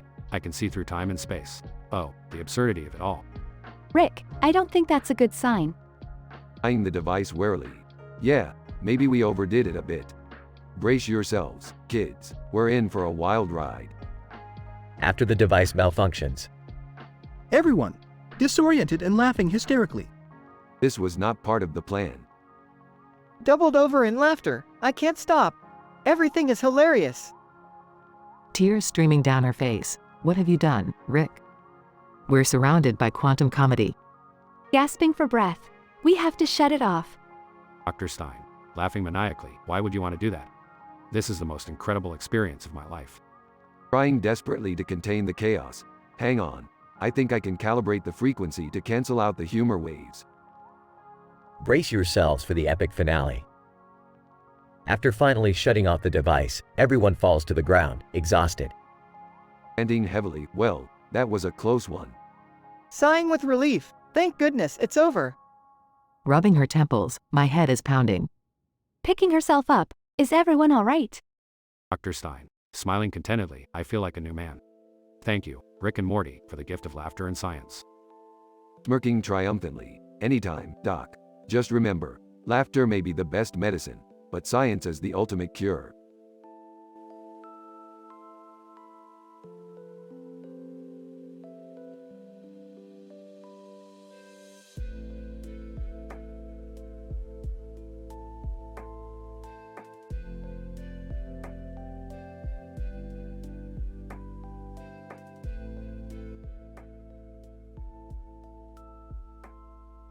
Title: The Altercation of the Changeling. Synopsis. In this exciting episode of Rick and Morty, the duo, along with Beth, become embroiled in a perilous game of Dungeons and Dragons. The episode opens with the trio huddled around a table, dice in hand, ready to take on the changeling. Now listen up, Morty. I've done some major calculations, and the odds are in our favor. We've got this in the bag, as long as we stick to the plan. Oh, yeah, okay, Rick. I trust you. Just let me know what I can do to help. As the game progresses, the party encounters several setbacks and mishaps, including getting trapped in a room with no exit and losing half of their health points. But they press on, determined to defeat the changeling and emerge victorious. Suddenly, a masked stranger bursts into the room, wielding a bat and sporting a hat on their head. They declare that they too have been playing Dungeons and Dragons and challenge the party to a battle. Ask stranger, I am the master of this game and you shall bow down to me. Ah, you think you can defeat us? We're the smartest beings in the universe, and we've got science on our side. The battle is fierce, with Morty unleashing a powerful magic spell and Beth providing tactical support. But just when it seems they have the upper hand, the changeling morphs into an even more powerful creature, sending the party into retreat. Oh, geez, this is bad. We can't beat that thing. Don't worry, Morty, I've got a plan. We just need to. Suddenly, there's a blinding flash of light, and the scene cuts to the trio back in Rick's lab. What happened? Did we win? No, we lost, but it doesn't matter. The important thing is we had fun and learned something new. Plus, we got some wicked cool battle scars. I guess that's one way to look at it. As the episode comes to a close, the camera pans out to reveal the green wall behind them, with the shadow of a person holding a bat. The masked stranger is revealed to be none other than Rick's nemesis, Evil Morty, setting the stage for the next epic adventure. All in all, this episode is a wild ride that combines humor and adventure, with a healthy dose of scientific jargon thrown in for good measure.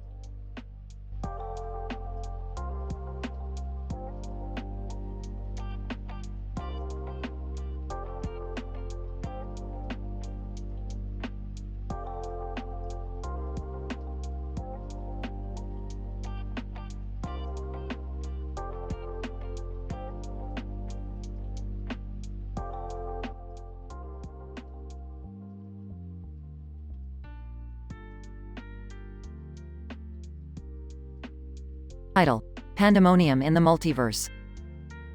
In this episode, Rick and Morty find themselves stranded in a weird dimension filled with anthropomorphic pandas with horns.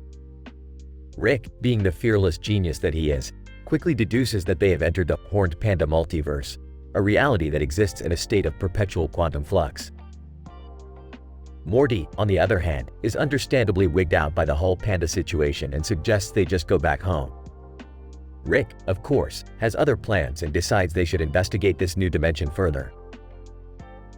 As they explore, they stumble upon two horned pandas sitting on a log in the grass with a rock in the background. The pandas seem harmless enough, but Rick can't resist poking at one of the rocks nearby. This sets off a chain of events that leads to the pandas becoming enraged and chasing after Rick and Morty. After a wild chase through the multiverse, they finally manage to lose the pandas and stumble upon the Unicorn Detective Agency. The unicorns offer to help Rick and Morty find a way back home, but only if they first help them solve a murder case. Meanwhile, back on Earth, Summer and Jerry are left to deal with a mastiff that Rick accidentally brought back with him from the multiverse. The mastiff, named Mr. Snuggles, turns out to be an intelligent being from a dimension where dogs rule the world. As Rick and Morty help the unicorns solve the murder case, they come across a dinosaur petting zoo filled with prehistoric creatures that have somehow managed to adapt to life in the multiverse. In the end, they manage to solve the murder mystery, find a way back home, and even start up their own Panda Express franchise back on Earth using the knowledge they gained from the horned pandas. All in a day's work for the dynamic duo of Rick and Morty. Morty, don't you get it? We've stumbled upon a whole new dimension filled with these crazy horned pandas. This is a scientific goldmine. I don't know, Rick. They seem pretty angry. Can't we just go back home?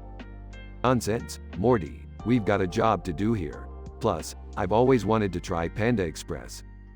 Unicorn Detective. Greetings, travelers. I am Detective Sparklehoof. We could use your help solving a most heinous crime. Mastiff. Woof. My name is Mr. Snuggles and I come from a world where dogs rule everything. Can I have a burrito? Dinosaur petting zookeeper. Welcome to the Dino Petting Zoo. Watch out for the velociraptors, they get a little frisky around lunchtime. Why did you bring a giant mastiff home, Rick? We can barely fit him in the house. And why is he wearing a beret? Don't worry about it, Jerry. Mr. Snuggles here is a genius, and he's going to help us take over the world.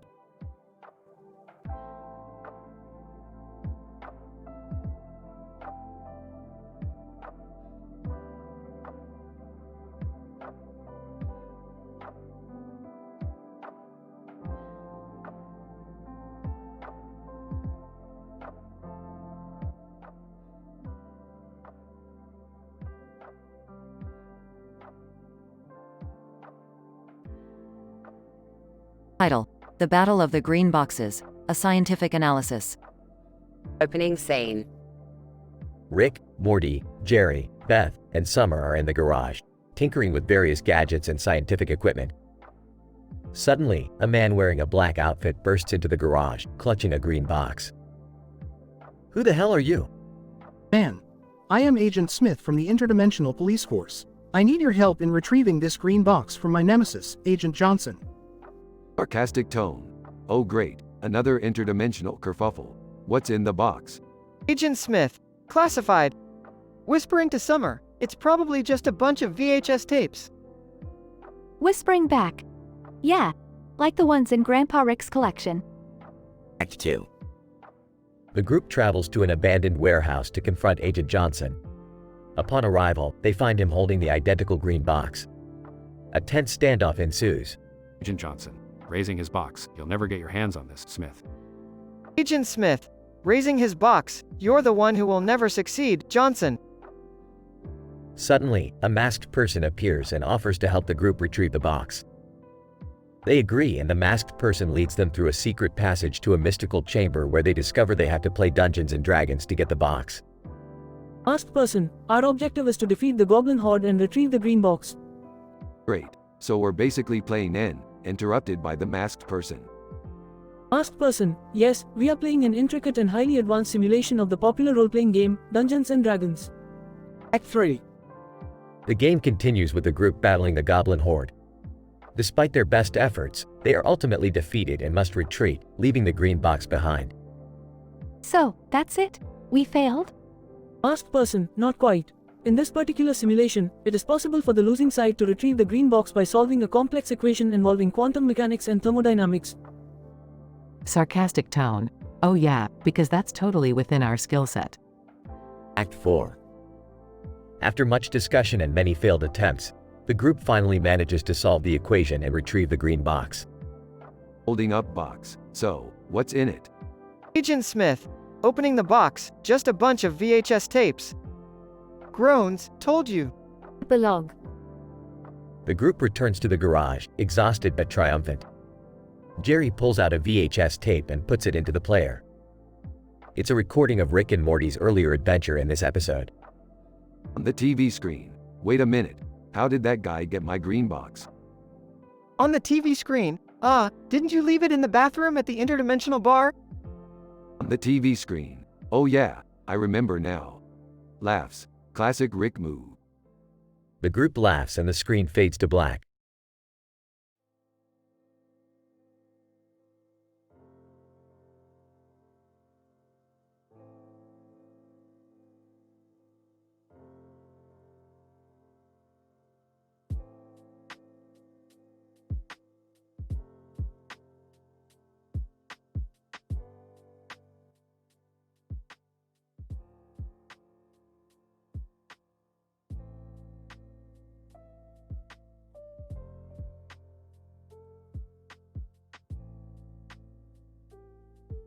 Title: The Quantum Entanglement of Winged Redheads. The story begins with Rick and Morty working on a highly complex quantum entanglement experiment in Rick's lab. Jerry, Summer, and a mysterious woman with red hair and wings holding a ball and sword in her hand are watching them. The woman emits a blue light through her wings, captivating the attention of everyone in the room except Rick, who is focused on his experiment.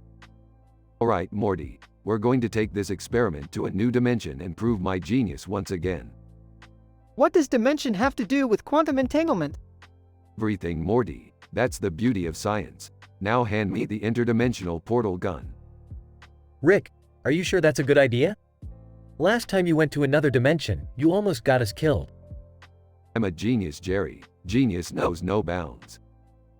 Rick fired the interdimensional portal gun, causing a ripple in the fabric of space-time, and suddenly transported the woman with red hair and wings holding a ball and sword into a parallel universe. See, Morty, I told you it would work. Oh, Rick, I think that was a huge mistake.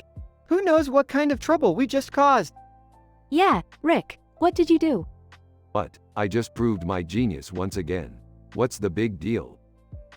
The group realized Rick's mistake when their lab suddenly turned upside down, and they found themselves amidst a group of octopus creatures in a cybernetic world.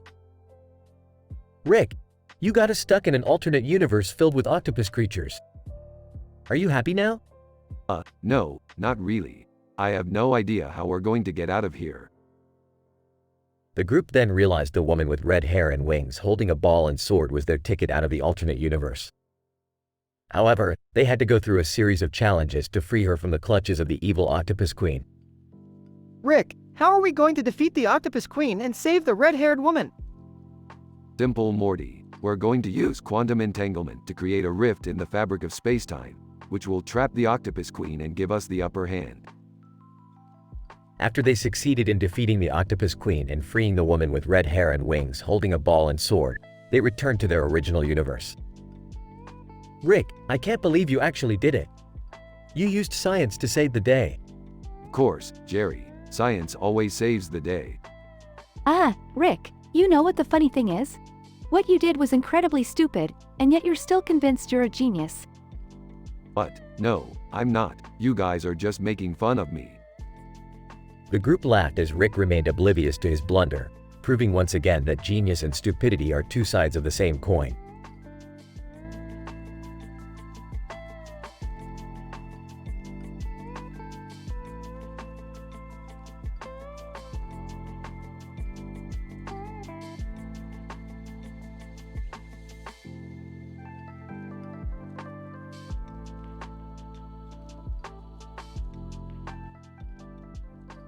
Title: The Interdimensional Demon Slaying of Guts. The episode begins with Rick and Morty visiting an alternate dimension where they come across a strange portal leading them to a medieval world. Morty is immediately in awe of the kingdom, and Rick finds the whole scenario to be quite interesting. They spot a man in black and white outfit holding two swords, one of which has a demon on it.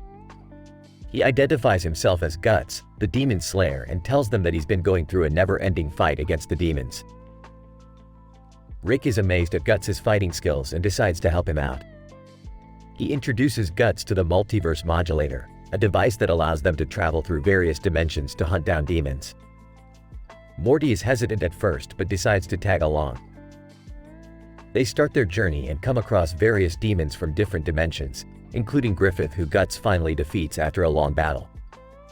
Throughout their journey, Rick makes several interdimensional jokes, referencing events from other dimensions. Morty tries to keep up with Rick's humor but fails miserably. After a long and grueling battle against the demons, Guts finally defeats the last one and returns to his world victorious. Rick and Morty wave goodbye to Guts and leave the portal to head back home. Upon returning back, Rick says, "Well, Morty, that was one hell of a journey. With the demon slaying and all the interdimensional references, we are one scientific step ahead of all the other universes." Morty rolls his eyes and sighs, "Can we just go home now, Rick?" Rick laughs and says, "Yeah, Morty, let's go home. I've got some cool experiments to do. We will talk about the interdimensional demon slaying tomorrow." The episode ends with Morty looking relieved and Rick grinning mischievously.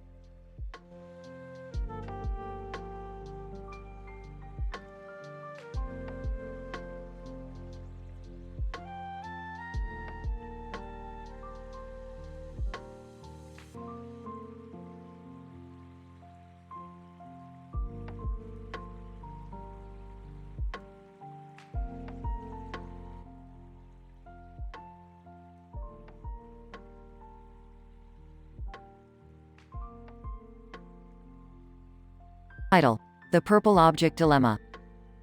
Synopsis. The episode begins with Rick, Morty, Jerry, and Beth exploring a distant planet in search of a rare element. While exploring, they stumble upon a strange purple object lodged in a mossy rock with a knife stuck in its end. This is intriguing. The molecular structure of this object is unlike anything I've ever seen before. Wow, Rick, do you think it's from an alien civilization? I don't care where it's from. I just want to get out of here before something attacks us. Jerry, don't be such a chicken. We have to explore this planet thoroughly if we want to find the element we need. As they continue to examine the object, the knife suddenly slips and stabs Jerry in the foot. Oh, why did you have to bring a knife anyways, Rick? You never know when you'll need to cut something, Jerry. It's science. Suddenly, the object begins to vibrate and emit a strange energy. Whoa, what's happening to the object? I think it's reacting to the rare element we need. Quick, everyone, hold on. The group finds themselves transported to a strange dimension filled with bizarre creatures and psychedelic colors. What the hell, Rick? Where are we? I believe we are in an alternate dimension that can only be accessed through the energy of that purple object. I want to go home. This place is giving me a headache. Wait, guys. I think I recognize that creature over there. It's the famous purple stuffed worm in Flapjaw Space with the tuning fork. Suddenly, the group is ambushed by a group of hostile aliens. Great, just what we needed. Harakiri Rock is swarming with angry aliens. Rick, do something. Rick pulls out a random object from his pocket and presses a button, causing the aliens to freeze in place. What did you do, Rick? I just activated my new Freeze-O-Matic ray gun. Cool, huh? I need scissors. 61. The group is eventually able to escape the alternate dimension and return to their own world, with the rare element they needed in hand. That was insane, Rick. How do you even come up with this stuff? It's all in the name of science, Beth. Sometimes you just have to take risks to make progress. Well, I never want to go on a crazy adventure like that again. Aw, come on, Jerry. It was a lot of fun. The episode ends with the group laughing and joking about their wild adventure, as the camera zooms in on the strange purple object still stuck in its mossy rock, waiting for its next unsuspecting victim.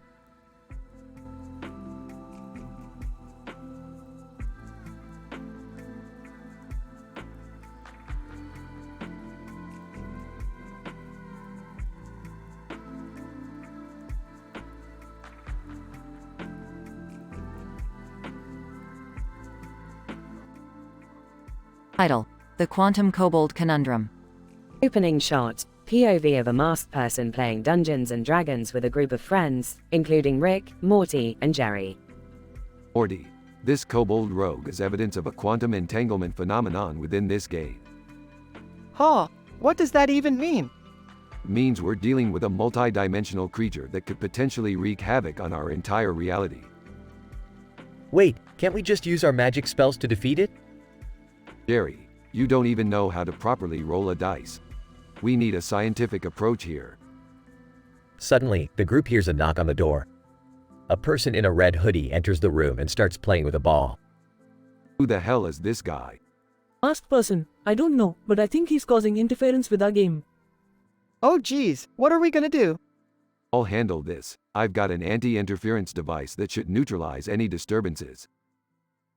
As Rick sets up the device, the group continues to battle the kobold rogue.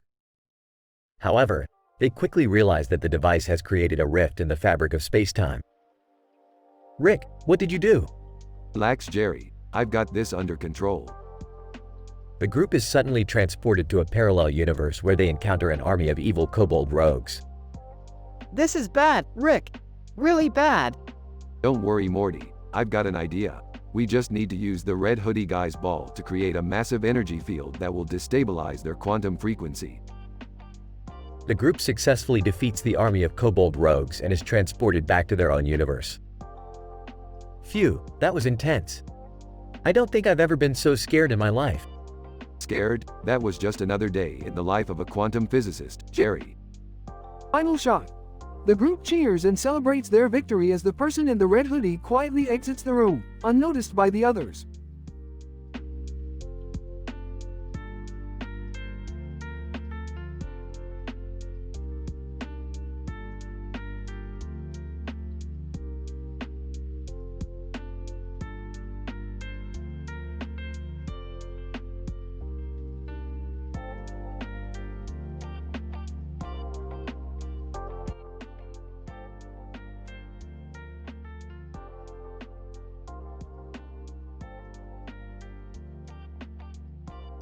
Title: Quantum Ruckus. The episode begins with Rick, Morty, and Summer standing in front of a research lab, clad in suspicious-looking costumes. Rick dons an outfit of neon green and blue hues, complete with a head-to-toe face mask, while Morty and Summer wear matching blue jumpsuits with fiery red capes. Rick exclaims in his usual slurred manner, "I'm going to reenact Metal Gear Solid 2, Morty. It's one of the greatest video games ever made, you young whippersnapper." Morty scratches his head in confusion. Metal Gear Solid 2? What's that, Rick? Rick scoffs at Morty's ignorance. It's a video game about a genetically enhanced soldier, a sneaky stealth mission, and lots of beating up bad guys. But never mind that, Morty, we have a job to do. Summer rolls her eyes. What's our mission, Rick? Why are we dressed like weirdos? Rick grins. We have to retrieve the quantum dongle, one of the most powerful gadgets ever created by man. It's kept hidden in the depths of this lab. But beware, there are scientists, security guards, and possibly a clone army guarding it. Morty gulps nervously. Clone army? Why do they need that? Rick smirks. To study the effects of cloning, Morty. Duh. The trio enters the lab, with Rick leading the way and Morty and Summer following close behind. They use their wits and gadgets to evade guards and traps, but eventually come across a locked door. Rick pulls out a small device. I found this gizmo on a website. It should help us hack the door. But we have to be quiet, the security might hear us. Morty whispers, "What's the password, Rick?" Rick taps a few keys. I hear it's amazing when the famous purple stuffed worm in Flapjaw Space with the tuning fork does a raw blink on Harakiri Rock. I need scissors. 61. The door unlocks with a click, and the trio enter the room where the quantum dongle is being kept. But just as they're about to grab it, a squad of clone soldiers ambushes them. Rick pulls out his trusty laser gun. Don't worry, Morty, I got this. It's time for some good old-fashioned violence. Summer scowls. Rick, violence is never the answer. Rick fires at the clones. In science, sometimes violence is the only answer. Summer.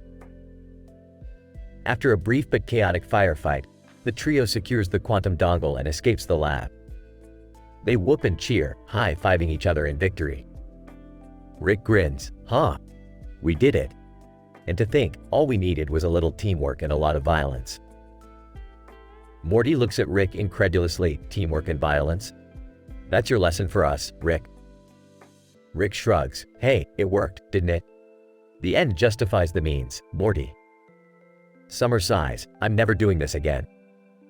But Rick just grins. Oh, we'll do it again, Summer. We'll do it again.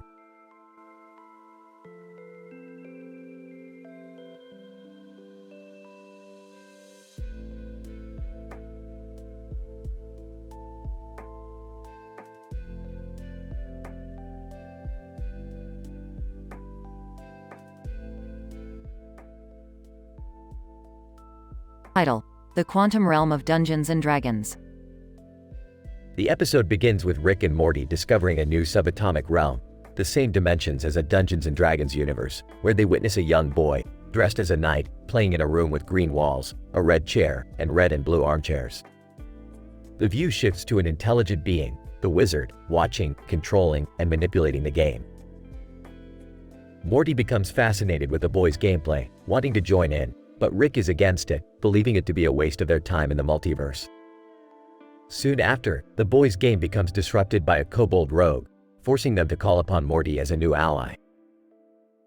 Morty then takes the place of the young knight and helps the group fight off the kobold rogue and its minions.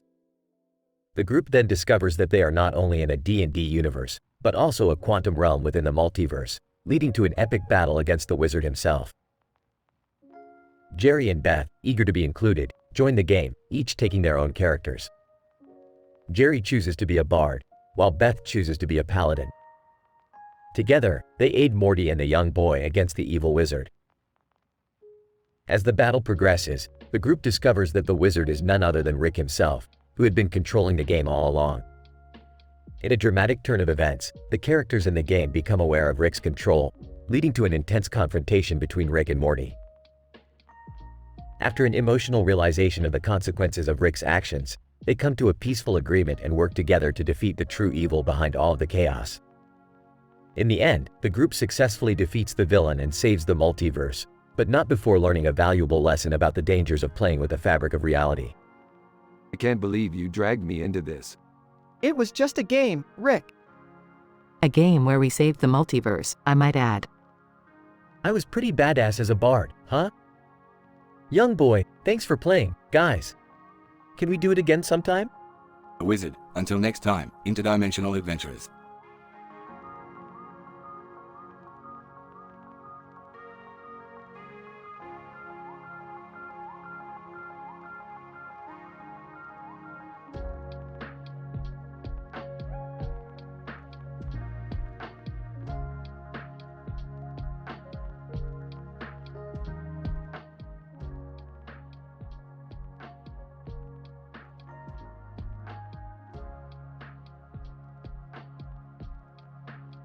Title: The Chickening of Jerry.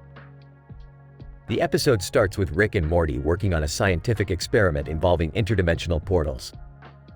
Morty becomes distracted by a thought he had earlier about two chickens standing next to each other on a gray background.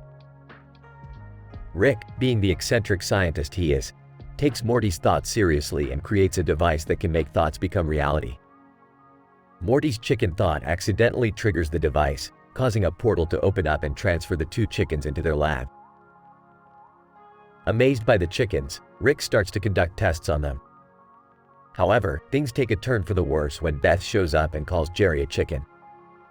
In a bizarre sequence of events, Jerry begins to physically transform into a chicken.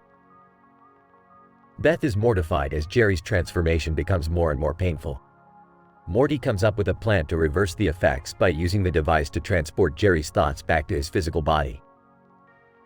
Unfortunately, the plan fails, and Jerry does not survive the transformation. As if that wasn't enough, the other chicken in the lab becomes enraged upon witnessing Jerry's demise and starts attacking Rick and Morty. In a comedic turn of events, Rick and Morty must use all of their scientific knowledge to combat the angry chicken and save their lives.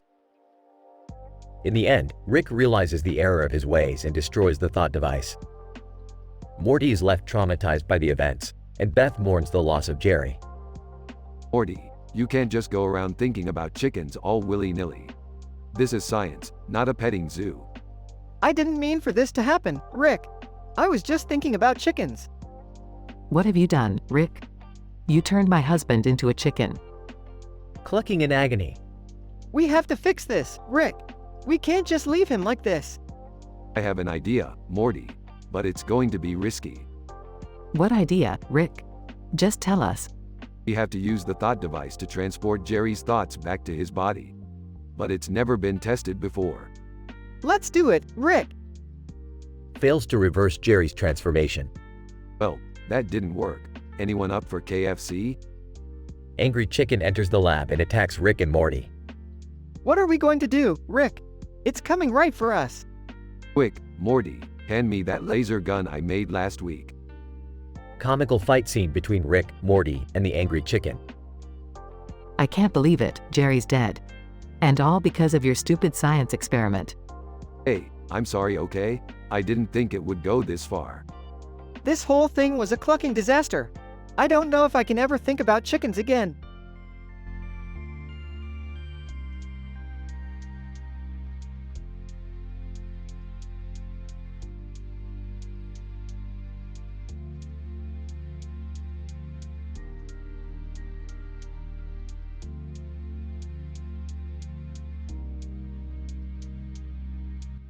Title: The Shrill Screams of Scientific Discovery. The episode begins with Rick and Morty in a lab, experimenting with a new form of communication. As they work, they overhear a radio program featuring two women sitting at a table with a microphone in front of them and one woman holding a microphone in front of her. High-pitched scream. Squealing scream. Excited by the potential of this new form of communication, Rick and Morty decide to investigate. They build a device that can translate the women's screams into meaningful data. Shrieking scream. Panicked scream. As they listen in, they discover that the women are actually discussing a groundbreaking scientific discovery. Desperate to know more, Rick and Morty decide to crash the podcast. Deafening scream. Screeching scream. However, things quickly spiral out of control as the women become increasingly agitated by Rick and Morty's presence. Woman 1. Ear-piercing scream. Woman 2. Blood-curdling scream. Third woman, holding microphone, terrifying scream. In the chaos, Rick accidentally activates the device at maximum volume, causing a chain reaction that destroys the lab. Drowning scream. Hysterical scream. As they wander through the wreckage, dazed and confused, they realize that they've made a terrible mistake. In the end, they are forced to accept that some forms of scientific discovery are best left unexplored. Defeated scream. Heartbroken scream.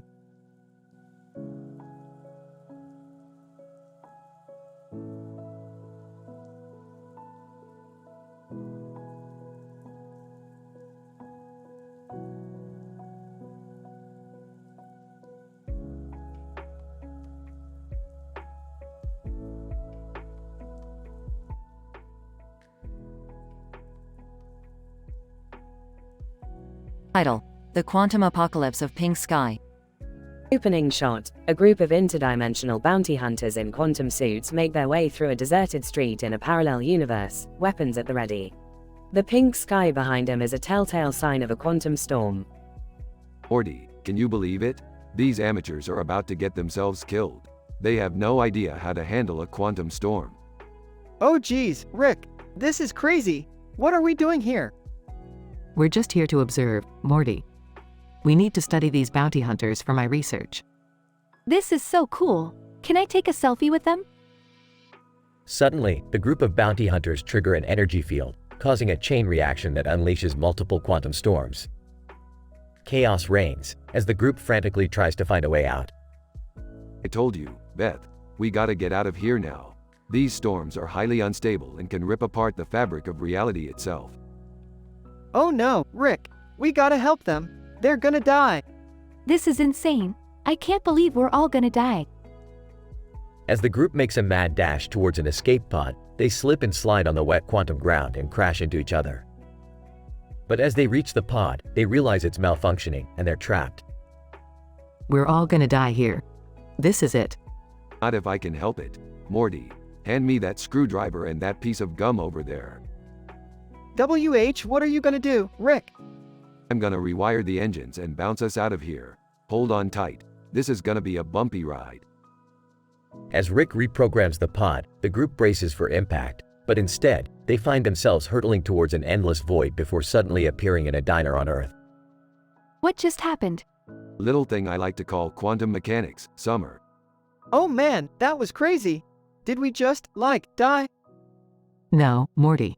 We just witnessed the power of quantum physics in action. As the group finishes their milkshakes, they wonder what else the universe has in store for them. Little do they know, the real adventure has only just begun. Closing shot. The camera pans out to reveal a pink sky hovering above the diner, hinting at the countless mysteries that lie within the multiverse.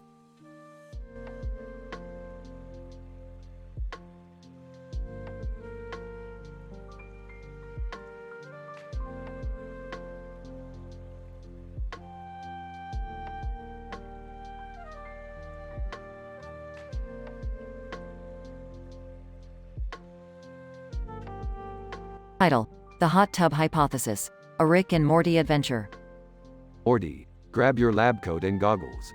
We have some scientific research to conduct on this hot tub. What are we doing, Rick? We're going to create the ultimate study on the effects of hot water on the human psyche.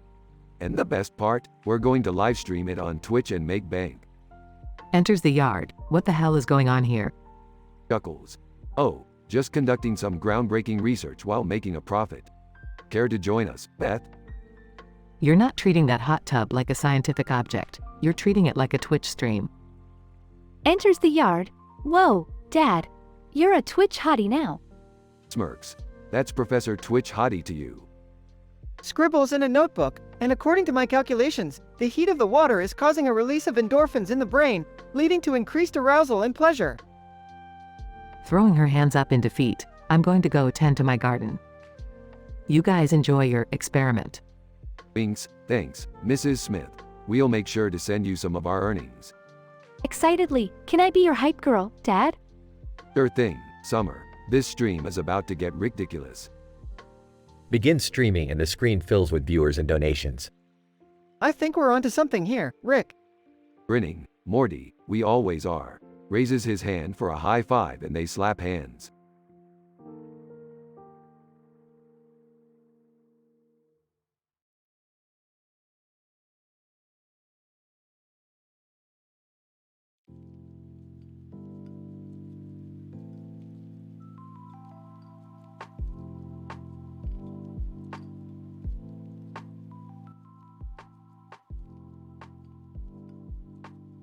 Title: The Wine, the Knife, and the Panini. Synopsis. In this episode, Rick, Morty, Jerry, and Beth are on a mission to retrieve a rare bottle of intergalactic wine from a planet in the Andromeda Galaxy. Rick, being a notorious drinker, takes the lead while Morty is excited about the opportunity to try some intergalactic panini. As they arrive on the planet, they are welcomed by a host who offers them a tour of the wine cellar. However, things quickly take a turn when they discover that the bottle of wine they are searching for has been stolen by a group of notorious space pirates. While on the hunt for the wine, the group comes across a couple holding knives and engaged in an intense argument. Rick, who suffers from a fear of sharp objects, has a severe panic attack and is unable to continue the mission. Undeterred, Morty decides to take charge and uses his love for panini to his advantage. He barters with the couple, offering them the opportunity to try some of his famous intergalactic paninis in exchange for information on the whereabouts of the stolen wine. With their help, Morty and the rest of the group are able to track down the space pirates. However, they soon realize that the pirates have a strange obsession with collecting kitchen utensils and have hoarded all the knives on the planet. As the group battles the pirates, Jerry discovers the true power of the intergalactic wine. He becomes drunk on one sip, causing him to release a powerful burst of energy that sends the pirates hurtling through space. In the end, the group is able to retrieve the bottle of wine and Morty is satisfied with the amount of panini he was able to consume. Rick, however, is left traumatized by the experience and vows to never venture out on a mission involving knives again. Discussion. Hyperventilating. Morty, I can't do it. I can't be around sharp objects. It's not safe. Come on, Rick. It's just a couple with some knives. We can handle it. Guys, have you tried this wine? It's like a million tiny Rick and Mortys are tap dancing on your taste buds. Jerry, focus. We need to find that bottle before the pirates get it. Hey, do you guys want to try some panini? It's got a secret ingredient that makes you feel like you're floating on a cloud of cheese. Couple, we don't know. We're in the middle of a fight. Well, a panini might make you feel better. Trust me, I'm a panini expert. Drunk. Guys, I don't feel so good. The wine is starting to kick in. Jerry, you imbecile. You need to control your energy or we're all going to die. Rick, I think I found the pirates. They're surrounded by knives. Screaming, no, no, we have to abort. Abort mission. Rick, calm down. We can handle a couple of knives. This is amazing. I feel like a superhero. Guys, I got this. Let me handle the knives. I have a plan. Couple, laughing, we can't believe we're eating paninis with you guys instead of fighting. Whimpering, I want to go home. I hate knives. Everyone laughs as the episode ends.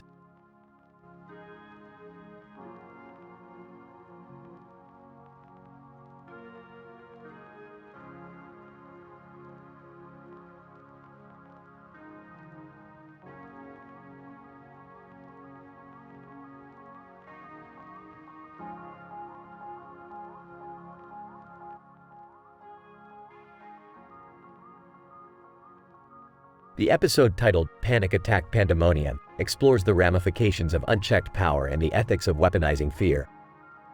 Rick Sanchez, renowned scientist and inventor, creates a device capable of inducing a panic attack in anyone within a certain radius. Rick demonstrates his new invention to his grandchildren Morty and Summer, as well as his son-in-law Jerry. Rick, behold, the panic inducer. With this device, I can send anyone into a fight or flight frenzy with just the press of a button. And the best part, it's completely under my control. Morty, Rick, isn't that kind of messed up? Why would you even make something like that? Rick, messed up? Morty, this is science. We're pushing the boundaries of what's possible. Besides, it's not like I'm going to use it on innocent people. But soon enough, Rick succumbs to the temptation of power and begins using the device on anyone he sees fit. Chaos ensues as panicked individuals run amok, causing destruction and mayhem throughout the town. Summer. Rick, what the hell? You can't just go around messing with people's minds like this. Do you have any idea what you're doing to them? Rick, relax, Summer. It's just a harmless prank. Let's see how the peasants react when their little world is turned upside down. As the situation spirals out of control, Morty, Summer, and Jerry band together to take down Rick and put an end to the panic attack pandemonium. In a final showdown, Rick faces off against Morty and his family, but ultimately succumbs to the device's effects himself. Jerry, Rick, you're out of control. We can't just let you use this thing on innocent people. Rick, no, I can't stop now. I need to see what happens when people are pushed to their absolute limits. In the end, the family destroys the device and turns it over to authorities.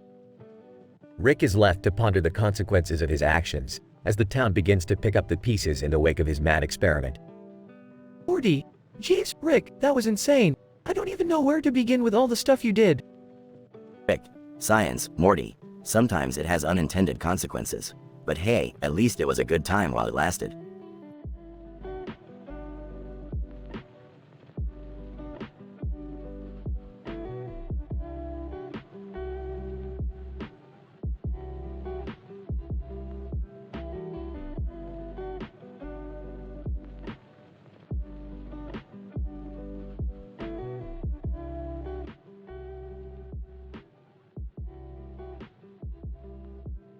Title: The Panic Attack Experiment.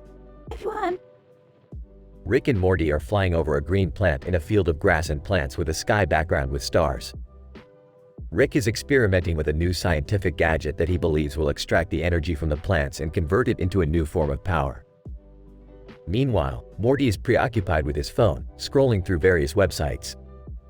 Morty, what are you doing on that phone? Are you even paying attention to the mission we are on? Yeah, Rick. I'm just doing some research on how to give people panic attacks. What, Morty? That's messed up. Why would you want to do that? I don't know, I just think it would be funny to see people freak out. Act 2. Rick is disgusted with Morty's behavior and decides to teach him a lesson. He takes Morty to a simulation where they can test the effects of panic attacks on various subjects. But when Rick's experiment goes wrong, they find themselves stuck in a never-ending loop of panic attacks. Morty's laughter quickly turns into terror as they are unable to escape the simulation. Well, Morty, this is what you get for messing with people's emotions. You've brought us into a never-ending nightmare of panic attacks. Rick, I'm sorry. Please get us out of here. Act 3. As they attempt to escape the simulation, they come across a group of aliens who are also trapped in a similar experiment. Together, they are able to devise a plan to break out of the simulation and regain control over their emotions. Alright, Morty, we need to focus. We need to use our brains and work together with these aliens to break out of this simulation. I'm with you, Rick. Let's do this. Act 4. After successfully breaking out of the simulation, Rick and Morty learn a valuable lesson about the power of emotions and the importance of empathy. They vow to never mess with people's emotions again and to always think before they act.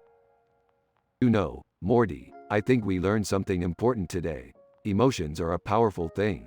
We need to be careful how we use them. And always remember, empathy goes a long way. Yeah, Rick, I definitely learned my lesson. Thanks for teaching me. The end.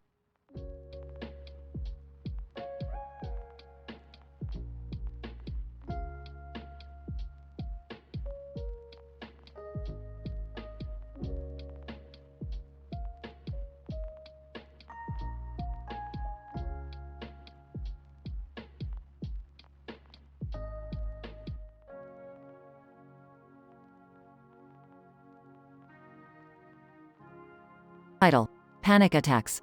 A Ricktastic Misadventure. Opening shot of Rick holding a green vial in his hand against a red background with yellow and red streaks. Rick is muttering to himself. These panic attacks are killing me. I swear, Morty, they're the real deal. I mean, I haven't felt this kind of rage since I accidentally blew up a planet last week. Cut to Morty, who looks concerned and confused. Rick, are you sure you know what a panic attack is? Of course I do, Morty. I'm a genius scientist. Remember? Panic attacks are when your brain releases too much dopamine and you start seeing unicorns and rainbows everywhere. Oh, I don't think that's right, Rick. Maybe we should talk to a professional.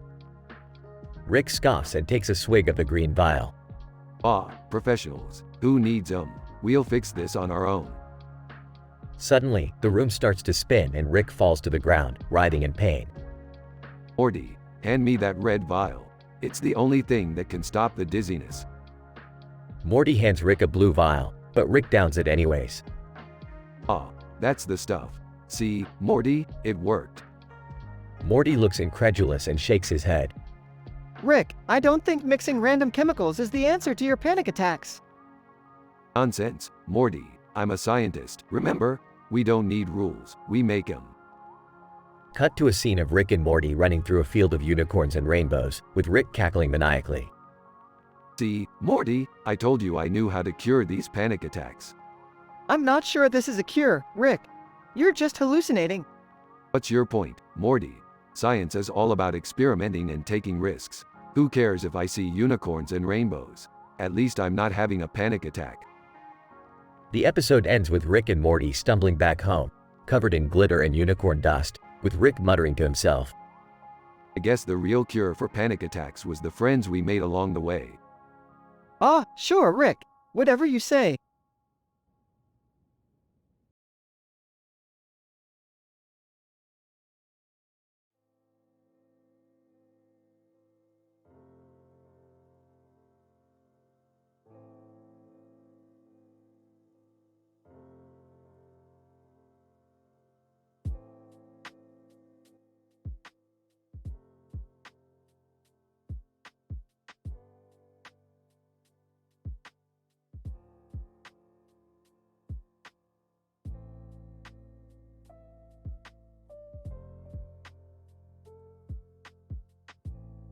Title: The Molecular Gastronomy of Lizard Brasserie.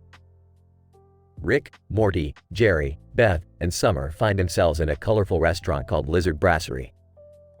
The establishment is filled with various colors and smells that stimulate the senses and awaken even the most dormant of taste buds. Rick, what is this place? It looks like the aftermath of a rainbow explosion. Beth, it's a molecular gastronomy restaurant, Dad. You know, where they use science to create complex and innovative dishes. Summer, and look over there. They have a unicorn stand-up comedy night every Tuesday. Morty, I don't think science can explain why that's funny. Suddenly, the large green lizard statue in the middle of the room comes to life and starts speaking in a mysterious alien language. Rick, I think it's trying to communicate with us. Jerry, maybe it's trying to sell us something. Hey, do you guys think they have a happy hour here? As they sit down at the table, a neon sign above them flickers with the words, "Welcome to the world of molecular gastronomy. We hope you brought your taste buds." Beth, I hope I did. I don't want to embarrass myself in front of my colleagues. Summer, hey, guys, look over there. That's my alien admirer from the Intergalactic Love Festival. The alien approaches their table with a plate of food that seems to glow in the dark. Alien, greetings, Summer. I hope you enjoy my special dish, made with the finest ingredients from the Andromeda Galaxy. The group takes a bite and immediately experiences a flavor explosion in their mouths. Morty, wow, it's like a galaxy of flavors in my mouth. Rick, this is some serious molecular gastronomy. Morty, I can feel the atoms in my mouth dancing. As they continue to eat, strange things start to happen in the restaurant. The walls seem to be melting, the floor is shaking, and the dishes are flying. Jerry, I think I've had one too many cocktails. This place is spinning. Beth, no, Jerry, this is the molecular gastronomy at work. The food and drinks are designed to create an immersive sensory experience. Summer, guys, look, the unicorn is about to start his stand-up routine. As they watch the unicorn perform, they realize that the entire restaurant has become a laboratory for molecular gastronomy experiments. Rick, this is some serious science. Morty, I can feel my brain cells multiplying. In the end, the group emerges from Lizard Brasserie with a newfound appreciation for the art and science of molecular gastronomy, as well as a slight buzz from the experimental cocktails. They may never know what caused the strange occurrences, but one thing is for sure, they will never forget their unforgettable night at Lizard Brasserie.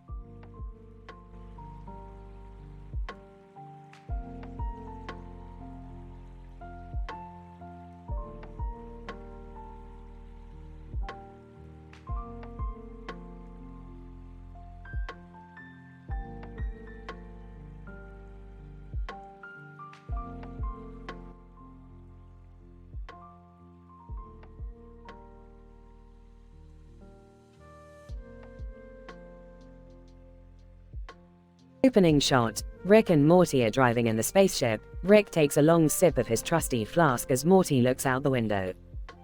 Morty, I'm detecting a huge spike of stupidity coming from the planet we just passed. What do you mean, Rick? Well, Morty, I mean that the inhabitants of this planet have found a way to monetize their own existence. It seems that they've created a system where they fine each other for their mere presence. What? That's ridiculous. Exactly, Morty, and that's why we're going to teach them a lesson. Cut 2. Rick and Morty land the spaceship in the middle of a street, where a man is sitting on a chair with a neon sign in the background that says, "Arms I am." Excuse me, sir, do you know where we can find the person in charge of this ridiculous system? Arms him. You're looking at him. Well, Arms I am. I'm sorry to inform you that we can't pay your ridiculous fine for being alive. You'll just have to deal with our presence. Arms him. That'll be a fine of $400,500,784, please. What? That's insane. Morty, don't worry about it. I've got a plan. Cut 2.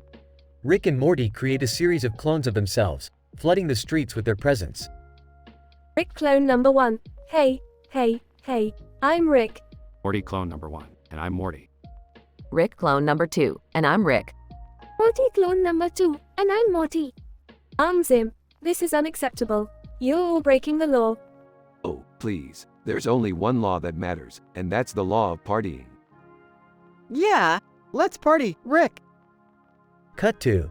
Rick and Morty and their clones are having a party in the middle of the street, complete with neon lights and music. Rick clone number 3. This is the best party ever. Morty clone number 3. I know, right?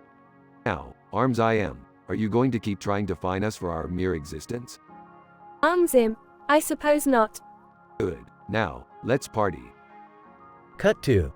Rick and Morty and their clones continue to party in the street as the sun rises. Rick, that was crazy. I can't believe we pulled it off. Oh, Morty, when you're a genius like me, anything is possible.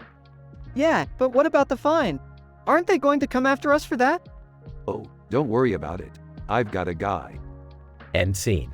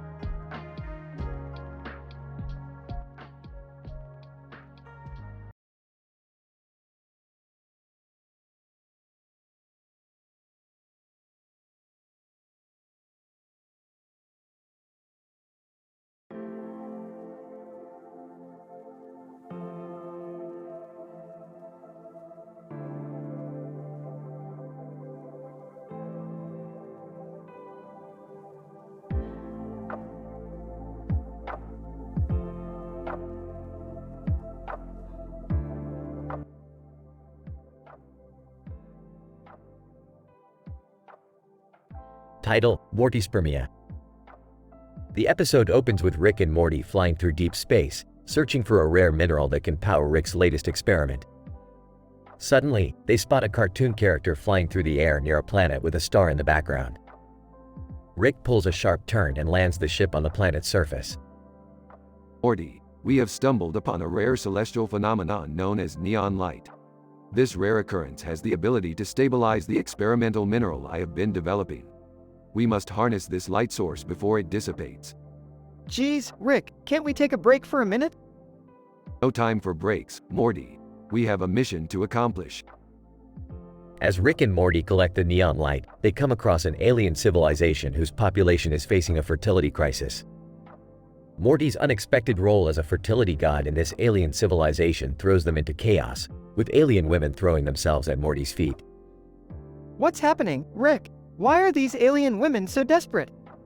Morty, it seems like your presence has triggered an ancient fertility ritual. Your role as the fertility god has triggered some kind of mating season. Morty's awkward encounter with an alien siren in the middle of a crowded marketplace causes further chaos, as all the aliens in the vicinity are intoxicated by the siren's song and start copulating in public. Jerry, meanwhile, has landed in a parallel universe where he discovers that he is a ladies' man. He returns to his universe with newfound confidence, but his misguided attempts at wooing alien women only land him in trouble. I don't get it, Rick. In the other universe, I was a hit with the ladies. Why isn't it working here? That's because you're a loser, Jerry. You can't charm your way out of a paper bag. The episode concludes with Rick and Morty narrowly escaping the planet with a neon light, all the while trying to dodge the alien women throwing themselves at Morty. As they fly off into deep space, Rick and Morty reflect on the absurdity of the universe and the chaotic consequences of Morty's unexpected role as a fertility god. Well, Morty, that was quite a ride. I guess we should be happy we made it out of there in one piece. Yeah, but I feel kinda bad for those aliens. I mean, we left them in the middle of a fertility crisis. Morty, we've got bigger problems to worry about, like the fact that you're now officially a father to an entire alien race.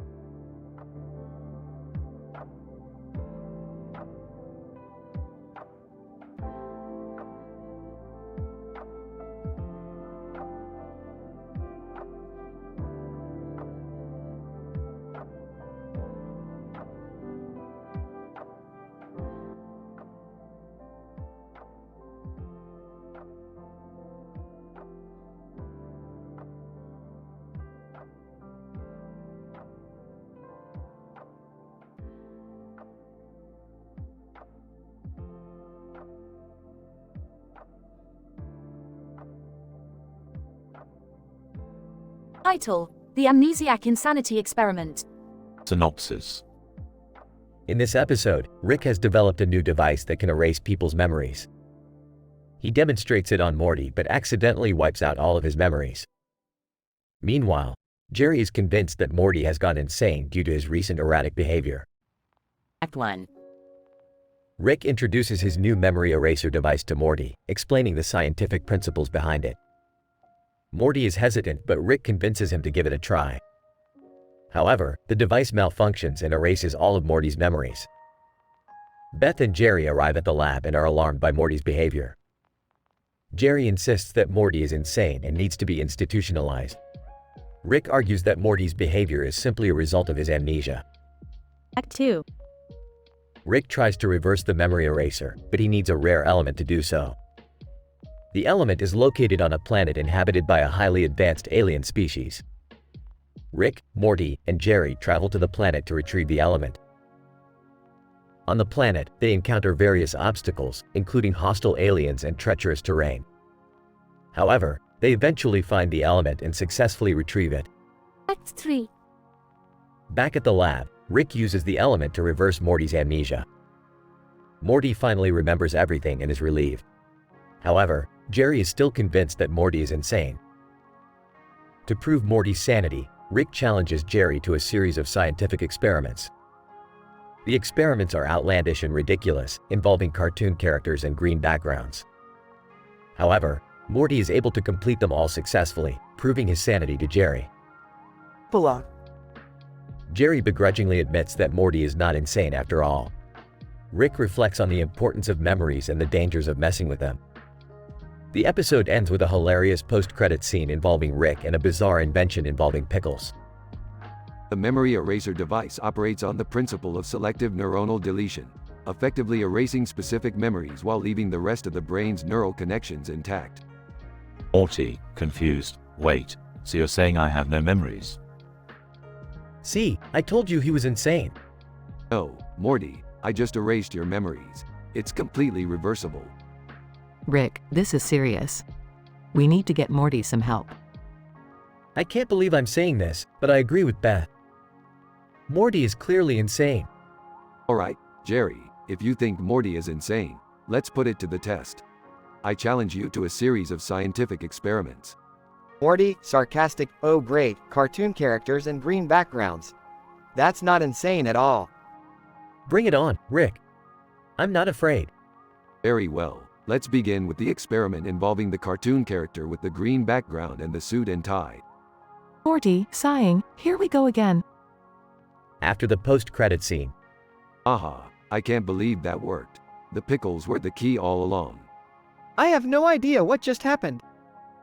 I still think Morty is insane. Jerry, just give it up. Morty passed all of Rick's insane experiments. He's not insane. Jerry, muttering, fine, but I'm still not convinced.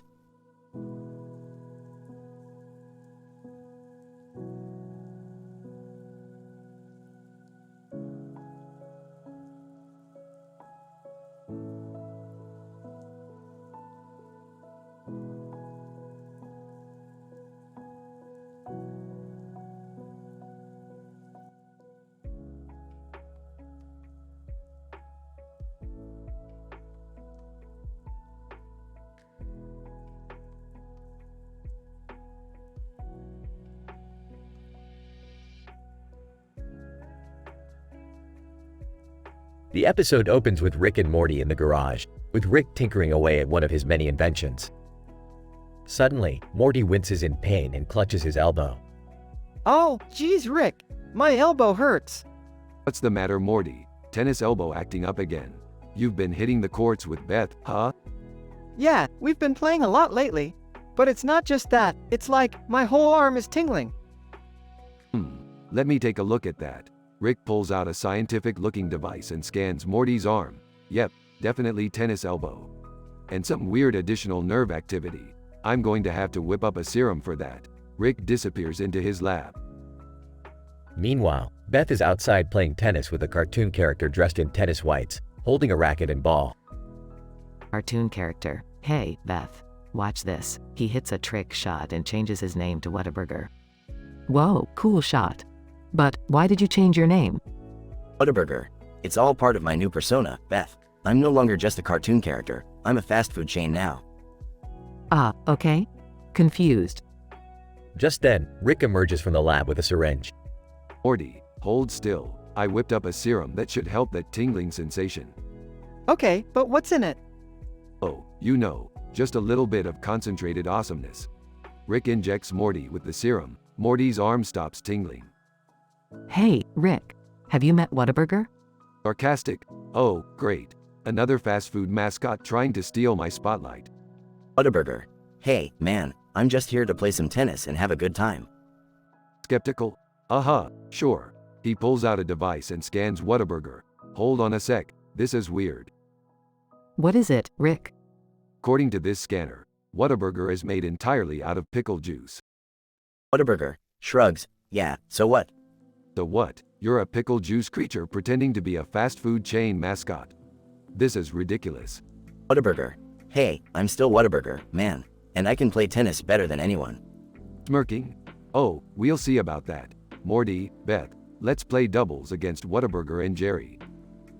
As the tennis game ensues, Rick and Morty make hilarious jokes and puns, while Whataburger struggles with his pickle juice composition.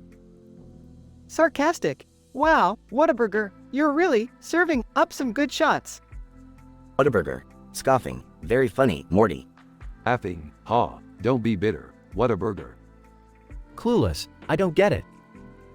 In the end, the game ends with an explosive, science fiction-inspired finale. Gasping. Holy crap, Morty. Did you see that? We just created a new dimension with that final serve. Bewildered. Whoa, this is insane. Sighing. Well, I guess I'll go change out of my tennis clothes. Whataburger. Excitedly. Hey, can I come too? I want to be a part of this. Annoyed. Oh, great. Now we have a pickle juice creature following us around. Thanks a lot, Beth.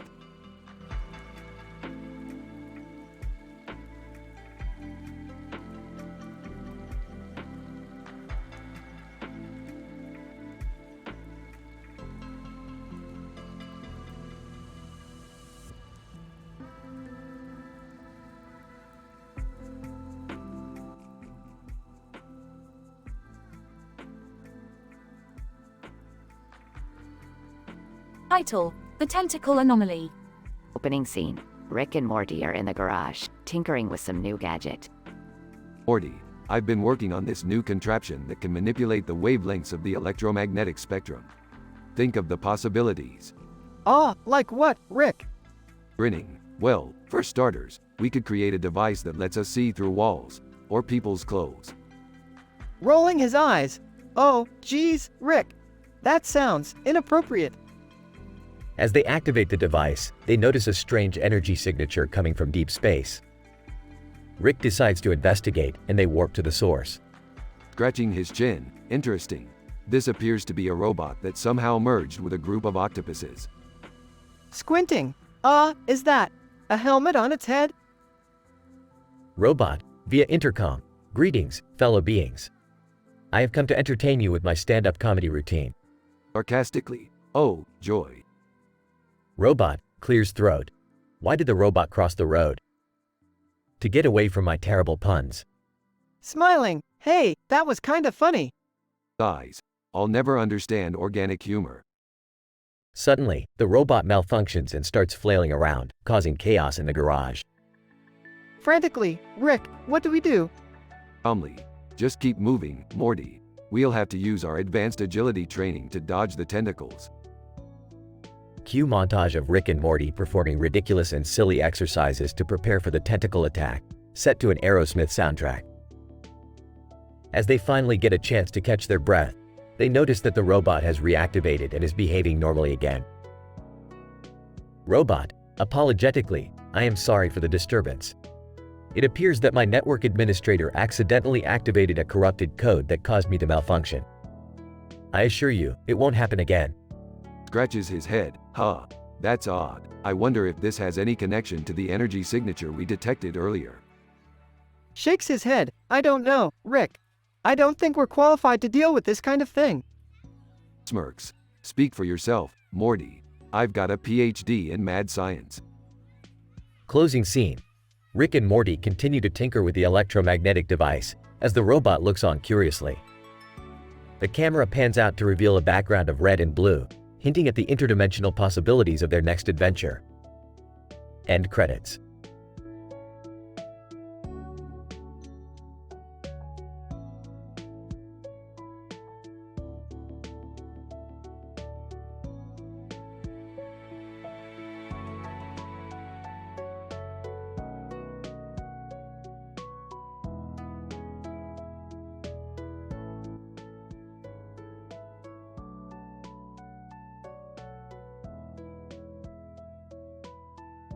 Title: Canine Conundrums, The Adventures of Rick, Morty, and the Multilingual French Bulldog.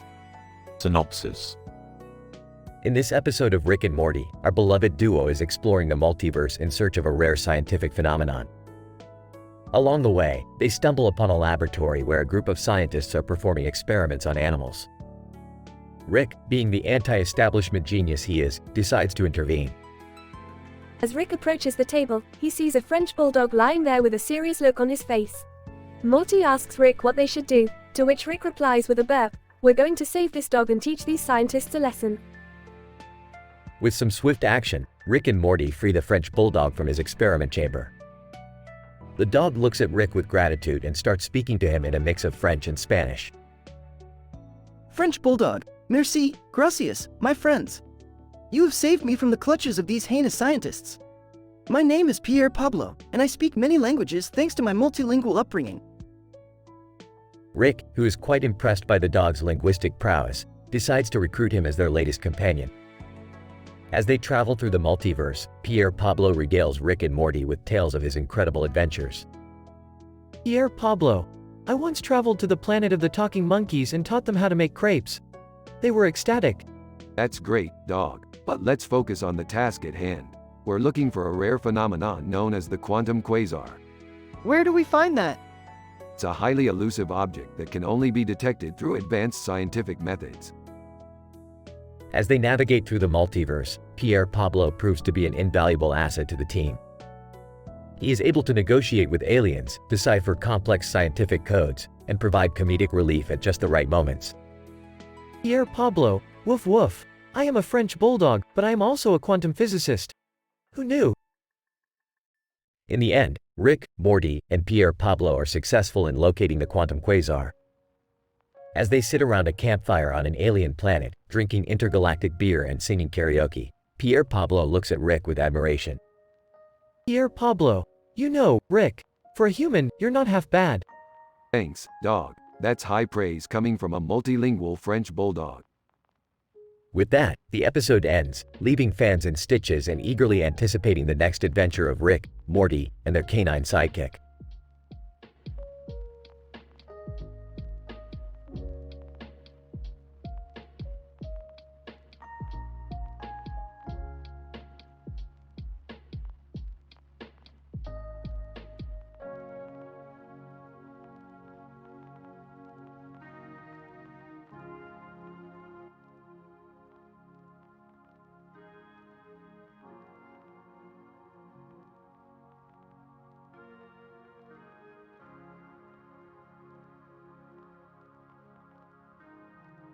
Title: The Exoplanet Expose Escapade.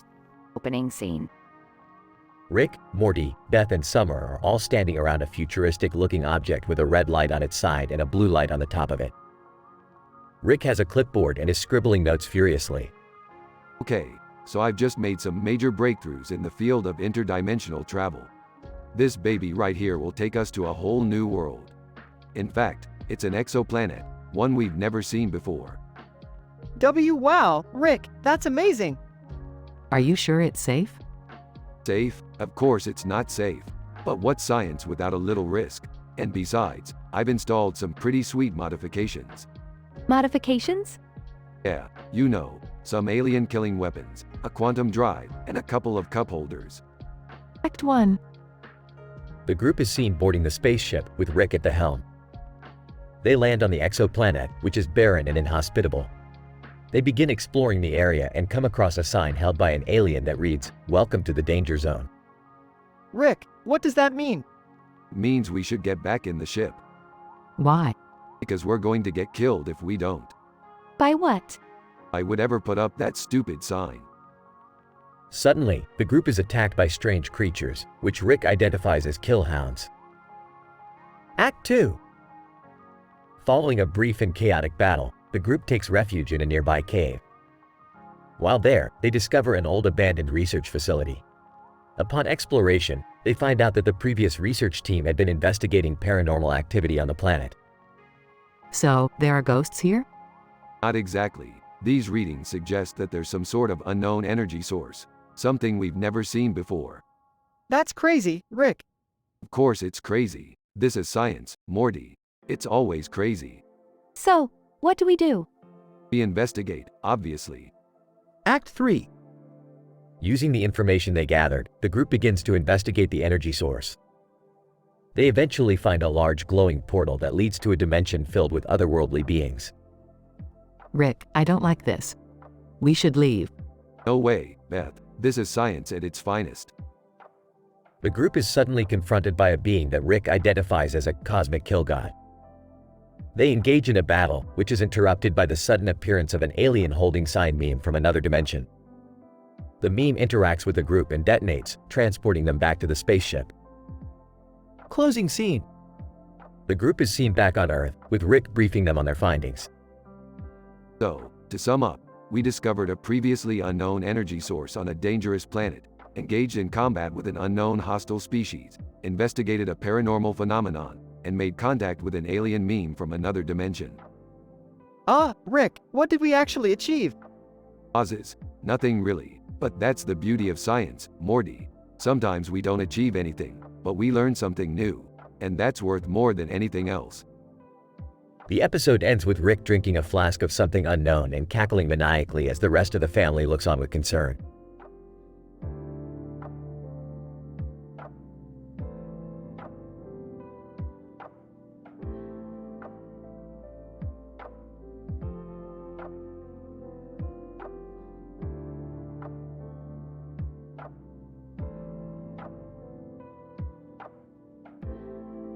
Title: The Interdimensional Carrot Bouquet.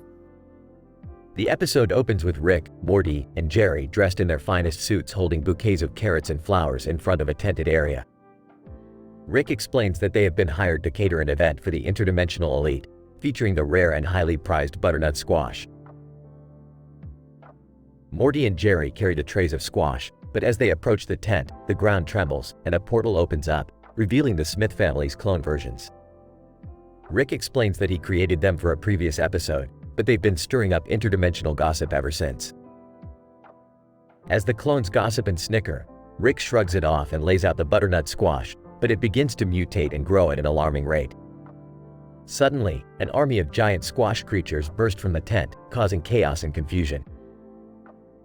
Amidst the mayhem, Bob Dylan appears and sings a mournful ballad about the lost art of vegetable cultivation. Henry Cavill also makes an appearance, but he's really just there to flex his muscles. Rick, Morty, and Jerry manage to subdue the squash creatures by tossing them into an unstable portal, but they inadvertently conjure up an alternate reality in which everyone is made of carrots. The episode ends with Rick, Morty, and Jerry strutting through the Carrot People world. admiring their orange appendages and cracking carrot-themed jokes. As the camera zooms out, we see the entire multiverse devolve into a carrot-themed hellscape. Looks like we've really gone and carrot-ed away with ourselves this time, Morty. I'm not sure I can handle another vegetable-themed adventure, Rick. I don't know about you guys, but I'm just happy to be included.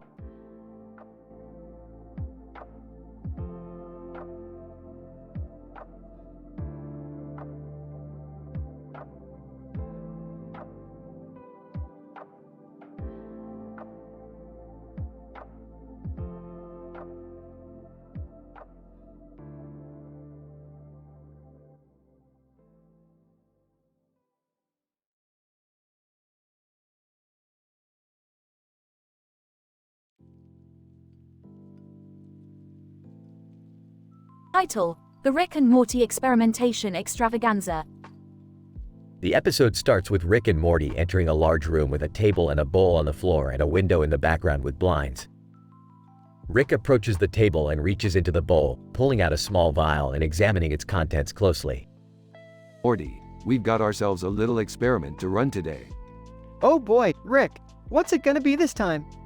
We're going to combine the healing powers of Watsu massage with the ancient practice of reflexology while infusing it with a dose of thorium radiation. What does that mean exactly? Means we're going to give these test subjects the ultimate relaxation experience while also exposing them to a healthy dose of radiation. We're calling it the Relaxo Thorium Fusion Treatment. As the experiment begins, the test subjects are led into the room one by one and instructed to lay down on the table. Rick and Morty begin the massage and reflexology techniques, adding in the thorium radiation for good measure. Suddenly, one of the test subjects begins to convulse violently, causing Rick and Morty to panic and adjust their methods. Okay, let's up the Trente et Courant dosage but decrease the Watsu intensity. But Rick, that's not even a real. Just do it, Morty. As the experimentation continues, the test subjects begin to exhibit strange and unexpected behaviors. One starts singing show tunes, another begins levitating off the table. Meanwhile, outside the window, a group of government agents can be seen monitoring the experiment with particular interest. Agent Smith, what the hell is going on in there? Agent Johnson, I don't know, but it looks like they're onto something big. Should we bust in and shut it down? Back inside the room, Rick and Morty continue to push the limits of science and hilarity as the Relaxo Thorium Fusion treatment takes on a life of its own. Okay, let's kick it up another notch. We're gonna add in some holographic imagery and try to induce a lucid dream state. Rick, I don't think that's such a good idea. Nonsense, Morty, it's all in the name of science. The experiment reaches its climax as the test subjects are bathed in a chaotic flurry of massage, radiation, and holographic imagery. The results are nothing short of spectacular. One test subject sprouts wings and begins to fly. Another becomes a giant centipede. Success. We've unlocked the secrets of relaxation and unleashed an entirely new level of human potential. Yeah, but at what cost? As the episode ends, we see the government agents bursting into the room just as the test subjects begin to converge into a giant, tentacled monster. Agent Smith, freeze! You're all under arrest! Oh, come on. Can't you see we're trying to make a breakthrough here? And as the agents close in, our intrepid duo disappears in a flash of green light, off to continue their madcap adventures in the multiverse.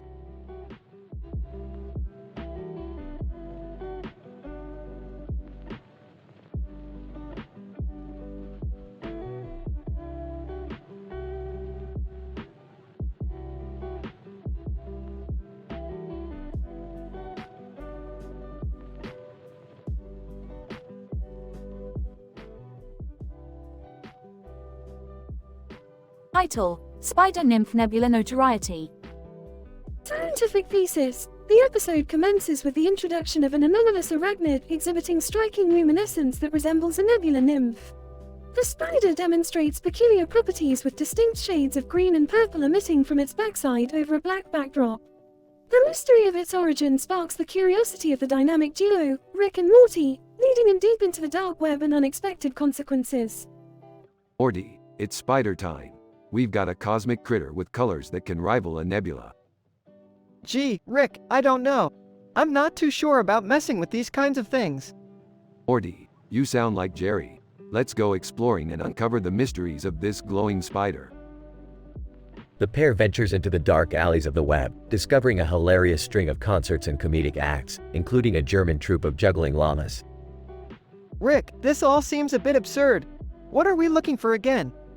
Morty, we're looking for answers. This spider's glow isn't just for show. It's got some scientific significance. As they continue through the dark web, they encounter the Vindicators, a group of heroes intent on thwarting all evil. Vindicator 1, Rick and Morty, what are you guys doing here? You know this area of the web isn't safe. Indicator 2. Yeah, we're trying to investigate a mysterious occurrence ourselves. Oh, you mean the spider? Vindicator 3, you know about it? Why didn't you come to us earlier? Because we don't need any superheroes getting in our way, do we, Morty? I don't think that's the reason, Rick. Finally, they locate the spider's source of power, a hilarious disco dance-off between two sentient mushrooms whose spores enhance the spider's glow. In the end, they bring the spider back to their lab and discover that it has an extraterrestrial origin, and it's a crucial element in developing a matter transportation device. Wow, Rick, that was a wild ride. Yeah, Morty, and now we've got a glowing spider with interdimensional properties. Time to start building up Portal Gun 2.0.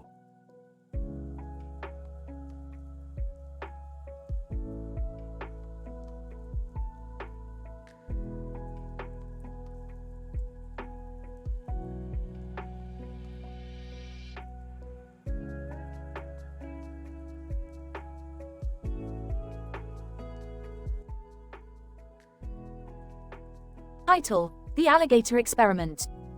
Synopsis: Rick and Morty are conducting an experiment to measure the effects of pizza consumption on alligators. Morty feeds pizza slices to the alligator while Rick measures its behavior and brain activity. Alright, Morty, let's see how this alligator reacts to the pizza. Rick, isn't this a bit unethical? Beefed, ethics is for squares, Morty. Now give that gator some pepperoni. Meanwhile, Beth's secret affair with an alien celebrity is causing chaos in the household. Mr. Poopy Butthole tries to mediate the situation while Jerry's comedic misadventures in a universe where he's a sex symbol make for some hilarious moments. Mr. Poopy Butthole, I don't know what to do. Jerry can't find out about my alien lover. Mr. Poopy Butthole, well, Beth, honesty is always the best policy. You should tell him the truth. Jerry, on the other hand, is having the time of his life in a universe where he's a sex symbol. Hey there, baby, want to come back to my universe and see my collection of mediocre paintings? Amidst all the chaos, the property manager arrives to inspect the house. Property manager, I'm sorry, but I can't allow you to conduct alligator experiments in this house. It's against the rules. Rules? I don't follow rules. Now if you'll excuse me, I have some pizza to feed this gator. In the end, the experiment goes awry and the alligator goes on a pizza-fueled rampage, destroying the house and causing everyone to flee. Rick, I think we learned something today. What's that, Morty? Never mess with an alligator on pizza. Ah, who cares, Morty? Let's go find a new house to wreck.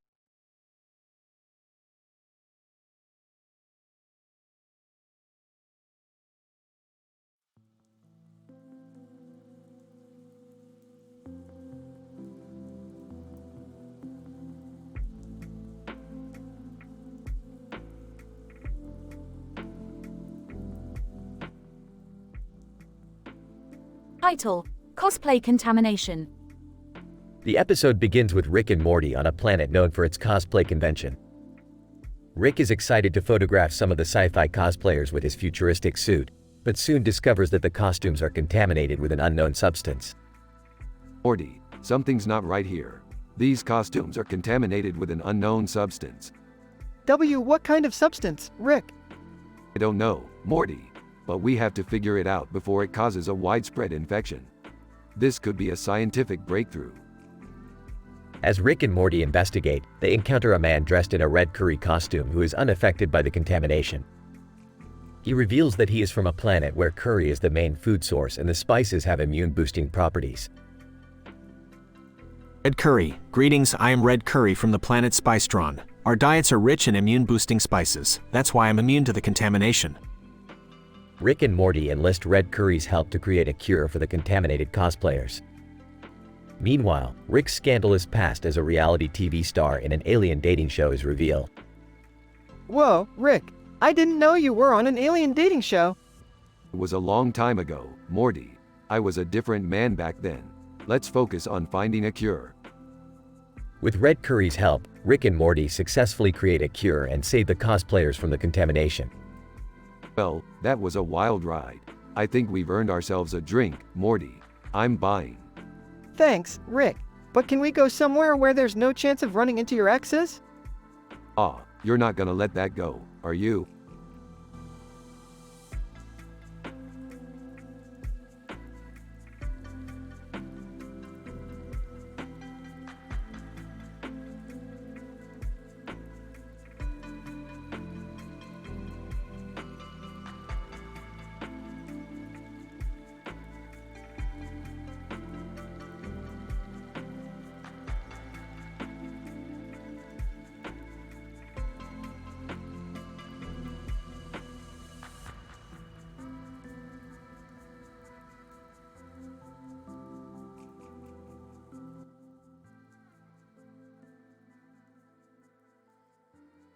Title: Quantum Kinematics of Dungeons and Dragons.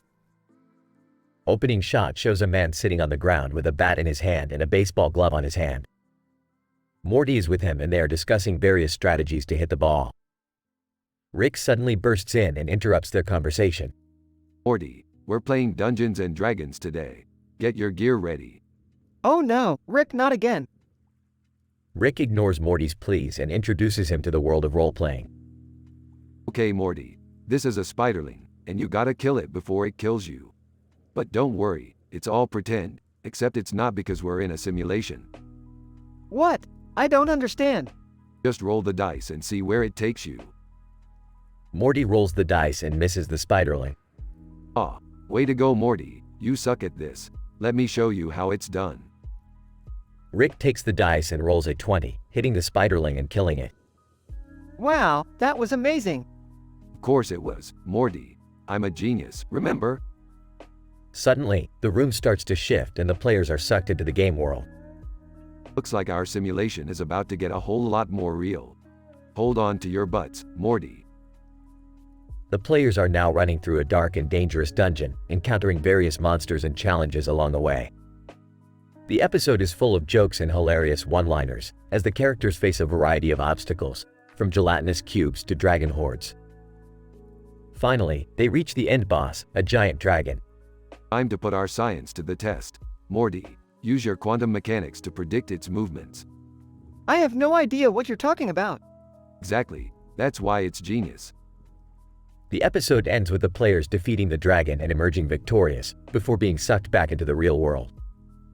Wow, that was insane. I know, Morty, but that's just the beauty of science. The more you know, the less you understand. The camera pans out to show the players fist bumping and celebrating their victory, with the man from the opening scene standing outside, watching them in amazement.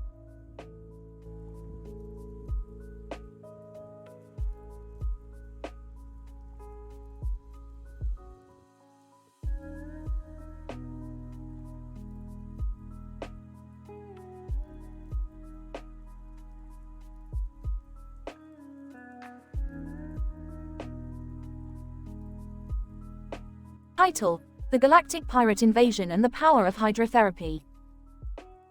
In this episode, we witness a unique blend of mythology, folklore, and modern science. Our protagonist, Newman from Seinfeld, finds himself submerged in a body of water, wielding a sword in one hand and grappling with an intruder in a suit in the other hand. The perplexing situation triggers a series of scientific questions which guides this episode. Newman, what is happening? Why am I in the water? Who is this guy in a suit? As the scene unfolds, it becomes clear that the intruder is a pirate from the galaxy, who has invaded Newman's world. The aquatic setting provides an excellent opportunity to explore the therapeutic benefits of water sports, particularly hydrotherapy. Wonder Woman enters the scene, and she is quick to recognize the situation as a unique moment to study the effects of hydrotherapy in humans. She proceeds to analyze Newman's physical state and notes that the activity in the water has demonstrable effects on his cognitive and physical capacities. Wonder Woman, through the chemical reactions that take place in the human body when exposed to hydrotherapy, Newman's senses and reflexes are heightened. This indicates the potential of water activities as a therapy for persons with cognitive or physical limitations. The discussion further evolves into the potential of hydrotherapy in sports and rehabilitation centers. Meanwhile, the sword fight between Newman and the pirate intensifies, allowing for a unique juxtaposition of action, science, and mythology. In conclusion, this episode explores the intriguing blend of science fiction, mythology, and modern science. It also highlights the potentiality of hydrotherapy as a treatment option for people with limitations and health conditions. The episode widens the scope of scientific inquiry by merging the fictional and real world, thus providing a unique experience for viewers.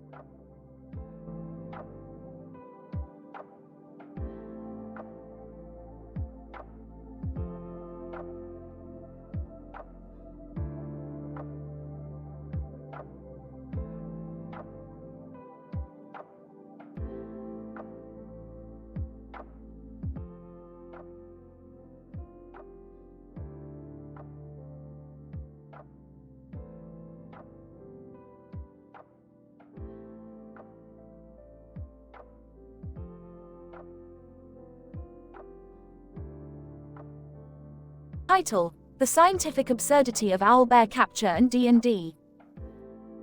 The episode begins with Rick and Morty sitting in the garage, surrounded by various scientific equipment and devices. Rick is tinkering with a gadget while Morty reads from a scientific journal. Hey, Rick, have you ever heard of an owlbear? Of course I have, Morty. It's a fictional creature from Dungeons and Dragons. Why do you ask? Well, there's this guy on the internet who claims he captured one in real life. He's even selling tickets to see it. Rick scoffs and shakes his head. Nonsense, Morty. Owlbears don't exist in the real world. It's just some idiot trying to make a quick buck. But I do have an idea. Cut to the family gathered around the dining table as Rick explains his plan. We're going to use my portal gun to transport ourselves into a D&D game and capture this so-called owlbear. It's the ultimate crossover. Rick, I don't know about this. Isn't it dangerous messing with fictional worlds? Yeah, I don't want to end up as some nerdy wizard's minion. Rick rolls his eyes and activates the portal gun, sucking the family into the world of Dungeons and Dragons. They find themselves in a beautiful, serene forest, with a black bear standing in the grass next to a tree and a bench in the background with a sky background. Wow, this place is incredible. It feels so real. That's because it is real, Summer. Now let's find this owlbear and get out of here. As they venture deeper into the forest, they encounter various creatures and characters from the game, including a group of goblins and a dragon. Rick, I don't think we're prepared for this. We're just normal humans in a fantasy world. Don't be a wuss, Morty. I've got this. Finally, they come across the owlbear, which is even larger and more terrifying than they imagined. Oh God, Rick, what do we do? Rick pulls out a device that looks like a vacuum cleaner and points it at the owlbear. Introducing the D&D Extractor 3000. It's like a Ghostbusters trap, but for fictional creatures. He turns on the device and a beam of light shoots out, enveloping the owlbear. It struggles and roars, but eventually is sucked into the device. So, now what? Rick smirks and presses a button on the device, causing a portal to open up. We bring the owlbear back with us and sell it to the highest bidder, of course. As they return home, they hear sirens and see police cars arriving at the house. Oh no, Rick, we're in trouble. Rick chuckles and pulls out a device that looks like a neuralizer from Men in Black. Relax, Morty. I've got this covered. He flashes the device at the police officers and they fall asleep instantly. Now let's go make some money. The episode ends with the family sitting around a table as Rick counts stacks of cash. I can't believe we actually caught an owlbear. And I can't believe how much we sold it for. We're rich, baby. I have to admit, this Dungeons and Dragons stuff isn't so bad after all. Beth rolls her eyes. Just don't get any ideas, Jerry.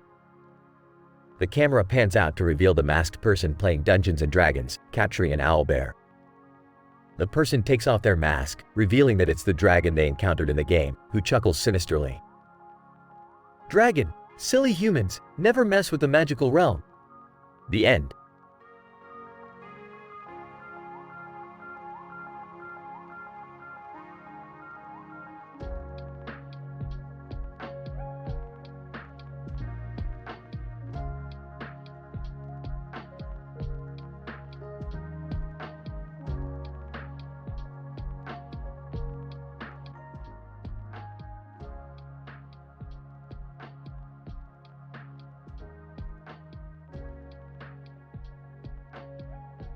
Title: The Shawarma Conundrum.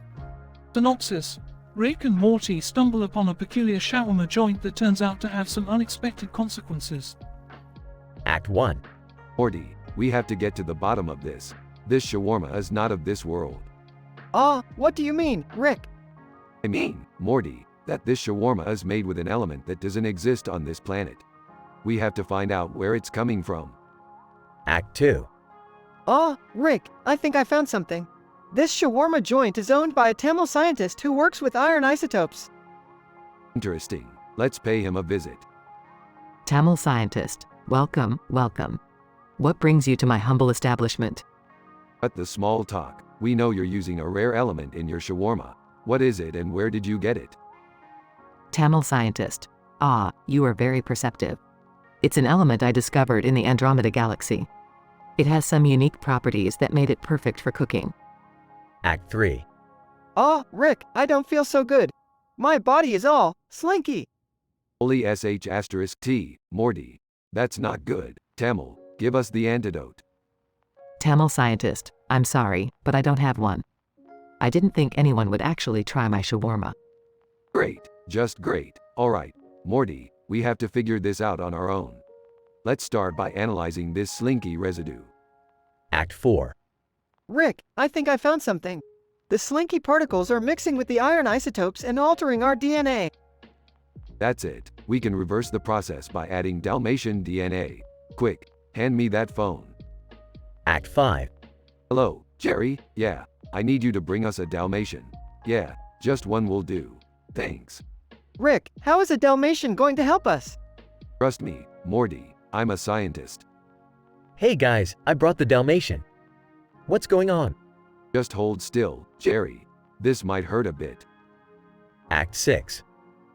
Rick, I feel normal again. And hungry. Good work, Jerry. Your sacrifice was not in vain. And Tamil, you better destroy that element before anyone else gets hurt. Tamil scientist. Of course, of course. Thank you for bringing this to my attention. I will dispose of it immediately. Alright, Morty, let's go get some real food. And Jerry, you're not invited. Man.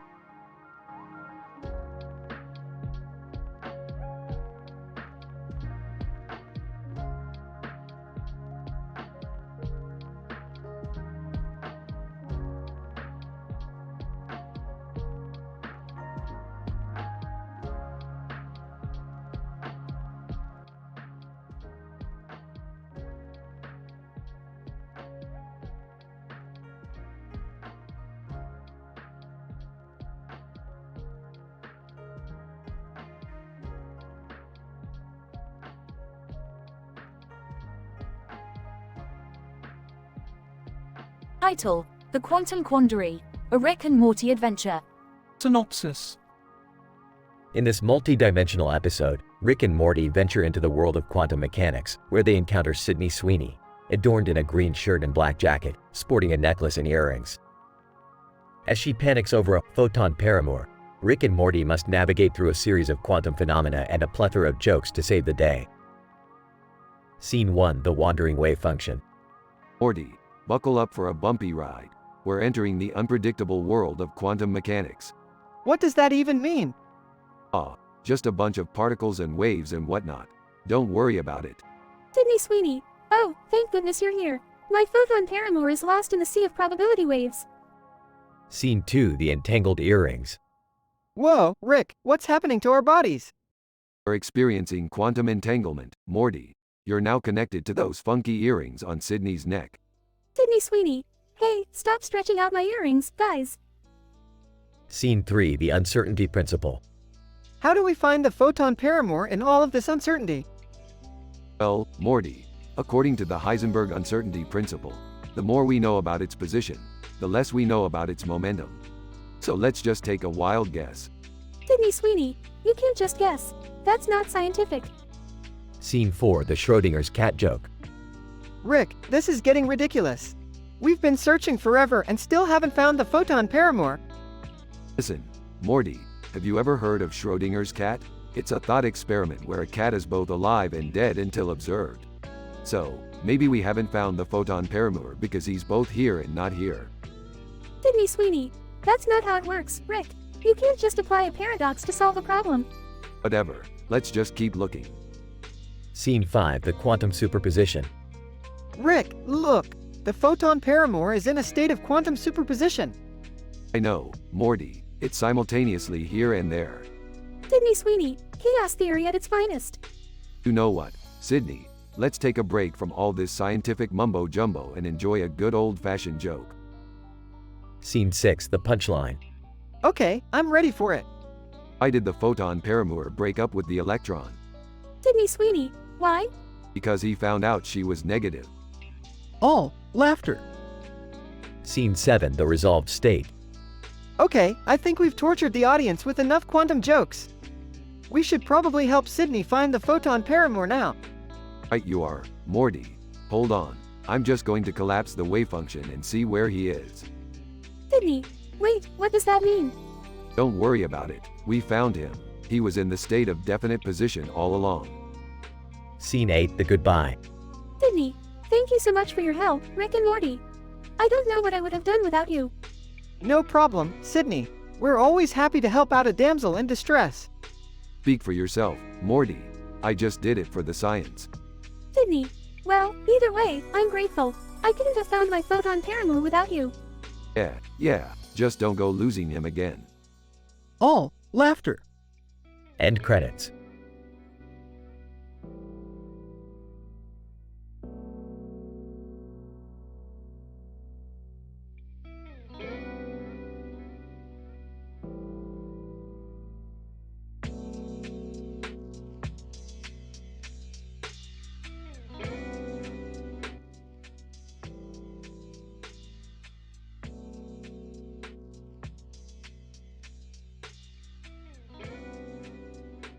Title: The Quantum Shapeshifter Dance Battle. Opening scene. Rick and Morty are working on a new quantum shapeshifter detector. Jerry walks in and asks what they're up to. Rick explains that they're preparing for a dance battle against a group of quantum shapeshifters who have infiltrated a party of suits and ties. Jerry is surprised but eager to join in. Jerry, this is going to be some serious quantum physics. You sure you're up for it? Of course. I'm a man of many skills. Aw, Dad, you can barely dance. How are you going to handle quantum shapeshifters? Don't worry about it, Morty. I got this. Scene change. The party is in full swing, with people in suits and ties dancing to the beat. The camera focuses on a group of people in the center of the dance floor, including Rick, Morty, and Jerry. Suddenly, the music stops, and the group reveals themselves to be quantum shapeshifters. Alright, Morty, Jerry, watch and learn from the master. Rick and the shapeshifters begin to dance, but it quickly turns into a battle of shapes and moves. Meanwhile, the camera shifts to a pod of the audience, where the viewer is playing Dungeons and Dragons with their friends. They are fighting a horde of changelings and losing badly. Friend 1. We're getting destroyed, guys. We need to retreat. Friend 2. No way, we can still take them. The viewer puts down their dice and watches as Rick and the shapeshifters continue their intense dance battle. Viewer, who needs D&D when you have Rick and Morty? Scene change. The dance battle reaches its climax, with both sides unleashing their full power. But just as it seems like the shapeshifters have won, Rick pulls out a secret weapon, a dance move so powerful it creates a quantum singularity. Shapeshifter leader, this is impossible. No one can dance like that. That's because I'm not just anyone. I'm Rick Sanchez, B*TCH. The shapeshifters are defeated, and the partygoers cheer in triumph. Jerry awkwardly tries to join in but is clearly out of his element. Guys, that was something else. I don't think I've ever danced that hard in my life. Yeah, Dad, you were something else. Alright, let's get out of here before anyone else starts shapeshifting. My feet are killing me. The camera zooms out to reveal the entire scene in stunning 4K Full HD, with gorgeous lighting and high fidelity. Closing scene. The viewer returns to their D&D game, feeling inspired by Rick and the shapeshifters. Viewer, alright, guys, we may have lost that battle, but we can still win the war. Who's with me? Friend 1. I'm with you. Friend 2. Me too. The group cheers as the camera pans out, revealing a poster of Rick and Morty hanging on the wall. The end.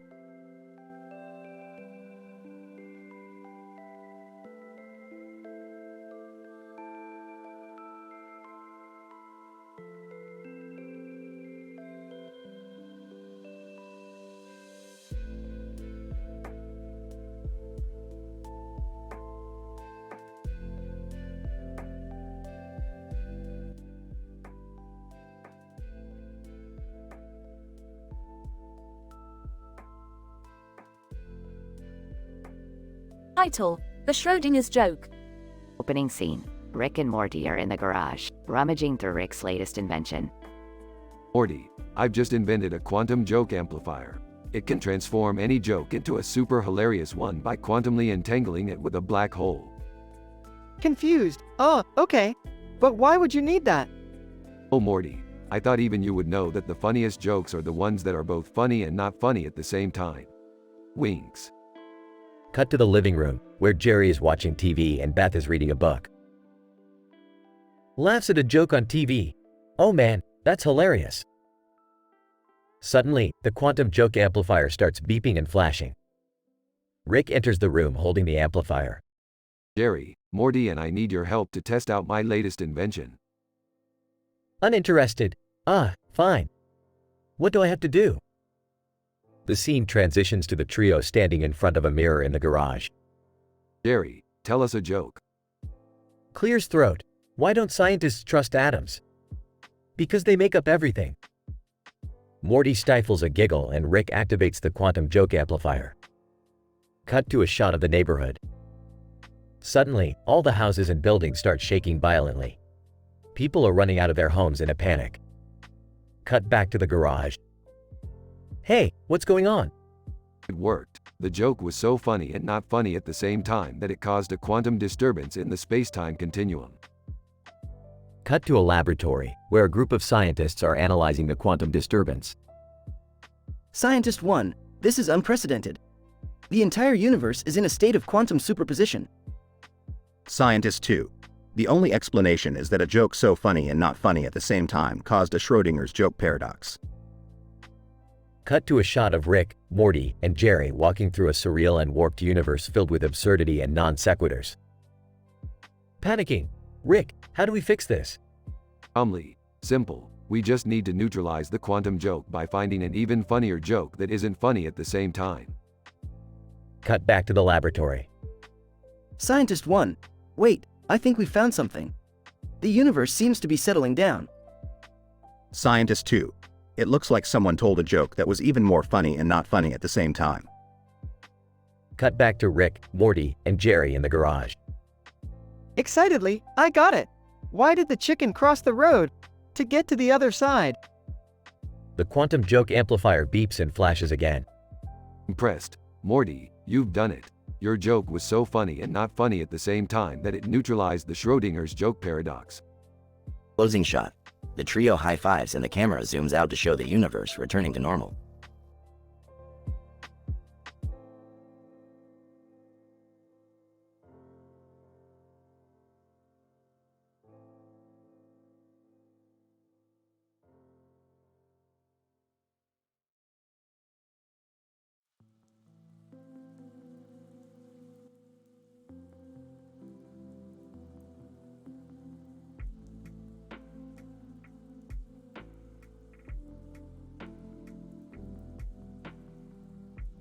Title: The Interdimensional Golf Course Conundrum.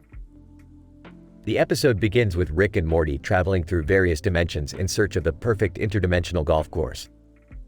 Rick's scientific expertise in golf course design and Morty's enthusiasm for the sport are both on full display as they utilize the portal gun to visit different universes, testing each course for its quality. Morty, the key to a perfect golf course lies in the physics of the planets and moons in each dimension. We need to find a course that has the right amount of gravitational pull and atmospheric conditions for optimal ball trajectory. Wow, Rick, that's really interesting. I'm just excited to get out there and play some golf. As they test different courses, they come across a man playing golf on a green field with a white ball in the air and a white ball in the grass. The man turns out to be Thug Shaker, a notorious interdimensional criminal who has stolen an advanced golf ball that can manipulate reality itself. Morty, we've got a bit of trouble here.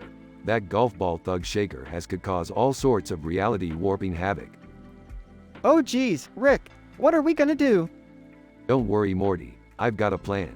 We'll have to steal that ball back and return it to its rightful dimension before it's too late. The episode then follows the duo as they engage in a fierce game of golf against Thug Shaker, using their scientific expertise to manipulate the course and gain an advantage. They ultimately succeed in retrieving the reality-warping golf ball and returning it to its proper place, saving the universe from certain doom. Throughout the episode, there are plenty of fourth-wall breaking jokes, pop culture references, and hilarious exchanges between the characters. Morty, if you're gonna take over the sport of golf, you have to be willing to break a few laws of physics. I don't know, Rick. I'm not sure I'm ready for that kind of responsibility. Thug Shaker, you fools. You think you can stop me with your puny golf clubs? I'm a master of interdimensional trick shots. Overall, the Interdimensional Golf Course Conundrum is a hilarious and action-packed episode that combines the absurdity of Rick and Morty with a unique twist on the sport of golf.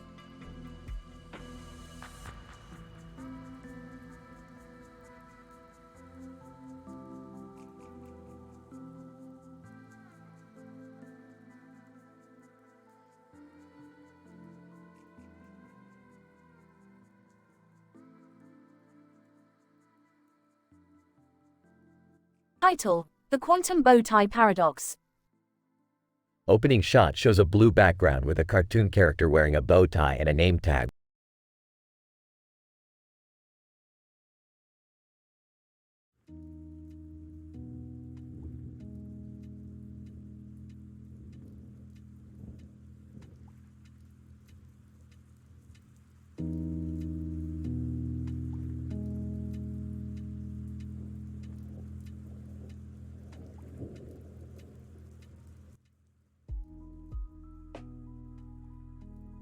Title: The Quantum Karen Paradox. In this episode, Rick and Morty become contestants on an interdimensional game show where they must compete in a high-stakes game of pinball. However, things quickly go awry when they accidentally activate a machine with a picture of a man in the center of it and a green frame around it with a picture of a man. This quantum entanglement machine causes multiple realities to merge, and the duo finds themselves facing off against several versions of themselves. As they battle it out, they encounter a Karen meme that has become sentient and refuses to let them continue the game until they can satisfy her demands. The scientific community is baffled by this development, as memes are not supposed to have the ability to manifest as tangible beings. Heck, this is an unprecedented phenomenon. We could potentially be the first to make contact with a new form of intelligence. Morty, but how are we gonna beat her? She's unstoppable. Heck, simple, Morty. We just have to flip the script. Instead of trying to defeat her, we need to fulfill her desires. They set out to meet the Karen meme's demands, which include finding her the perfect manager haircut and speaking to her in a condescending tone. Meanwhile, the quantum entanglement machine continues to wreak havoc as the multiple realities merge and overlap, making it difficult for anyone to keep track of what's happening. Scientist, this is madness. The laws of physics are breaking down. Heck, nah, it's just a little quantum entanglement. No big deal. We'll fix it in post. In the end, they successfully fulfilled the Karen meme's demands and emerge victorious in the game of pinball. However, the consequences of their actions have far-reaching implications for the entire multiverse. Morty, Rick, I don't think we should mess with this stuff anymore. It seems like it could have some serious consequences. Heck, relax, Morty. There are no consequences in science, only results.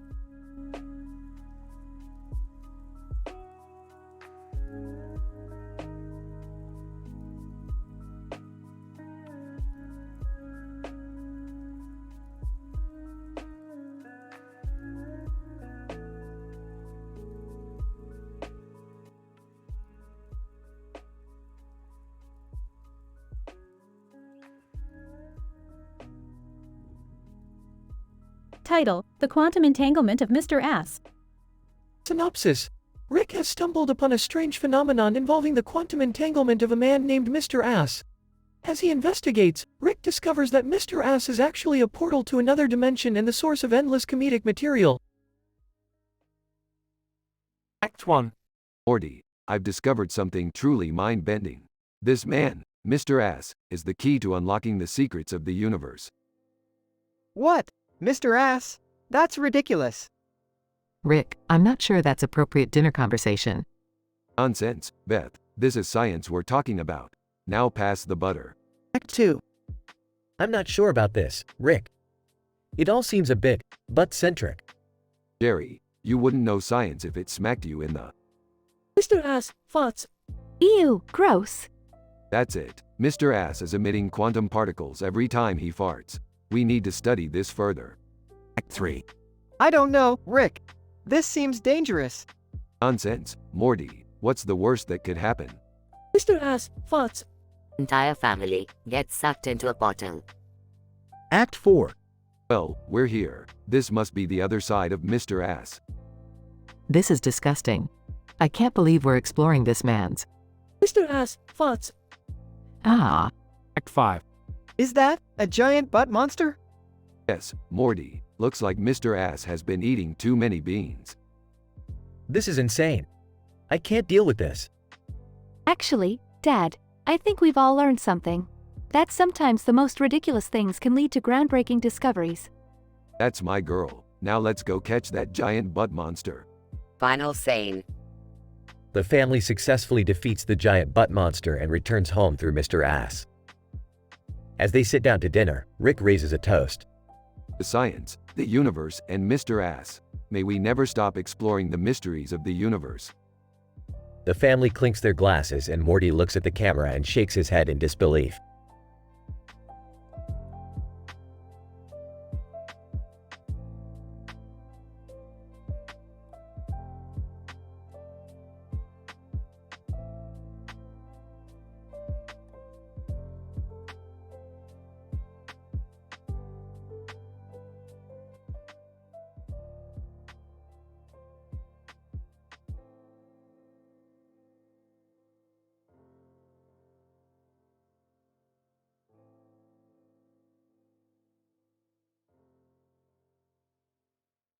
Title of the episode: The Uncertainty of Rainy Days, an Interdimensional Adventure. Conceptual framework. The episode begins with Rick and Morty performing a highly experimental interspatial jump to a dimension where all beings are constantly walking under the rain carrying an umbrella. However, something goes wrong with the portal gun, and the duo, along with Jerry, Summer, and Beth, end up stranded in a dimension with a blurry image of a person walking in the rain with an umbrella in the background. This accidental jump triggers a series of unfortunate events, leading to an epic, crazy, and hilarious journey. Scene 1. Morty, brace yourself for an inestimable experience. We are about to enter an unexplored dimension where everything is blurry, and everyone walks under the rain with an umbrella. Hold on tight. I don't know, Rick. Why do we need to go there? Because, Morty, this universe is full of possibilities, and we need to explore them all. Who knows what kind of extraordinary discoveries we can make. Scene 2. Oh my god, it's raining. We need to find cover. Jerry, we are in an unknown dimension. We don't know what kind of cover is available. We need to stick together and find Rick and Morty before it's too late. Scene 3. Hey, guys, look at that blurry image in the background. It seems like a person walking under the rain with an umbrella. Should we follow them? Good observation, Summer. Let's track that person's trajectory and see where it leads us to. Scene 4. Rick, we are lost, and I am soaking wet. Can we please go back home? No can do, Morty. We need to find a way out of this dimension, and we can't do that unless we find the source of that blurry image. Scene 5. Guys, do you hear that? It sounds like some sort of creature is approaching us. Jerry, don't panic. Rick has a plan. Scene 6. Oh no, we are surrounded by a group of weird-looking creatures. Rick, do something. All right, hold on. I am going to deploy the ultimate interdimensional weapon. Burps, there you go. That should take care of them. Scene 7. Rick, the blurry image is getting clearer. It's an entrance to a parallel universe. Quick, everyone, follow me. We are going to jump through that entrance and see where it takes us. But what about the blurry person with the umbrella? We can't just leave them behind. They ain't. Don't worry, Beth, I got this. Calls out. Hey, blurry person, get over here. Blurry person, who are you? I am Rick Sanchez, and I am here to save you. We need your help to get out of this dimension. Scene 9.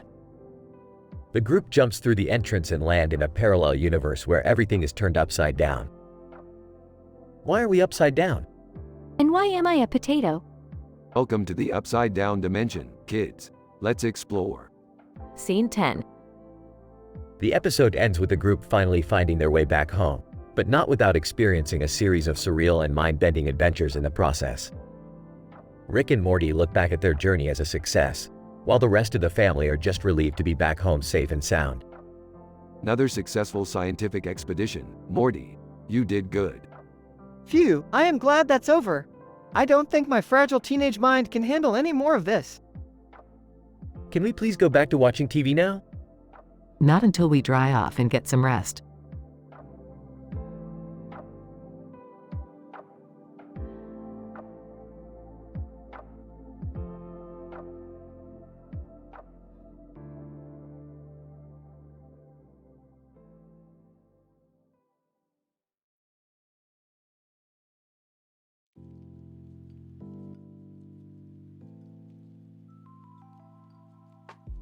Title: Interdimensional Convergence.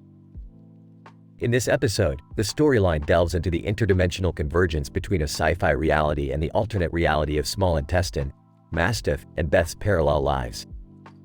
The time-traveling film crew and ship captain become entangled in this complex web of multidimensional anomalies, leading to a series of intriguing events. Ship Captain, we have entered an anomalous region within the designated universe with erratic fluctuation in the space-time continuum. Time-traveling film crew. Our sensors show a sudden shift in the quantum entanglement pattern, implying a convergence with a parallel universe. Mastiff. Observing the surrounding environment from my alternate reality, I note a significant deviation from the normal space-time curvature. Beth, in my parallel life, I sense a consciousness transcending the conventional reality, manifesting as a hyperdimensional manifestation. Small intestine. The anomalous region is slowly expanding, with potential entanglement instability leading to irreversible damage in the space-time fabric. Sci-fi reality. We have detected a sudden surge in energy output, indicating contact with a parallel reality. Time-traveling film crew, initiating a protocol to establish communication with the unknown reality. Ship Captain, engaging defensive systems, preparing for any potential threat. Overall conclusion. The episode culminates in an epic clash of interdimensional beings, with Small Intestine, Mastiff, Beth's parallel lives, the time-traveling film crew, and ship captain fighting for survival amidst the chaotic convergence of parallel realities.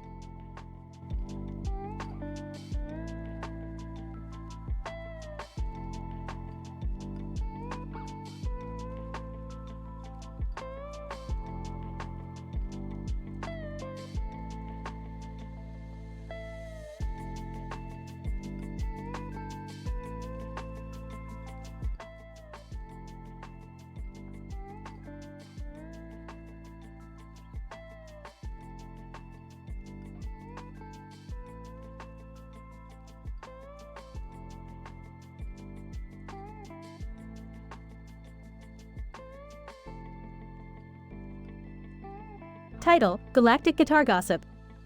Overview. Rick, Morty, and Summer stumble upon a planet with a humanoid cartoon character playing guitar in front of a sun and stars background. As they try to learn more about the character and their world, they become embroiled in a web of galactic gossip involving Earth's eccentric exes and a gold-digging alien. Scene 1. Rick, Morty, and Summer land on a planet that appears to be some sort of musical festival. They see a cartoon character playing guitar on stage and decide to check it out. What's going on here, Grandpa Rick? Looks like some sort of interstellar jam session. Let's see what this guy's got. Scene 2. The cartoon character finishes their set and is mobbed by adoring fans. Rick, Morty, and Summer approach them and begin asking questions about their world. Cartoon character. Oh, you guys must be from Earth. I've heard all about your eccentric exes. What do you mean, our exes? Cartoon character. Oh, you know, the ones that got away. The ones you left behind. What's that supposed to mean? Scene 3. The cartoon character explains that Earth's exes are infamous throughout the galaxy for being difficult to deal with and prone to causing drama. They also mention a gold-digging alien who's been spreading rumors about them. Cartoon character. She's been saying all sorts of things about me, like I'm only famous because I'm sleeping with all the right people. It's not true, I swear. How do you know she's lying? Cartoon character. Because she's been spreading similar rumors about everyone else here. She's just trying to cause trouble. Scene 4. Rick, Morty, and Summer are skeptical, but decide to investigate the gold digger's claims. They visit various planets and interview multiple exes, uncovering a tangled web of love affairs and broken hearts. Holy crap, this is like a soap opera in space. I can't believe all these people were dating each other. It's like some kind of twisted love triangle. I don't know if we should be getting involved in this. Scene 5. Despite their misgivings, Rick, Morty, and Summer continue their investigation, determined to get to the bottom of the rumors. They eventually confront the gold digger herself and accuse her of spreading lies. Look, we've talked to all your supposed victims. None of them are backing up your stories. Gold digger, that's because they're all under his spell. He's a master manipulator. Who? Gold digger, the cartoon character, of course. He's been using his fame to take advantage of everyone around him. That's ridiculous. You're just trying to cover your own tracks. Scene 6. As the argument heats up, the cartoon character himself appears and defends his honor. He explains that he's never used his fame to manipulate others, and that the gold digger is just spreading rumors because she's jealous of his success. Cartoon character. I work hard to make music that moves people. I'm not going to let some lying, scheming alien ruin that for me. We believe you, but how are we going to prove it to anyone else? Scene 7. Rick, Morty, and Summer come up with a plan to stage a concert on Earth featuring the cartoon character and all of his exes. They broadcast it throughout the galaxy, proving once and for all that the rumors were false and that the cartoon character was truly talented. And that, my friends, is how you take down a galactic gold digger. I still can't believe we got involved in all this drama. Hey, at least we got a cool concert out of it. Insane. The episode concludes.